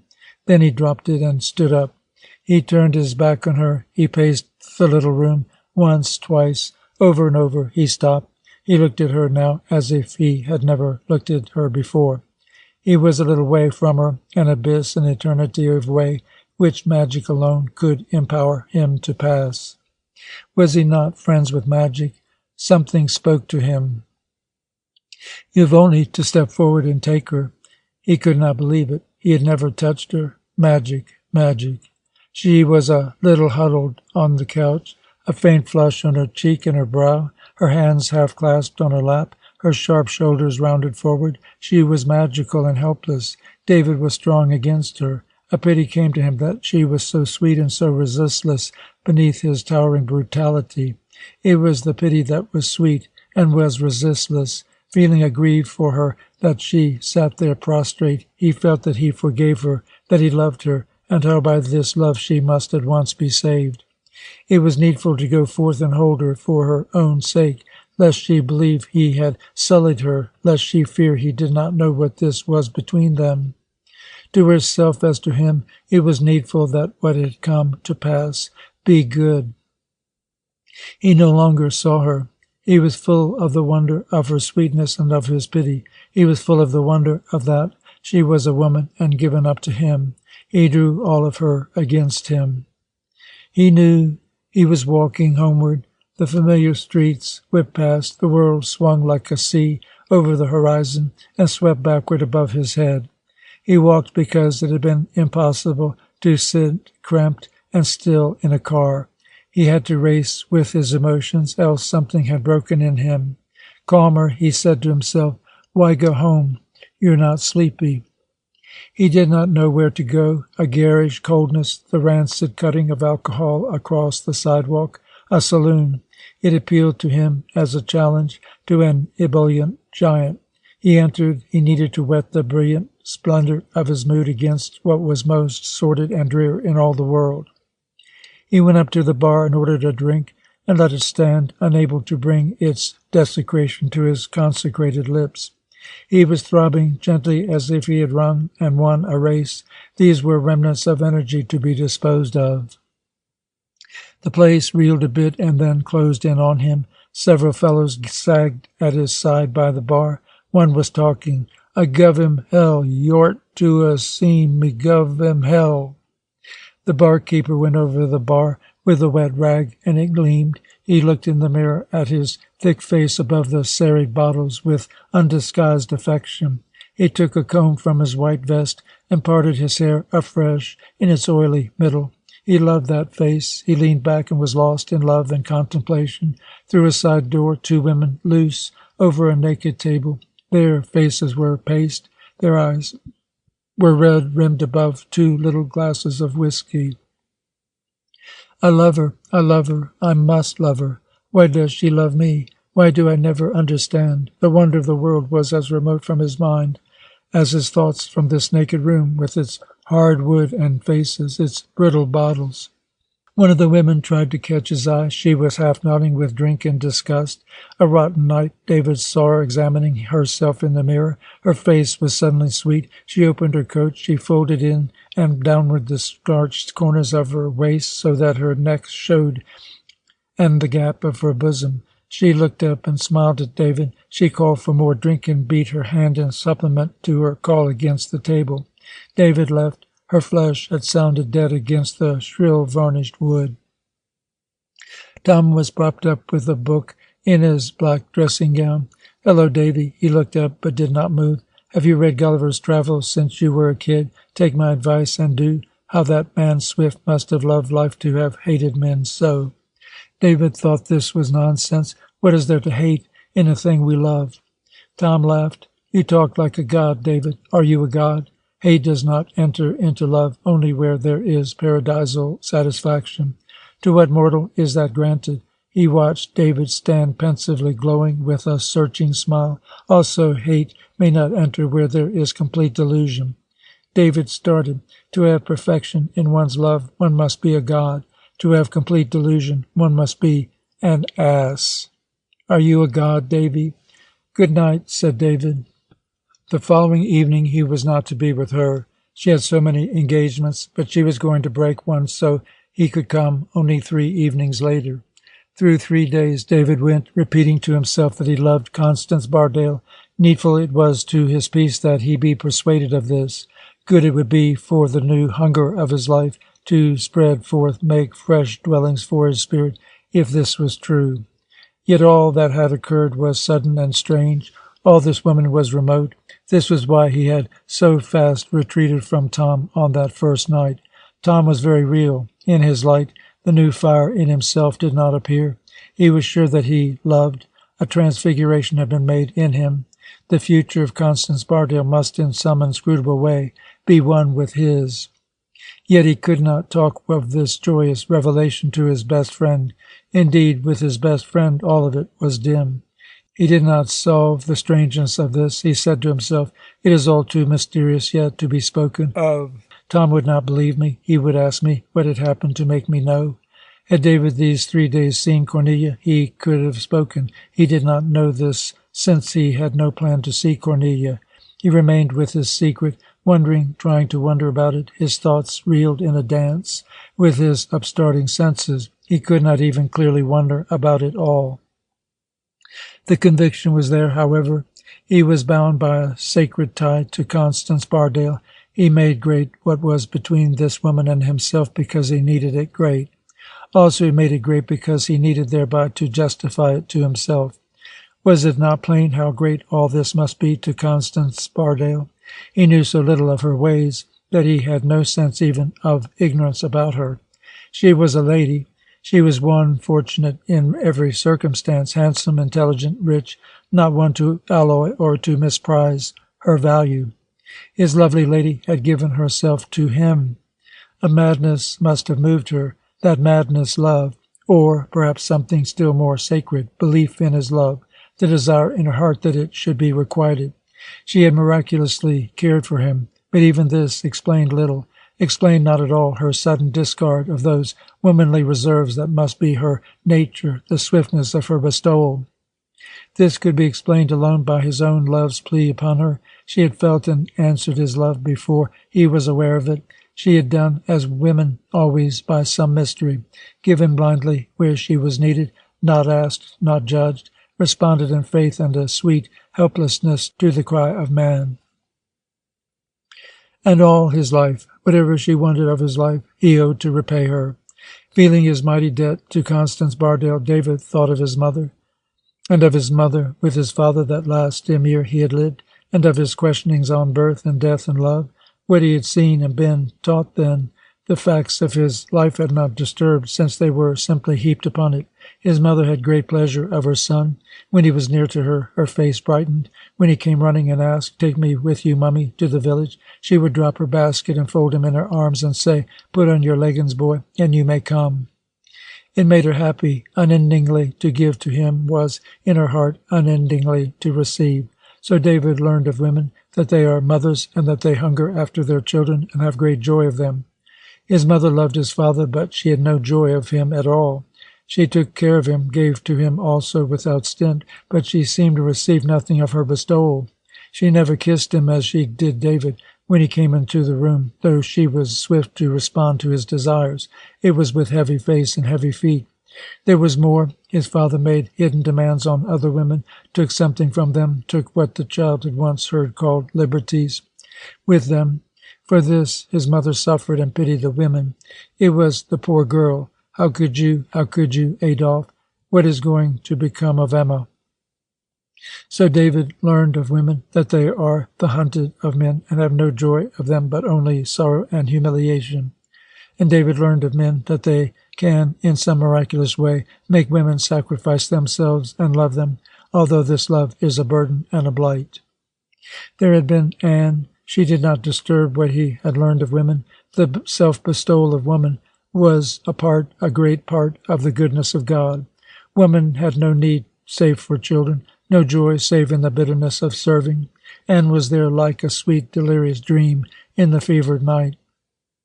She had lain beside him and mothered his distress. She had given him of her strength to be strong in the morning. When she judged he had had enough of her, very calmly, very like a mother weaning her child, she had put him aside, all of it a sort of passionate nursing, the sort that the passionate nights with their drain of fire demanded. Anne had always been silent. His heart's way of woman remained. In a veiled moment she came and offered up her sweetness to the yearning of man. A mystery that now had come to him, in the flesh, in the lovely flesh of Constance. She received him in the same small room. David was momently chilled by her precise difference from the image of his 3 days' thoughts. She came up to him and let her arms glide softly over his and warmed him. He looked down at her. He saw how the loose folds of her cerise robe parted and fell from her uplifted elbows, how underneath her bosom was held tight in a white band of lace. He thought that he might take that lace away and truly see this bosom, crush it with his mouth. He could scarcely see it all. He checked himself. This was unworthy of him, unfair to her. He began to talk, but she smiled and came close to him again. She stopped his words with her body, her eyes fixed on his with a plea that he need not talk. He tried to tell of his love, of his devotion, of his thanks, and she was stiff, impregnable to words. He kissed her, had her body in his hands, and there she was, pliant, singing with response. So soon she lay there under his eyes, and he had forgotten to say the things his duty ordered. At last he made a mighty effort. He sat beside her on the couch. She was cool and straight beside him. She was like a beach that the tide had left and that the sun had hardened. Golden smooth, her breasts lay firm, her thighs rounded and fell like lovely scoopings of summer waves. She was there like a strand of the earth, waiting for the tide to return upon her. David managed to speak. "Constance, dear," he began. She laid her hand on his, and he clasped it. She seemed suddenly afraid. "Constance, I feel that I have so much that I want to tell you. Constance, it is only this, that I love you with all my heart and soul. That always—" He stopped. There she was, stopping him again. She had withdrawn her hand. "Don't, David, don't." Her hand on his mouth. He felt ashamed of their nakedness together. "You mustn't use that word love so lightly, David." He was all pale inside. He felt that his breast had suddenly caved in, and that his heart beat hurtfully against its broken walls. "I do love you, Constance." "No, you don't. Don't be silly, David." "Why, don't you love me?" It was strange how little he protested. He felt this. Already he believed her. But if he did, what was all this between them? What infamy? She seemed to read his consternation. She lifted herself and kissed his eyes and his hot, dry lips. "You don't love me, and I don't love you, but we are very fond of each other." He was deeply ashamed. He wanted to move away, to cover himself. He did not know how.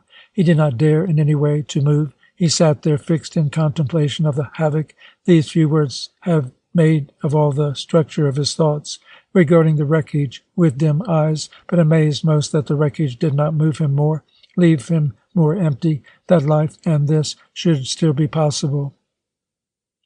"Aren't you going to kiss me, Constance?" It was a cry of help for his dreams. You are a darling. I shan't risk losing you by not having you know me and yourself as we really are. Why, David, dear, aren't you even fond of me?" She had her arm about him. "Kiss me, then. There." She was half laughing. She was a bewilderment of delight upon him. She was half laughing at him. Like a mirage lit by a stroke of the sun, his picture of their love faded away. He had not defended it. It was no more. Yet he was not empty. He was less serious, less loaded than before. It had been a mirage of paradise in a desert. It was gone, but the desert through which to trudge to reach it was gone also. Here was green earth.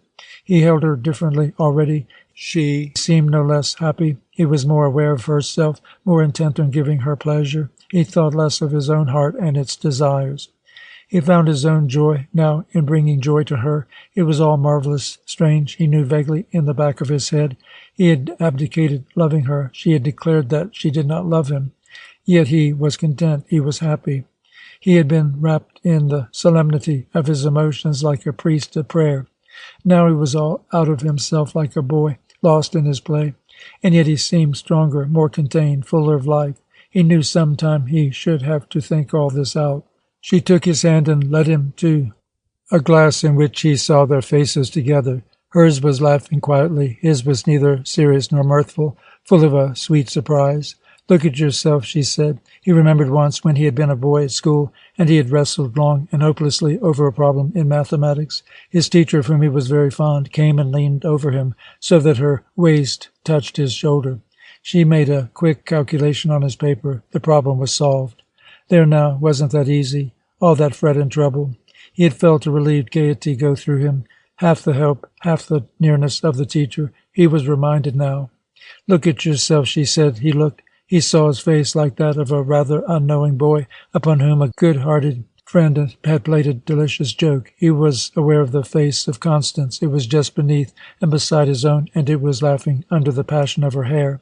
He saw that he was laughing also. He was glad this time to find Tom at home. My, Tom bantered from his wonted corner. "You're getting gayer all the time. What larks are you up to, anyway?" "I've been to see Miss Bardale." A steely glance went through David. "Oh, she." Tom spoke, and David knew that never could he speak of such things to his nearest friend, but he could speak of some things. David came up to him. "Listen, Tom, am I ever going to grow up?" "I hope not, Davy, altogether." David sat down beside him. Tom went on. "I rushed home after a business date for dinner, hoping to find you. I wanted to see you tonight." "Why?" "For no literal reason, David. Does one have to have a literal reason for seeing one's friends? Does one?" Suddenly David was uncomfortable. He had felt strong entering the room. He had asked Tom if ever he was going to grow up, because just then, perhaps more than at any other time, he felt mature. Now this fine mood faded. It was very strange. He could not adjust to Tom the discoveries of life he made without him. 3 evenings before he had come home, dancing with romance, and Tom had cut his clouds. Now here he was, realistic like a god, taking his mortal holiday, and Tom spoke of having missed him and of the love of friends. What was wrong here? Why could he not get rid of the ridiculous idea that Tom was always spoiling his pleasures? "You don't care for me very much," there he was saying. "You don't even come home anxious to see me." "I did tonight, Tom. Yes, after an evening with our fair Constance.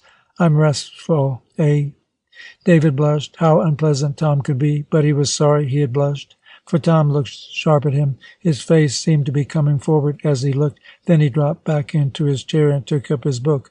With his eyes on it, he spoke casually. "Since you are so friendly with Constance, perhaps you can tell me, has she gotten rid of Stegandine, or is he still agonizing?" David turned pale. "How should I know?" he muttered. Tom smiled at once, knowing he had hurt him.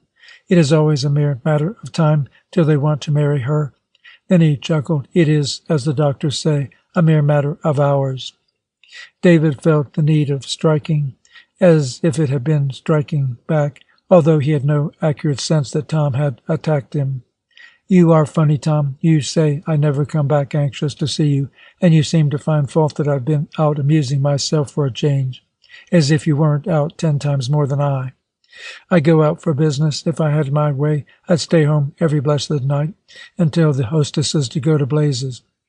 Well, I like to go out for pleasure.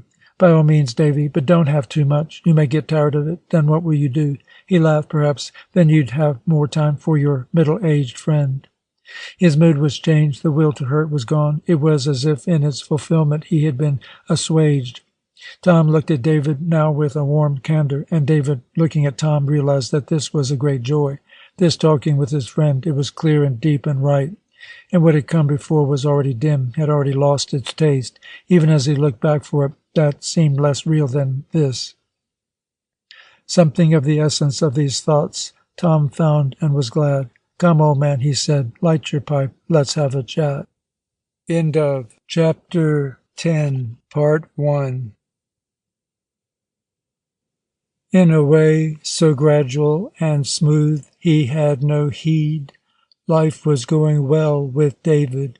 He was relaxed before all its elements that met him.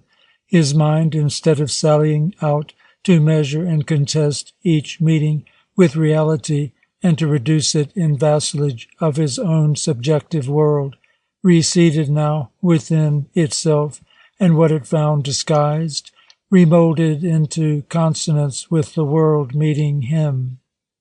His easy acquiescence in Constance Bardale's sense of their relation brought him reward which his new mood could value.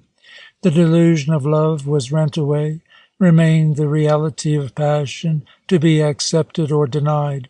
He was in no mood for denial. Tacitly he let slip all he had dreamed of woman, all he had dreamed of love. He had no thought of a next coming step with Constance. He was not open to surprise or worry. He was calm, contained. He was the very lover she desired.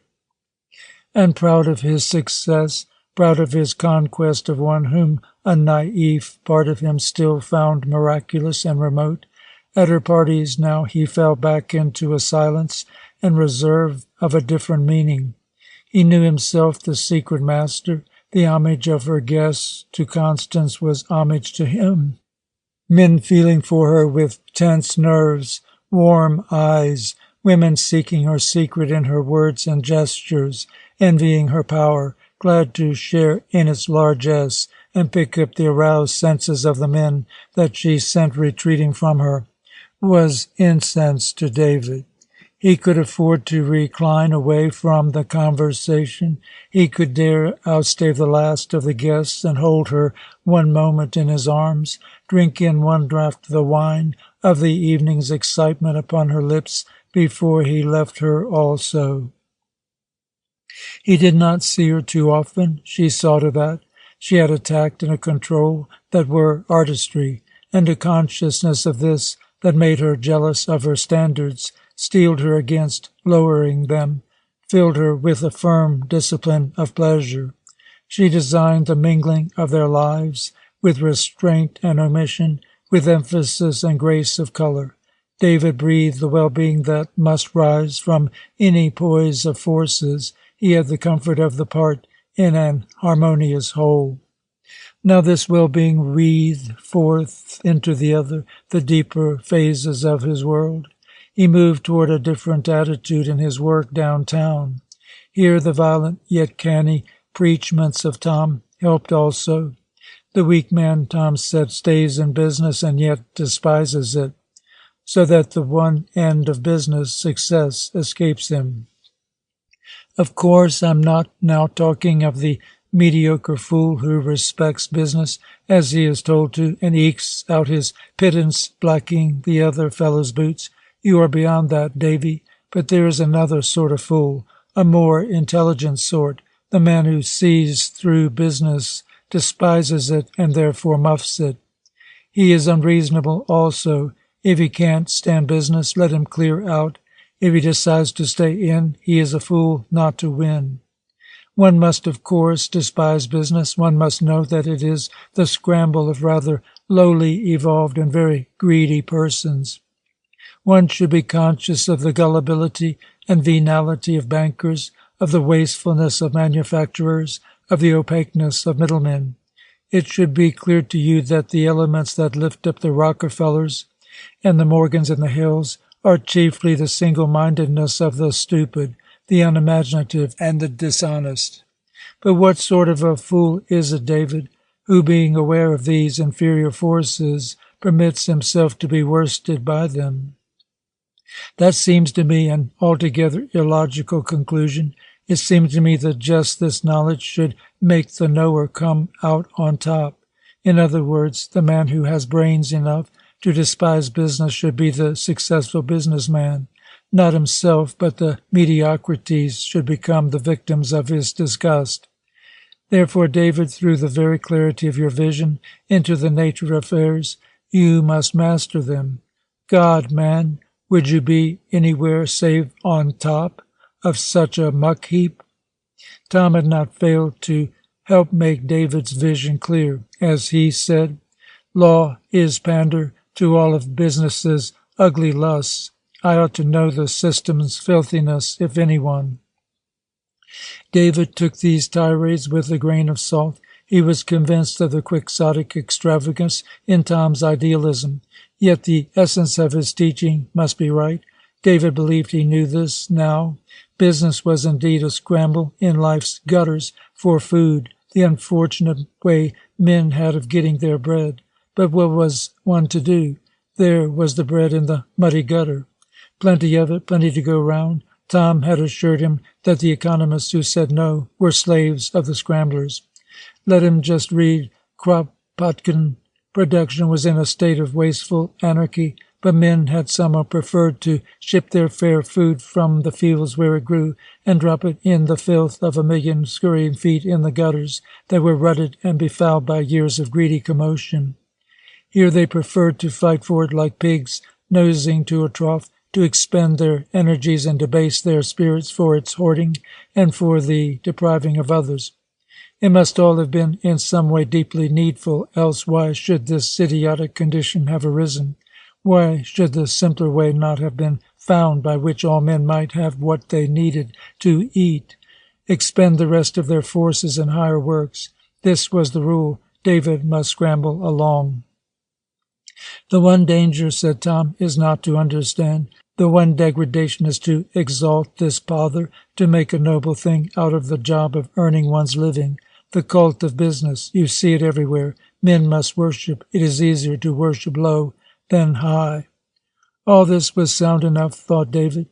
On his way down Wall Street to and from his office, he saw a spectacle strangely near the gutter metaphor of Tom.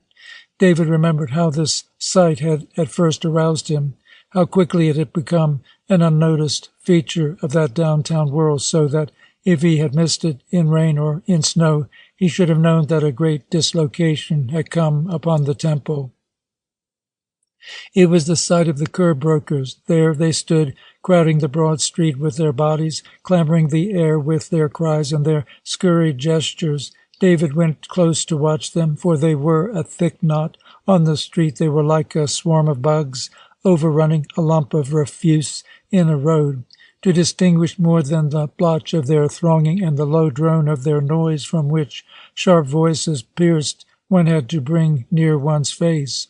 David saw now that they were mostly young men, rather shabbily dressed, since they must be prepared for every weather and for any scrimmage, with sharp faces, very red or very pale, in constant motion. Their eyes started, their mouths worked, they dashed notes in little books, thrust forth hands above the gesticulating mass, and spun away to other knots of the buffet, with hats over ears and upturned collars. They looked up at the high windows. There, perched half outwards in rows, were other men behind ranks of telephones that they perpetually shrilled in and thrust from them. They leaned out with contorted fingers, signaled to their colleagues below. Hands jutted from the crowd, fingers twirled, answering signals. They used the language of the deaf and dumb. If David had not heard the incessant burr of their voices above the shuffle of their feet, he might have taken them for deaf mutes. A same something strained and unquickened about the muscles of their throats and jaws, which he had noticed in deaf mutes. He understood that only by signs and battle calls could they, in the street, and the men perched in the windows carry on their communications. He admired their adroitness. The disturbance rose and fell, had its hours of thick frenzy and its streaks of deliquescence, but it was unending. David had learned that the curb brokers dealt in securities not listed in the new exchange that stood like a temple beyond the turmoil of the street. No other difference, so he knew these solemn walls were hypocrites. Within them older men, better clad, better paunched, buffeted, and bid and bounced. At times he was told, floored each other, blackened eyes, broke noses. All one, the naked and the canopied gutter, the scrimmage under sky and the scrimmage under marble, buildings tiered and teamed, and in each cranny a fight. With polite tricks men plotted and plundered, swung the whole of their vast might of concentrated work into the anarchy of distribution, to the end of deflecting from its even channels the sap of toil to their own bellies. Scrambling masters and myriad slaves who had not even the grace of scrambling for themselves. David saw how he was in a jungle, a high and splendid jungle, whose call to the hunt the minds of men had made complex and beautiful, but had by no jot lessened. On the high seas and in far countries they wrangled with fire and steel. In the curbs of the city they wrangled with their bodies. Elsewhere they wrangled with sinuous thrusts of their brains, deceit of their mouths. But everywhere they were at a single sterile game.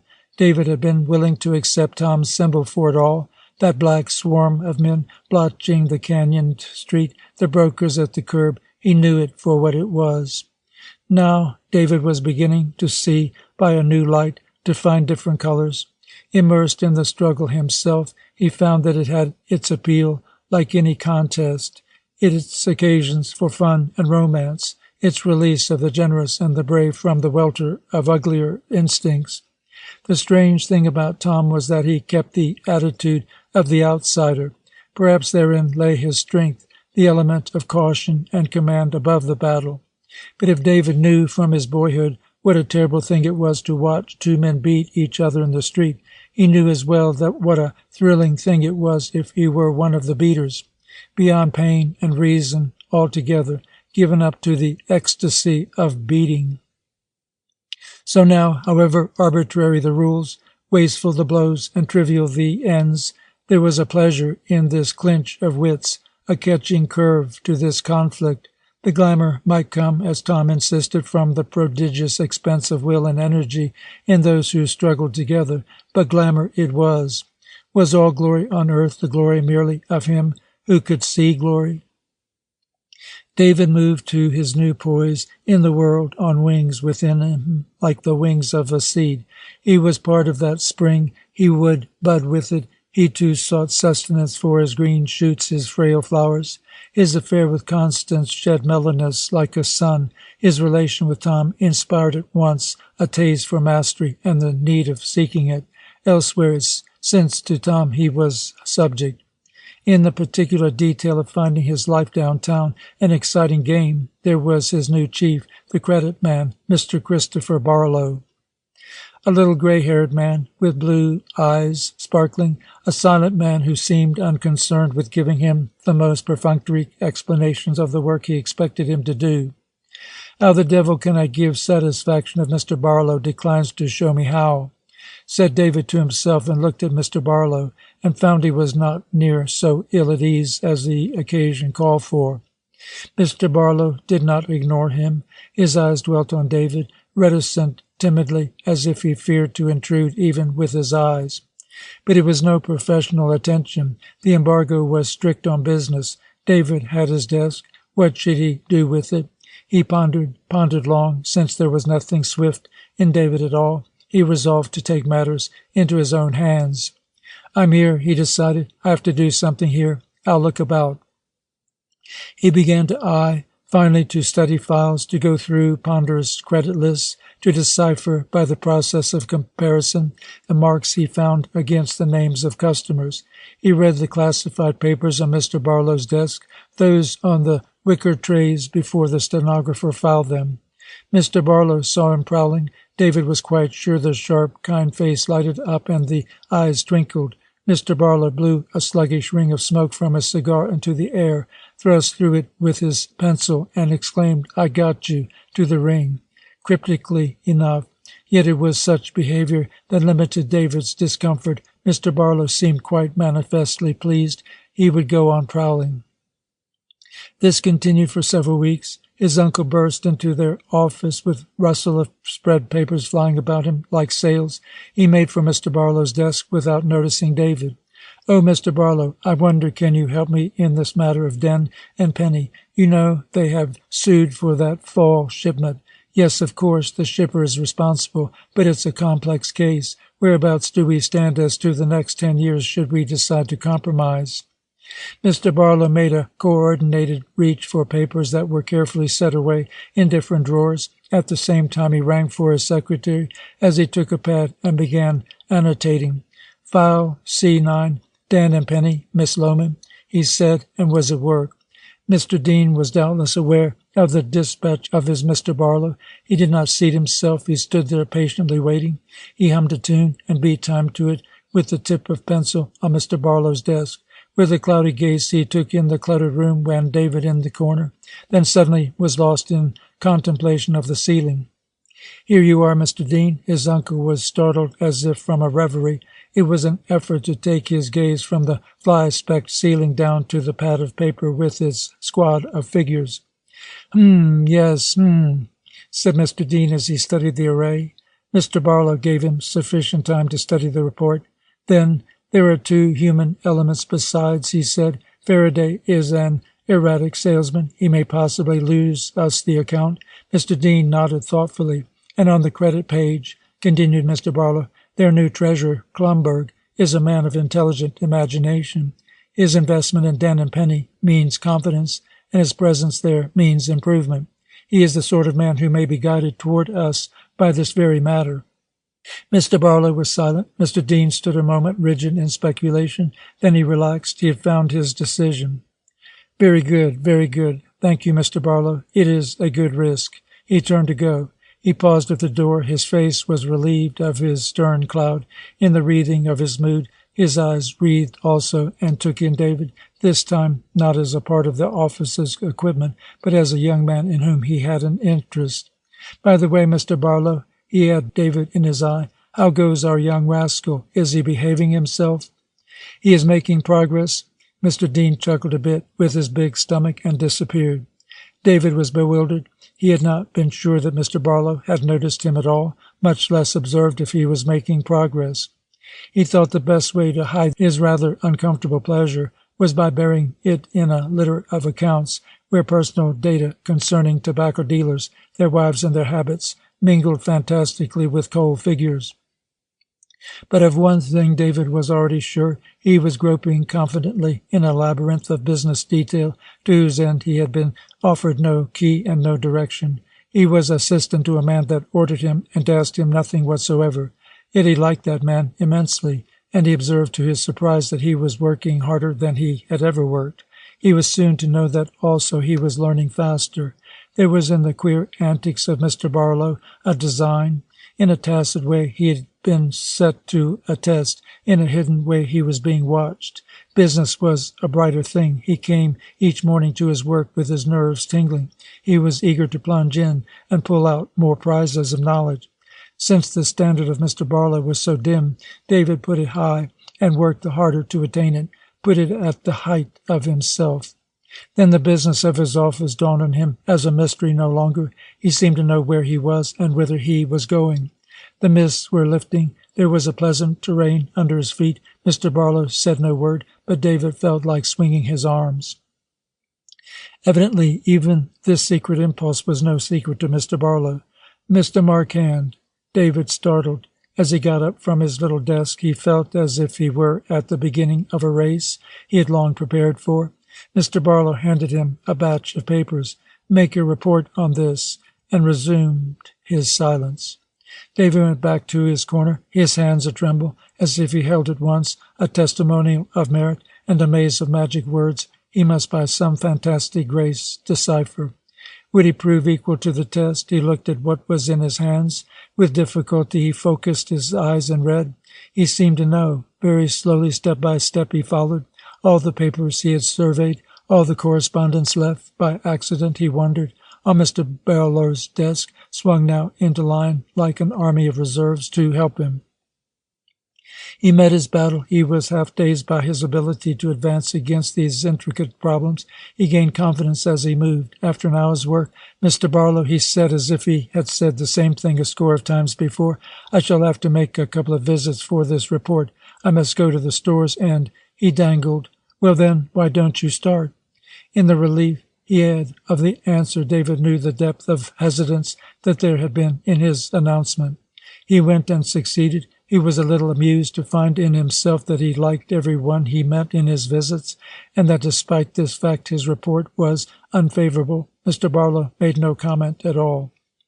It must have been an easy one, said David to himself, but he realized that he had had a bully time. He was winning his spurs. Occasionally now Mr. Barlow broke his silence in the unobtrusive way with which he kept it.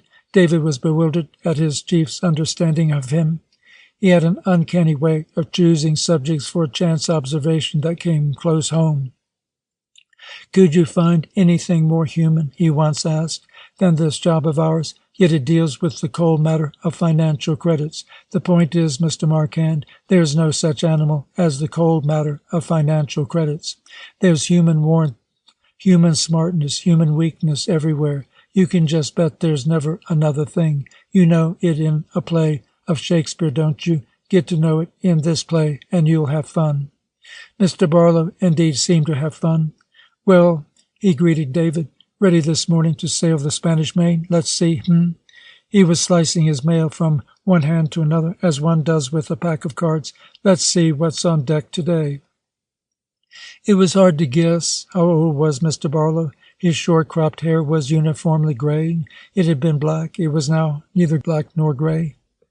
He was clean-shaven. David noticed two wide, deep folds pleating the cheeks of his generous long face. But the air of Mr. Barlow was young. David did observe a certain resoluteness in his good humor, a consistency perhaps too nurtured.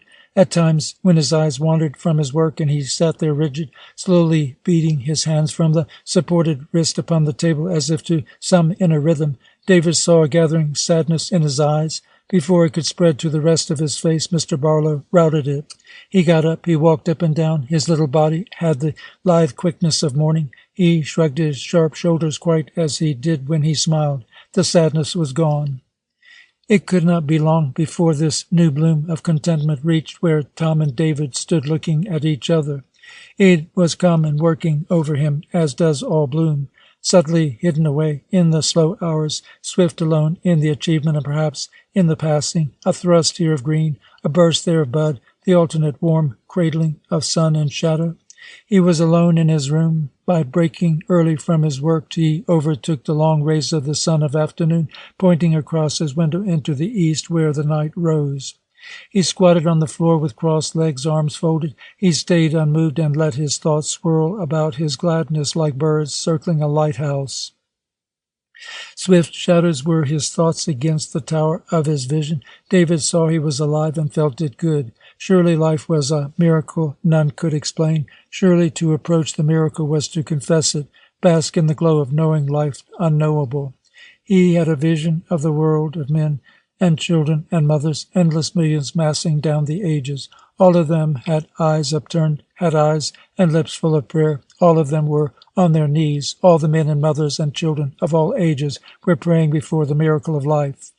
He thought of science, he thought of Darwin, of the makers of systems and machines, of the weavers of dogmas and rules. He knew that all these were parts of the miracle of, and somehow good. But what did they know, and what did their saying amount to? Could one of them explain what and why life was? The ecstasy of this teeming, whirling earth, flung like a fleck of dust upon the whirlwind of countless worlds that, in their turn, lifted a shred of flimsy scarf on the tempest of unending space. They could not explain. Their absorption in some speck of knowledge ended alone in this, that they forgot they could not explain. So lost the one approach they might have had to the ecstasy of life. Their little speck of knowledge blotted their vision. David sat thrilling with the thought of this adventure, this greatest of surprises. He was alive. He seemed large in his vision, strong. He realized that Tom did not have this vision. He felt himself larger and stronger than Tom.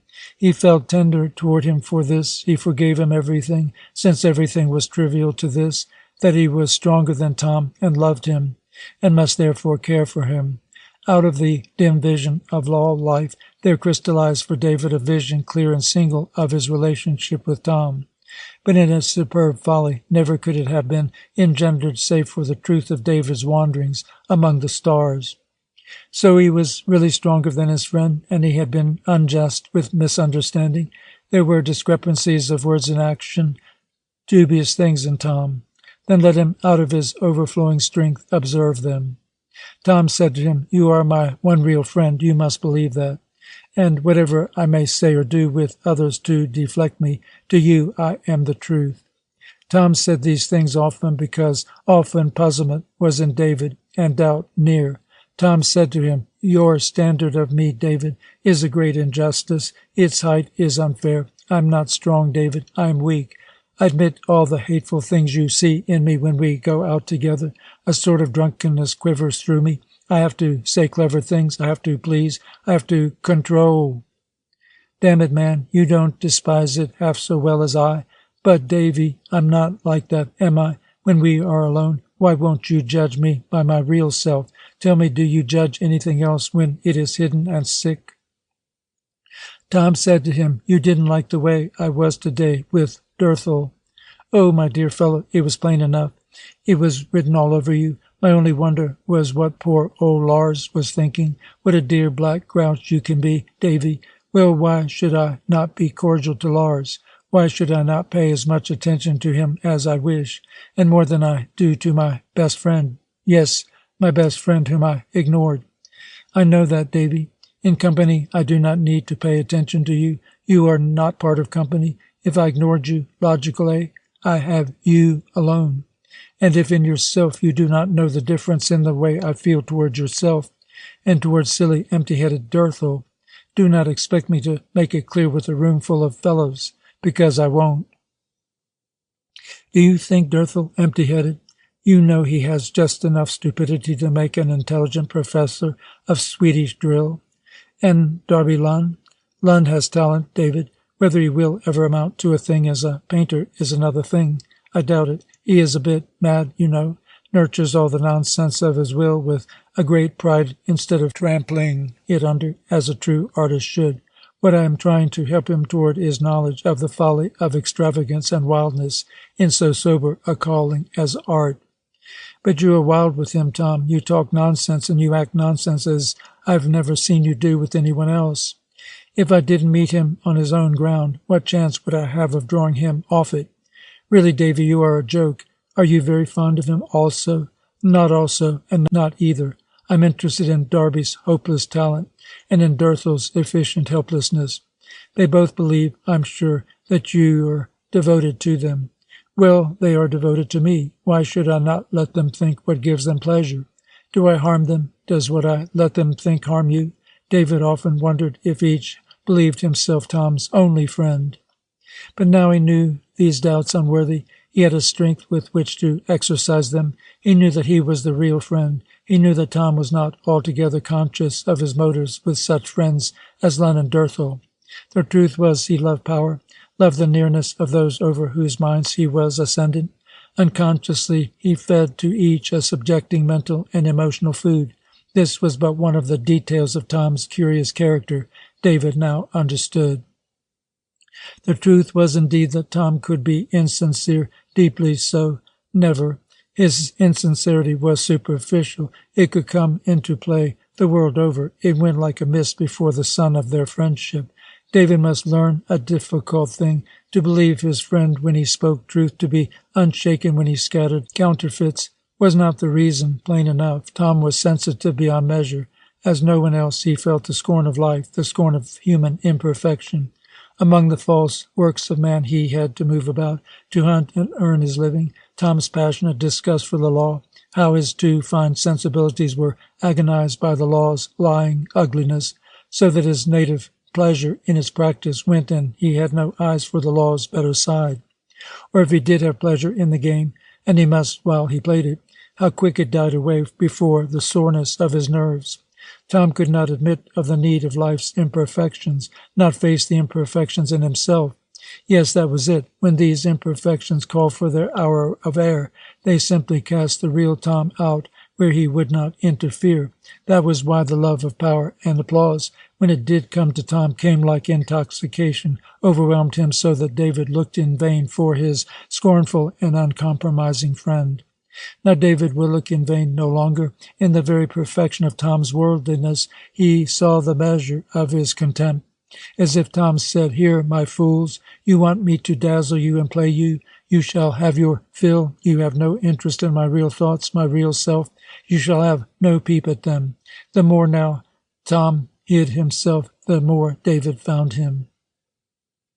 All this David discovered for himself. All this and many conversations, hinted or thrust sharply in, Tom had been preparing him to think. Tom and an April sun upon the seed of himself. David glowed. What marvel, what difference there could be in the same things. His cable car flung, grating, shrieking on the corner, an adventurous jest which once was an ugly jolt against the tempo of his way. The city, the miraculous city, no trees, no fresh sod greening, and ailanthus bursting here and there through cracks, grey cold in the pavements, but men and women in the streets. Now he saw what teeming creatures these were, the streets and their women. Streets and women big with laughter and children, teeming streets, teeming women. It was hard to recall how dead he had been that winter. It was hard to recall the streets. Grey, mournful fissures they were, cracks by the cold upon the flint of a barren star, ruts in the crust of a dead world. Upon them the chill refuse of chaos was cast down. Soiled, snow-soiled creatures, they crawled from their crannies and overran them. They bore in their eyes the sign of exile in chaos.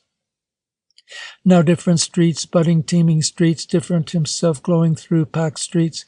Women sat in shawls on the house steps, doors opened into reeking, into pregnant darkness, children in rags among filth of gutters, horses rattling their carts through laughter of children. Mothers had grey long breasts, they held them to sweet red lips. Mothers had shrill words, they spoke love. High noon came on the precocious sun of spring and clarified the crevices of filth between the Belgian blocks. Odors rose to the sun, not sweet like the smells of earlier springs, and yet no spring was fertile like this spring. No stir of field with young grass, with young flowers, with margin of maples ruddy in hard buds, keen in the glint of birds. David lived. David for a moment saw with his eyes how his eyelids were shut down against them. David saw. Blackness, ultimate texture of all colors, light. A world of infinite color, infinite flesh, himself within the world, himself carried within it, through it, himself of the breakless tissue of the world, flesh of sweet smells, sweet odors, sweet fluids, flesh altogether and altogether about him, he altogether touching all flesh and all.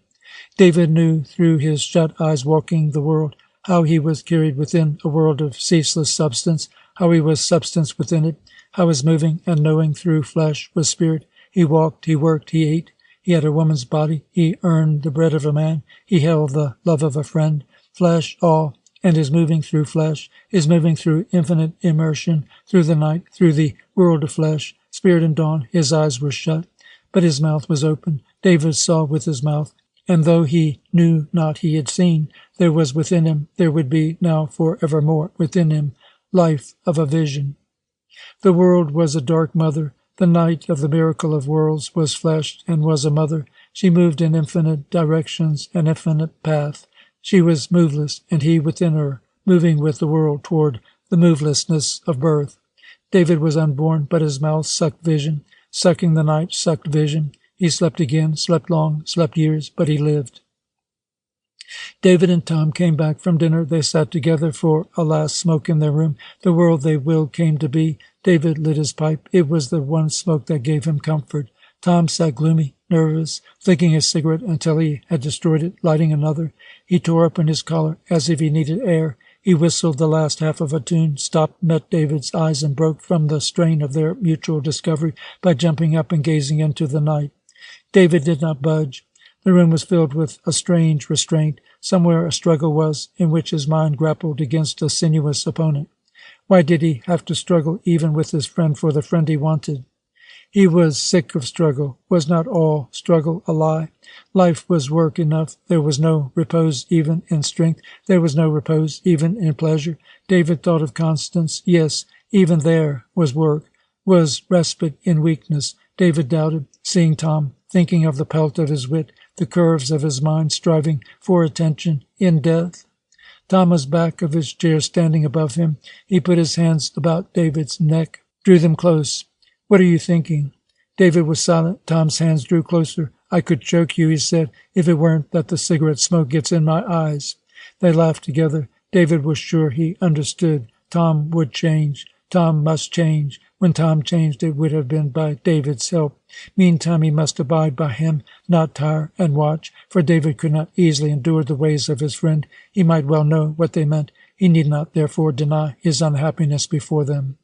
Yet unhappiness must be too heavy a word. Discomfort, rather. The base of a friendship such as this between them must be happiness, for the base was solid.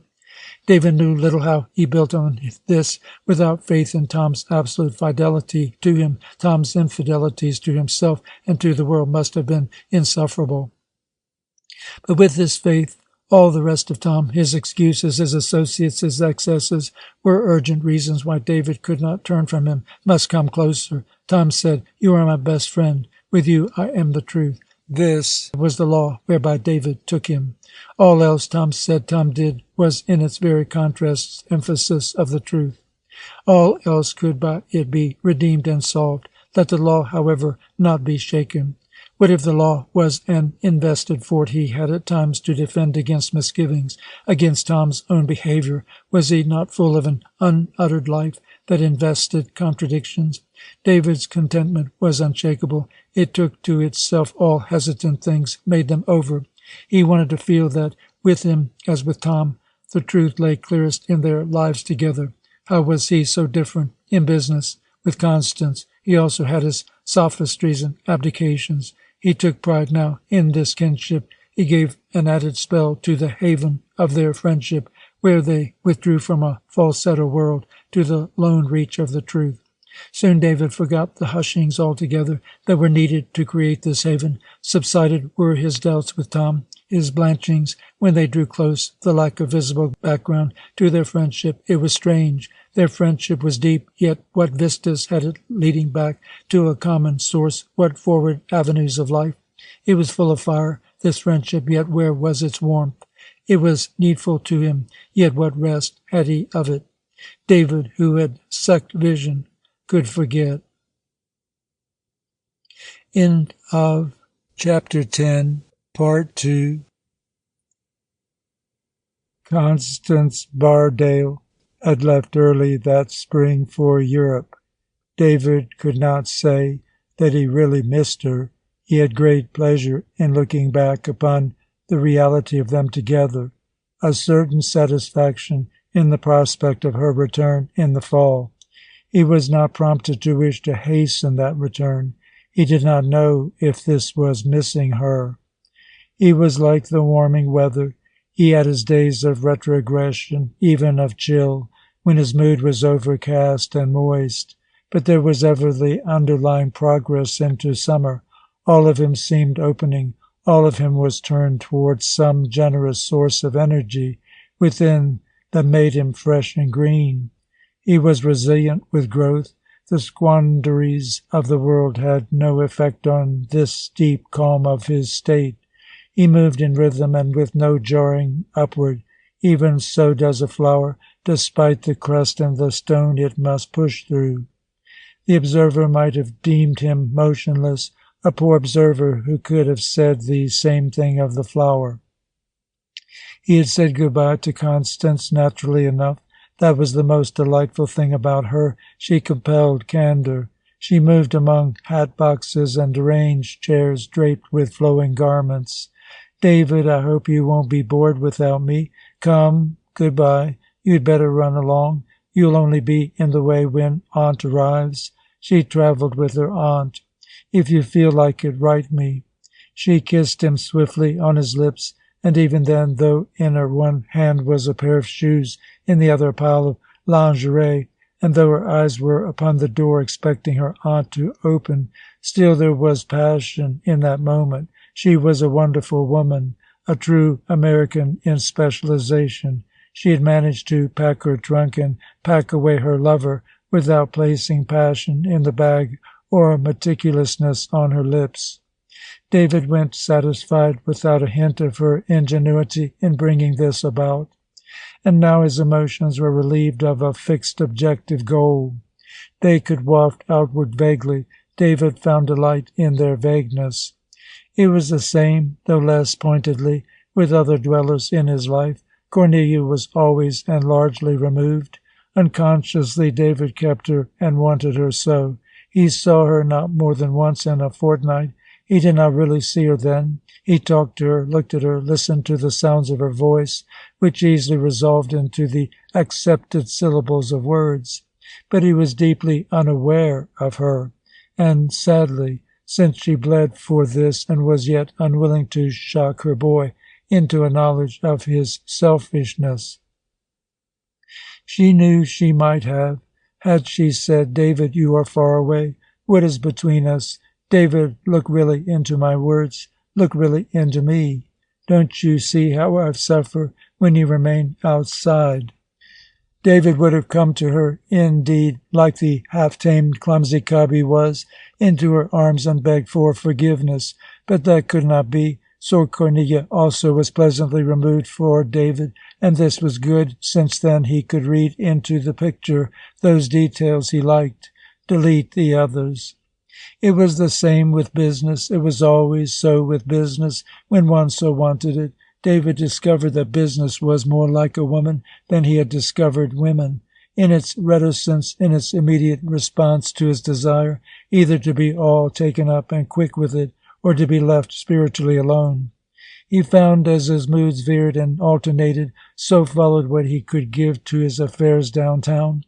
If he was full of energy to spill and full of fancies to weave, business was a romantic game that grappled him and spent him. Mr. Barlow had taught him that, but if he was misty and gray and low, business became a habit exercise that barely held his mind, unobtrusive and gray like his own forces. And without disaster. He could plunge into it, work upon it with every muscle of his body, or he could hold aloof and run it with two disdainful fingers. He could thrust eyes upon it close and have joy of its jungle of tropic passions, or poise it philosophically from afar as a flat patch in his life where he grew his bread and butter. Now he was holding it endearingly aloof.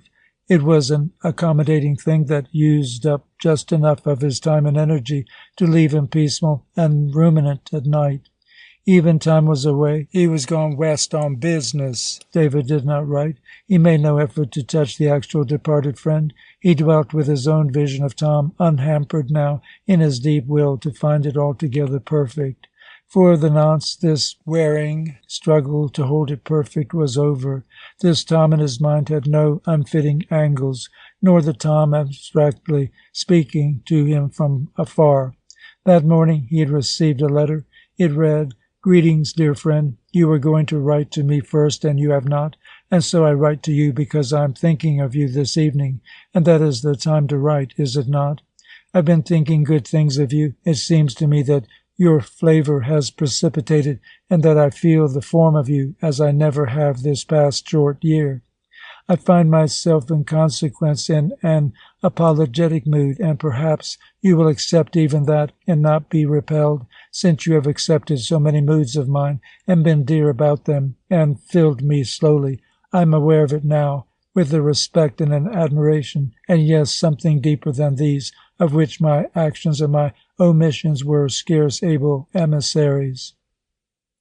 You are away now, while I am in Chicago, silently away, since you have not even thought of me to write to me, and I find that I do not blame you at all, that I admire your taste and your silence, and that I shall look forward to whatever response this brings of your deigning with an eager gratefulness that surprises you no more than it does me. Tom chastened, Tom in full view at length of a loveliness that he sensed and went for, perhaps as one goes for the summit of a mountain.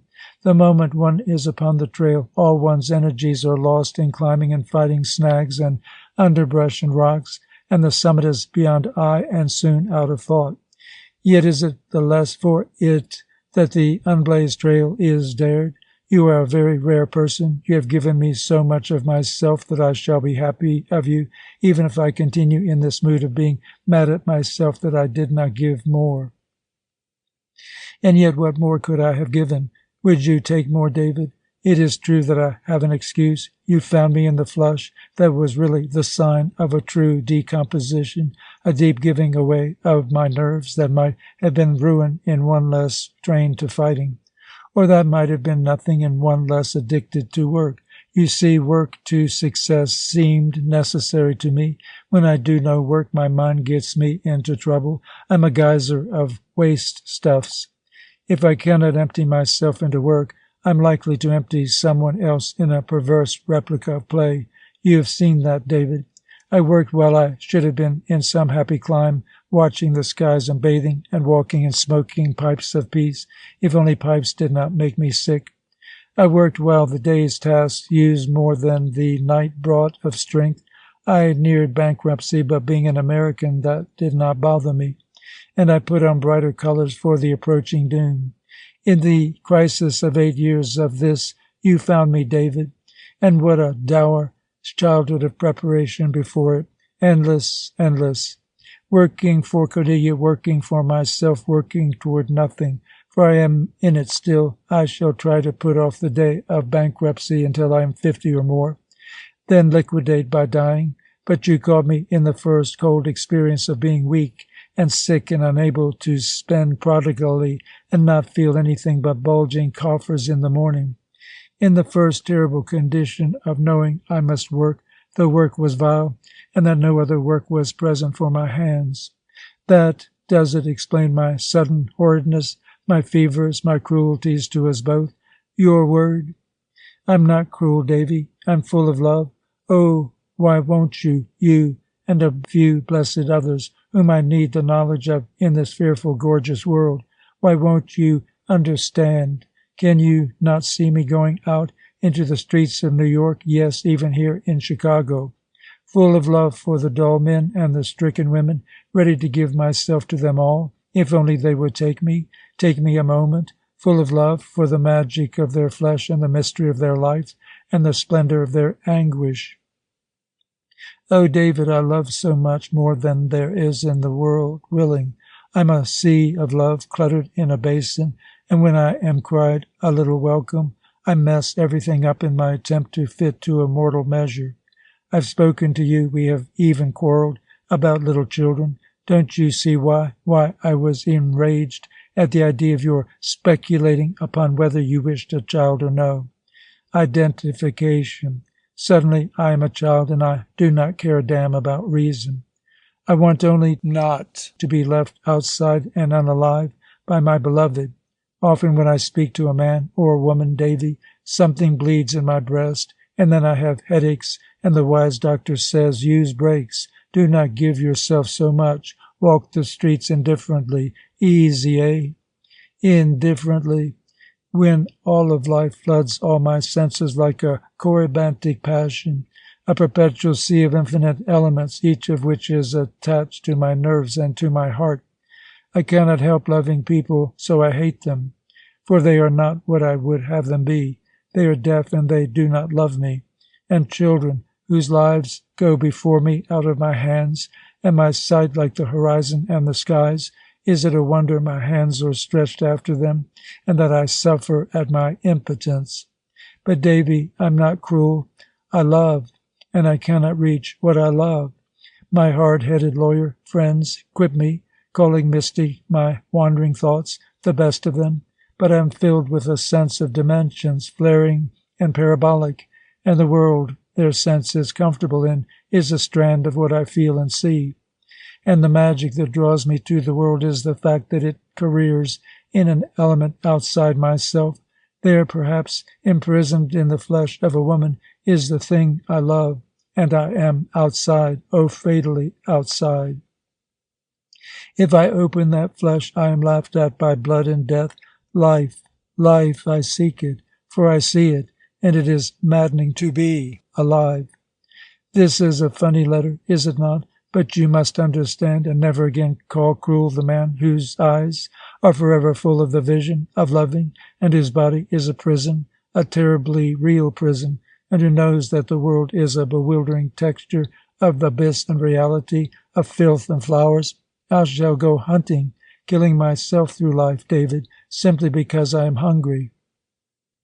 Do not forget that. I know the falsehood of the game. Do not forget that either. My real self, my mocking sense of life, my outrageous need of love, that will go silent to the grave when the gods have had their laugh of it.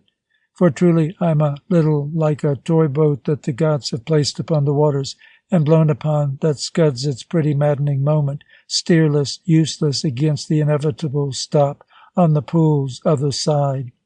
Write to me, Tom. David's day was pitched by it still higher. His moving through the life of the city had a lyric lilt. Its meanest shred came to expression in the tune he hummed, until Mr. Barlow said, "Is that the one song you know?" David stopped. His energy was only for the moment without outlet. He jumped up and used it to propel his body. "I don't feel a bit like working this afternoon." "There you are, thinking of this as work. Can't you get cured of that, David?" The young man stopped at the desk of his chief, who had become his friend. He was pensive. He put one hand on the blotter and looked beyond the labyrinth of papers. "How differently you and my uncle look at business. He prides himself that it is the most serious and laborious work in the world." "That is his play," Mr. Barlow twinkled. Then they laughed together.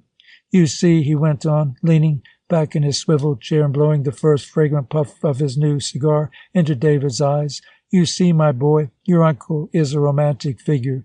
That is why he takes business so realistically. I'm a new generation. Oh, yes, I am, despite my age.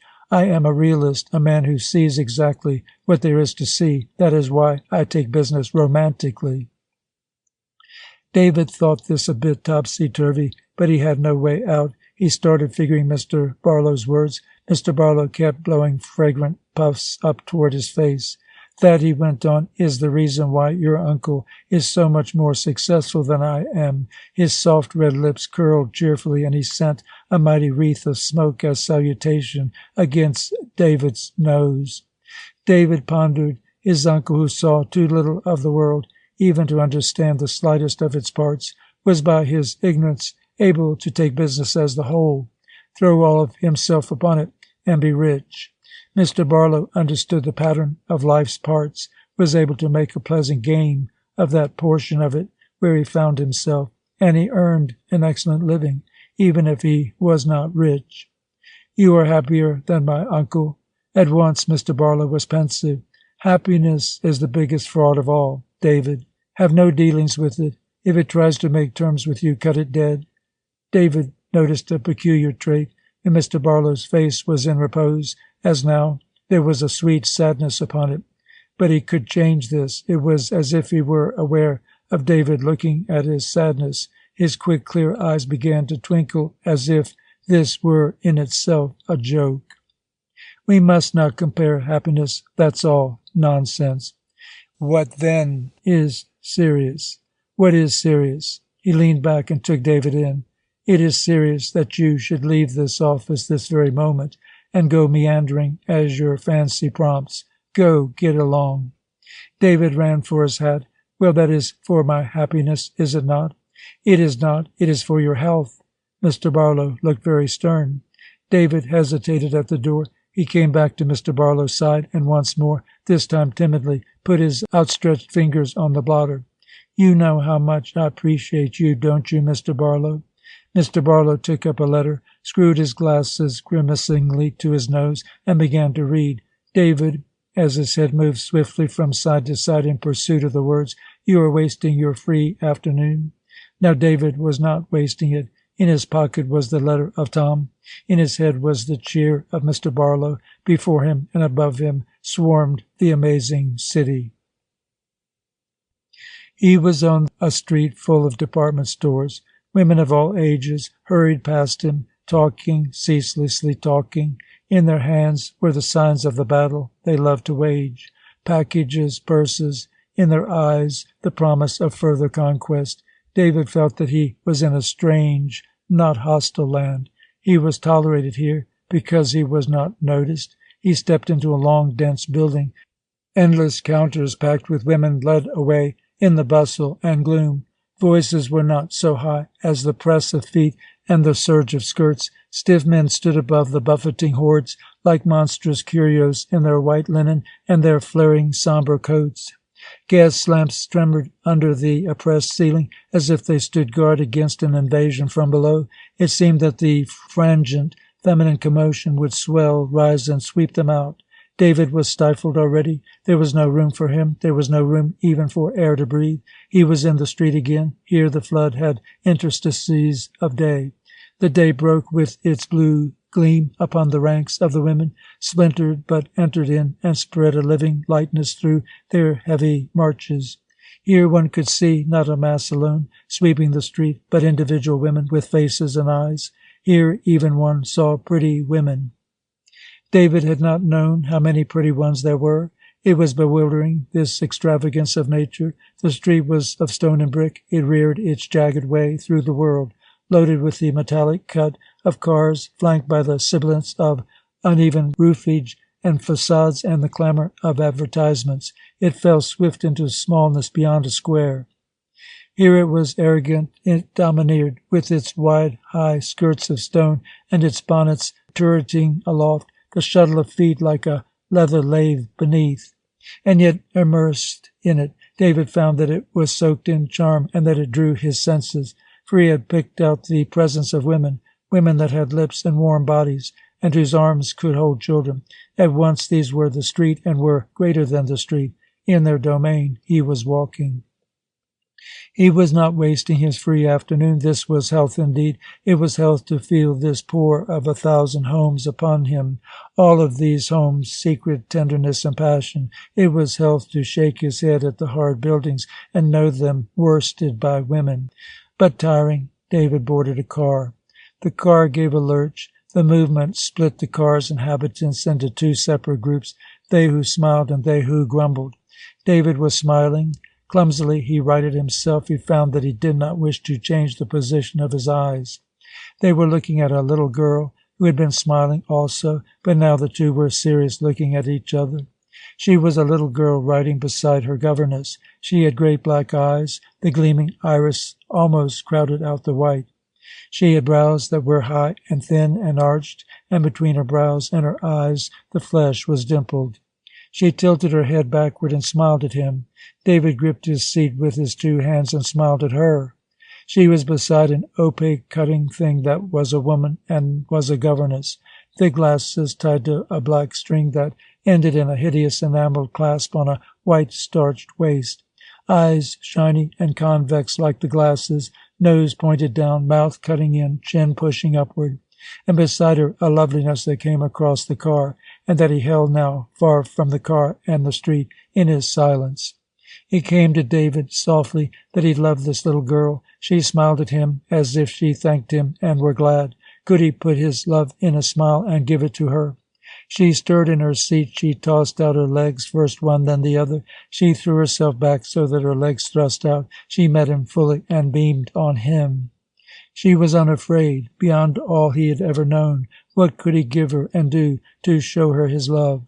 He had his eyes and his smile to give her his life with. He put words into his look at her till his eyes had tears of their fullness. He said to her so, little girl with the gray fur bonnet and the gray fur coat and the laughing soul, I love you. I've never seen you before. I shall never see you again. I shall always see you. She was smiling so clear. What did she know? What did she not know, perhaps? Pain stopped the words of his eyes. He got up. He passed her. Why could he not touch her? Why could he not come and play with her where she lived, a little girl?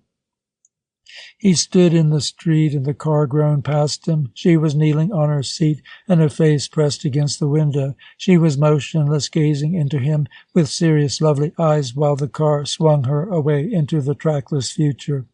David's lips moved goodbye. I do not understand. Do you? She was gone. Many things were gone. David, walking the dim, sunless city, walked as through himself, and as he went he missed the lights that an hour before, of their own cheer, had lit the corridors of his being and made him all of the city, so glad a habitation. He missed these things. He learned how many they were. He did not think of the strange little girl. She had been fleckless, beautiful. She had been more than that in the miracle of her spell upon him. For this he groped in his mind was the vision of her budding life, sweet, ineffably sweet, like an unopened rose in the dew of the dawn. She had left a wound in his heart, the stab of her vision, from which now his blood seemed instinctively to flow. He thought of himself alone. Sudden, all his proud contentment was away, not clouded this time as it had been so often. Away. It was gone, surely, like the little girl. His contentment. What then had it been? The parts of it that were no more he could piece together into a memory of his contentment. It had been a haze, covering the way of his feet, blinding his eyes, wrapping him in darkness. He saw now. He saw that his feet had carried him away, different from the haze of his contentment. He thought of his emptiness. He seemed to recognize it now, as if it had long been there. The absence of Tom and Constance. Was this the absence of two great parts of his emptiness, permitting him at last to know them, since their absence was in a measure their negation, the first timorous return from an emptiness that filled him to a fullness that he lacked? He could not go in very far. His mind was strangely cramped with pain. He knew much, however. He knew he did not love Constance, and that there is no substitute for love. He knew he did not fully respect his dearest friend, and that for this there was no solace. Most of all, he knew his life was sterile. Despite its blandishments and its colors, its devouring of hours, it lacked something he needed as he might thirst for water in a land that held everything else. Sterile work, sterile friendships, sterile embraces. It was not so simple as this, but here was the germ that desiccated him, turned his impulses from action, deflected life from living.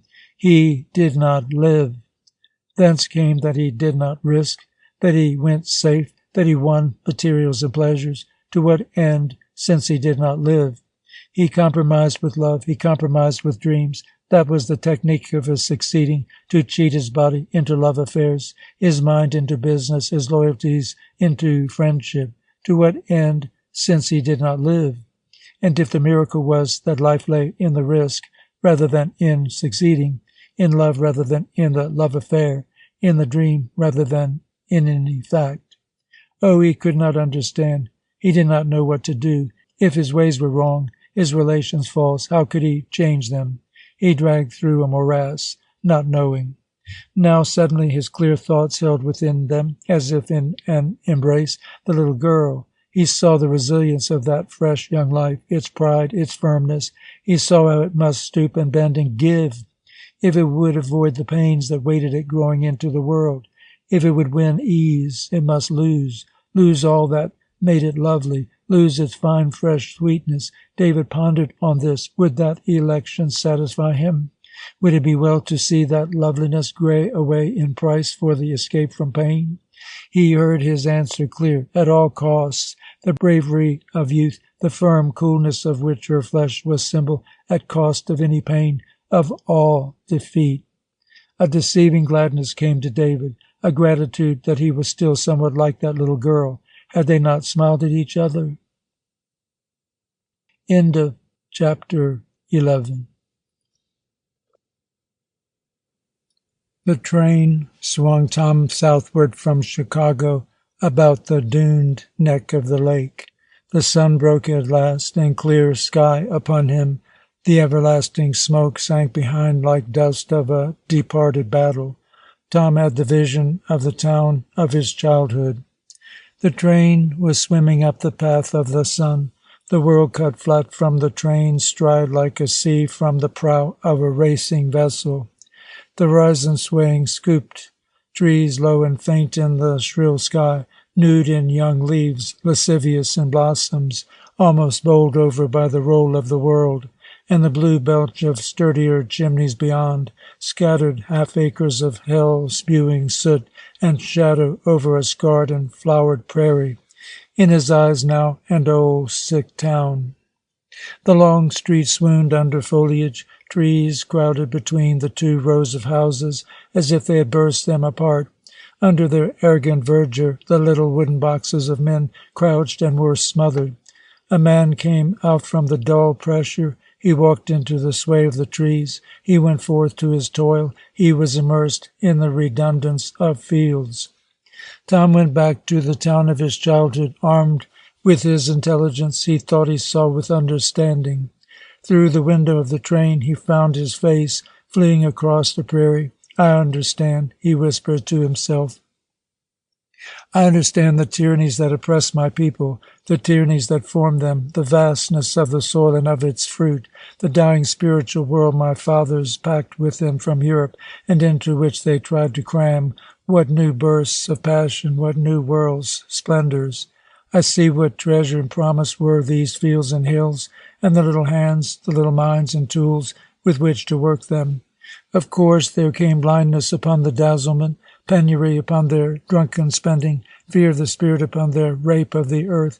What masters my fathers must have been, not to have been mastered by America."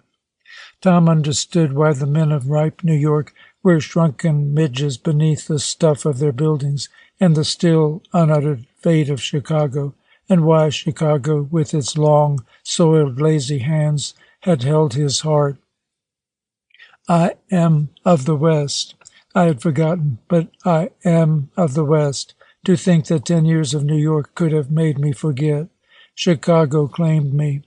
New York was a place of exile. There they, whose lives were done or were denied, builded state upon the principle of their death. New York was a gaunt ghost city, a dwelling place of shadows that towered above men. What was New York against this splendor of plains, against Chicago, wide, crude, child city with the loud voice and the playful heart, with the swift gait and the lumberly laborer's mind? What was New York against the love of his discovered home? Tom began to wonder what irony had drawn him eastward. The promise of life, he whispered to himself, the promise of life. His chair was toward the window. He spoke to his reflected face and the fleeing plains. A knoll of green flashed past with a stream curling, and in the shadow a clustered farm. The remembered scent of clover and the warm sweetness of new green life were a cloud over his mind. I wonder, does the lure of death come always disguised as a fulfillment? Perhaps when a man takes his life, does he hope to achieve it? Cornelia and I, God, how we were glad of the calculated pavements of Manhattan, but surely he had left death behind. Was he growing sentimental? What a strange mood he was in. His father, the dilapidated farm. Life, that? Very well. Law, the nervous flutter he called success in the city. Life, that, more? He shook his head. He saw he did not understand after all. And yet America in Chicago, Chicago in the American plains, gripped him and called him as never before. Chicago, where industry, a dirty giant, flung and heaped its refuse upon the dwellings of men, he could not understand, but he felt a poignance of symbol in himself, yearning westward, yearning backward against the way of the train to where America lay impassioned beneath the coming sun. He stepped into New York. Its life came to him through splinter of movement with a sharp pathos. The dust of their traffic were these men and women swirling slow. Their impress upon the places they had built was naught. An air of enervation lay over the cleft of houses, seeped down into the channels of men. Then Tom lost the sense of separation. The great metropolis came like an iron cloak and made him invisible. Out of the confusion of his life, he saw some things clearly and aimed at them. He saw some things vaguely, and these he avoided. He sensed that the vague things were the vital, were of the color and stuff of that confusion which was his life, and that the dear things were trivial and lying. Marcia Duffield and King Van Ness were not yet engaged. a particular and naked problem. Tom feared the cynicism, the girl he had loved. One thing alone can spoil this, went his thoughts. If she, out of some mood, abandoned her resistance, she might, for spite, bravado, bitterness, what not. One such false gesture and Van Ness stops the hunt. He might possibly do an injury to himself, grow thoughtful, for instance, but he'd never marry a girl that let him kiss her without a diamond ring.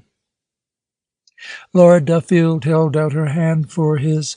I'm young yet. This is my only life. What am I doing with it? Tom thought, and clasped the hand of his friend and laughed. The lust of the game, Van Ness, Stone and Company to be pried open, the delicious recalcitrance of Marcia to be tasted and crushed, and forgot. You are worrying about something. What is it? At last he was conscious of Laura Duffield. His trivial words were over. She was aging. There was a drawn tightness about her eyes, a sag at her throat. It was a day on which she was not looking well. And looking well was coming to be an art. These years of life when art grows difficult, debts, the incredible burden of holding up her head. Come and sit beside me, Tom. She was graceful. The couch was low. She sat ensconced in a corner. Her outstretched arm hung in a flimsy sleeve, color of faded violet. Her skin, like the sleeve, was dim. Her eyes and the stones in her rings were bright. You are so quick to understand. I'm going to tell you. I'm worrying about Marcia. That won't help us, you know. Why can't she make up her mind to love someone? Tom laughed. What a lot of contradictions in a little sentence. I don't know what we may have to do. She seemed, after all, resigned. If Marcia could love no one, with her mind or without, let her stay single. She hasn't accepted Van Ness yet? Laura Duffield shook her head. Tom thought swiftly. Where is Marcia? Is she then? Is she in? Tell her I am here. The mother arose and called the girl. Marcia came to the door, stood silent. Hello, Marcia. I came to see you this evening. Not your mamma. He believed it. He wanted to be with her. All else was a pretext. Yes, and it's lucky, too. Mrs. Duffield bustled to her desk. I've 1,000 letters to answer. Do be dears and leave me alone. She was settled and her back was on them. She was looking better. Such confidence she had in Tom. He followed Marcia. She went to the opposite corner of her room, near her cheval glass. She stood there. Tom closed the door, let his weight lean upon it, then seated himself in a broad armchair. Her whiteness was taut. Her black hair and eyes were hot. A tremble swift and faint sang through her. She found she could not stop it. She moved and took up an ivory brush. She strove to let her trembling flow from her 2 hands to it. It was a very long time since Tom and she were alone. Marcia, please sit down. She complied at once. She flushed with anger that she had. Tom came and leaned over her. He looked obliquely at her great black eyes and the sharp perfection of her chin and the way of her white throat. He put his open hands on her hair. He turned her face upward toward him. He placed his dosed lips on her parted ones. His hands slipped down her face, her neck, her body. He stood away. She said, Why do you do that, Tom? That is how I feel. Don't lie, Tom. I'm not lying, Marcia. Her eyes blazed up. It was a burst of bravery and challenge. She crumpled. She hid her head in her arms. She wept. Tom put his hand firmly to the back of her head, where the hair was caught away from the neck. Listen, Marcia, I'm not lying. Listen, please, Marcia. She was silent. If she was still weeping, she did not raise her head. Tom leaned and kissed her neck, the faint scent of her hair in his eyes.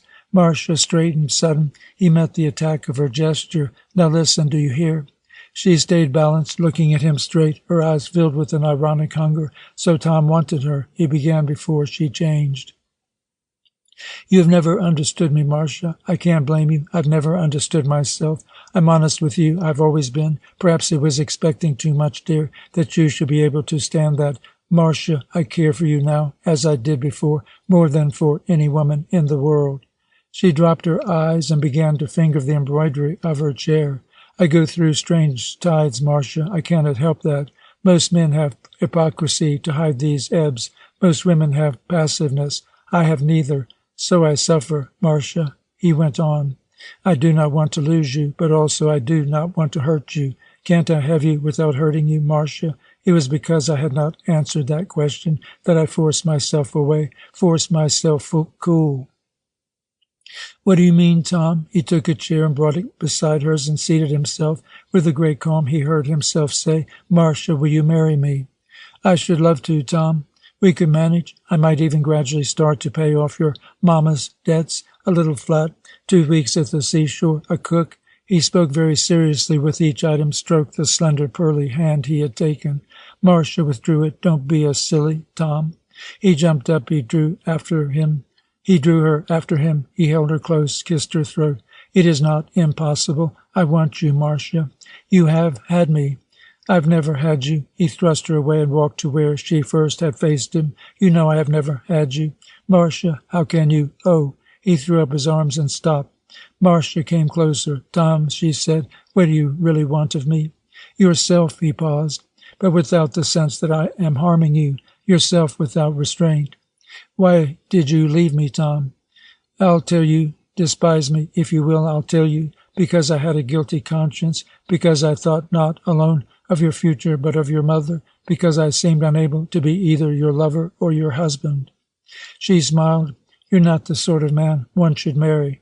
Unfortunately, I lack qualifications. He put bitterness into his voice. She was sure and glad she had hurt him.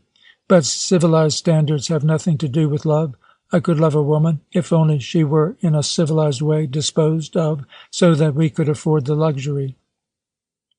Marcia laughed and placed her hand back in his. Why have you never put things this way before? Never put things this way before? He was amazed. He burst out laughing. Really, my dear, this is too ironic. I'd given you up. I'd given you a free hand to marry. I was prepared to lose you permanently rather than stand even temporarily in your way. But you did not marry. What did that mean? I didn't know. How could I? But what should keep me from hoping? Any fool may do that. At least there was the circumstantial evidence that you had not married. That is why I came tonight, Marcia. I came to ask you to marry me, to plead with you. For the first time, I was prepared to sacrifice you for my own desire altogether. And now when I am acting my most selfish self for the first time, you see the sacrificial mood that I was in before. She placed her arms about him. Strange, contradictory, dear. You shall have me, dearest. Wait and see how soon. I think I never wanted you quite so much. Marcia, don't let your feelings blind you to reason, Tom. Our feelings. You don't want a wife. If I was rich or you were, even then, would you want a wife? You want me? I you? Without alloy, dear, I'll marry King. She smiled brightly. Do you know why I put it off? Because I thought it might mean real captivity. It must have, Tom, without you there to rescue me. Oh, her face darkened. I could not stand the thought of him without the antidote. She was silent, brooding. Her eyes seemed full of the picture of her life with the dull, rich man. It stifled her, blinded. I could not have stood it, Tom. I can now. Without you, it must have meant prison. Now it means release, adventure. Yes, she seemed to be emphasizing her resolve, bringing it clear before her eyes to see it. You'll see that I am game. I am almost happy. She sank down in her chair and smiled at him. Tears kept her from seeing how he smiled a bit wistfully away. She needed to be silent, if for no other reason, for the tears. She wanted to ask him simply, do you love me, Tom? For Tom, if you did love me. She did not dare her question. She did not dare, even in her silence, to conclude it. She was afraid of his answer. Both for him and for her she was afraid, both of his yes and his no. After all, her mind faded and veered. She had better marry King. It would be going on. She was dry-eyed. Tom took her hand and kissed it. What do I really mean by all these things I do? When Tom was alone, his question came often, came without answer. When he was with David, it hurt, and these things he did were like ash in his mouth. But even the hurt was better than the reverberating silence, so Tom fled solitude. But what of David? What did he want of David? Was he glad of him, or bitterly, passionately sorry? Did he want him close or far away? His acts and moods, were they designed to hold or to repel him? Tom was at a pass where all these things were chaos. The clear facts of living were straws in a heaving sea, straws he reached for. He went brightly about his profession. It prospered, but it became more and more a thing to hide from David. And all such things were more and more to be hidden from himself.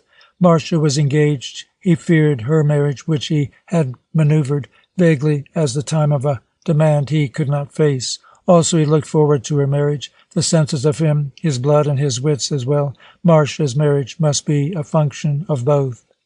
He tried, close to David, to blot out his conflicts. He tried to realize that it was David himself who brought about the conflicts, and to pursue the rational conclusion that it was David who must be blotted out. His reasonings had the way of playing him into some dark dilemma. The forces driving him toward the constant agitation of his wits seemed all too clearly irrational and heart-sent. He could not isolate the verbs of his reason. If he did, he found them without subject-object, dead waves of sound flecking a hollow mind. His reaching for the true drive within him left him a streak of imponderable space, as if he had grasped a comet. It was better to be confined to straws. The schemings pertinent to Marcia, straws. The intricate work, downtown, straws also. The being with friends, the satisfaction of his senses, straws again. The effect upon his mind, this passionate bestowal upon work he could not respect, upon pleasure he could not enjoy, was a slow desiccation. He was dry, cynical, erethic. He needed to rouse himself to heights of activation. His work called for no less, and the impulse rousing him was ever one he was cold to, a strain on his nerves, as in a man making himself drunk with drink he forces himself to swallow. Needfully, since this vast disharmony gained on his life, and since each part of it warred against the others, Tom came to bestow upon its various factors the quality of respite and escape. He needed a makeshift harmony in order to live. One instant of admitted anarchy in our minds means madness, in our bodies death. Since discord was there, it must be balanced with other discord. One group of his thoughts swelled, sagged out of place. He propped it into a semblance of poise with another hypertrophy. So discord propagates itself. Life went on. David was there to cleanse him of the tastes of his worldly work, restore his self-respect, give him a vantage point against the scheming Tom of the day. His other friends, shallow, quick fellows ready to give what he asked, and forward-coming, helpless women like Laura Duffield, were there to balance the reticence of David, ease his diseased hunger, throw him momentarily free of the strange dissatisfaction of his one satisfying friendship. The function of work was to sustain him, flush his energies until such time as he knew how he wanted to play. Marcia was compensation for that in him which could not look to David. David was compensation for that in him which was ashamed of Marcia. His hours with David and Cornelia were sleep in which he lived as he dreamed, one strength to face the waking. His hours of work were respite from the starved clamor of his dreams, a way of winning time from their insistence. So his life stumbled and shook ahead. It held together, but it was textured of half-true, half-meeting elements. Its hazardous solution caused a continual ferment. The sign of ferment was his growing pain in a life stumbling, shaking ahead. He walked down a square with that lithe pacing stride of his, half-clenched fists swung at his side. There was a fairly constant strain in his eyes that lifted them in their sockets. With teeth tight set, he hummed a tune. Energy was forever thus escaping from him. When he did nothing, he fell at once into a state of preparedness for flight. He wanted to get away, get out. He could not. Life gripped him, and he loved it, but much energy was born of this deep impulse to escape. He scattered it about. Much he applied to perfect the conditions of that very life from which his nerves rebelled. His vitality in talk, his speed of impressions, his plasticity of posture in the world grew from this energy, so that he shook along in a vicious circle. Much of his power to throw life into his work came from the secretions of his dissatisfaction with it, from the energy of his dissatisfaction. But life is full of such mechanical paradox. All of civilized life is such a one. Many a man succeeds in the conscious world because of the failure hidden in his heart. Tom stopped. He was before a crumbling brownstone house, a rusting iron grill, a gate thrown out on useless hinges, and a tiny plot of grass flanked the narrow walk. The soil was rocky, sediment of the city. Cans, flakes of cloth, splint eyes of glass choked the slim green. From the low stoop the house flared up, soft in decay. Tom turned his back on the house. He looked north on the square. In his eyes was a hunger for open places. His glance consumed the narrow breadth of the park with its dapper walks and its trees. It broke impatient on the row of red brick houses. It spent itself. Tom's gaze narrowed. He turned and went up the stairs. They were dirty and dark, 4 flights. Odor of mildew and misspent lives seeped from brown plaster. He struck his fist on the door. Behind him was a hall painted the color of stale chocolate. In the center of the fly-blown ceiling, a sudden cupola picked out in glass, green, yellow, blue. Sky came through dim and soiled. A young, stout fellow opened the door and gave a cry of pleasure. Let Tom in. Hello, Renard. Flora, Florissima. Company's complete. Tom pressed Lars Derthel's hand. Hello, Lars. He passed him. A long, narrow table spread in the square, small room. The heavy mantel was ribbled with knickknacks of vari-colored glass, purchased in useless shapes at Coney Island and Asbury Park. Their gaiety, a dance in the box mirrors of the yellow wood, seemed irrelevant above the table, with its high, unlabeled bottles of red wine, its mounds of Italian bread, its platters of cervelat, tomatoes, sardelles. The table's order was disturbed by its broken wreath of guests. Most of the diners lounged already in their chairs. Between laughter and smoke they sent their eyes lazily toward the kitchen. They had begun with their wine. Hello, Mr. Renard, a slender fellow spoke, upon whose long neck poised a head remarkably round and small. Within his face, with its fat, sanguine cheeks, the eyes and mouth and nose took up an inconspicuous space. Good evening, Marquise. Lagora was a nobleman, a dealer in marble, according to his one report, in Italian oils, and spices, according to his other. A clever, shifty, cloudy fellow with hands like a girl's. Tom sat down with an air of temporariness behind him. Well, Dunia, comment ça va? He leaned and placed a finger on the cheek of the woman across the table. Dunia Smith put down her glass. I've no cigarettes. Tom placed the box in her expectant hand. They were enormous hands, gaunt, naked, acquisitive, with a wrinkle about the finger joints that was sinister against the smooth calm of her wrists. Behind her hands, Dunia Smith rose diminished. She was tall, handsomely cut. Her hair swept back and low over her temples. Her eyes had a gray slant that offset the thin lips, the sharp tilt of her chin. When she lighted her cigarette, she showed all of her teeth. They were white, but as the gaunt, huge hand came near her face, the rest of Dunia Smith went into eclipse. A man came up, neatly and drably dressed, with a red tie that flared against the pale primness of his face. Glad you're here, Renard. Business particularly boring today. Fun particularly needed tonight. This was Christian Hill, sedate, rebellious, a man of business who craved intoxicants of life. All his sentences sounded like telegrams. All his money, too sanely earned in a broker's office, was at the disposal of his search for madness. He looked on Tom as his ideal. He would have sold his wife into slavery for a lust sufficiently great to make him commit the folly.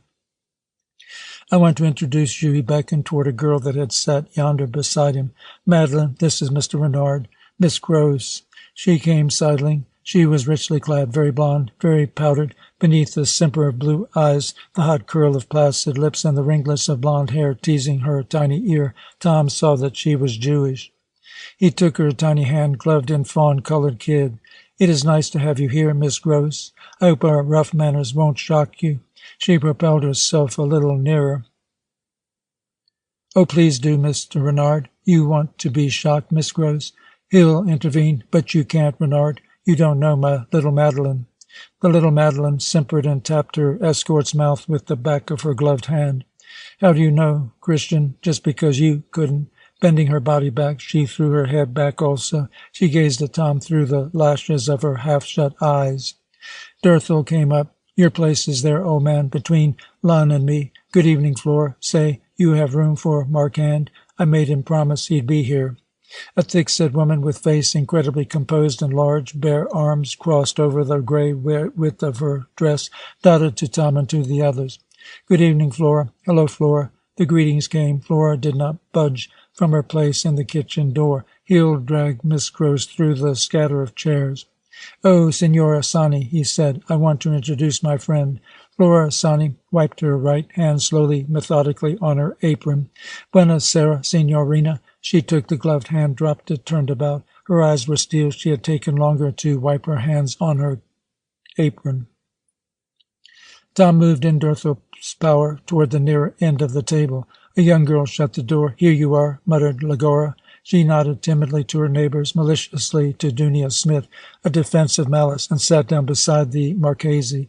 He drew close his chair. The two began muttering together. Legora leaned forward. The girl bent back from the thrust of his mood and his body. She was a frail creature, a tissue of harried nerves with great black teeming eyes.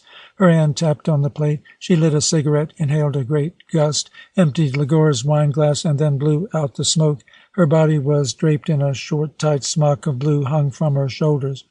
Her tiny breast stood up in it quite clear. Legora's brows worked up and down. Her big eyes sharpened and cut him. He looked at her twitching shoulders. "Hello, Mr. Renard," she cried as she passed him. She threw up a diminutive hand. Her breasts bobbed. "How are you, Letty?" Tom, taking her hand, had the sense of Legora smiling with snakish eyes. He passed on. A lumbering boy got up, nodding, and saying no word. "Well, Darby?" Tom sat down. "I've not seen you in a week." "A long time," synchronously growled the other. Tom heard him and laughed. "And the painting?" Tom and Darby Lunn were lost together in talk. From the table's farther end, Dorthel saw them together. The laugh of Dunia Smith, the shrill sneer of Letty, tossing her heels, the mutter of Legora were a wave gathering, crumpling upon the calm of Signora Sani. Dorthel extricated himself from Hill and Miss Gross. He headed through the disarrayed chairs. Stretched arms reached for wine and taste of antipasto. The evening splintered and swirled. Food would draw it together.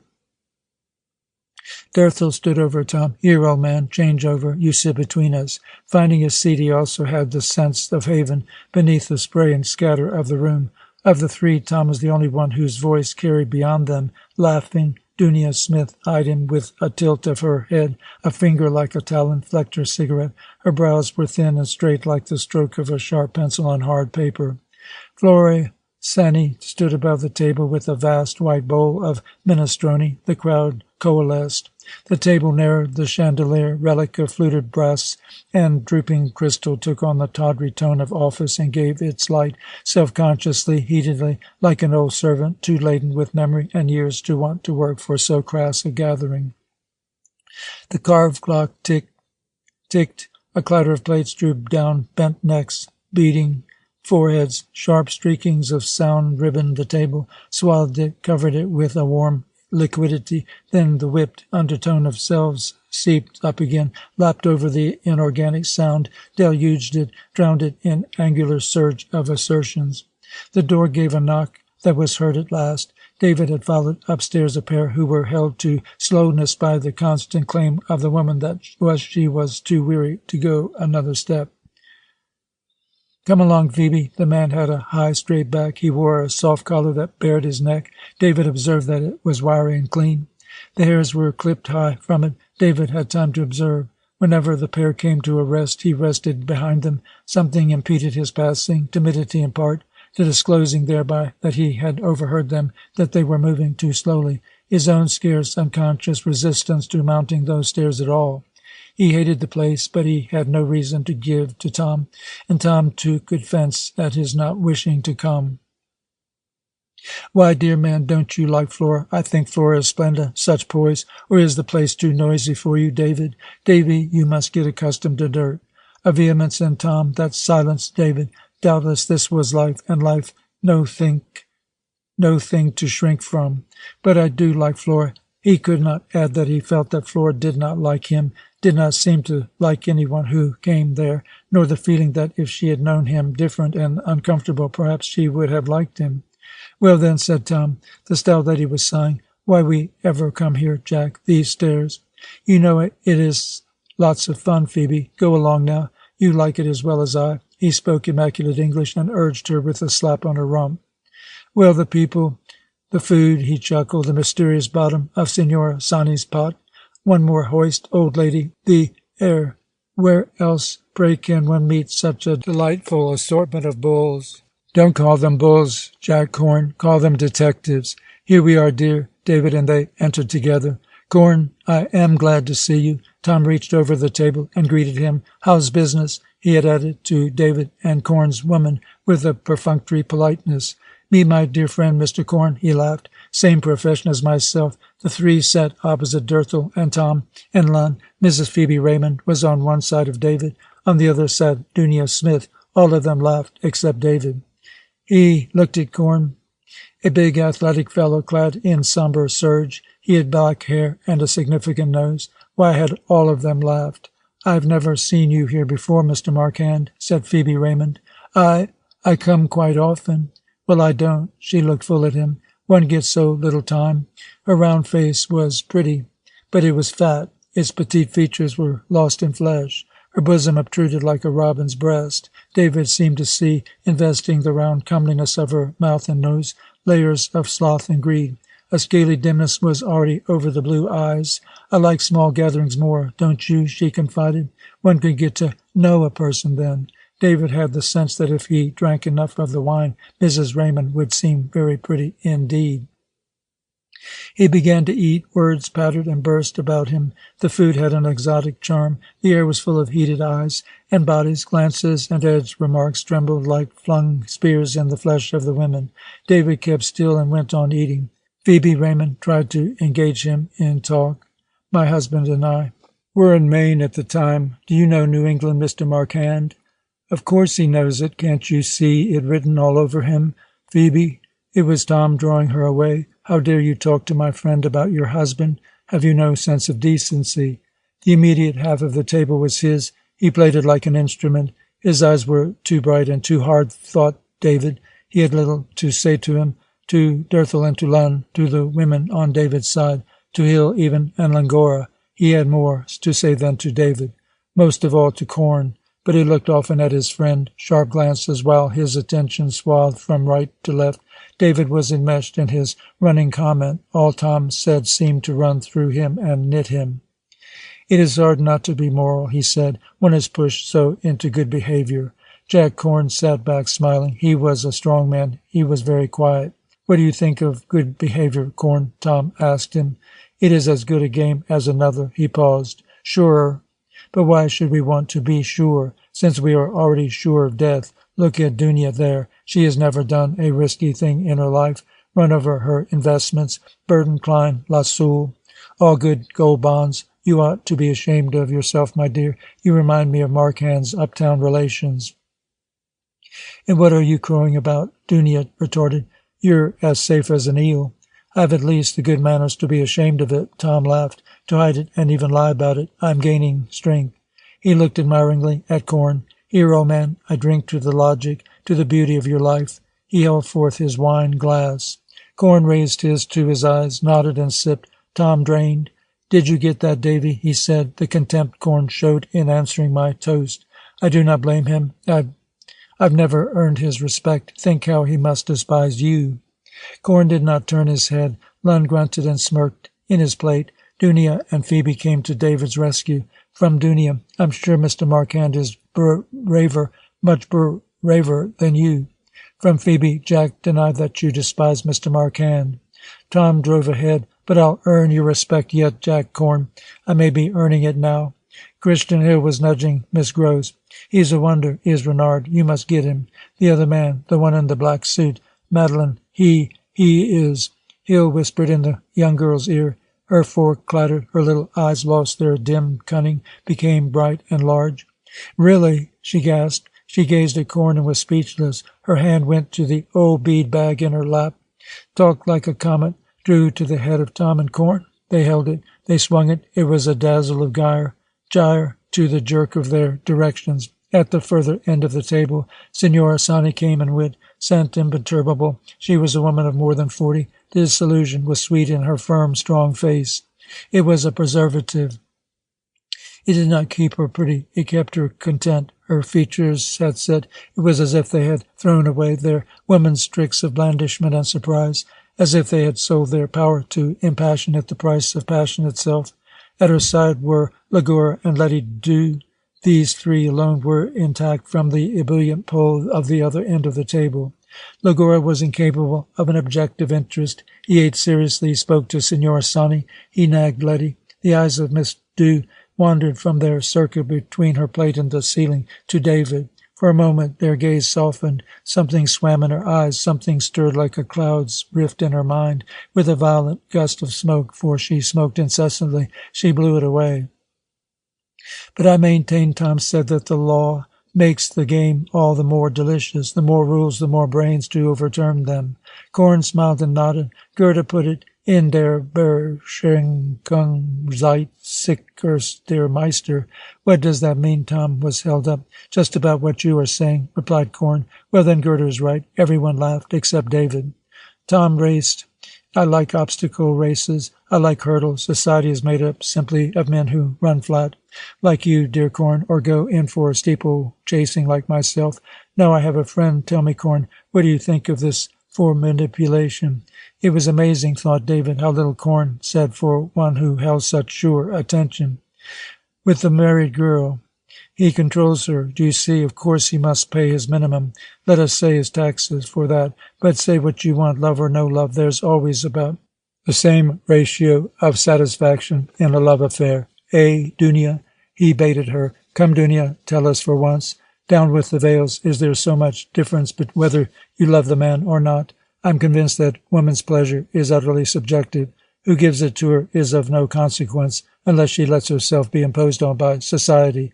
Society's mandates, standards, sentimentalities. Won't you enlighten us, Dunia? She looked at him with a defensive sharpness. How did he guess how women felt? How utterly subjective passion was, at least in her. Phoebe also stirred back in her chair. His arrows were scattering too near. How could he tell? He was peering mischievously at her, that she strove often to forget her man in order to be happy with him. You see, she won't tell these women who think that being dumb is being secret. As I was saying, he controls the lady, and she controls her husband. And since he is high in power in the world downtown, my friend controls that also. No prettier, no more outlawed game could be imagined. I maintain it is pretty enough, Korn, for your praise. Korn chuckled. Tom raced on. David had the sense that in a circling way he was the jail of Tom. Tom threw out flaring lines, struck here, flung there, with himself as center of his operations. He lost this sense. It was replaced by the poignant one that Tom ignored him. If anything remained of the earlier impression, merely that the avoidance was planned. Tom paid more heed to everyone in the room. His attention was flattering and was canny. He baited Dunia, but Dunia could not bait him. Derthel and Lun were subsidiary strings that reinforced his theme, and the women. He wove his complex music with the lives and thoughts of all those present, and when he noticed David, it was to prod him, to hurt him. Then still another sense, David began to feel himself separate from this noisy element he was immersed in. He put forth spiritual fingers to explore it. He drew his shredded findings in. He began to explore himself. He felt a hazardous balance swung safe from fall by an impalpable thread between himself and this room, himself and Tom. Even the gas lights, naked and stiff and hot, were elements of Tom. He was on the other side and was alone, but there was a joy in the experience of separation. He was apart, impregnable. He could poise somewhat the laughter, the surge, the flexion about him, arrive at himself. Was he impregnable after all? Why then hurt? Wine-soaked soft, these men and women, these prisons of sense. Sense swirled unhindered, upward danced with spiraling cohesion beneath the gas lights. The door pushed open again. A man, dull-shouldered, with heavy head and tread and unlit eyes, came in and nodded and sat down at the end of the table beside Korn. With the door wide for a moment, a strange world stood in the hall beside the room, a world cool and hidden. He was also an accustomed guest. He came with heavy breath, as if each breath lifted a weight of flesh against some obstruction in his gullet. He nodded dully with a brighter gaze, alone for Tom. Too bad you weren't here earlier, said Tom. The law needed your defense. So, he was dully aware. His eyes peered out like a big dog's disturbed at feed. I think Officer Murphy might do well to, arrest you all, said Dunia. Oh, you couldn't have them do that, cried Hill with a slightly trembling voice. It is such fun breaking all the commandments. So long as glasses are not broken, said Tom. How is work, Murphy? Asked Korn with a serious full face whose irony was far beyond the detective's wit. Oh, slow, Glub. Ain't much, Glub, doing. Murphy looked up and down the table, interested at last. Lacking something, say, Flora. His gross voice thrust out a little of the red. The gathering paused momentarily about the intrusion, swirled about it. He was a gap in its midst, a load on its vital spirit. His fleshly dullness must be smeared over with raillery and laughter. The crowd began to digest him. Murphy disappeared. He half, now dissolved, was an added strength in the room's swelter. Tom rode the wave of broken personalities and whipped it and steered it. Legora forgot his duties toward Letty and tried to make love to Flora. He flattered her. He owed her money. He thought it might be well not to have to pay for his dinners. Signor Sani flicked off his words like flies. She was learning the unlikelihood of being paid, and Letty, released, allowed herself to gaze full and long at David, who was back in the storm, taking its breast, distinguishing no thing. Phoebe was moist and breathing hard. She was safe, however, beside Corn, her sense of safety crowned with smugness, her bibulous affection.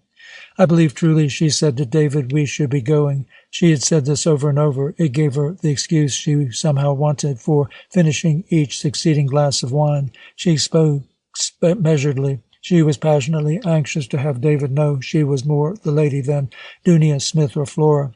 Letty leaned over and smiled at David. Very suddenly, David smiled back. Letty scowled. David was hurt. As soon as he looked away, her eyes were once more on him.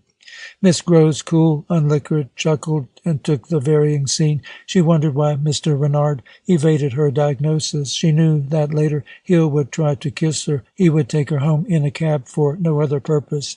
She was debating whether she wanted to be kissed by him or no. It might be fun. He was a married man.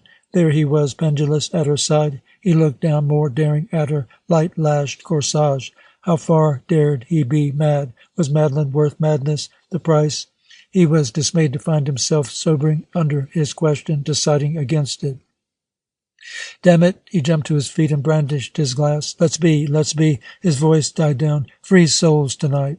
He found his seat limply. It was his tragedy to be sane. This Madeline Gross, pretty though she was not yet the creature for whom he expectantly and religiously waited, not yet the love for whom he was to abandon his wife and child, with whom he was to be lost in the sacrament of irreparable folly. Not yet, perhaps never. He was sober. He put a bottle to his lips and emptied it. It gave him a stomachache. He began to recall that Madeline lived far uptown and that a cab would cost a considerable lot of money. The night was mellow and soft. It grew smeared with the sweat of wear, hard with broken clusters of decay. It was over. End of Chapter 12, Part 1. Tom and David walked homeward in silence. David knew one thing, and it hurt. Tom had been showing off to the man called Corn. He had one question. At last he asked it. Who is Mr. Corn? Something quailed in Tom. He took his answer, flung it brutally against his quailing. Corn? He was looking ahead, far ahead. Corn? Why, Corn is a pickpocket. There were no more words. They went down the hall of their home. Each entered his room. Tom closed the door. It was very white and very quiet and clean. He sat on his bed, resting his chin in his hands. He went on looking ahead, looking far ahead, seeing nothing. The alarm clock was obtrusive with its tick-tack tick. The window was open from the top. A faint breeze made the white mesh curtains stir. Tom felt a soiled self sitting on the bed, felt soiled feet on the tidied floor. Tom felt a desecration. He was up. He was almost like a somnambulist. He was in David's room. They were looking at each other. I've done nothing. You fool, acting as if you were guilty, he said to himself. Yes, Tom. David did not understand the stillness. Tom was in conflict. Are you sure? Are you sure you are not guilty? Words cried to be spoken. He had none. Don't be shocked, Davy, he spoke at last. One must meet all sorts. I'm not shocked, but it is strange. He seemed so intelligent a man. Tom pounced with passion of relief. He is intelligent, Davy. That is life. You don't know how life is lived in New York. There are no sharp distinctions, Davy. between criminals and honest men. He stopped. That sounded wrong. He plunged in to make it right. What I mean is, the ways allowed by the law and the other ways. There are conventions, Davy. Nowadays, to get along, a young man must break in somehow.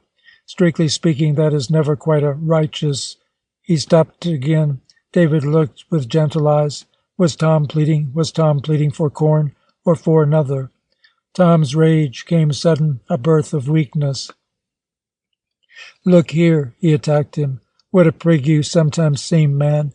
What do you know about life, you who have always gone a greased path, sliding into fortune? Do you think all men have uncles to do the cheating and the robbing for them? David's fists closed. He held himself. By God, was Tom right? Tom felt his victory. He was enraged still more. He struck again. If we all had the fat lap of your aunt to coddle us, or the pure lips of your cousin to teach us love for nothing, perhaps you think that any man who hasn't someone else to lay the dirt for him had better stay under. A lot you know about life. But Tom, look about you. I don't apologize for corn. He is what he is. He is the typical social being, nakedly. The rest of us think we are the pretty names we are called by. He stopped. David was silent. A great fear ran through Tom. When you learn, David, to be a man, to give a little understanding, you may deserve the friend you have. Still David looked at him, looked beyond him, searched for a reason. Tom went out. It was as if the air that enveloped David sucked him backward. Once more Tom was in his room. Its clear, white calm was unbearable to him. He would be less harried in the dark. He shut off the gas. He flung himself upon his bed. He could not bear the darkness. He could not bear the light. Doubtless next door David was quietly taking off his clothes. Slow, slightly puzzled, unbearable David. Oh, he could murder. He jumped up. Something dim, something gray, something dirty and simple and soft. This was his need. He rushed down to the street. Reaction. Tom was contrite. He watched David sharply, aloofly, even, and then did some good thing for him, some intimate thing none but a loving eye could have devised, and with a quiet tact.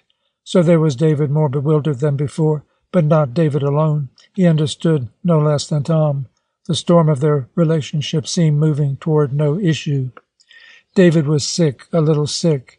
You shan't go downtown today, do you hear? Commanded Tom. This is a busy day for me, but if you don't give me your word, you'll stay home. I'll stay home myself to make you. He went out and telephoned to David's office. He came back with a doctor, tonsillitis. Tom nursed him. Mrs. Lario found there was really little she could do. David had an assortment of dainties to sip. This won't hurt your throat.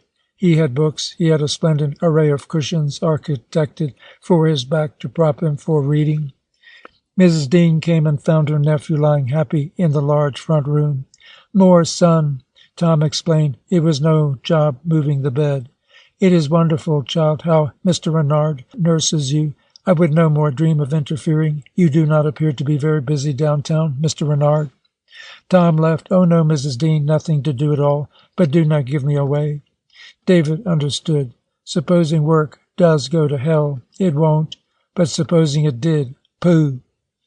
David could not forget such things, nor in their light could he forget Tom's accusation that he was selfish, that he had no idea of service. This one rift there was in the harmony of Tom's helping, a certain flavor of rebuke as he served, a certain stress and reminder. Here is how I serve my friend. Yet David could not be sure. The rebuke he felt in Tom's ministrations for his own lazy selfishness might altogether lie in his own guilty conscience. What did he ever do for Tom? So far as he could see, what did he ever do for anyone at all? His life was a sliding down greased paths. Fortune or no fortune, what hold had he on the way? Lying there on his cushioned couch, he found himself wishing Tom had not come back so soon from work in order to see how he was. And wishing this, he felt his guilt the more. In flashes like blaze in an empty sky, the emptiness of David came to him and filled him and gave him great hurt. Whither, indeed, was he going, and where was he? If Tom was querulous, irritable, weak, if Tom scoffed at his relatives, refused to be serious about his friends, and would hear no words of his loves, what was David to complain? His relations were nothing to Tom. He knew too well what earthly ones they were. Had David respect for his own brief amours? Was there one of his relationships with man or woman that was noble, that lifted him up? Was there one who worked for him and served him as Tom did? Tom was faulty, yes, but David was a monster in that he seemed to partake neither of the virtue nor of the sin of man. He was a tremor. He was clamped down in some chill limbo. Knowledge came to him even now of his idle and empty ways, like lightning in a lazy summer night, flashing and gone, muttering afar, doing no work upon him. He was a spiritually sprawling creature. He had no coordination. If his heart was touched, how did his mind respond? If his mind, where was the response indeed? It seemed to David that what he did wore away the energy of his mind, dulled his heart, and what he felt and thought became impediments to those acts which his living called for. He was a loose-bound bundle of life rolling down a chute. In the fall, Constance Bardale telephoned to him. "I'm back. When can you come to see me?" It was always hard for David to meet a sudden situation on the wire. He needed a face and a warm smile to talk to. He was afraid he had been dull in greeting Constance. For so long a time he had not thought of her at all. "Then I'll expect you Saturday to tea." She had not suggested an evening. The choice of the formal hour meant nothing to David. I must make her know somehow. I must make her know I can't go on. David said this to himself, going to see her. He did not recall that he had failed to write since the apparition of the little girl in the car. The poignancy of that vision was faded, but it had left its mark. In its loveliness it had blighted certain ugly things in his heart. Disappeared. The condition whence sprang the ugly things was still in David. He was not cured. He was merely bitterly aware that he was not well. Constance Bardale appeared different. Her new Paris gown was strange and stiff, and he did not like it. She was far away within it. Even her voice had the apartness of alien adventures. She took his hand swiftly and maneuvered him into a chair. "It is good to find you so flourishing. What do you get out of New York air to make you flower so?" "I thought of you particularly in a little Normandy town where we stopped with friends, a Napoleonic baron, very plebeian, that for France. There was a gardener of the chateau who had the one true aristocracy, a big brusque fellow. How he adored his flowers and his vegetables. He reminded me of the way you are sometimes." David thought how hard it was going to be to break the news of his resolve to Constance. It dawned on him now that it might be unnecessary.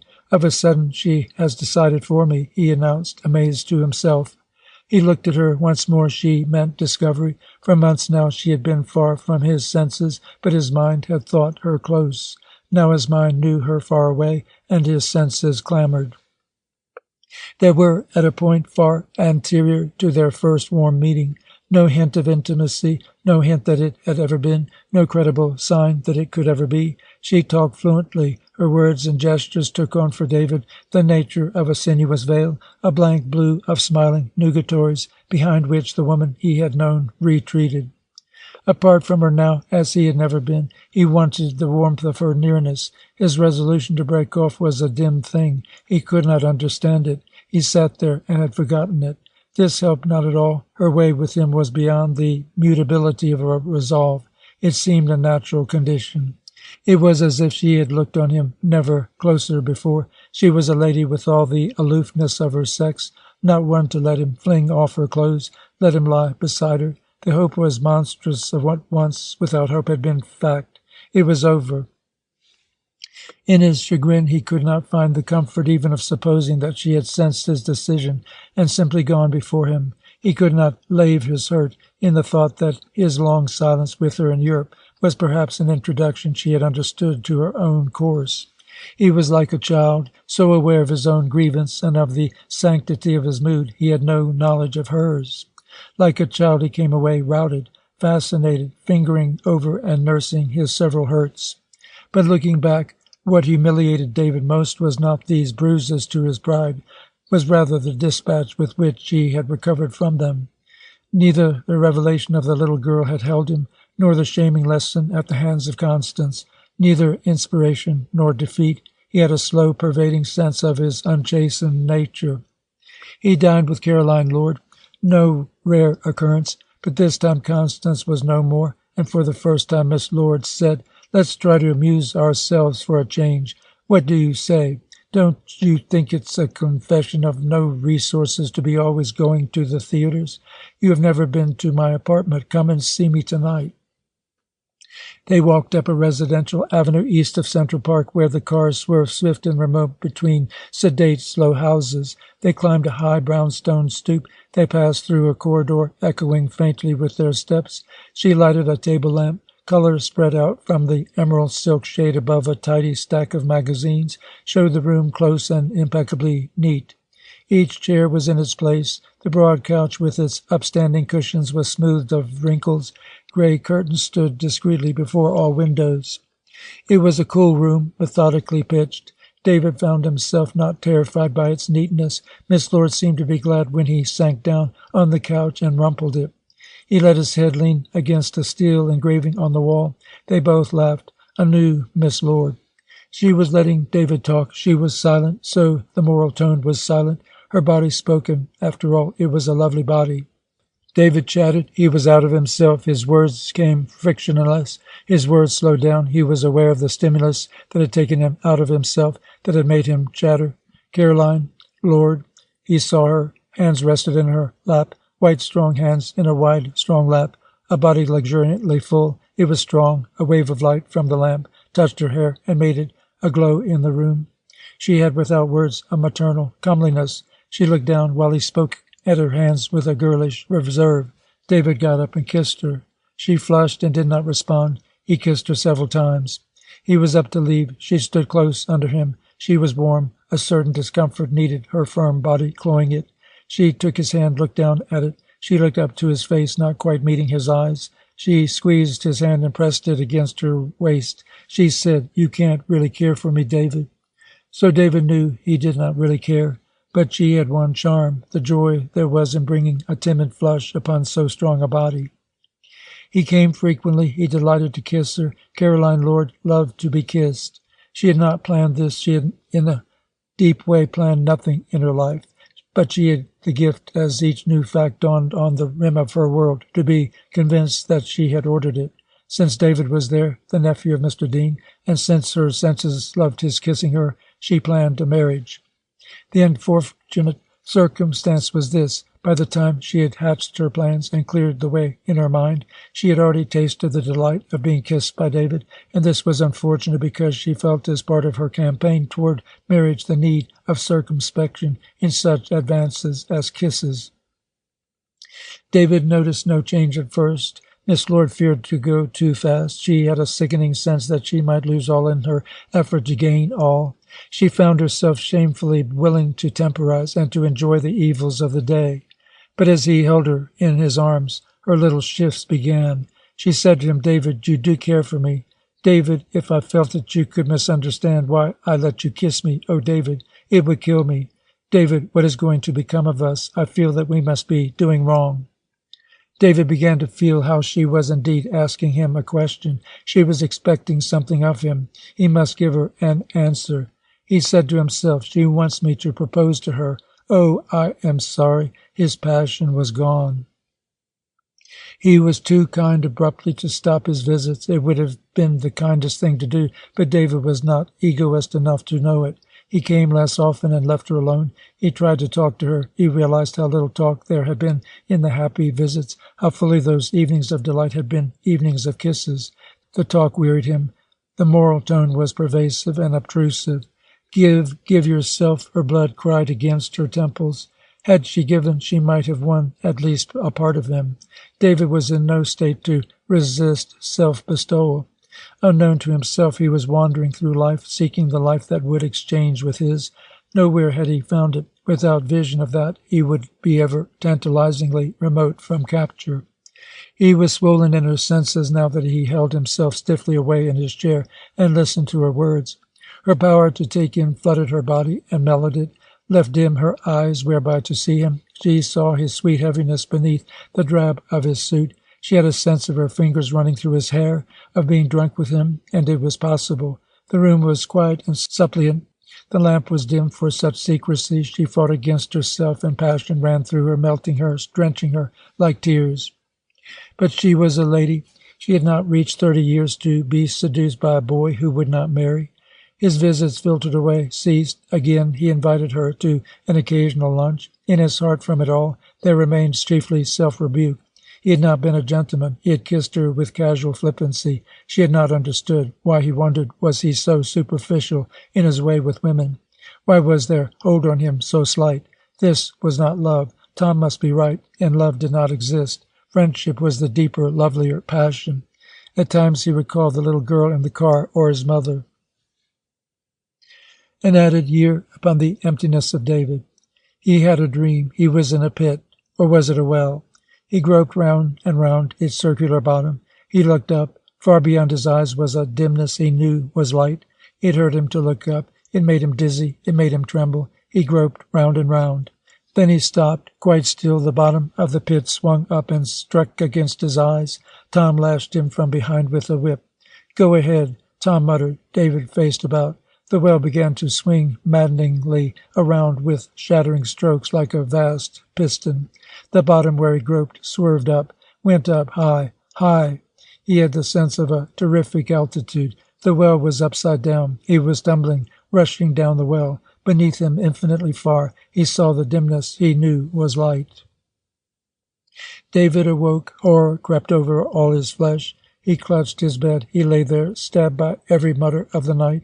It was long before his mind that was cowering far in a corner of the room came back to him, sat with him, took away his fears, before the stirrings of the dark silence ceased to be a shatter and shriek in his nerves. It was long before he forgot the dream. He made no effort to remember it. A dream was a bit of nonsense also that its mere coming to his mind brought back the streaking of darkness into veins of horror. It was not long before he put to himself for the first time a question: what was killing the friendship between Tom and himself? For an uncharted time he had been in fever, in trance. He had not looked at all. Now, seeing with sudden eyes, he saw their friendship and how it had changed, and how a blight was on it. Always there had been flurries of irritation, swift misgivings, shadows. How much else there had been? Warm communion, the sweet living in Tom's strength and in the knowledge of his caring, the sheer delight of watching his clear mind cut through the mist of life, like a bird soar and sing over his head. Where now these delights? He came to David how, for a long time already, they had not been. Tom came home without taking his dinner. He was not hungry. Also, he knew that David would be out. He sat motionless in his favorite straight-back chair and took the storm of his senses with heroic grimness. In such an hour, David's absence moved him obliquely. He was glad of his solitude in their room, fearful of the tread in the hall that must break it, and yet he was listening, yearning, suddenly possessed of the sense of something missing, and that thing vital, and that thing David. He caught himself back in an eternal question. If he were here, what would you say to each other? This raging schism there was in all his thoughts. He yearned to hold David, and he yearned to be rid of him. Two monsters, these desires, feeding upon each other, feeding upon him. He helpless against them. If he wounded the one, its hurt was strength to the other. How could he kill the one without being overwhelmed at once by its opponent? In their balance he was torn away by conflict, yet in their balance he was saved from some black annihilation he could not envisage. How could he lose David altogether? In what realm lived his wish altogether to have him? David came in. Night had crept up sweetly from the street. The city brooded in memory of an August which had come like a woman's madness. It was still warm. A breeze came dancing through the open window. The room where Tom sat rigid seemed faintly a swing in a sea. The glow and scent and murmur of the city was a wave, heaving the room. The wind whipped it gently. David came in and saw Tom sitting so strangely stiff. He stopped. Tom this time had not budged. He looked at David. He saw his open, gentle face and its sweetness. He knew how unbearable it was that he should lose him. "David, won't you come and sit down?" David came, crossing the room. He stumbled on the rug. "David, what is there wrong between us?" His head was turned toward his friend. David looked. There was Tom's full face, pleading toward him. His eyes were bright in the shadow. They glanced with a sharp pain and a great, welling wish, like tears. David's hand instinctively went out. He rested it upon his own knee. I don't know, Tom. I don't know. Very faintly he spoke. There was a warm moistness in his mouth. David, I'm sorry. I'm sorry for so many things, but I love you, David. I am your real friend. You believe that, don't you? Tom, I don't know how. What have I done to make you doubt my friendship? David's chance, simple and naked, stood the issue between them. Let him but meet it. Had he not grievances enough? No, he would not say grievances. Had he not reasons, inexorable reasons? He sat there looking away toward the window. Swiftly now, it was getting dark. The frame of the window seemed very far away, dimly etched out against the surrounding darkness. The window was light, with a vague stir that was heliotropic. David gazed on it. His mind had the sudden need of grasping reasons. Reasons were scurrying, scattering, melting away. His reasons for doubting that Tom was his friend, where were they? Why did he want reasons after all? Was not Tom sitting there with tears in his eyes, no dimmer than his lights, pleading for faith? Had he not previously understood with a rare insight he was proud of the problem of Tom? Here he was, collecting reasons, picking up reasons, missiles to strike with. Why not? Was he not unhappy with Tom? Was not his whole life poisoned by this poison that hid in their friendship? He was not seeking stones to attack with. He was seeking defense. Many reasons there were, if only he could fasten his mind. How strange it was, swerving about, to take them up. Tom said, I know. He was mentioning faults. He was proving they were no reasons. But we are friends, Davy. Oh, do you not feel there is no one I love like you? Not my sister, Davy, no one. Everything I would throw away to help you. My work, my ambitions, what makes them bearable, David, except your friendship? Can't you understand? There was something wrong under the precision of Tom's words, something wrong above the clouded stretch of Tom's emotion, and something wrong. The reasons, for God's sake, the reasons. David began to stammer. You tell Lun and Dirthel you are their friend. To me you run them down. How should I know? He stopped. Tom was silent. No, this was no reason. David could know. David needed no proof. He had to forgive these stupid relationships of Tom. How should you know? Asked Tom. Ask yourself, David. Groping again, there sat his friend. He felt him like a flame in the dark. Why was he, David, crouched there, gathering strength to strike him? Why could he not accept him? Past pains, past miseries, he had not wanted better than to accept him. What had cast him off? Surely not his desire. Tom it was who made him not accept him. He was not fighting, he was holding himself safe. By God, holding himself clean. Reasons against Tom. What help do you give me in my troubles? He said low in his seat, half to himself, placing his words before him very near, as if to look at them rather than give them to Tom, lest he wished to recall them. I have my worries. I have to keep them to myself. Is that what I should feel with my friend? I've had problems with women. If I mention them to you, you sneer or laugh or turn hard, and difficulties with my relatives, worries downtown. I do not coddle you, David. How much he laid upon these words, and how these words were like a shaft, running slow from Tom to him. Did David wish ease and flattery from friendship? Did David wish help that might hurt, or soothing that would hinder? David was childish and selfish. No, Tom could not take so seriously his petty affairs with women. Oh, yes, he knew about them, every one. Or his untidy problems with his uncle's family, or with his chief downtown. No, he was not David's wet nurse. If he wanted a friend, one who took him ever upon the most real level, who by dint of treating him as mature and strong might help him to achieve maturity and strength. David again gazed at the light casemented from the night-packed room. There was something, yes, there were reasons. These were not the true ones. Let him then say aloud, These are not the true reasons, Tom.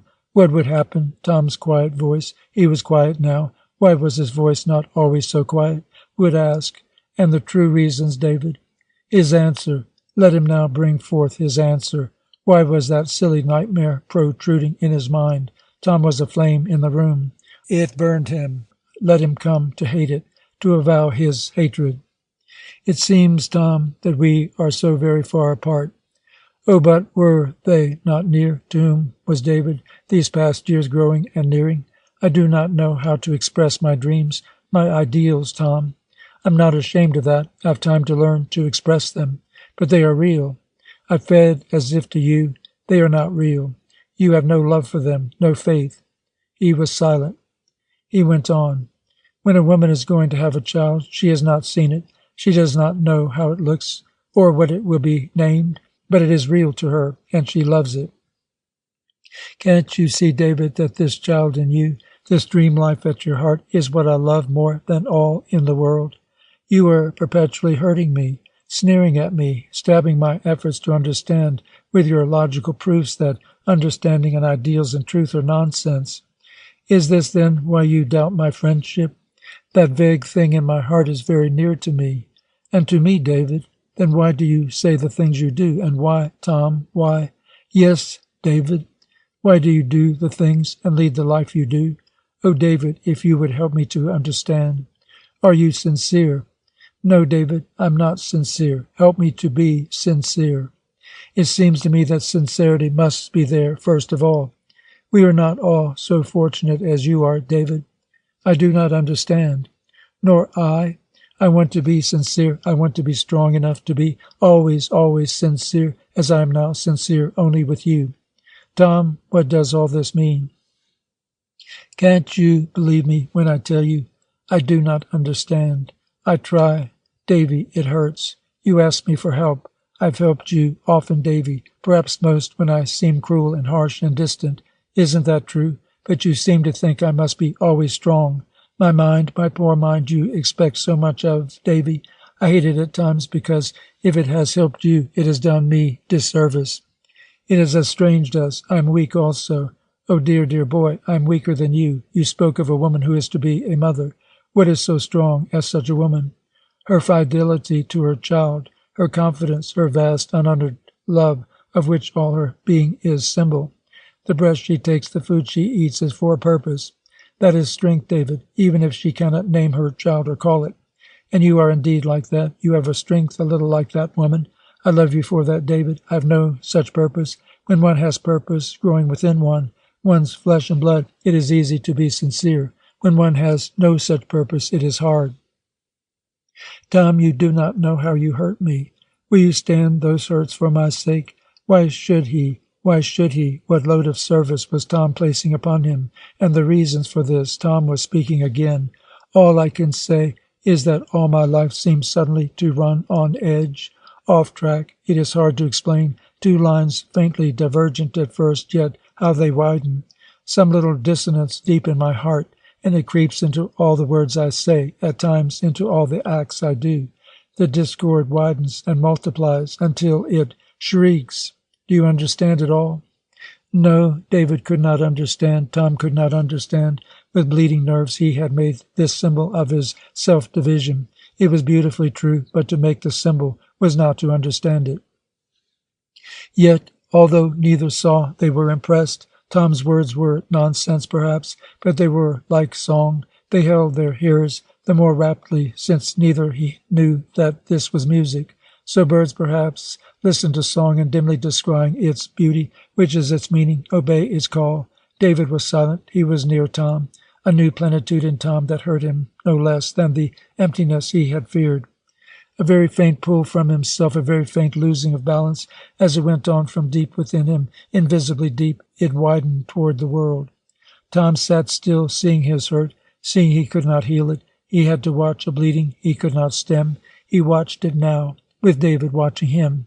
He saw the dissonant thing that spread and shattered his world. He saw the deepest of his thrusts to right himself die far from the mark. And David there before him, with clear eyes, David ready to judge him, David in search of words wherewith to judge him. Tom came to himself in anger. All his efforts to be for once harmoniously himself rose up from its defeat and surged toward David. Anger for David, if he lacked fingers long and skilled enough to remove this cancer in his friendship, setting him balanceless towards life, then let him blot it out. Let David be blotted out. He turned against him.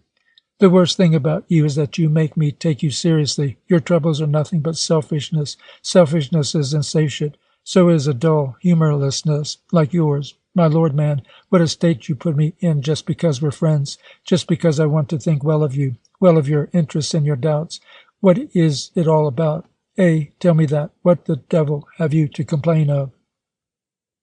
He stood over David and menaced him with words.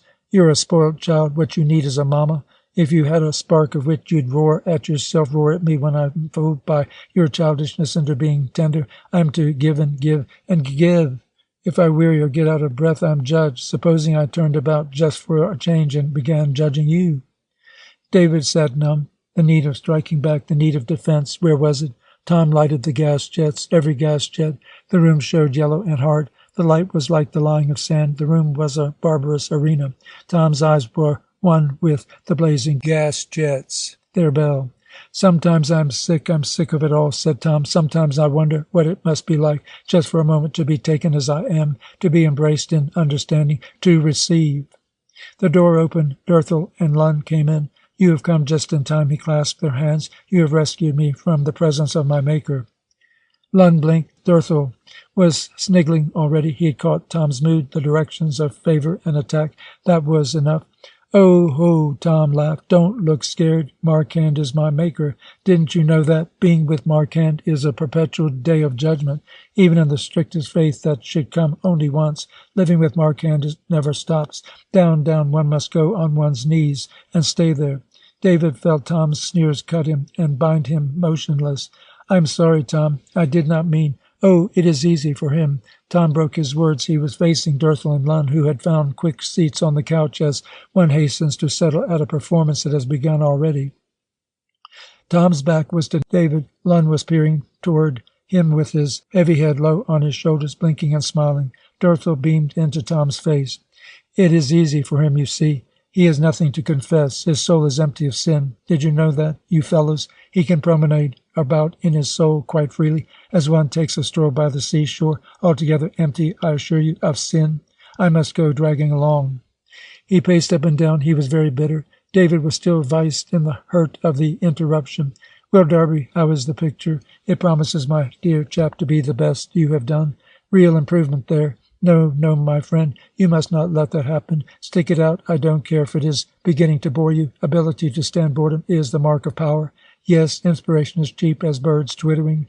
Sustainment of inspiration is rare as genius. It is genius, I tell you. Lund was happy. Tom praised his picture, called him his friend. He sensed that the reason for all this was devilish. It made no difference. One had to take Tom as he came. Berthel glared snakishly at David, dissatisfied that Tom's onslaught was in abeyance. David wished to right himself. Perhaps he was sulking. Perhaps Tom was watching to see what he would do. Let him try to join in.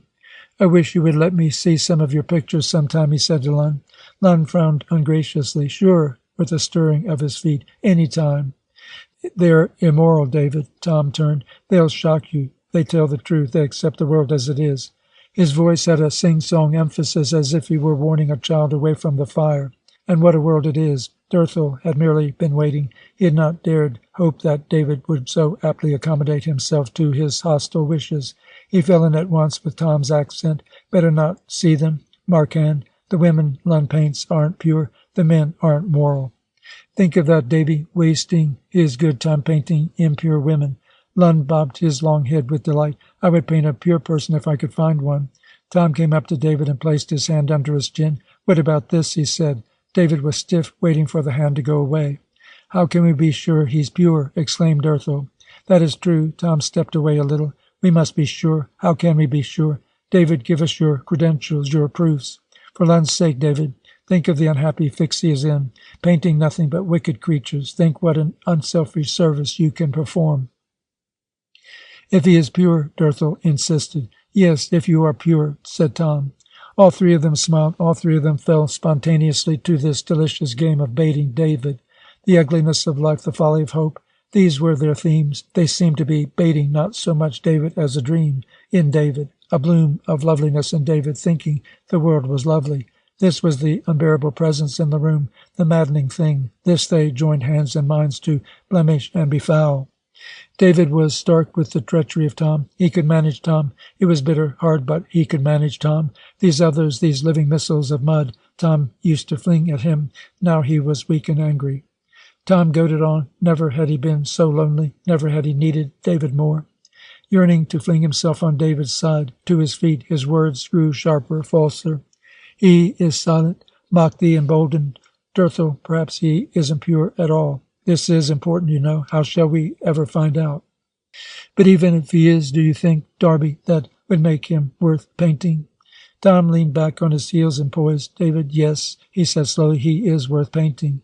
Tell us, Marquand, are you what you profess to be? Dirthel mock pleaded. David was up. He was white. He was suddenly strong and gentle.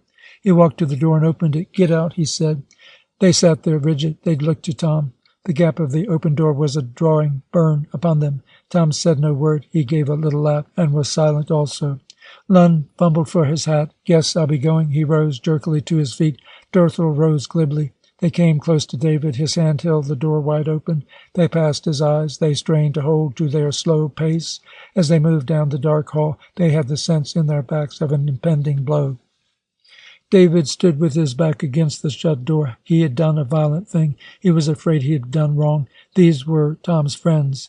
No, by the truth, these were not. But by what human right? He could not look at Tom's eyes. He had a sense of guilt. All this sense of hurt was gone before his sense of guilt.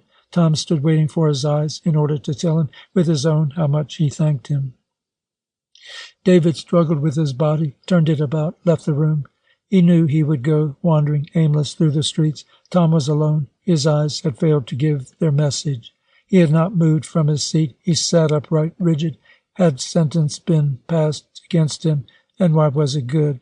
And why were his hands so empty? A strange despair crept over Tom, stiffened his muscles, dimmed his mind. So he sat, knowing not how long. A knock at the door, another knock. He lifted his head laboriously to see the door. He saw the room. It was cruel clear. The ugly paint of the woodwork, the neat pale paper cutting and empty against him, the rocker where David loved to sit and where he felt his absence like a poignant, mirthless presence. How terrible clear was the room's emptiness and the path of something sweet that had been there and was gone. 2 grimaces remained, sitting on the couch, sitting for him. It knocked again. He felt that he was very faint. I had no supper, he said. It is knocking. He knew that his head was light. Come in. The door burst open, a little boy stamping in, a messenger boy, his face round and swarthy. His eyes roamed about the room like listless beasts, taking in nothing. Renard, he shouted strangely. His eyes wandered, took in nothing. Such tired eyes, such disillusioned eyes, so weary a boy. He was not there. In Tom's hands, a letter. His unconscious glance made him know already without knowledge it was from Cornelia. He sat holding the letter out as his hand had received it, unopened. What does she want? Beat, sluggish in his head like an alarm, chiming through thick fog. He opened it, he put on his hat, he was gone. This sense he had very sharp, that he was gone. He should, he felt, have stayed in their room until David returned. But Cornelia wanted him. Coming to her, he had this detached sense that he was gone. She gave him both her hands. He felt her face, its sweetness, its dear sweet homeliness. He saw that she was glad he had come, and that she had missed him, how she would always forgive him, and how cruelly for near 2 years he had been treating her. She placed a letter in his hand. He faced it. He went to the couch suddenly and sat down. The pall lifted. That was over his great hurt. He knew how he was suffering. The world had been clear, their room, and he in cloud. It had been like a shrill closed lake under a hidden sky. Now all else was dim save the burning sun of his hurt. The letter was from their sister Ruth. It told of the death of their father. Tom hid his face. He buried also his hard hands in the cushions, that he might clench his fists and his teeth unseen. Cornelia placed her hand on his shoulder. She was torn by his weeping. He righted himself. His eyes were burned with tears. Cornelia sat beside him. She took his hand. She placed his hand to her lips. Dear Tom. She was trying to smile. Instead of the smile came tears to her also. She turned away her face, struggling, not understanding.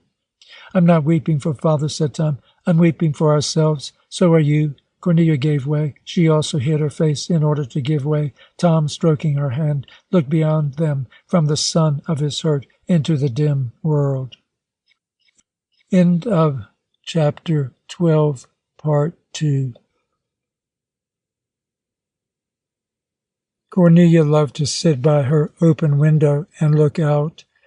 She had the need of seeing the city clear, a cold pattern. Her own mind was chaos, and she saw no help to crystallize the swirling problems that consumed her. Like one who in great heat wins comfort from vision of cool waters, she thought of the city as a design carefully plotted out. It was not easy.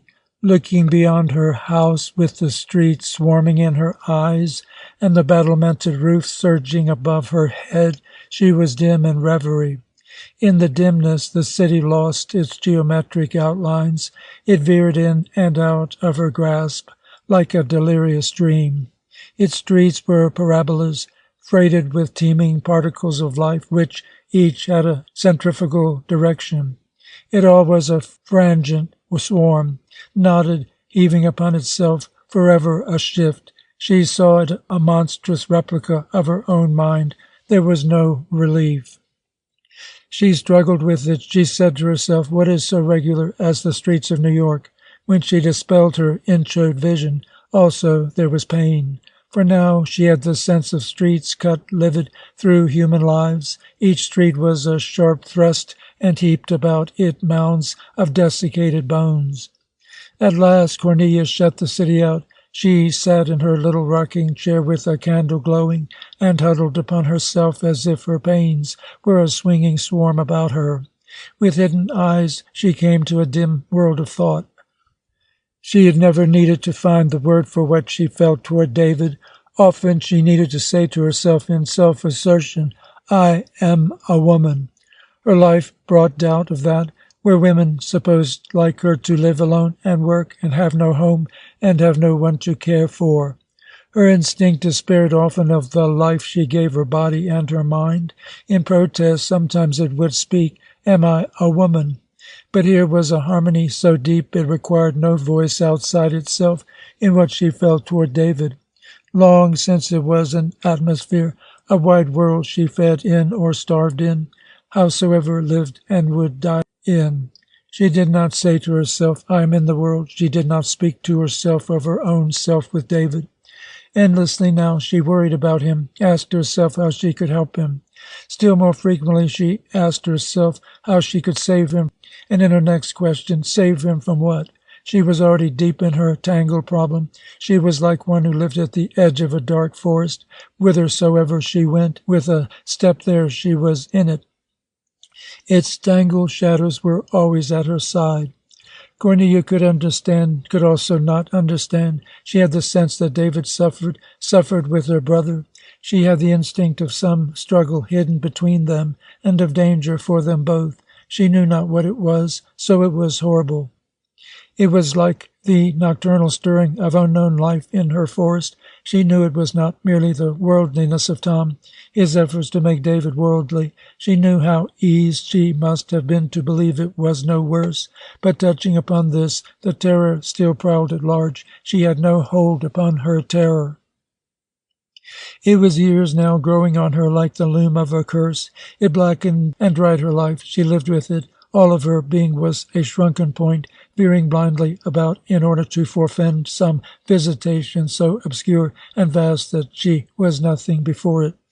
If it was fearful that she knew nothing to bring her comfort, it was fearful as well that she knew nothing to knit her fear. She was a little swirling point under a sky that was black. Sudden words came like jagged movements in her mood. She said, It is not for me that I am miserable. I do not want him for myself. God knows I have no hope of him for myself. It is not that. God grant it be true that under this all, it is not merely that I want him for myself. Oh, God grant it be only this. No other danger. I will face that. How gladly then I will give him up. She buried her head in her arms. She prayed. She knew not what to pray for. She had the sense of an unholy loneliness, of praying to herself. She sprang up, wide-eyed, looked at her long, transparent hands. She said aloud, Why am I alive? A thought came sweeping and cleansing. She was like a sea, torn by swift winds. Now suddenly a sheet of rain came down and smoothed it, soothed it. So a thought came glancing and offered peace. I do not have to live, it said, and that in her which alone she did not question, which alone needed no word, since her whole life was its word, gave answer. No, what of him? With David in trouble, I must at least be here. Once more she was a sea churned by the winds of her dilemma, but at least she had the faith that it was good for David that she should live. No faith this, rather the matrix of her life, the hollow of the world in which lay her sea, however restless it beat. Through the city walked Tom. He and his thoughts were a nimble line, parting the city. Through the warm weather and the thick crowds of men and women he cut. Past the great loads of stone he made his way. He was in Cornelia's room. It was as if his path had left a wake, half fire, half blood, where his thoughts simmered and soaked into the living city. Cornelia, he said to her, what is there wrong with us? She looked at him. She loved him. She was glad always to be with him. Why did he not come back to her? In that way alone could she save him, if he stayed where he was. Let us cheer up, Tom dear. We are depressed. I wouldn't have thought that Father's death could depress us so. You know better than that. Is there anything more wrong with us, Tom, than with the world? Tom smiled wanly. How like a woman that is. However deep we rot, if the world rots as deep, no matter. You women accept the world, Cornelia. That thought which to you brings consolation would make me desperate. She said, perhaps we have not found ourselves yet, Tom. And Father's death has suddenly set me to thinking where we are, and you to feeling. I'm not thinking of Father. Ruth's letter made me think far more of Ruth, poor wasted Ruth, and Laura, bitter, sick Laura. I think of them. Are they the only victims, sister? Cornelia was pale. She drew back in her chair as if Tom threatened to strike her.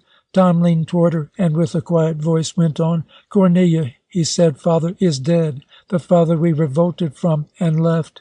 Tell me, sister, how have we improved upon him? There was a silence. There was calm, very deliberate in Tom. He was smoking a cigarette. He took the red-tipped toy and held it before his eyes and looked at it. He blew on it with his half-parted lips. His lips were very hard against his teeth. The burning tip of the cigarette flared for an instant under the draught, burned more ash. Is not that the question which haunts us, Cornelia? She had no word for him. She felt he was unjust and cruel. She was helpless under his mood. Always in the past she had been able, the sister, the mother in Cornelia, to veer him from himself and from herself when his mood went shattering. She had been wise and poiseful. Now she lay quivering with him underneath his words. We don't talk very often, do we, of Father and the past? I wonder why we avoided them. Were they not the scene of our great victory? Where is our pride, Cornelia? He was deliberate and slow, his irony stiff like a rod. Just think, he said, what we left, what we overcame. Father, he is dead now. His remains, all of them, including Ruth and Laura, lie rotting on the farm. We should be able to make some sort of estimate of what he was. She wanted to stop him. She wanted to know. Tom was right. Let them make some estimate of what they were. A man whose blood had turned to poison. Do you remember how he used to beat his daughters? The thing to remember is that in that he loved it. He had one successful daughter, Laura. She loved it also, and the world we lived in, Cornelia. Few children are brought up in so real a world. We alone had no illusions about America. We knew that in America, quite as elsewhere, only the few were to be saved. The rest were damned. We knew that the deeds of the masses were damned deeds here, quite as in Europe. Yes, were there illusions about what he told us of the Revolutionary Fathers or the pioneers? We were wise children, and the reason was simply that Father taught us to see the truth. Have you ever thought of that? He taught us better than he knew himself.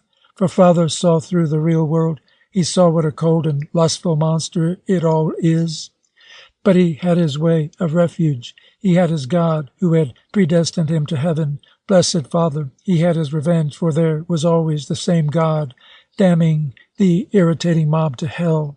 For his sake, sister, do you see what I mean? Father gave us his knowledge for weighing facts, which means that he gave us his disillusions about earth. But we did not stop there. We turned the same power against his own fairy tales. God went, heaven went, hell went also. All that remained was the earth that he had taken from us. Tom was silent. He smoked measuredly. He went on. Father was a happy man. He had a place to go to from this desecrated world. Father was a strong man. He had his God. Where is our God, Cornelia? He sprang up. His eyes flashed. Deep anger was with his hands above his head. He sank down once more and dropped his cigarette. We have no gods, he said. We have lost the old one. We have won no new ones. He smiled with the same hard, half-parted lips. I'm not sure that we were so very wise. All the searing and desecrating vision that Father gave us of this reality was mere preparation for his faith. He and his kind helped desecrate the world in order to enjoy their heaven. Without his heaven, is this reality he gave us altogether truth? Where are we with it? What is an abortion in relation with a life that is fully born? We rebelled, we left him, and his blows, and his hell, and his God. We took with us the corroding poison of his blood. Were we not fools, Cornelia? But, Tom, what else could we have done? Nothing, of course. Then perhaps be brave and honest for once, a little more like Father. His souls in hell could also not have done otherwise. Tom, I won't believe. He cut her short. Very well, then, what will you believe? His smile was over her, a hateful, bitter triumph. That is it, precisely, don't you see? What will we believe, Cornelia? He came and lifted her out of her chair. They sat down on the couch. His hand was very gentle on hers. He kissed her. We are neither the old nor the new, sister. I sometimes think we are nothing. We are not happy. We are not strong. We have no gods at all. We are unhappy, Tom. He looked at her fiercely. Are we that? He asked her. Have we the strength to be unhappy, to remain unhappy? Oh, how I wish I could believe that. He was grasping both her wrists. He dropped them. No, he said, it's a lie. We are nothing. We are not even martyrs. I with my law, my successful rotten law, you with your paltry remunerative art. We are on the way. Something is on the way. Through us, perhaps, through the wilderness of life. We are they who shall fall by the wayside.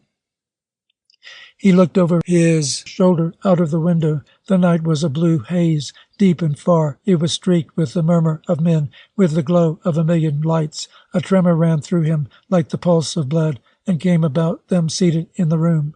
Let us face that, Cornelia. But, Tom, in what you said, that is faith of a sort.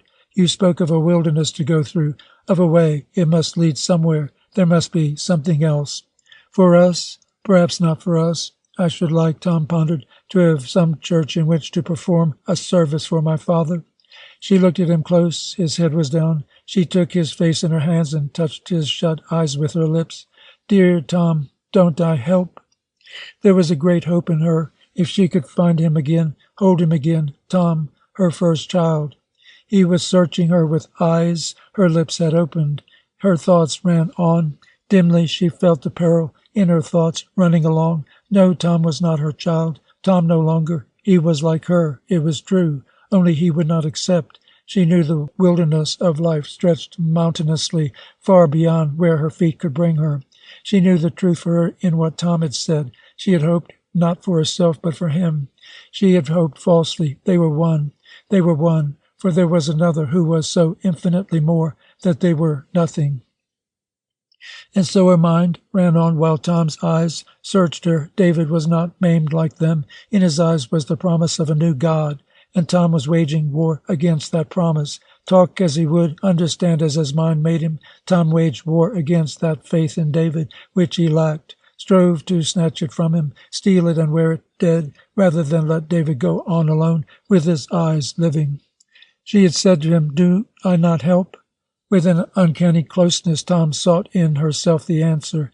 Cornelia turned her eyes away. She could not look at her brother. It was her brother whom she loved, yet turning away her eyes, she felt that she was leaving him by a wild wayside to parch and perish. She felt that even so let it be. All of her must be girded beyond him. He also had said no word.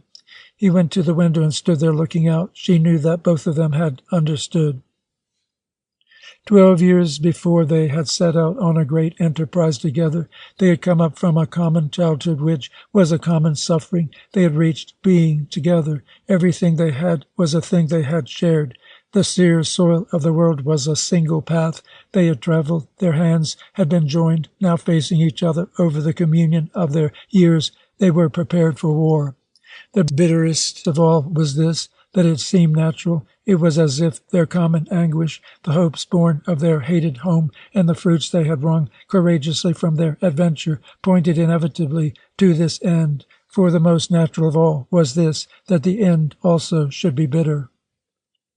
The death of their father had brought Tom for the moment closer to Cornelia. He was coming again to see her. There had been months without a sign of him. She knew that when this mood wore out there would be months again. If she had questions of Tom, there was no time to lose. It was bitter hard to bring herself to speak of David. She did not flinch. "How does your friendship stand with him?" she asked him. "It is stormy. It will always, I guess, be stormy, but it will always be." They were at war, but they were generous to each other. Their war was a hidden and a sacred thing.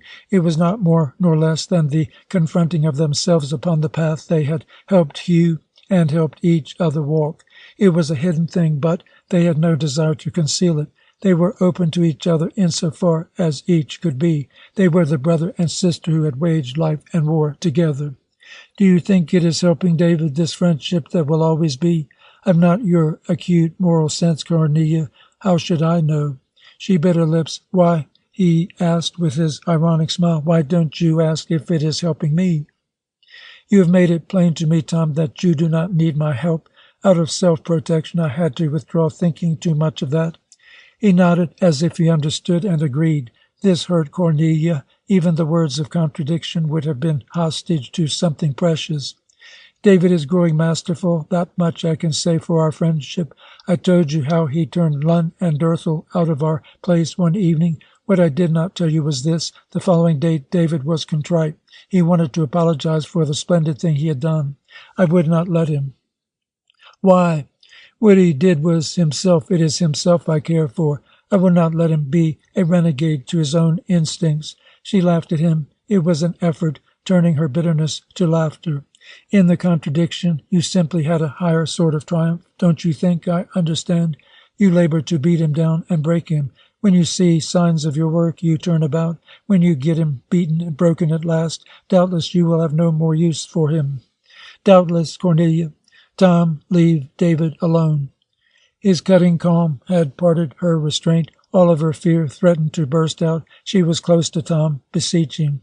In a moment her hands would be suppliant. He let her plead. "Do that for me, Tom. Leave him, insult him, turn him away." "I often try to. It's no use. I can sustain no mood long enough for that." She was blinded by his words into a sense of hope. "Oh, a little longer. Send him to me. He never comes to me now. He will if you send him. I'll help you, Tom."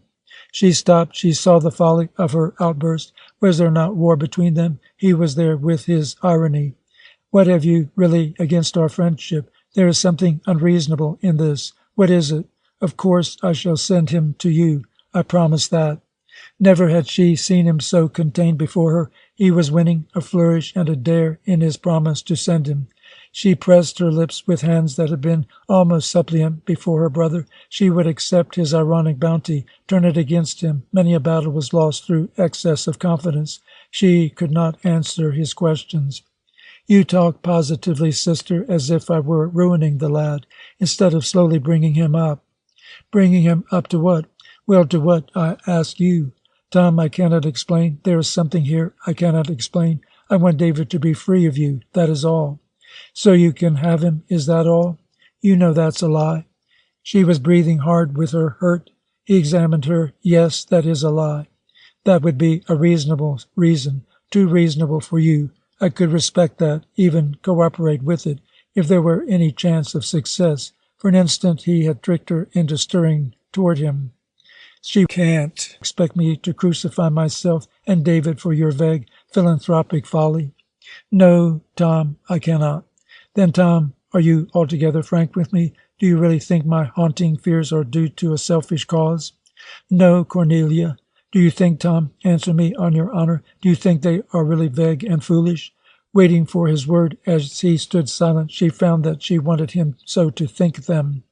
His answer came, "No, they are not foolish, and only we are vague about them." "Tom!" She must look out. She was so weak before him. She was ever so near to dangerous pleading. She straightened herself back. "But since we are so vague, Cornelia, necessarily so. I'd call the whole discussion nonsense. He was flippant over her tragedy, over her life. He was clear-eyed, admitting it, and then he was flippant. He stood next to her with his light grace, and she hated him, for he was the brother whom she loved. He went and did not for a long time come back. He stayed away too long, but he wrote her a note.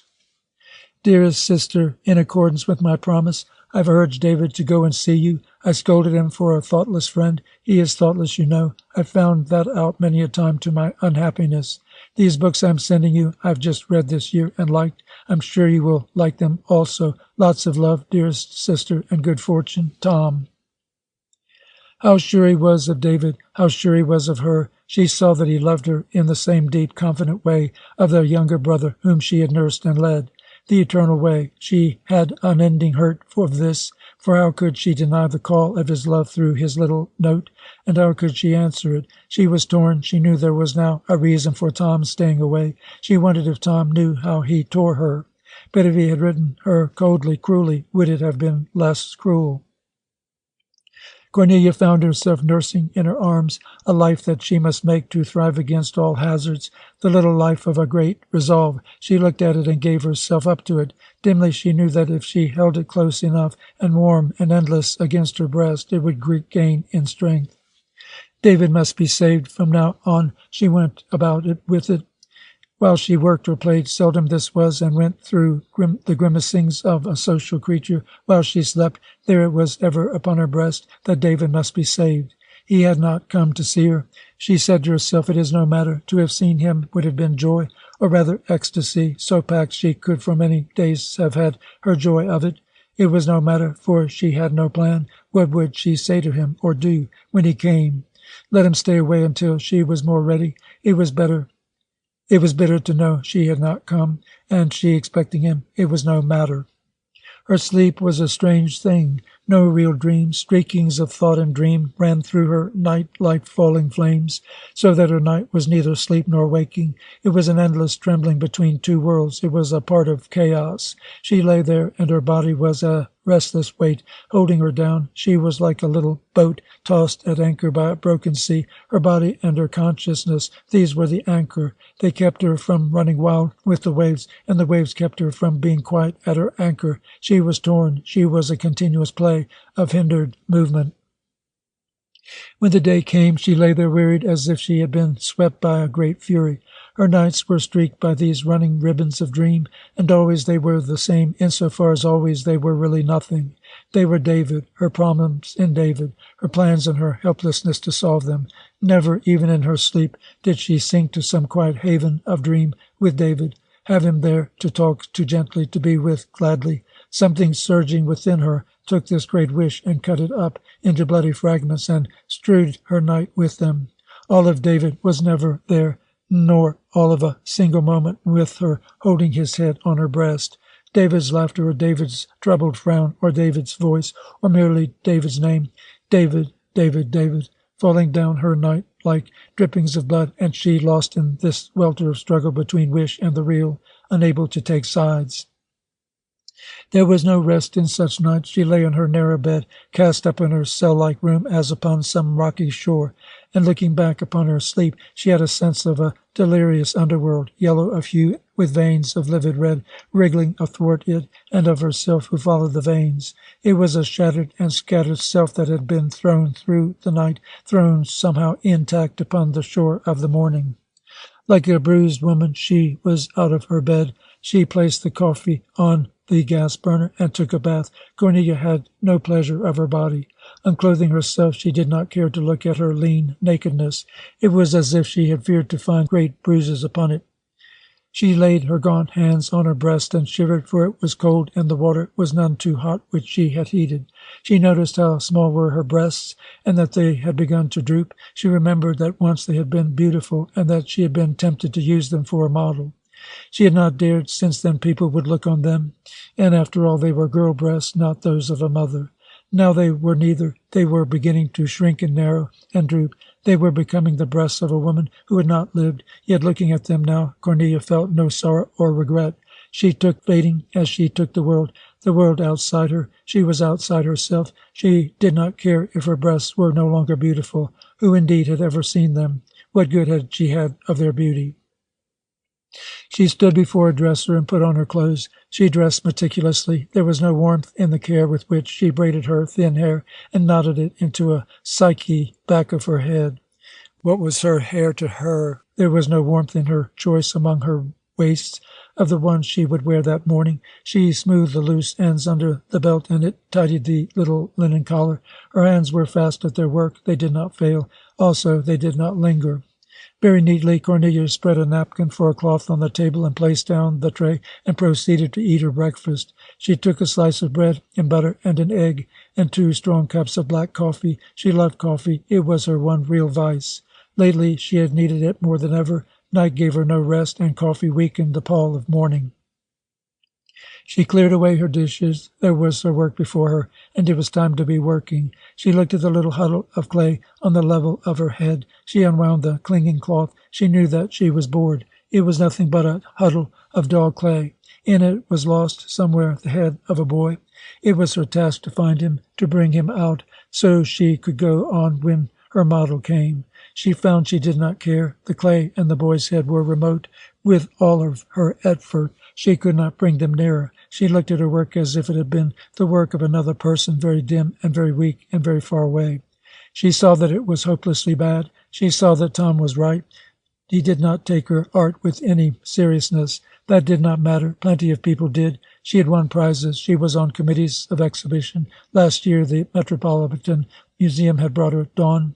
But all of this was wrong. She did not care. She knew her art was worthless because it bored her. It was a task. Ever since she had had time to give herself to it, it had not deceived her. Ever since she was an artist, she had known she was no artist at all. David never spoke of her work. It meant nothing to him.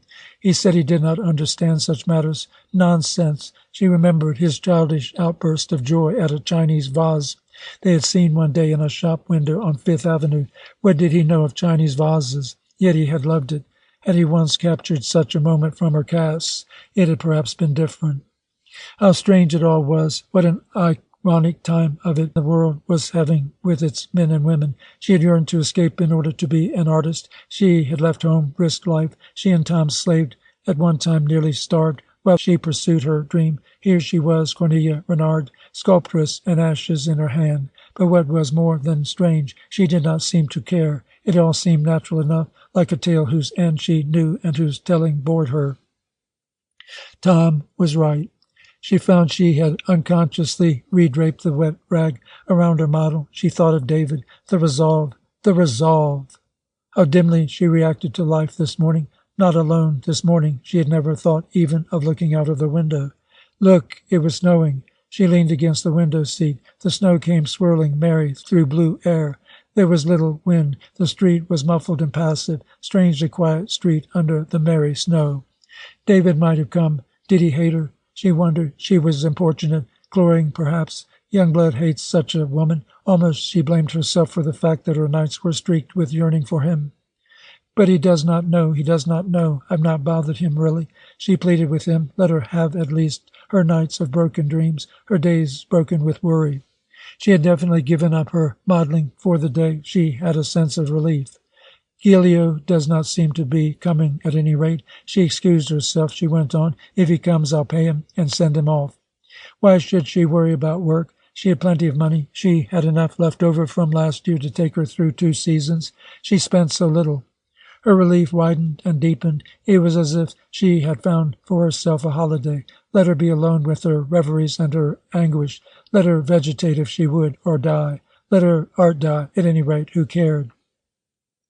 As she went musing about, she hummed a broken aria from Tristan, very broken, since all now that came from her was broken, and since, besides, she had no ear for music. But often she went to the opera, away upstairs, and listened to the clouded passions of Richard Wagner. Almost unknown to herself, she had taken a pile of papers and all the paraphernalia of watercolor from a drawer, set it out on the table. There it was. She looked at it and smiled.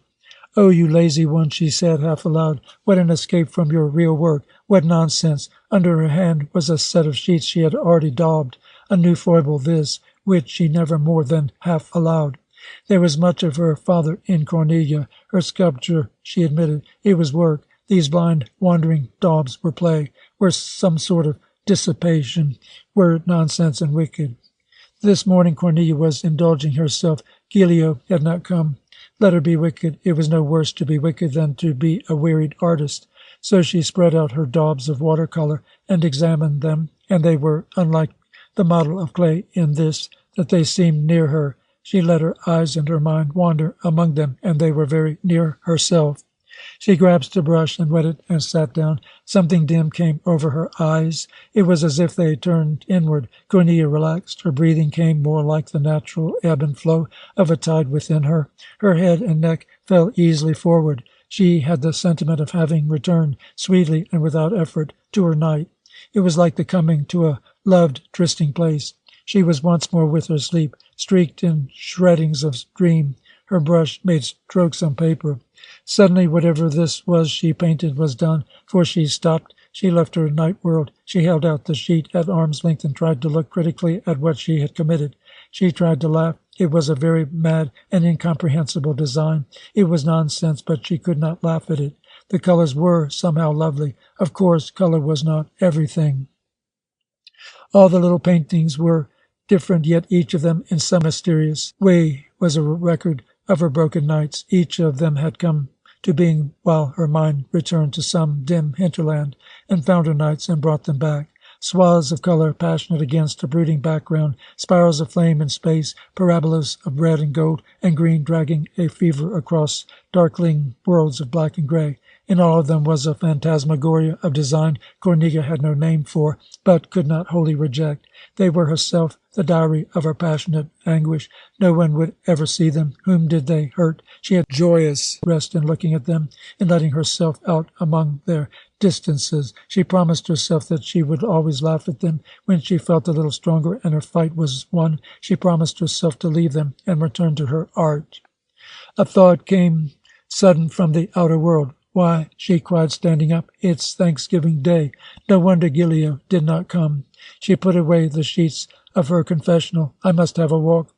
Goodness, I nearly forgot. People are coming to tea. She had marketing to do. The stores would still be open in the morning. She trudged through the bright pink snow. She said to herself, I wonder if I am mad making these mad pictures. They are mad. They have no subjects or anything. Well, I don't care. Supposing I am mad.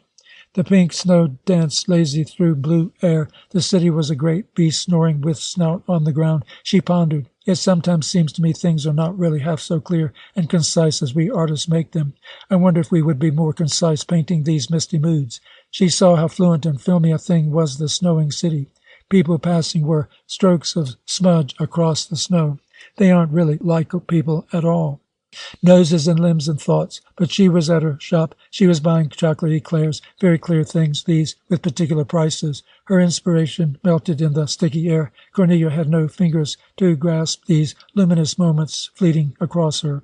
As she came back, a little cavalcade of ragamuffins pranced and begged pennies. She gave each of them 5 cents. They danced and cavorted in the snow. Their faces were running with grease and paint. The boys were women's skirts tucked high under their armpits, feathers in vast broken derbies abandoned by their fathers. The girls were trim in trousers, their little buttocks pointed rakishly back under their flowing curls. How like flowers they are in the snow, said Cornelia to herself, and the great monster city with his snout snoring away. They'll tickle him with their antics. He'll shake himself and snarl and swallow them up. The mood was thinning. Once more she was thinking of David and of the tea that was to be a torture. What did she want of friends? What did she have to give them? How, with no work and no joy in her heart, was she ever to pass through the countless hours of life? A doctor would have said to Cornelia, the trouble with you is you do not eat enough. Thus this day, when Cornelia was once more in her room, she was too tired to go out again to dine, too bored to cook a dinner for herself. I'll eat at tea. She explained her sense of unfitness. She brewed herself a cup of coffee. That was easy. She recalled her last Thanksgiving. She and Tom went together to the New Jersey Heights above the Hudson River. They dined at a mushroom farm. What a jolly jaunt. Only a year ago, the last she thought of her excursions with Tom. A silent rule they had always to spend their holidays together. A rule unbroken for 12 years, broken now by the war between them that broke all things. She sat sipping her coffee and wandered over the frozen hills where their feet had struck. They pitied David laughingly that day. As so often on set occasions, he had been gobbled up by the deans. The conventional time they found for not counting on David was the conventional feast day.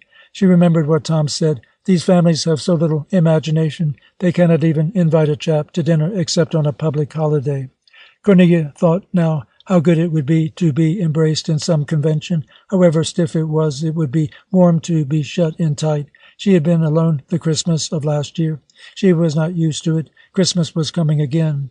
She made herself a little mound of cushions on her couch and settled with a book. It was a silly novel someone had given her.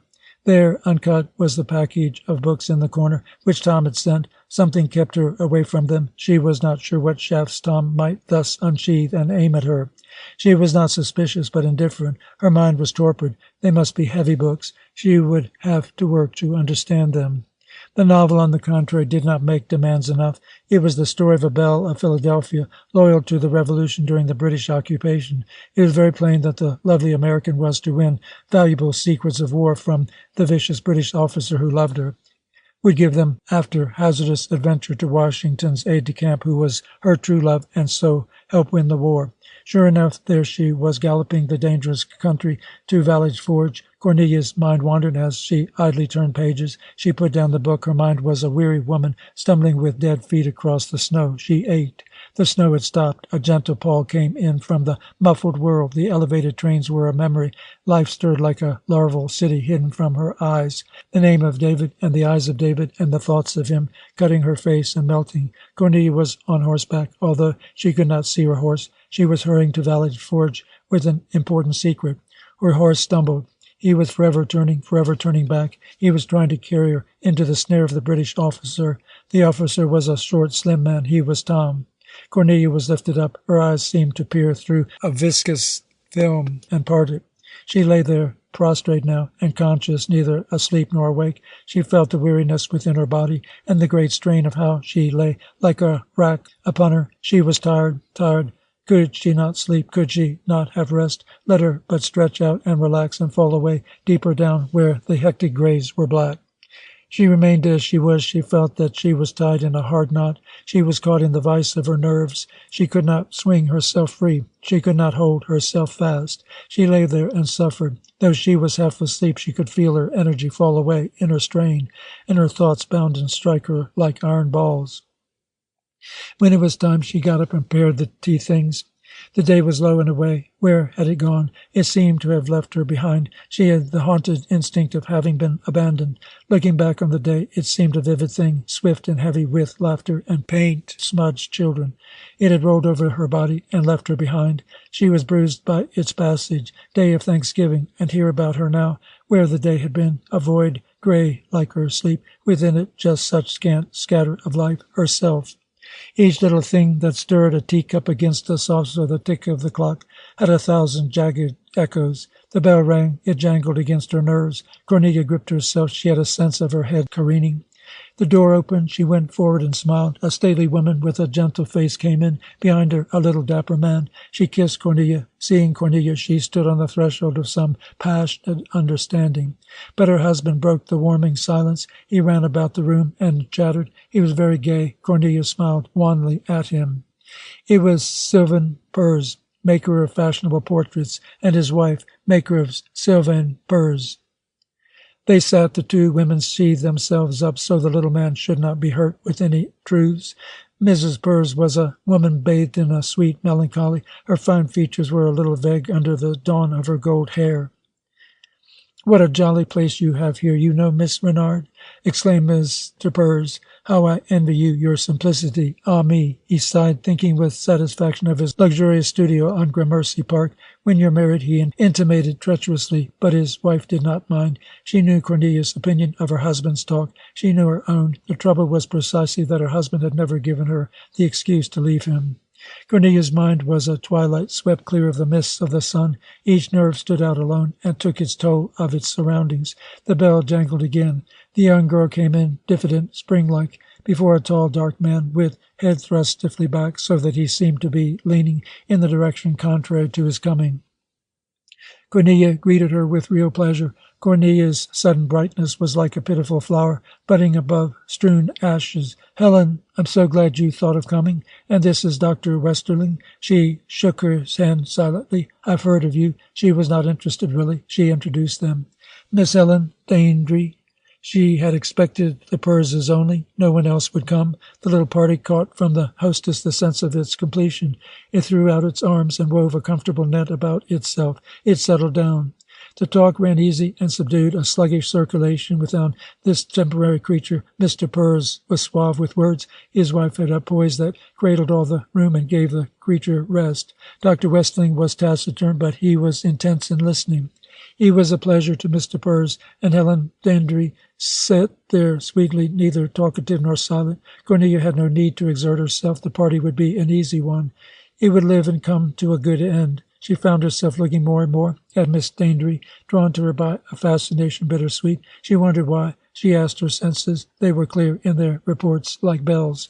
She was a little woman, half girl, not more than 22. She was rather plump, but gently so, and with grace. It was a quality, invisible, like perfume, that came from her. Under her prettiness, a sturdy note. She must be capable. Her eyes were a light blue. Cornelia saw them in the candles she had lighted. But her mouth was straight, long, even, and her chin had strength in its womanly rondure. Looking at her, Cornelia felt the great good health of this woman. Her career told something, but what Cornelia's sharp nerves now gave her told more in an instant. Miss Daindry was a college graduate and a student in medicine. She was going to employ her science not in practice but in expert work among the children and mothers of the city. This sounded serious, almost too forbidding, but the girl, sitting quiet and drinking her tea with a sober head, as if this were a meal, not a convention, was different from her work. She was at once lovely with youth and indestructibly firm with a quaint mother sense. Her stalwartness was about her girlhood, protecting it, as her strong, full body was about the dance of her eyes. Cornelia mused away. She need not worry about her guests. Mr. Purrs had aroused Dr. Westerling to talk. He was saying serious things about the advance of science in America as compared to Europe. He had spent 4 years in Paris, Vienna, Berlin. It was plain he knew. Whatever he said he knew, he had taken up Mr. Purrs's challenge. We are children in art, as one would take up a problem to be answered. In America, he said, our art is science. Cornelia watched him detachedly. He was talking really to impress Miss Daindry. There was a caress in his voice as he said science. What did it mean to him that had a body and soul? He loved Miss Daindry. Did she love him? No. Would she? Cornelia leaned back in her chair. For the first time she noticed the tilt of Miss Daindry's head on her lovely neck, the whimsical curve of the cheekbone, and the clear, almost protrusive outline of the jaw. There must be something Irish about her. Her father, Judson Daindry, he was Scotch, doubtless her mother. Also there was something romantic, a pinch of romance like a pinch of explosive powder. She was steady, her thrust in life was sure and long. This was one reason why the assertive and uncertain doctor loved her. But in order to set her off, that pinch of powder, did the Jewish scholar, exact and intransigent, hold the needed spark? Cornelia thought not.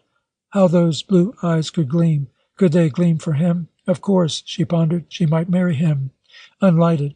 He must have a pounding, indefatigable way. Look at him driving his point into Mr. Purrs, who was really not so very concerned. Yes, she might marry him. If no one else touched off the powder, if she remained unaware of it, she might go unmellowed through life, unfertilized. Such things happened. It would be a pity. The talk was animated now. The party bloomed to its fullest life. Miss Daindry was curiously self-conscious about Dr. Westerling's oration. She was teasing him, how steady she was, for one with a perfume so diffident and sweet. He did not like her jests. His mind sensed only dully what they meant, sharply what she meant behind them.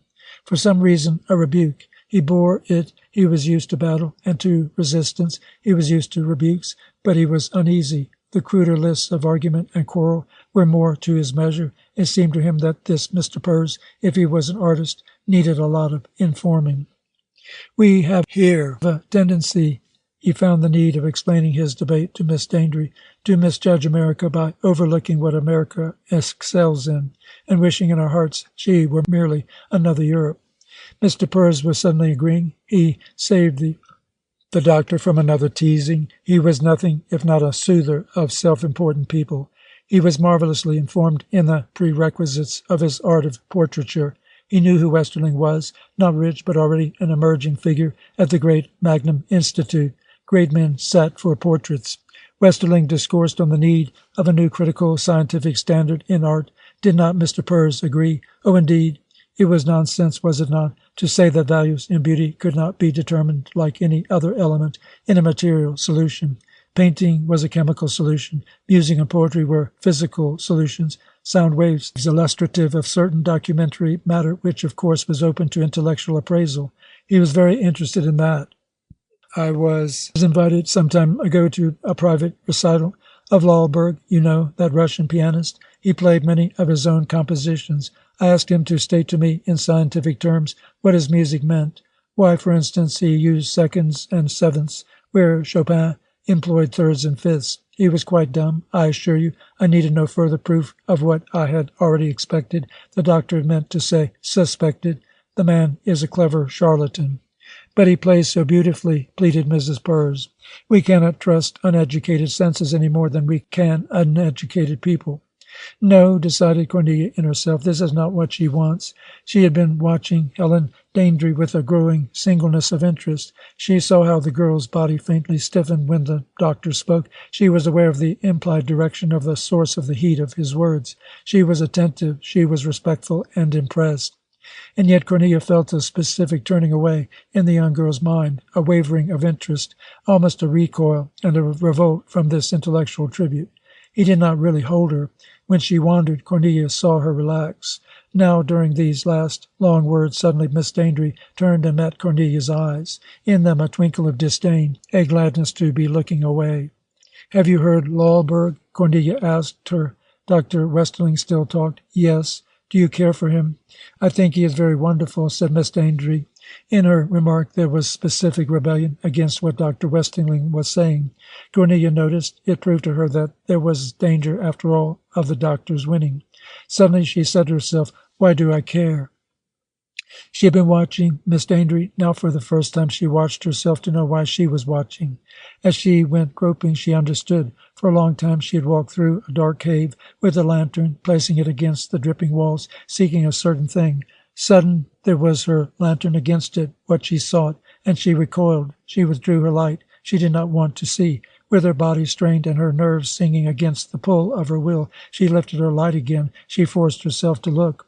She felt it in her heart. She could have no doubt of it. Helen Daindry was meant to make the rescue of David.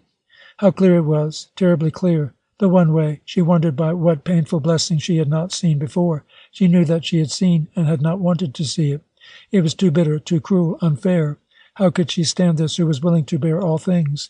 This giving David into the arms of another woman. How could she be sure? How dared she? Reasons had tumbled upon her. Knowing was blotted out. Now what had been dim was clear. What had been so hard seemed strangely natural and easy. She looked at Helen. She felt her presence. Never had she so felt a life before. Helen was lovely and girlish and strong. She would lead David the way of his dreams, the way of his young gods. They must be her gods also. She would lead him firmly. Her sense of right was clear, like her blue eyes. Feeling her there, Cornelia loved Helen Daindry. Her heart went out to her. Her hands pleaded to embrace her. She seemed to hold her face in her trembling hands and to look deep in Helen. Yes, she was lovely, for she was to be the beloved. She was sacred, for it was she who was chosen. Tom's hold would fall away when once David turned and wanted to move toward Helen. "Bless you," her eyes said. "God bless you, and do as I want, and love him as he deserves." How very certain it all seemed to Cornelia. There sat Helen Daindry, talking, smiling, frowning a little perhaps, and nothing had been said, nothing had happened. Yet Cornelia was sure that this girl would win David's love, and win him from Tom and save him, win him forever from herself. So let it be. There was no bitterness in her heart, no hurt, it seemed, for all of her was the fullness of her hurt. Her hurt was about her, surrounding her like air. Without it, she must have stifled. She wanted to get up and take Helen's hand and kiss it. She was her David, looking at this woman. She wanted to kiss Helen's eyes and tell them what it was. They would soon see. She forgot the doctor. She no longer saw him. So sure she was. She sat there full of her vision. Nothing has happened. They need never meet unless you force it, was a faint whisper she had no ears for. She must go on in this greater ecstasy than she had ever known. She must make her vision live.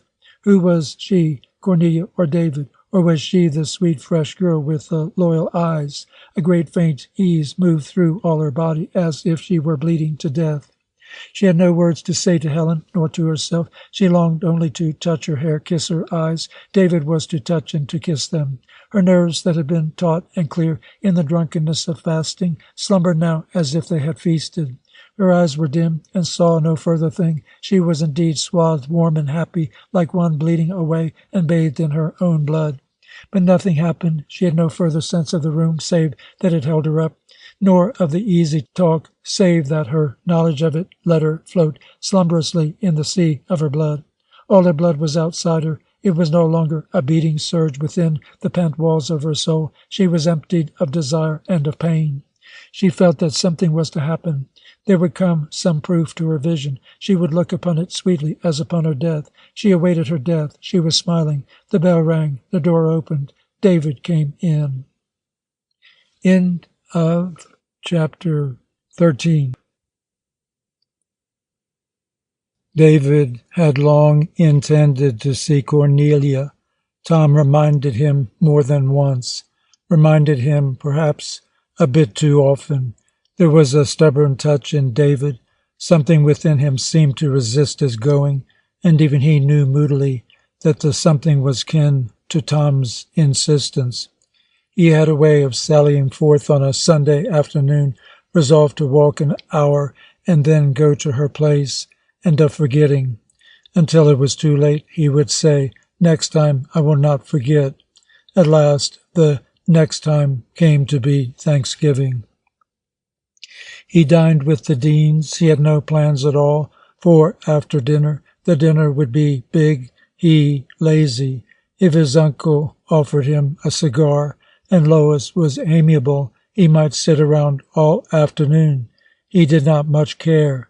But his uncle had his erratic ways, in and out of business. One never could tell about him. Doubtless the moody angles of Lois were due to her father. Sometimes he would treat him as a man. "Have a cigar, sir?" David accepted and liked this. Moreover, the effect of a cigar was always to make him heavy and sleepy, unfit either for walking or a visit, in no heroic mood for visiting a friend toward whom his sense of guilt made him uncomfortable. Then again his uncle would light his own cigar and forget him, perhaps even say, "Well, children, I'm going to take a nap. Run along." He napped on the dining-room sofa. This happened on Thanksgiving.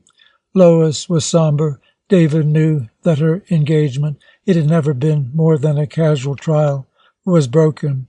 Once more she was in the open field, and more cynical, more difficult than ever. She had been spiteful, it seemed to David, on this feast of Thanksgiving. For the first time in a rare long stretch, he had almost preferred the flinty steadiness of her sister. Lois had nothing to say to him, to do with him. When she spoke, she managed an air of objective and disdainful interest that was worse than indifference, as if she were thinking, what can this specimen possibly have to say? After dinner she struck out her hand and smiled formally into his face. "Goodbye, David. I've a date, and it's late. Can I drop you somewhere?" He spurned her offer. He found himself out of the house. It was still snowing. He had a sentimental turn over the snow and his loneliness, his being turned out lonely into the snow. He began to trudge and to enjoy the walk. He had had no cigar. He was clear-headed.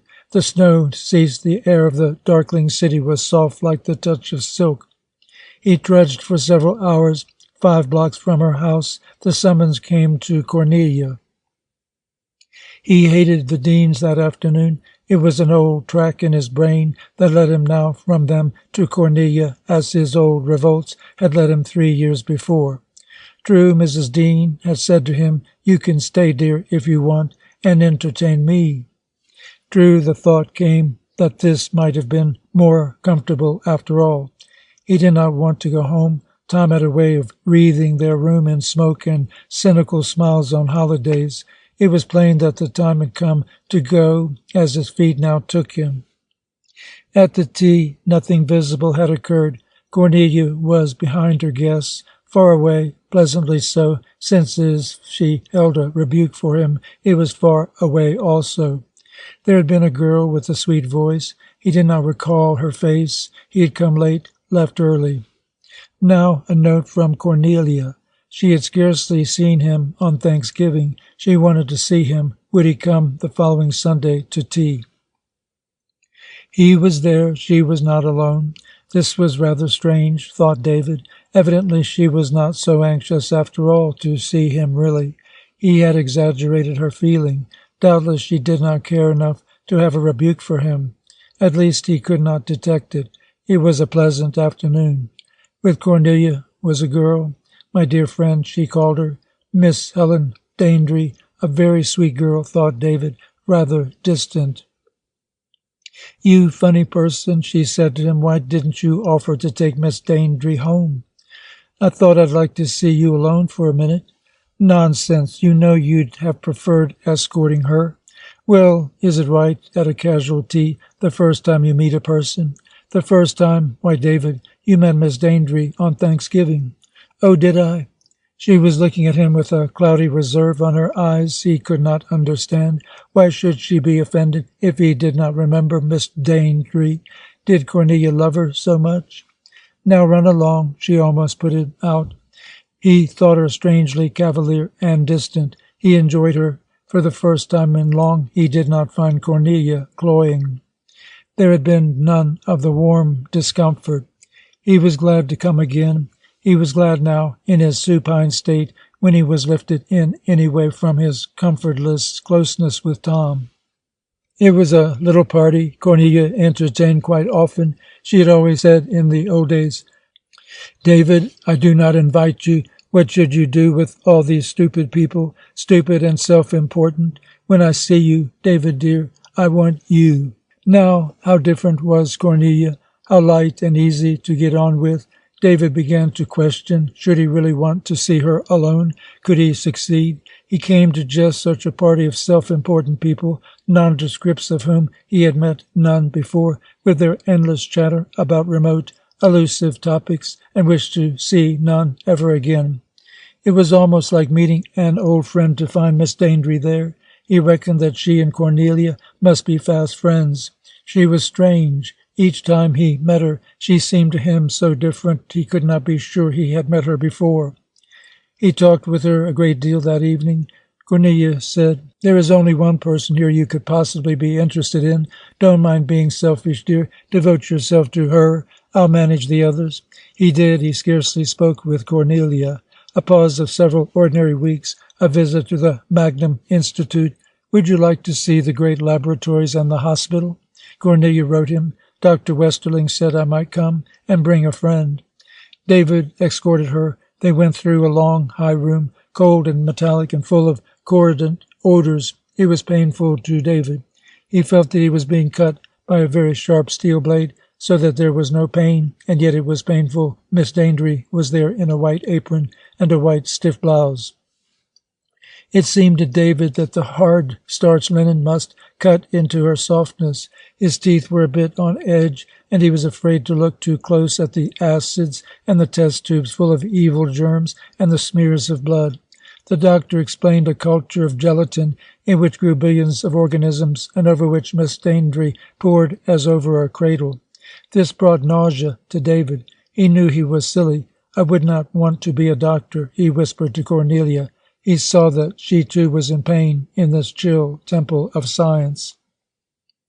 What held him most was that Miss Daindry had no eyes for him at all. She followed the white-aproned doctor in rapt submission, and Dr. Westerling, David was sure, did not like him. He looked quizzically at David's wandering attention. He said to him, you are not interested, I guess, in medicine, except when you have a stomachache. No, David answered seriously. Isn't that the one time when I should be interested? For a moment, Dr. Westerling appeared to like him. His eyes widened, took David in as if with the help of a new light. He began nodding. Why, you are right. He laughed. Miss Daindry came up. What contribution did you make, Mr. Marquand, to medical science? David was sure the doctor stopped liking him at once. Their meetings were casual, but they were not infrequent. Miss Daintree, he thought, must be a remarkable woman, for she was always affable to him, and always knew what he had said last time. Yet her mind must be replete with significant affairs. How could he doubt, through it all, her strict inaccessibility? One day she said to him, "Why don't you come and see me some evening, Mr. Marquand?" and laughed. "Why do you laugh? I almost feel you have vowed you would never ask of your own accord."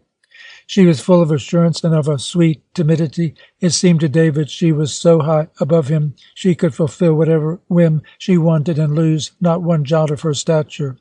Such a whim doubtless was this. "Oh, I should love to come. I didn't really." He stopped. "Do you really want me to come, Miss Daintree?" She saw that he was serious. "Why should I ask you?" That was convincing. "I don't see," he said, "what you could possibly find of interest in me." It was the beginning of the impulse he was always to have with her to speak out his mind. She answered him seriously, too. "I want to find out, perhaps," she said. They were in a box at a theatre. It was a special matinee of a comedy by Bernard Shaw, a strange new genius out of Ireland. Cornelia and Miss Daintree had arranged the party. "Shaw deserves to be supported," Cornelia explained. Even Tom had been willing to come. She heard every word that passed between David and Miss Daintree. Her neighbor in the box was a young man she had never met before. He found her strangely distracted between the curtains. He said to her, "But after all, Miss Renard, what are we to think of this man Shaw?" She answered vigorously, nodding, "Yes, indeed." David was going to call. What a stubborn child he'd been. A good sign deeply. She believed she could see. Unknown to himself, he was struggling against Helen. He had an assured, comradeful way with women, the way of a boy. It was gone. A visit to a girl might mean nothing. After these resistances and the silence behind their questionings as they looked at each other, he might well ask why she wanted him to come. It was a bit disconcerting for the young man beside Cornelia. When she was back in the room, Cornelia threw herself on her couch and cried. What a great victory she had won. David went about, filled with a new humility, a growing hatred of himself. Nearly 2 years it was since he had seen in a streetcar a small girl and walked through a world suddenly shriveled. What after that? He too had shrunken and grown like the world, so that once more the world seemed right for him. Now another change. The world was gone altogether. None of its tortured standards near him any more to measure him and call what he was good. He stood naked in a sort of psychic space. He saw how soft, how idle, how small was his soul. It came to David how he hated himself and how he was so full of this defeat upon him that he could love no person and could have kind thoughts nowhere. All his senses were caught up in this tangle of himself. He felt he must grow far beyond the lowness where he now stood, to look with free eyes again upon another. Tom was there, however. Tom was a part of himself, a part then of that he must detest. David called on Miss Daintree. He went there and was silent. It seemed a place wide like clear air where he could look on himself. He had no sense of her. He said to her, "Why do you ask me to come again? I'm not amusing. I've nothing to give you." And she, "Come next week." "What night next week can you come?" He did not understand, but he was at a pass where even this element of not understanding could not much hold him. He was not interested in Miss Daintree. He was wrapped in a hateful inner spectacle. What he needed was calm and clarity and strength to look at himself. This he found sitting in the room with her, and her few words glowing steadfast over his eyes like candles. So he came. She invited him to dine. When he entered the drawing-room, he felt he was late, and they were waiting for him. Dr. Westerling was there. A slight, small man with a limp stepped forward from his chair, and as David took his hand, he liked him. Mr. Judson Daintree. Mrs. Daintree had a cordial smile. It was all strange to David, this warmth, this kindness. He could not understand it. He felt a cloud over the face of Conrad Westerling, and the doctor's will dispersing it till it was gone. The struggle and stress of this he thought he could better understand. Mrs. Daintree was saying to him, "Won't you take Helen down, Mr. Markhand?" And there was Westerling offering the precedence through the door to a Miss Sophie Lawrence, who seemed very heavy and stupid. All of these pretty ways were disconcerting, since they hid something, David felt, and he knew not what. He became part of the round table, feeling himself apart and feeling Mrs. Daintree at his left smile and be warm to him. David was eager to move himself away, just so he could truly see that he was part of this bright round table. Miss Daintree smiled at him as at an accomplice. "These are my family," she seemed to tell him. He was at ease. He was unafraid of silence. So was Miss Daintree. He said to himself, "I'm sitting here quietly silent, just like Miss Daintree." "Well, Mr. Markhand, I understand you are musical. You play the piano?" asked Mrs. Daintree. Quite abruptly she put her inapposite questions. "Do have some more of the fish? I imagine you feel quite like a New Yorker." She left him alone. All of them left him alone. He was of them all. They tightened into a unit. They became a family. They discussed some family event, or listened with a sort of mystic understanding to unleavened words from Miss Lawrence, whom they seemed fond of, as one is fond of one's own foibles. In these gusts of attention away from him, David was comfortable. It seemed to him that Dr. Westerling was not. There was a fragility about Mr. Daintree. The skin was translucent and tight under the upstanding wave of his grey hair. The blue eyes were far in from the white tufts of his brow. His hands were very small. Even sitting there and taking the plate from the maid and thanking her, and listening with respect to the prattle of Miss Lawrence, David felt that he was a little man who limped. Intelligent. Why did he have the sense of conflict between his intelligence and his gentility, the sense of his head bowing?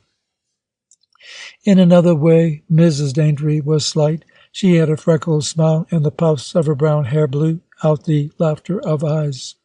She was satisfied, it seemed to David, with the perpetual courtliness of her husband. Against their mood he felt Dr. Westerling veering stiffly. He wondered if this was why he felt this grain of resistance in them all against the doctor. "Why then do they have him to dinner? But why do they have me?" He was a stranger, more so than Conrad Westerling, yet he was taking the soft patter of Miss Lawrence less to heart. Could this possibly be of importance? The door had opened. "Come in, Hope." Her mother spied her. "You may say good night." A little girl stepped carefully through shadows that lay from the door to the bright table under its hood of electric lights. She dashed swiftly to her father and jumped into his lap. She hid her face. "I said you might come in, Hope, to say good night." Hope faced about and smiled with a mischievous triumph. She had had at least this moment from her mother's precept. Her father placed her firmly on her feet. "This is my youngest," Mrs. Daintree explained to David. "I believe you have never seen her. Hope, dear, don't you want to say good evening to Mr. Markhand?" "Why am I so little surprised?" said David to himself. What was there growingly strange in this quiet night? Does she remember me? He felt the hollowness of nervous strain as the little girl of the car came up to him, held out her hand. "I know you already," she announced, quite clear and high. "Oh, do you?" said Mrs. Daintree. "I know you also," David spoke to Hope. Their words caused no great interest. Doubtless on one of the occasions when he had been there before they had met. In the lack of concern the two felt protection. She took his hand. He looked into her eyes. They were not quite so dimpled. She tossed her head and withdrew her hand and left him. David watched her giving the same hand to Dr. Westerling, watched her embrace her sister with a burst of fondness, watched her recoil from the clumsy hug of Miss Lawrence. He tried to believe that what she had given to him was secret and different. She was gone. He felt at home in this strange house. He felt intimate deeply with this little girl whom he had watched for a moment out of their wide lives in a public car. He accepted her in this house as he accepted physical laws of life. Miss Daintree had ears where they should be, and they heard what they should hear when he spoke words to her. So this warm home had the little girl whom he had loved, had his comfort. He did not fathom how now his love for Hope was a quieter thing. He accepted, didn't we, miracle, So he thought. He had looked on the girl of the car with less intimacy, after all. Intimacy was the denier of quiet. Words were the denier of knowing. Was he comfortable, intimate? What was he here in this relevant night? She led out of the room where he sat embraced with Miss Daindry. Did she lead forth him? Whither? Who was she, after all? Dr. Westerling had an uncomfortable smile or an abstract frown when he was quiet. Mrs. Daindry remarked this. She found she could better leave David to himself. He did not mind, wherever the talk was, and for whom he listened pleasantly. She must pay attention to Dr. Westerling the more, since she realized that her daughter did not seem to care if he was at ease or no. A strange, unwanted character in Helen. There must be a reason for her willed indifference, at bottom flattering to the doctor. He was there, invited. Anything from Helen not properly pleasant was flattering. Mrs. Daindry had respect for those who had the respect of her daughter. She plied him with questions. She could not hold his interest. The words each of them called forth died out like a too short fuse. Mr. Daindry looked about the table. He saw that Westerling was being bored by the questions of his wife. He took umbrage neither for her nor against him. He was a quiet man, accepting the world's clashes. "I suppose you are only waiting, Doctor," he said, "to take up your practice as a specialist." "I never intend to practice," Westerling replied. There was an emphatic note in his voice that brought silence over the table. Helen looked at him proudly. She knew the integrity of his mind. She knew her father's would meet it and be pleased. Always she was saying to herself and to certain of her friends, "I have great respect for Dr. Westerling's mind." "Oh?" questioned Mr. Daindry. "You see, sir," Westerling went on, smiling with a new satisfaction that showed how exclusively his satisfaction dwelt in knowledge, in discussion, in release from the naked domain of emotion. "You see, when I graduated from medical school 8 years ago, and from the hospitals here and abroad, a strange revelation had come to me. I had lost faith absolutely in the practice of medicine." Mr. Daindry was a good listener, a stern one. He bowed his head judicially. Westerling talked exclusively to him, but loudly, so that his consciousness of others' ears must have gone to the volume of his voice. Perhaps it occurred to David he was trying within this little cozy table to address the world. It was a problem to face, let me assure you, like one who graduates into the priesthood, perhaps, and finds he no longer believes in the divinity of Christ. Harder, much harder, I suppose, since in medicine the regime of study is terrific. He said these words coldly. He seemed to avoid a tone which might bring sympathy, conviction. He had no eye for the faint shadow over Mrs. Daindry's face at his allusion to Christ. "But how do you mean you lost faith?" asked Mr. Daindry. "I had believed myself devoted to a science.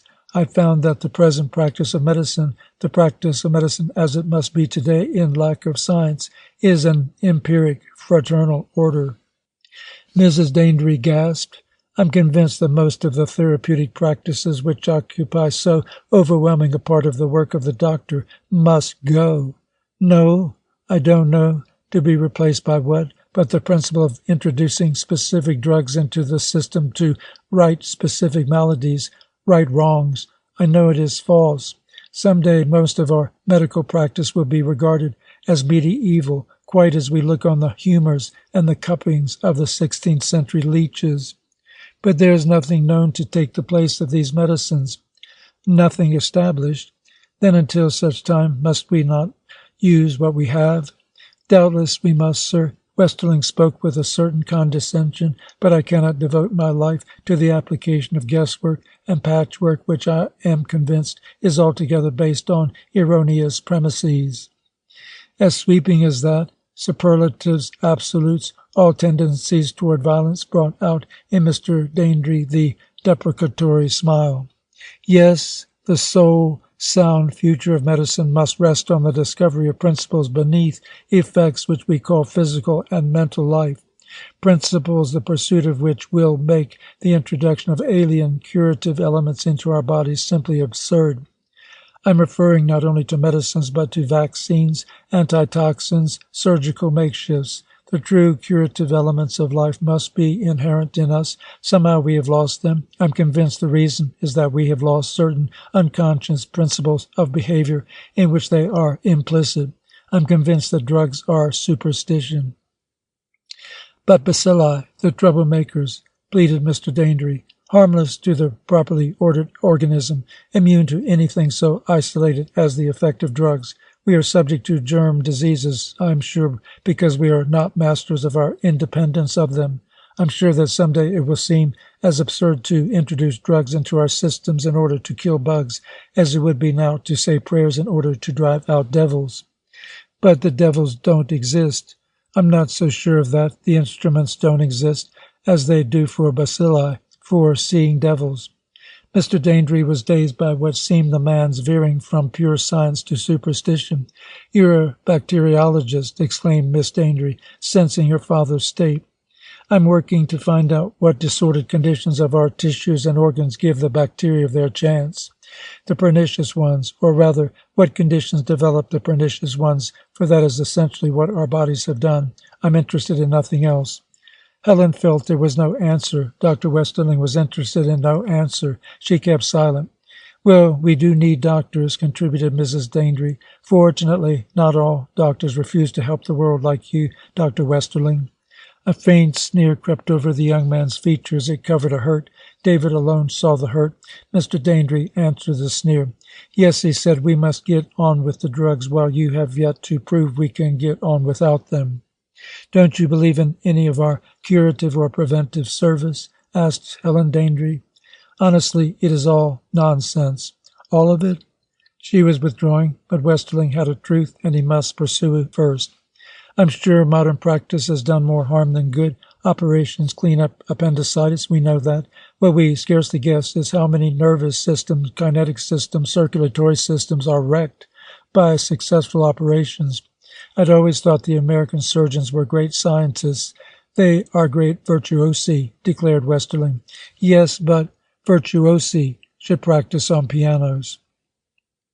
He was very excited. He said no word of his own doubts. He said no word of his vast sacrifice which his unproved convictions had forced upon him. He could have become rich in the practice of medicine. No one knew this better than Conrad Westerling. No one more than this Jew of sensitive family and depleted means loved the luxury and the freedom of money. All his life he would labor at an insignificant salary because of the depth of his sense of service. A true poet of science, but of all this he said no word. He could not. To one person he needed to say all this, the person he loved, to Helen. But until she said that she loved him, he could not even to her. The strategy of showing his better self, of gaining her allegiance to his cause in order to help win her, was beyond him. Speaking stridently and harshly now, it was his need of tenderness and his deep respect for the tenderness of Helen that spoke. The Danderys could not know this, could not quite conceal their shrinking from him. It was not a question of right, it was a matter of taste. A too passionate devotion to an ideal was an untoward display. It was out of place, quite as would be a too naked display of devotion to a woman. This stern, stiff man was at work, perhaps, wiping away an entailed incubus upon the life of man. But he lacked amenity. Their nerves told him this. Their minds hinted that he had intellect and courage, but like all proper people, what their nerves ordered came first. David had liked his words. They excited him. He had understood them less than Mr. Dandery or than Helen, but he had visioned more. What came into him was precisely the personal anguish, the personal immolation, though he could not configure them beneath his antagonizing words. He saw also Helen's shrinking from the violence of those words, as if they laid hands on her, threatened to exclude all others and possess her. It seemed that Helen did not want to be possessed by truth. It must be something warmer, something smaller perhaps, that would possess her. So David felt the true content of Westerling's words. They held a burden of great courage, a plea of love. These he was really offering to her. These she would not accept. David walked a few blocks to the car with Westerling. He held out his hand. "I like what you said at dinner. Oh, so much, Doctor." He wanted to say far more. "Do you?" Westerling looked sourly, haughtily at him, as if David were trying to hurt him. With a stiff body too erect, He shook David's hand, dropped it with a gesture of completion. "Good night." So David could not go on. But he went to Cornelia, to whom he knew he could speak. "I don't think," he said, "I'm going back ever again to see Miss Daindry." Cornelia's heart stopped its beat. "I'm glad." "I am. No, I can't be glad." Sense and will turmoiled against each other. David saw her sitting quiet there, looking at him. It was quite natural, he thought, that she could not understand. He had come to tell her. It came to him. She must think it funny that I should tell her this. What can it matter to Cornelia? Cornelia, feeling he would go on, and that for this he had come, and that himself would tell her what to do, began to go deeper into his coming. He had sought her out. This was rare, for a rare incentive. He had sought her out because he needed to talk about Helen. To no one else could he talk. From no one else could he hope for the persuasion he wanted to send him back to her. Here was a problem that hurt him. She could smooth it. For this he had run to her. When she had done her part, he would leave her and go back to Helen. He would live and play once more. "What is it, Davy?" she asked aloud. She was ready for her part. "I'm not good enough for her, Cornelia. Good enough to come to her when she could soothe him. Not good enough for Helen." "How do you know that, David?" "Because I know someone who is. Conrad Westerling is good enough for Helen. I admire him immensely. I know he loves her. I know it hurts him when I am there. I've seen that. Why should I hurt him, Cornelia?" "But what about Helen Daindry? Why shouldn't she love him? He is strong and courageous. He has wonderful ideas. His whole life, I feel that, is nothing but his ideas. She should love him." "Is there room for Helen in one so full of ideas?" "He loves her, so there must be. She does not love him, so perhaps there isn't." Cornelia looked at him, blushing. "She does not love him, David. What is it to you? Can you make her love him, David, by staying away?" David's blush was crimson. I don't mean that. No, I don't know what I mean." He began pulling at his handkerchief with nervous fingers. Cornelia steeled herself. Yes, she could. She laughed at him. "Why, you funny person, you funny, quixotic David." A pause. "Or are you merely awfully conceited? Answer me then. How will your staying away help the lost cause of David Westerling?" David bit his lip, turned pale, looked at his twitching fingers. "I am a fool, am I not, Cornelia? You must go on seeing Helen. Your staying away now would be offensive. What right have you to fight another man's battle against Helen? Don't you see how presumptuous it all is? She knows best what she wants, David darling, not only of Dr. Westerling, but of you also. Westerling is a noble man who has worked and done things. You will do things also. I won't let you slight yourself. That's slighting your friends. If you are good enough for me, and for Helen also," she found something near the playful smile she wanted, "must you not be good for something?" "Cornelia, I don't understand her wanting ever to see me." He was very mute and very timid, looking at his hands. "And who are you to judge? What do you know of Dr. Westerling and of yourself? Live, David. Spread out like a tree. Then we shall all know what you are." David got up. "There." She came up to him close. She took his head in her two hands. "Are you convinced?" He shook his head, and her hands moved with it. Since her plan had been found, and she knew that it was working, there was peace in Cornelia. Her way with David was the way of a mother. She knew how this birth and this life had rendered her, what it had cost her in blood and anguish. So is the mother peaceful, knowing this, with her unknowing child. She took her toll of him like a mother also. She held his cheeks with her hands, and she drew him down and kissed him. And you see, don't you, why you can't stop so suddenly from going to see her? What would she think? The offence and the pain. Yes, David, the pain, if you stayed away. He went back to Helen Daindry. He went again and again. Cornelia had settled and given him what he desired. There was reason no longer for seeing Cornelia. Spending his quiet evenings with Helen, he did not see the doctor. He forgot him. He was ashamed, as Cornelia had cleverly made him, of the conceited presumption that he could help his cause by staying away. He came, therefore, feeling nothing but peace, wanting the right to feel no other thing, for in peace he came to himself, and what he sought above all else was this, coming to Helen and sitting there beside her. It was easier somehow. But it was easier most of all to look at Tom, and know he hated him, and know that they must part. They had gone on living together. The silence about them, holding them in, was stiff and frozen. David went no longer to Flores. He wandered about the city, seeing nothing until his legs ached, and then he went to bed. He found that he needed more sleep than he had needed in years. There was a constant weighing soreness in his body. His head was heavy. His thoughts pushed through some clotted substance in his mind with a swerving pain. Often his eyes ached. Often his food did not agree with him. Yet he was hungry. He needed great sleep, great food. After sleep, he was heavy. After food, he was often sick with heartburn. He was like a pregnant woman. He went about loaded and diminished. His thoughts delineated no true objective world. What came with any sharpness into the mist of his mind he hated. Thus Tom. What soothed his dwelling in these mists he courted. Thus Helen Daindry. His sleep also was strange. It was dreamless. When he closed his eyes, he dropped almost at once into a profound close pit whose blackness held him moveless. When he woke, it was some force far down where he had been that had spewed him up. His brow aching and his body churned with a great dizzy distance. He attended to work. There was always enough mental energy for that. In fact, his work was his savior. It took him out of himself, but not upon some shattering objective world, shrunken and tortured and congested, like that by which he had once measured himself and found that he was good. It took him out of himself into an easy world of conventions and abstractions, where figures had the relief of ineluctable laws, where there were fixed commodities like tobacco and freight rates, where men were sure machines of buying and selling, where values and credit could be determined.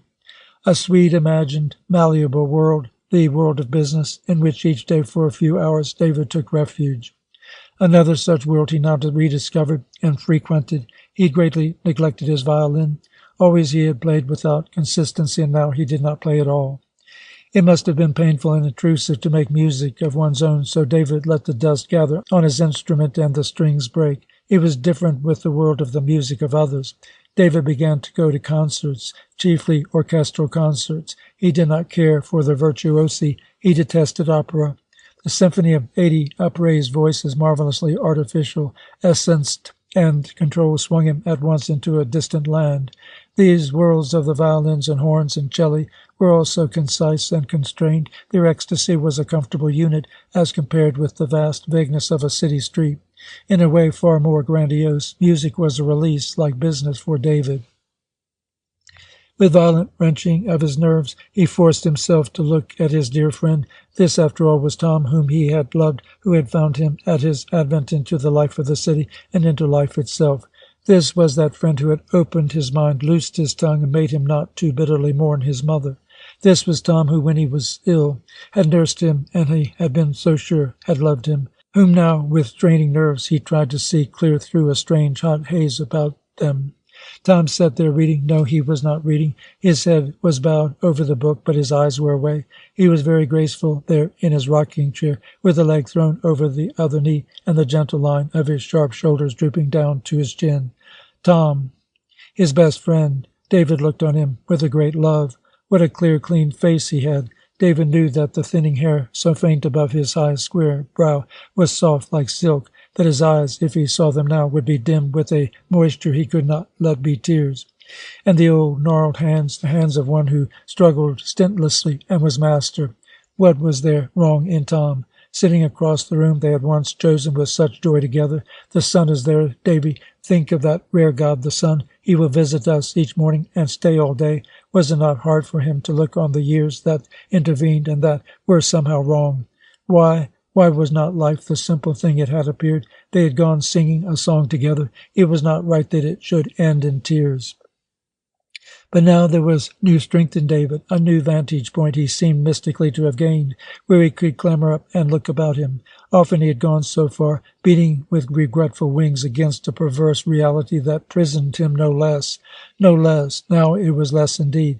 If he came again to the conclusion at whose brink he had stood so often, now he could follow it. No bar between him and what he decided to do. If Tom was false, and a false friend, he would step over the brink. Gracefully Tom sat there, and he was sure in David that if ever he had loved, this was the loved one. There had been women whom he had embraced, close of kin who had housed him. This was a mere comrade, a mere fellow man. His hand clasp was strongest of all. But also there was life.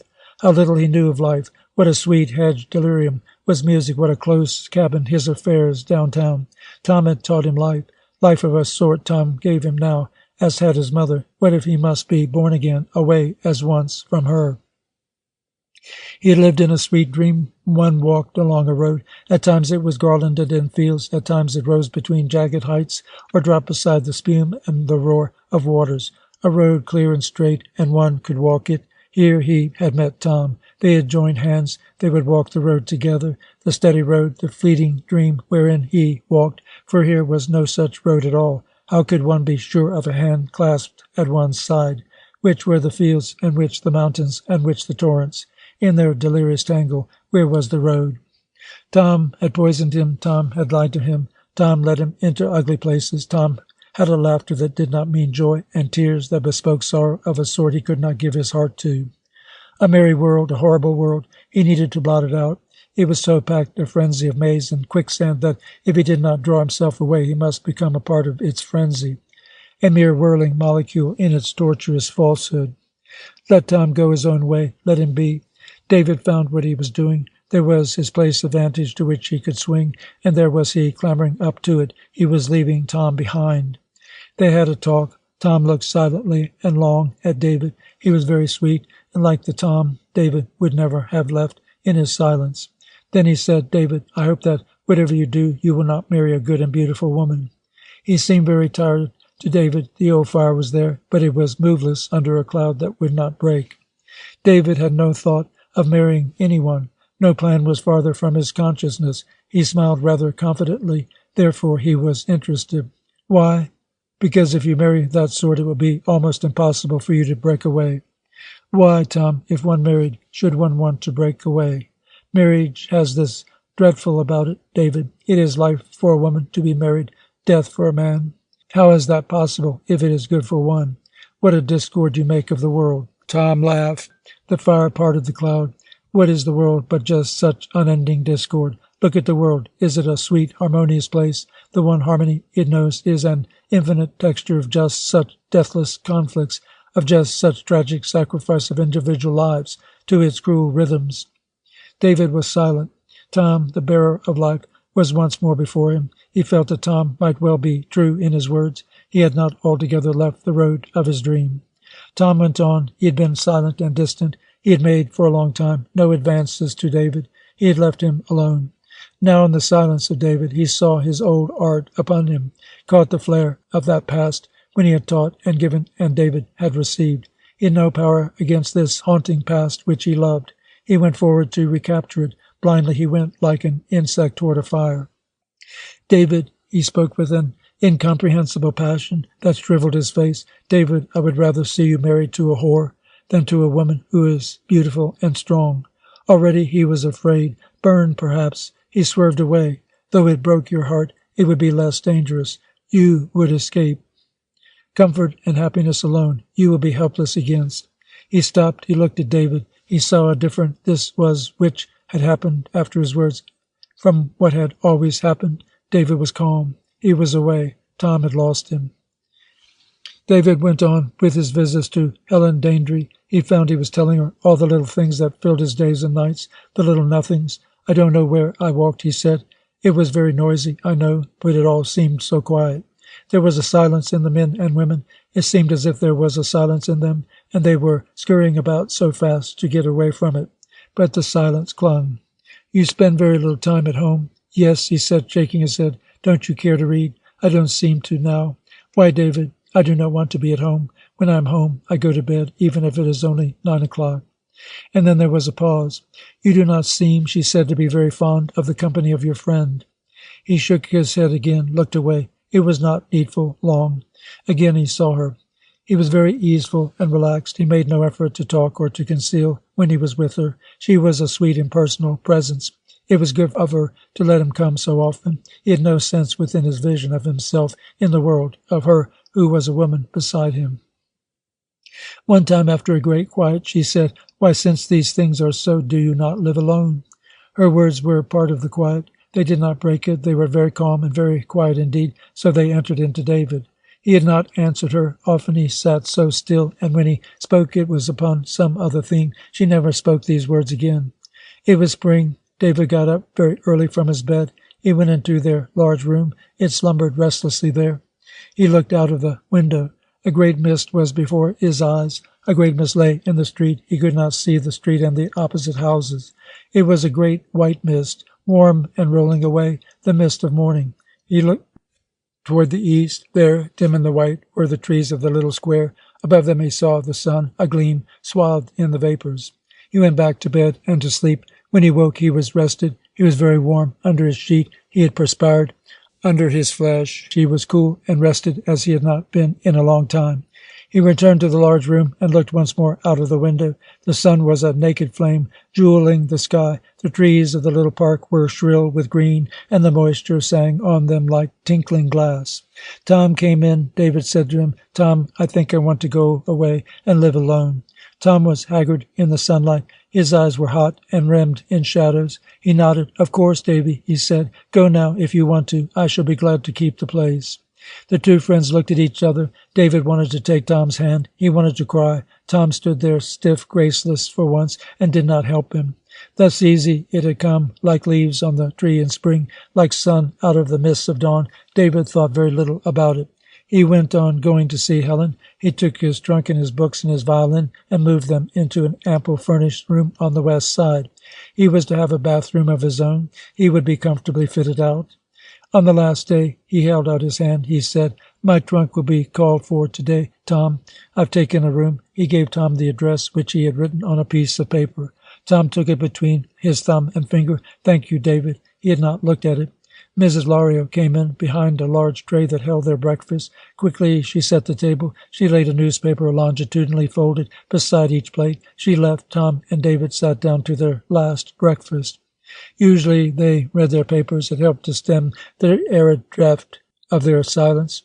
Now they placed their papers unread away. Tom looked at David. He made no effort to speak. His temper was pulsing. David was trying to eat. He looked at his food. He leaned back in his chair, and also his thoughts seemed to incline away.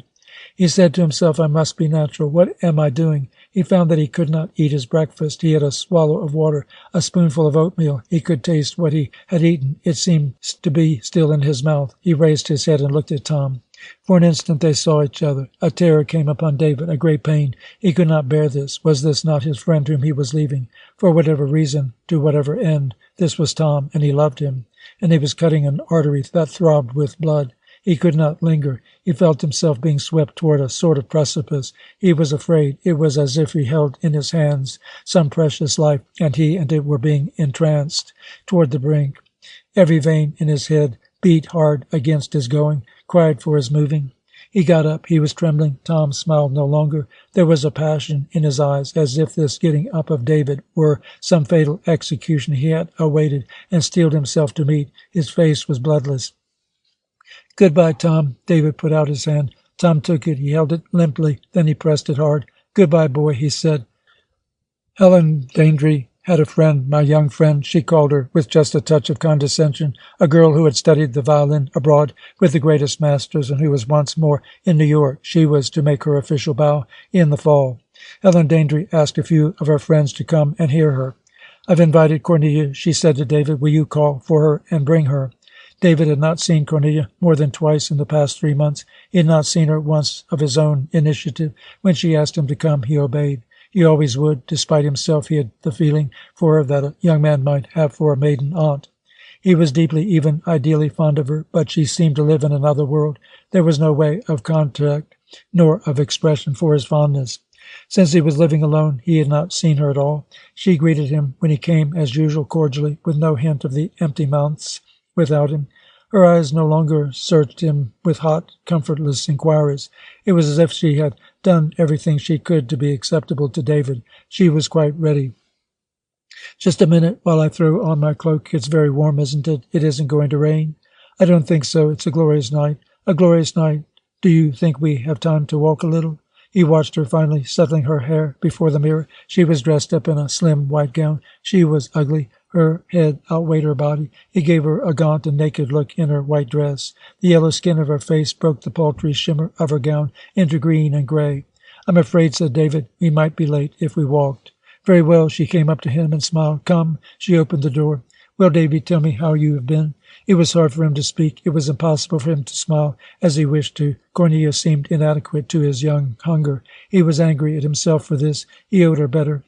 He was not a very good and loyal friend, he supposed. Tom was right in what he said, however wrong in what he was. He walked beside Cornelia to the car, through the sweet May night, and in order to hold himself beside her and take her arm at the crossing, he needed to forget her. On the top floor of the house of the Danedrys was a wide, quiet room which Helen had fitted out for her own. Its easy spaces were conserved and rounded by the uncluttered furniture. Nothing was large and ponderous to defeat them. 2 lamps stood wide away on little tables. Their low light brought out the warm, dark stroke of the couch and absorbed the rugs. The grey walls had a retreating texture. The guests sat very hushed and hidden in the shadows and the music. A tall girl swayed by the piano. She was raw-boned and gaunt above the light of the lamp, her docked hair flung away from the sheer, strong forehead. She played with a restraint that burned. It was her restraint that she flung circling and lowering from her sharp shoulders down upon the hidden guests. The guests sat, suddenly tamed, suddenly cowed. They were the world to David, a motley mass made one by the dark and the music that would rise up again and be a tearing thing against his life. Now they were breathing hard. Something had shut them up in their own narrow breasts. The girl stepped toward them, away from the piano. The piano was silent. He who had sat at it and followed her mood, who had trailed like a wake in a muffled sea upon her passage, was now withdrawn. The girl stood like one naked above the room. The music she had played and the guests lay trammeled spirits at her feet. She moved and stepped upon them. She lifted her violin to play alone. It was Bach she was playing. She was a sharp, high figure cutting the dark room. Her violin was a hard creature that sobbed and was soft. She and her violin and the huddled life of the world within the room were the music that was Bach. As she played, she moved up and down. She was very free with her sweeping arm and her long legs walking as she played. From her freedom came an uttered law and fell upon them all. They were struck by the clear strokes of her playing and her walking up and down. They were showered in the fire of this molten music. David recaptured himself. He seemed to be sitting in a black pool of life.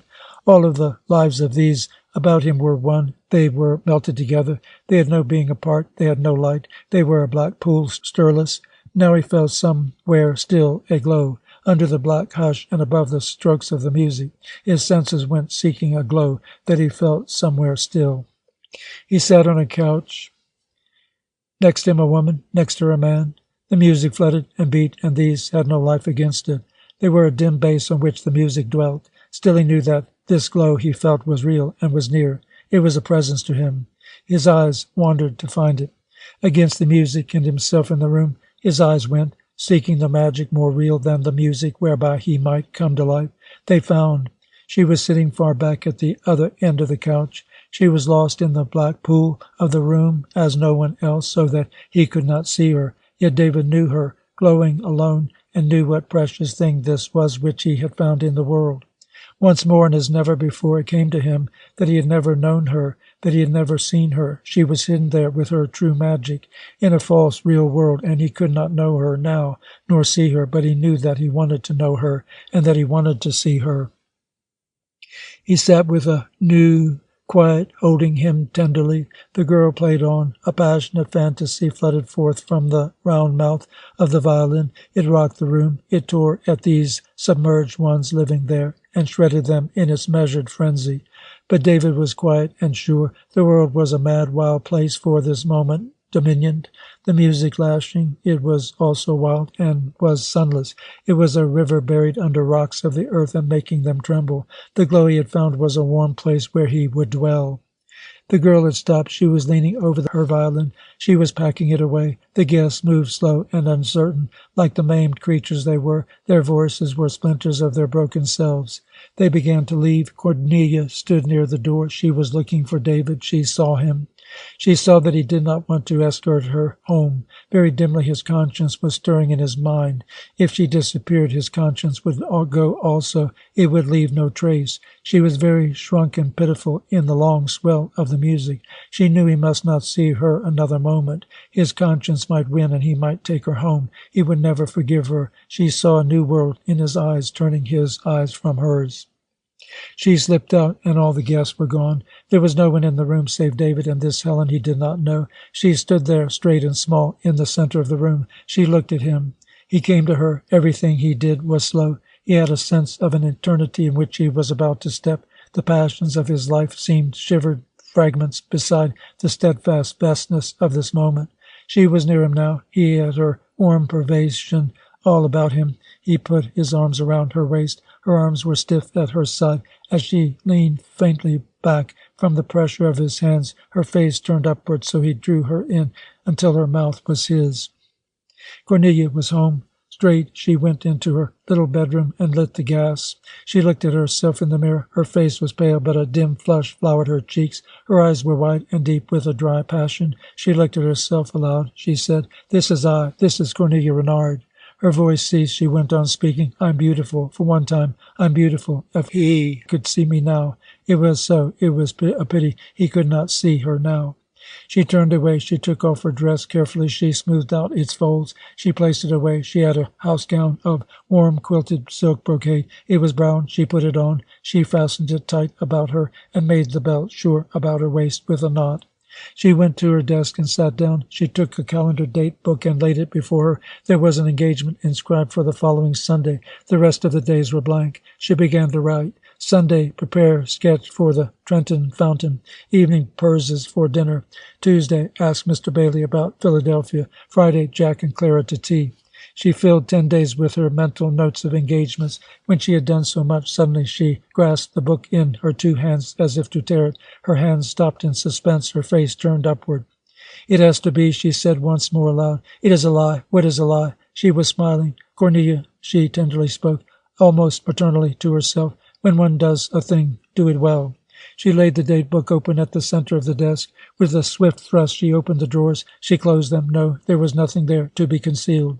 She was up. She smiled. Once more she took a pencil and turned the pages of the book to a day 2 weeks away. She wrote, "Ask David to dinner." Then she straightened and crossed the room. A batch of painted sheets were in her arms, her watercolors, her incomprehensible confessions. She laid them forth on the table, looked long at them. They were very lovely, these delirious designs, these flauntings of form and color. Color rose in them to form. Form faded and died away to the realms of color. But she looked at them and shook her head. They meant nothing to her. "What nonsense," she breathed. "Then perhaps some of my statues may live. That first bronze."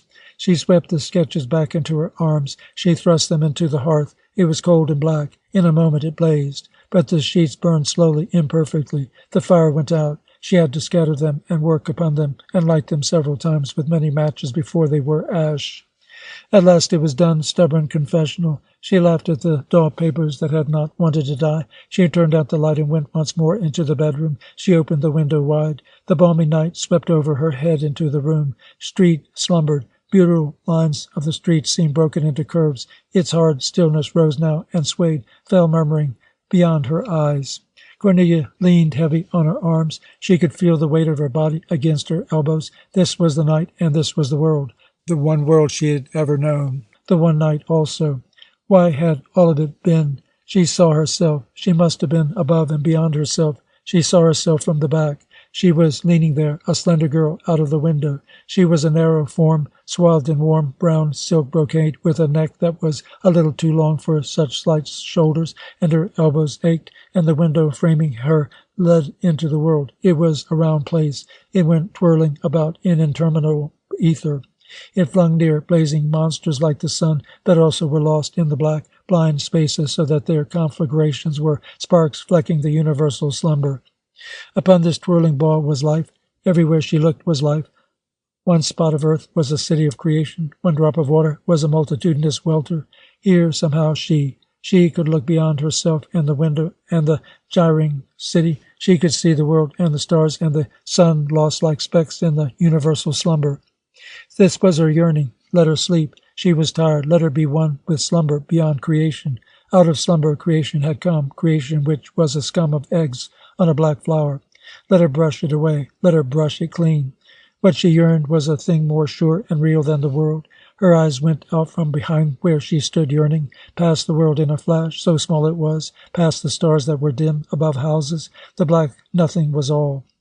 The stirrings of suns were flecks upon glow of black spaces. She leaned there and yearned and argued. She could not move. She sobbed dryly. She stayed there long. Then, in dim eyes, she left the window. She threw herself upon the bed. She fell asleep. She woke. It was very dark. About her was nothing. About her was no obstruction. She was aware of her breathing as of an intruder. She rose from her bed. All of the weight was within. All of the clutter was within. All of the pain was within. She moved outside herself with a vast, sweet freedom, for outside her was nothing. She went to the window and jumped out. How long David had held Helen in his embrace he did not know. It was almost like sleep, measureless. Now waking from her arms, he felt her there like a world in which he dwelt. She was drawing herself away. She took his hand. "You must go now, dear," she said. "It is late, you know." She smiled up into his serious, dazed face. "You will come tomorrow to dinner, will you not?" Still he said nothing. He was looking beyond her.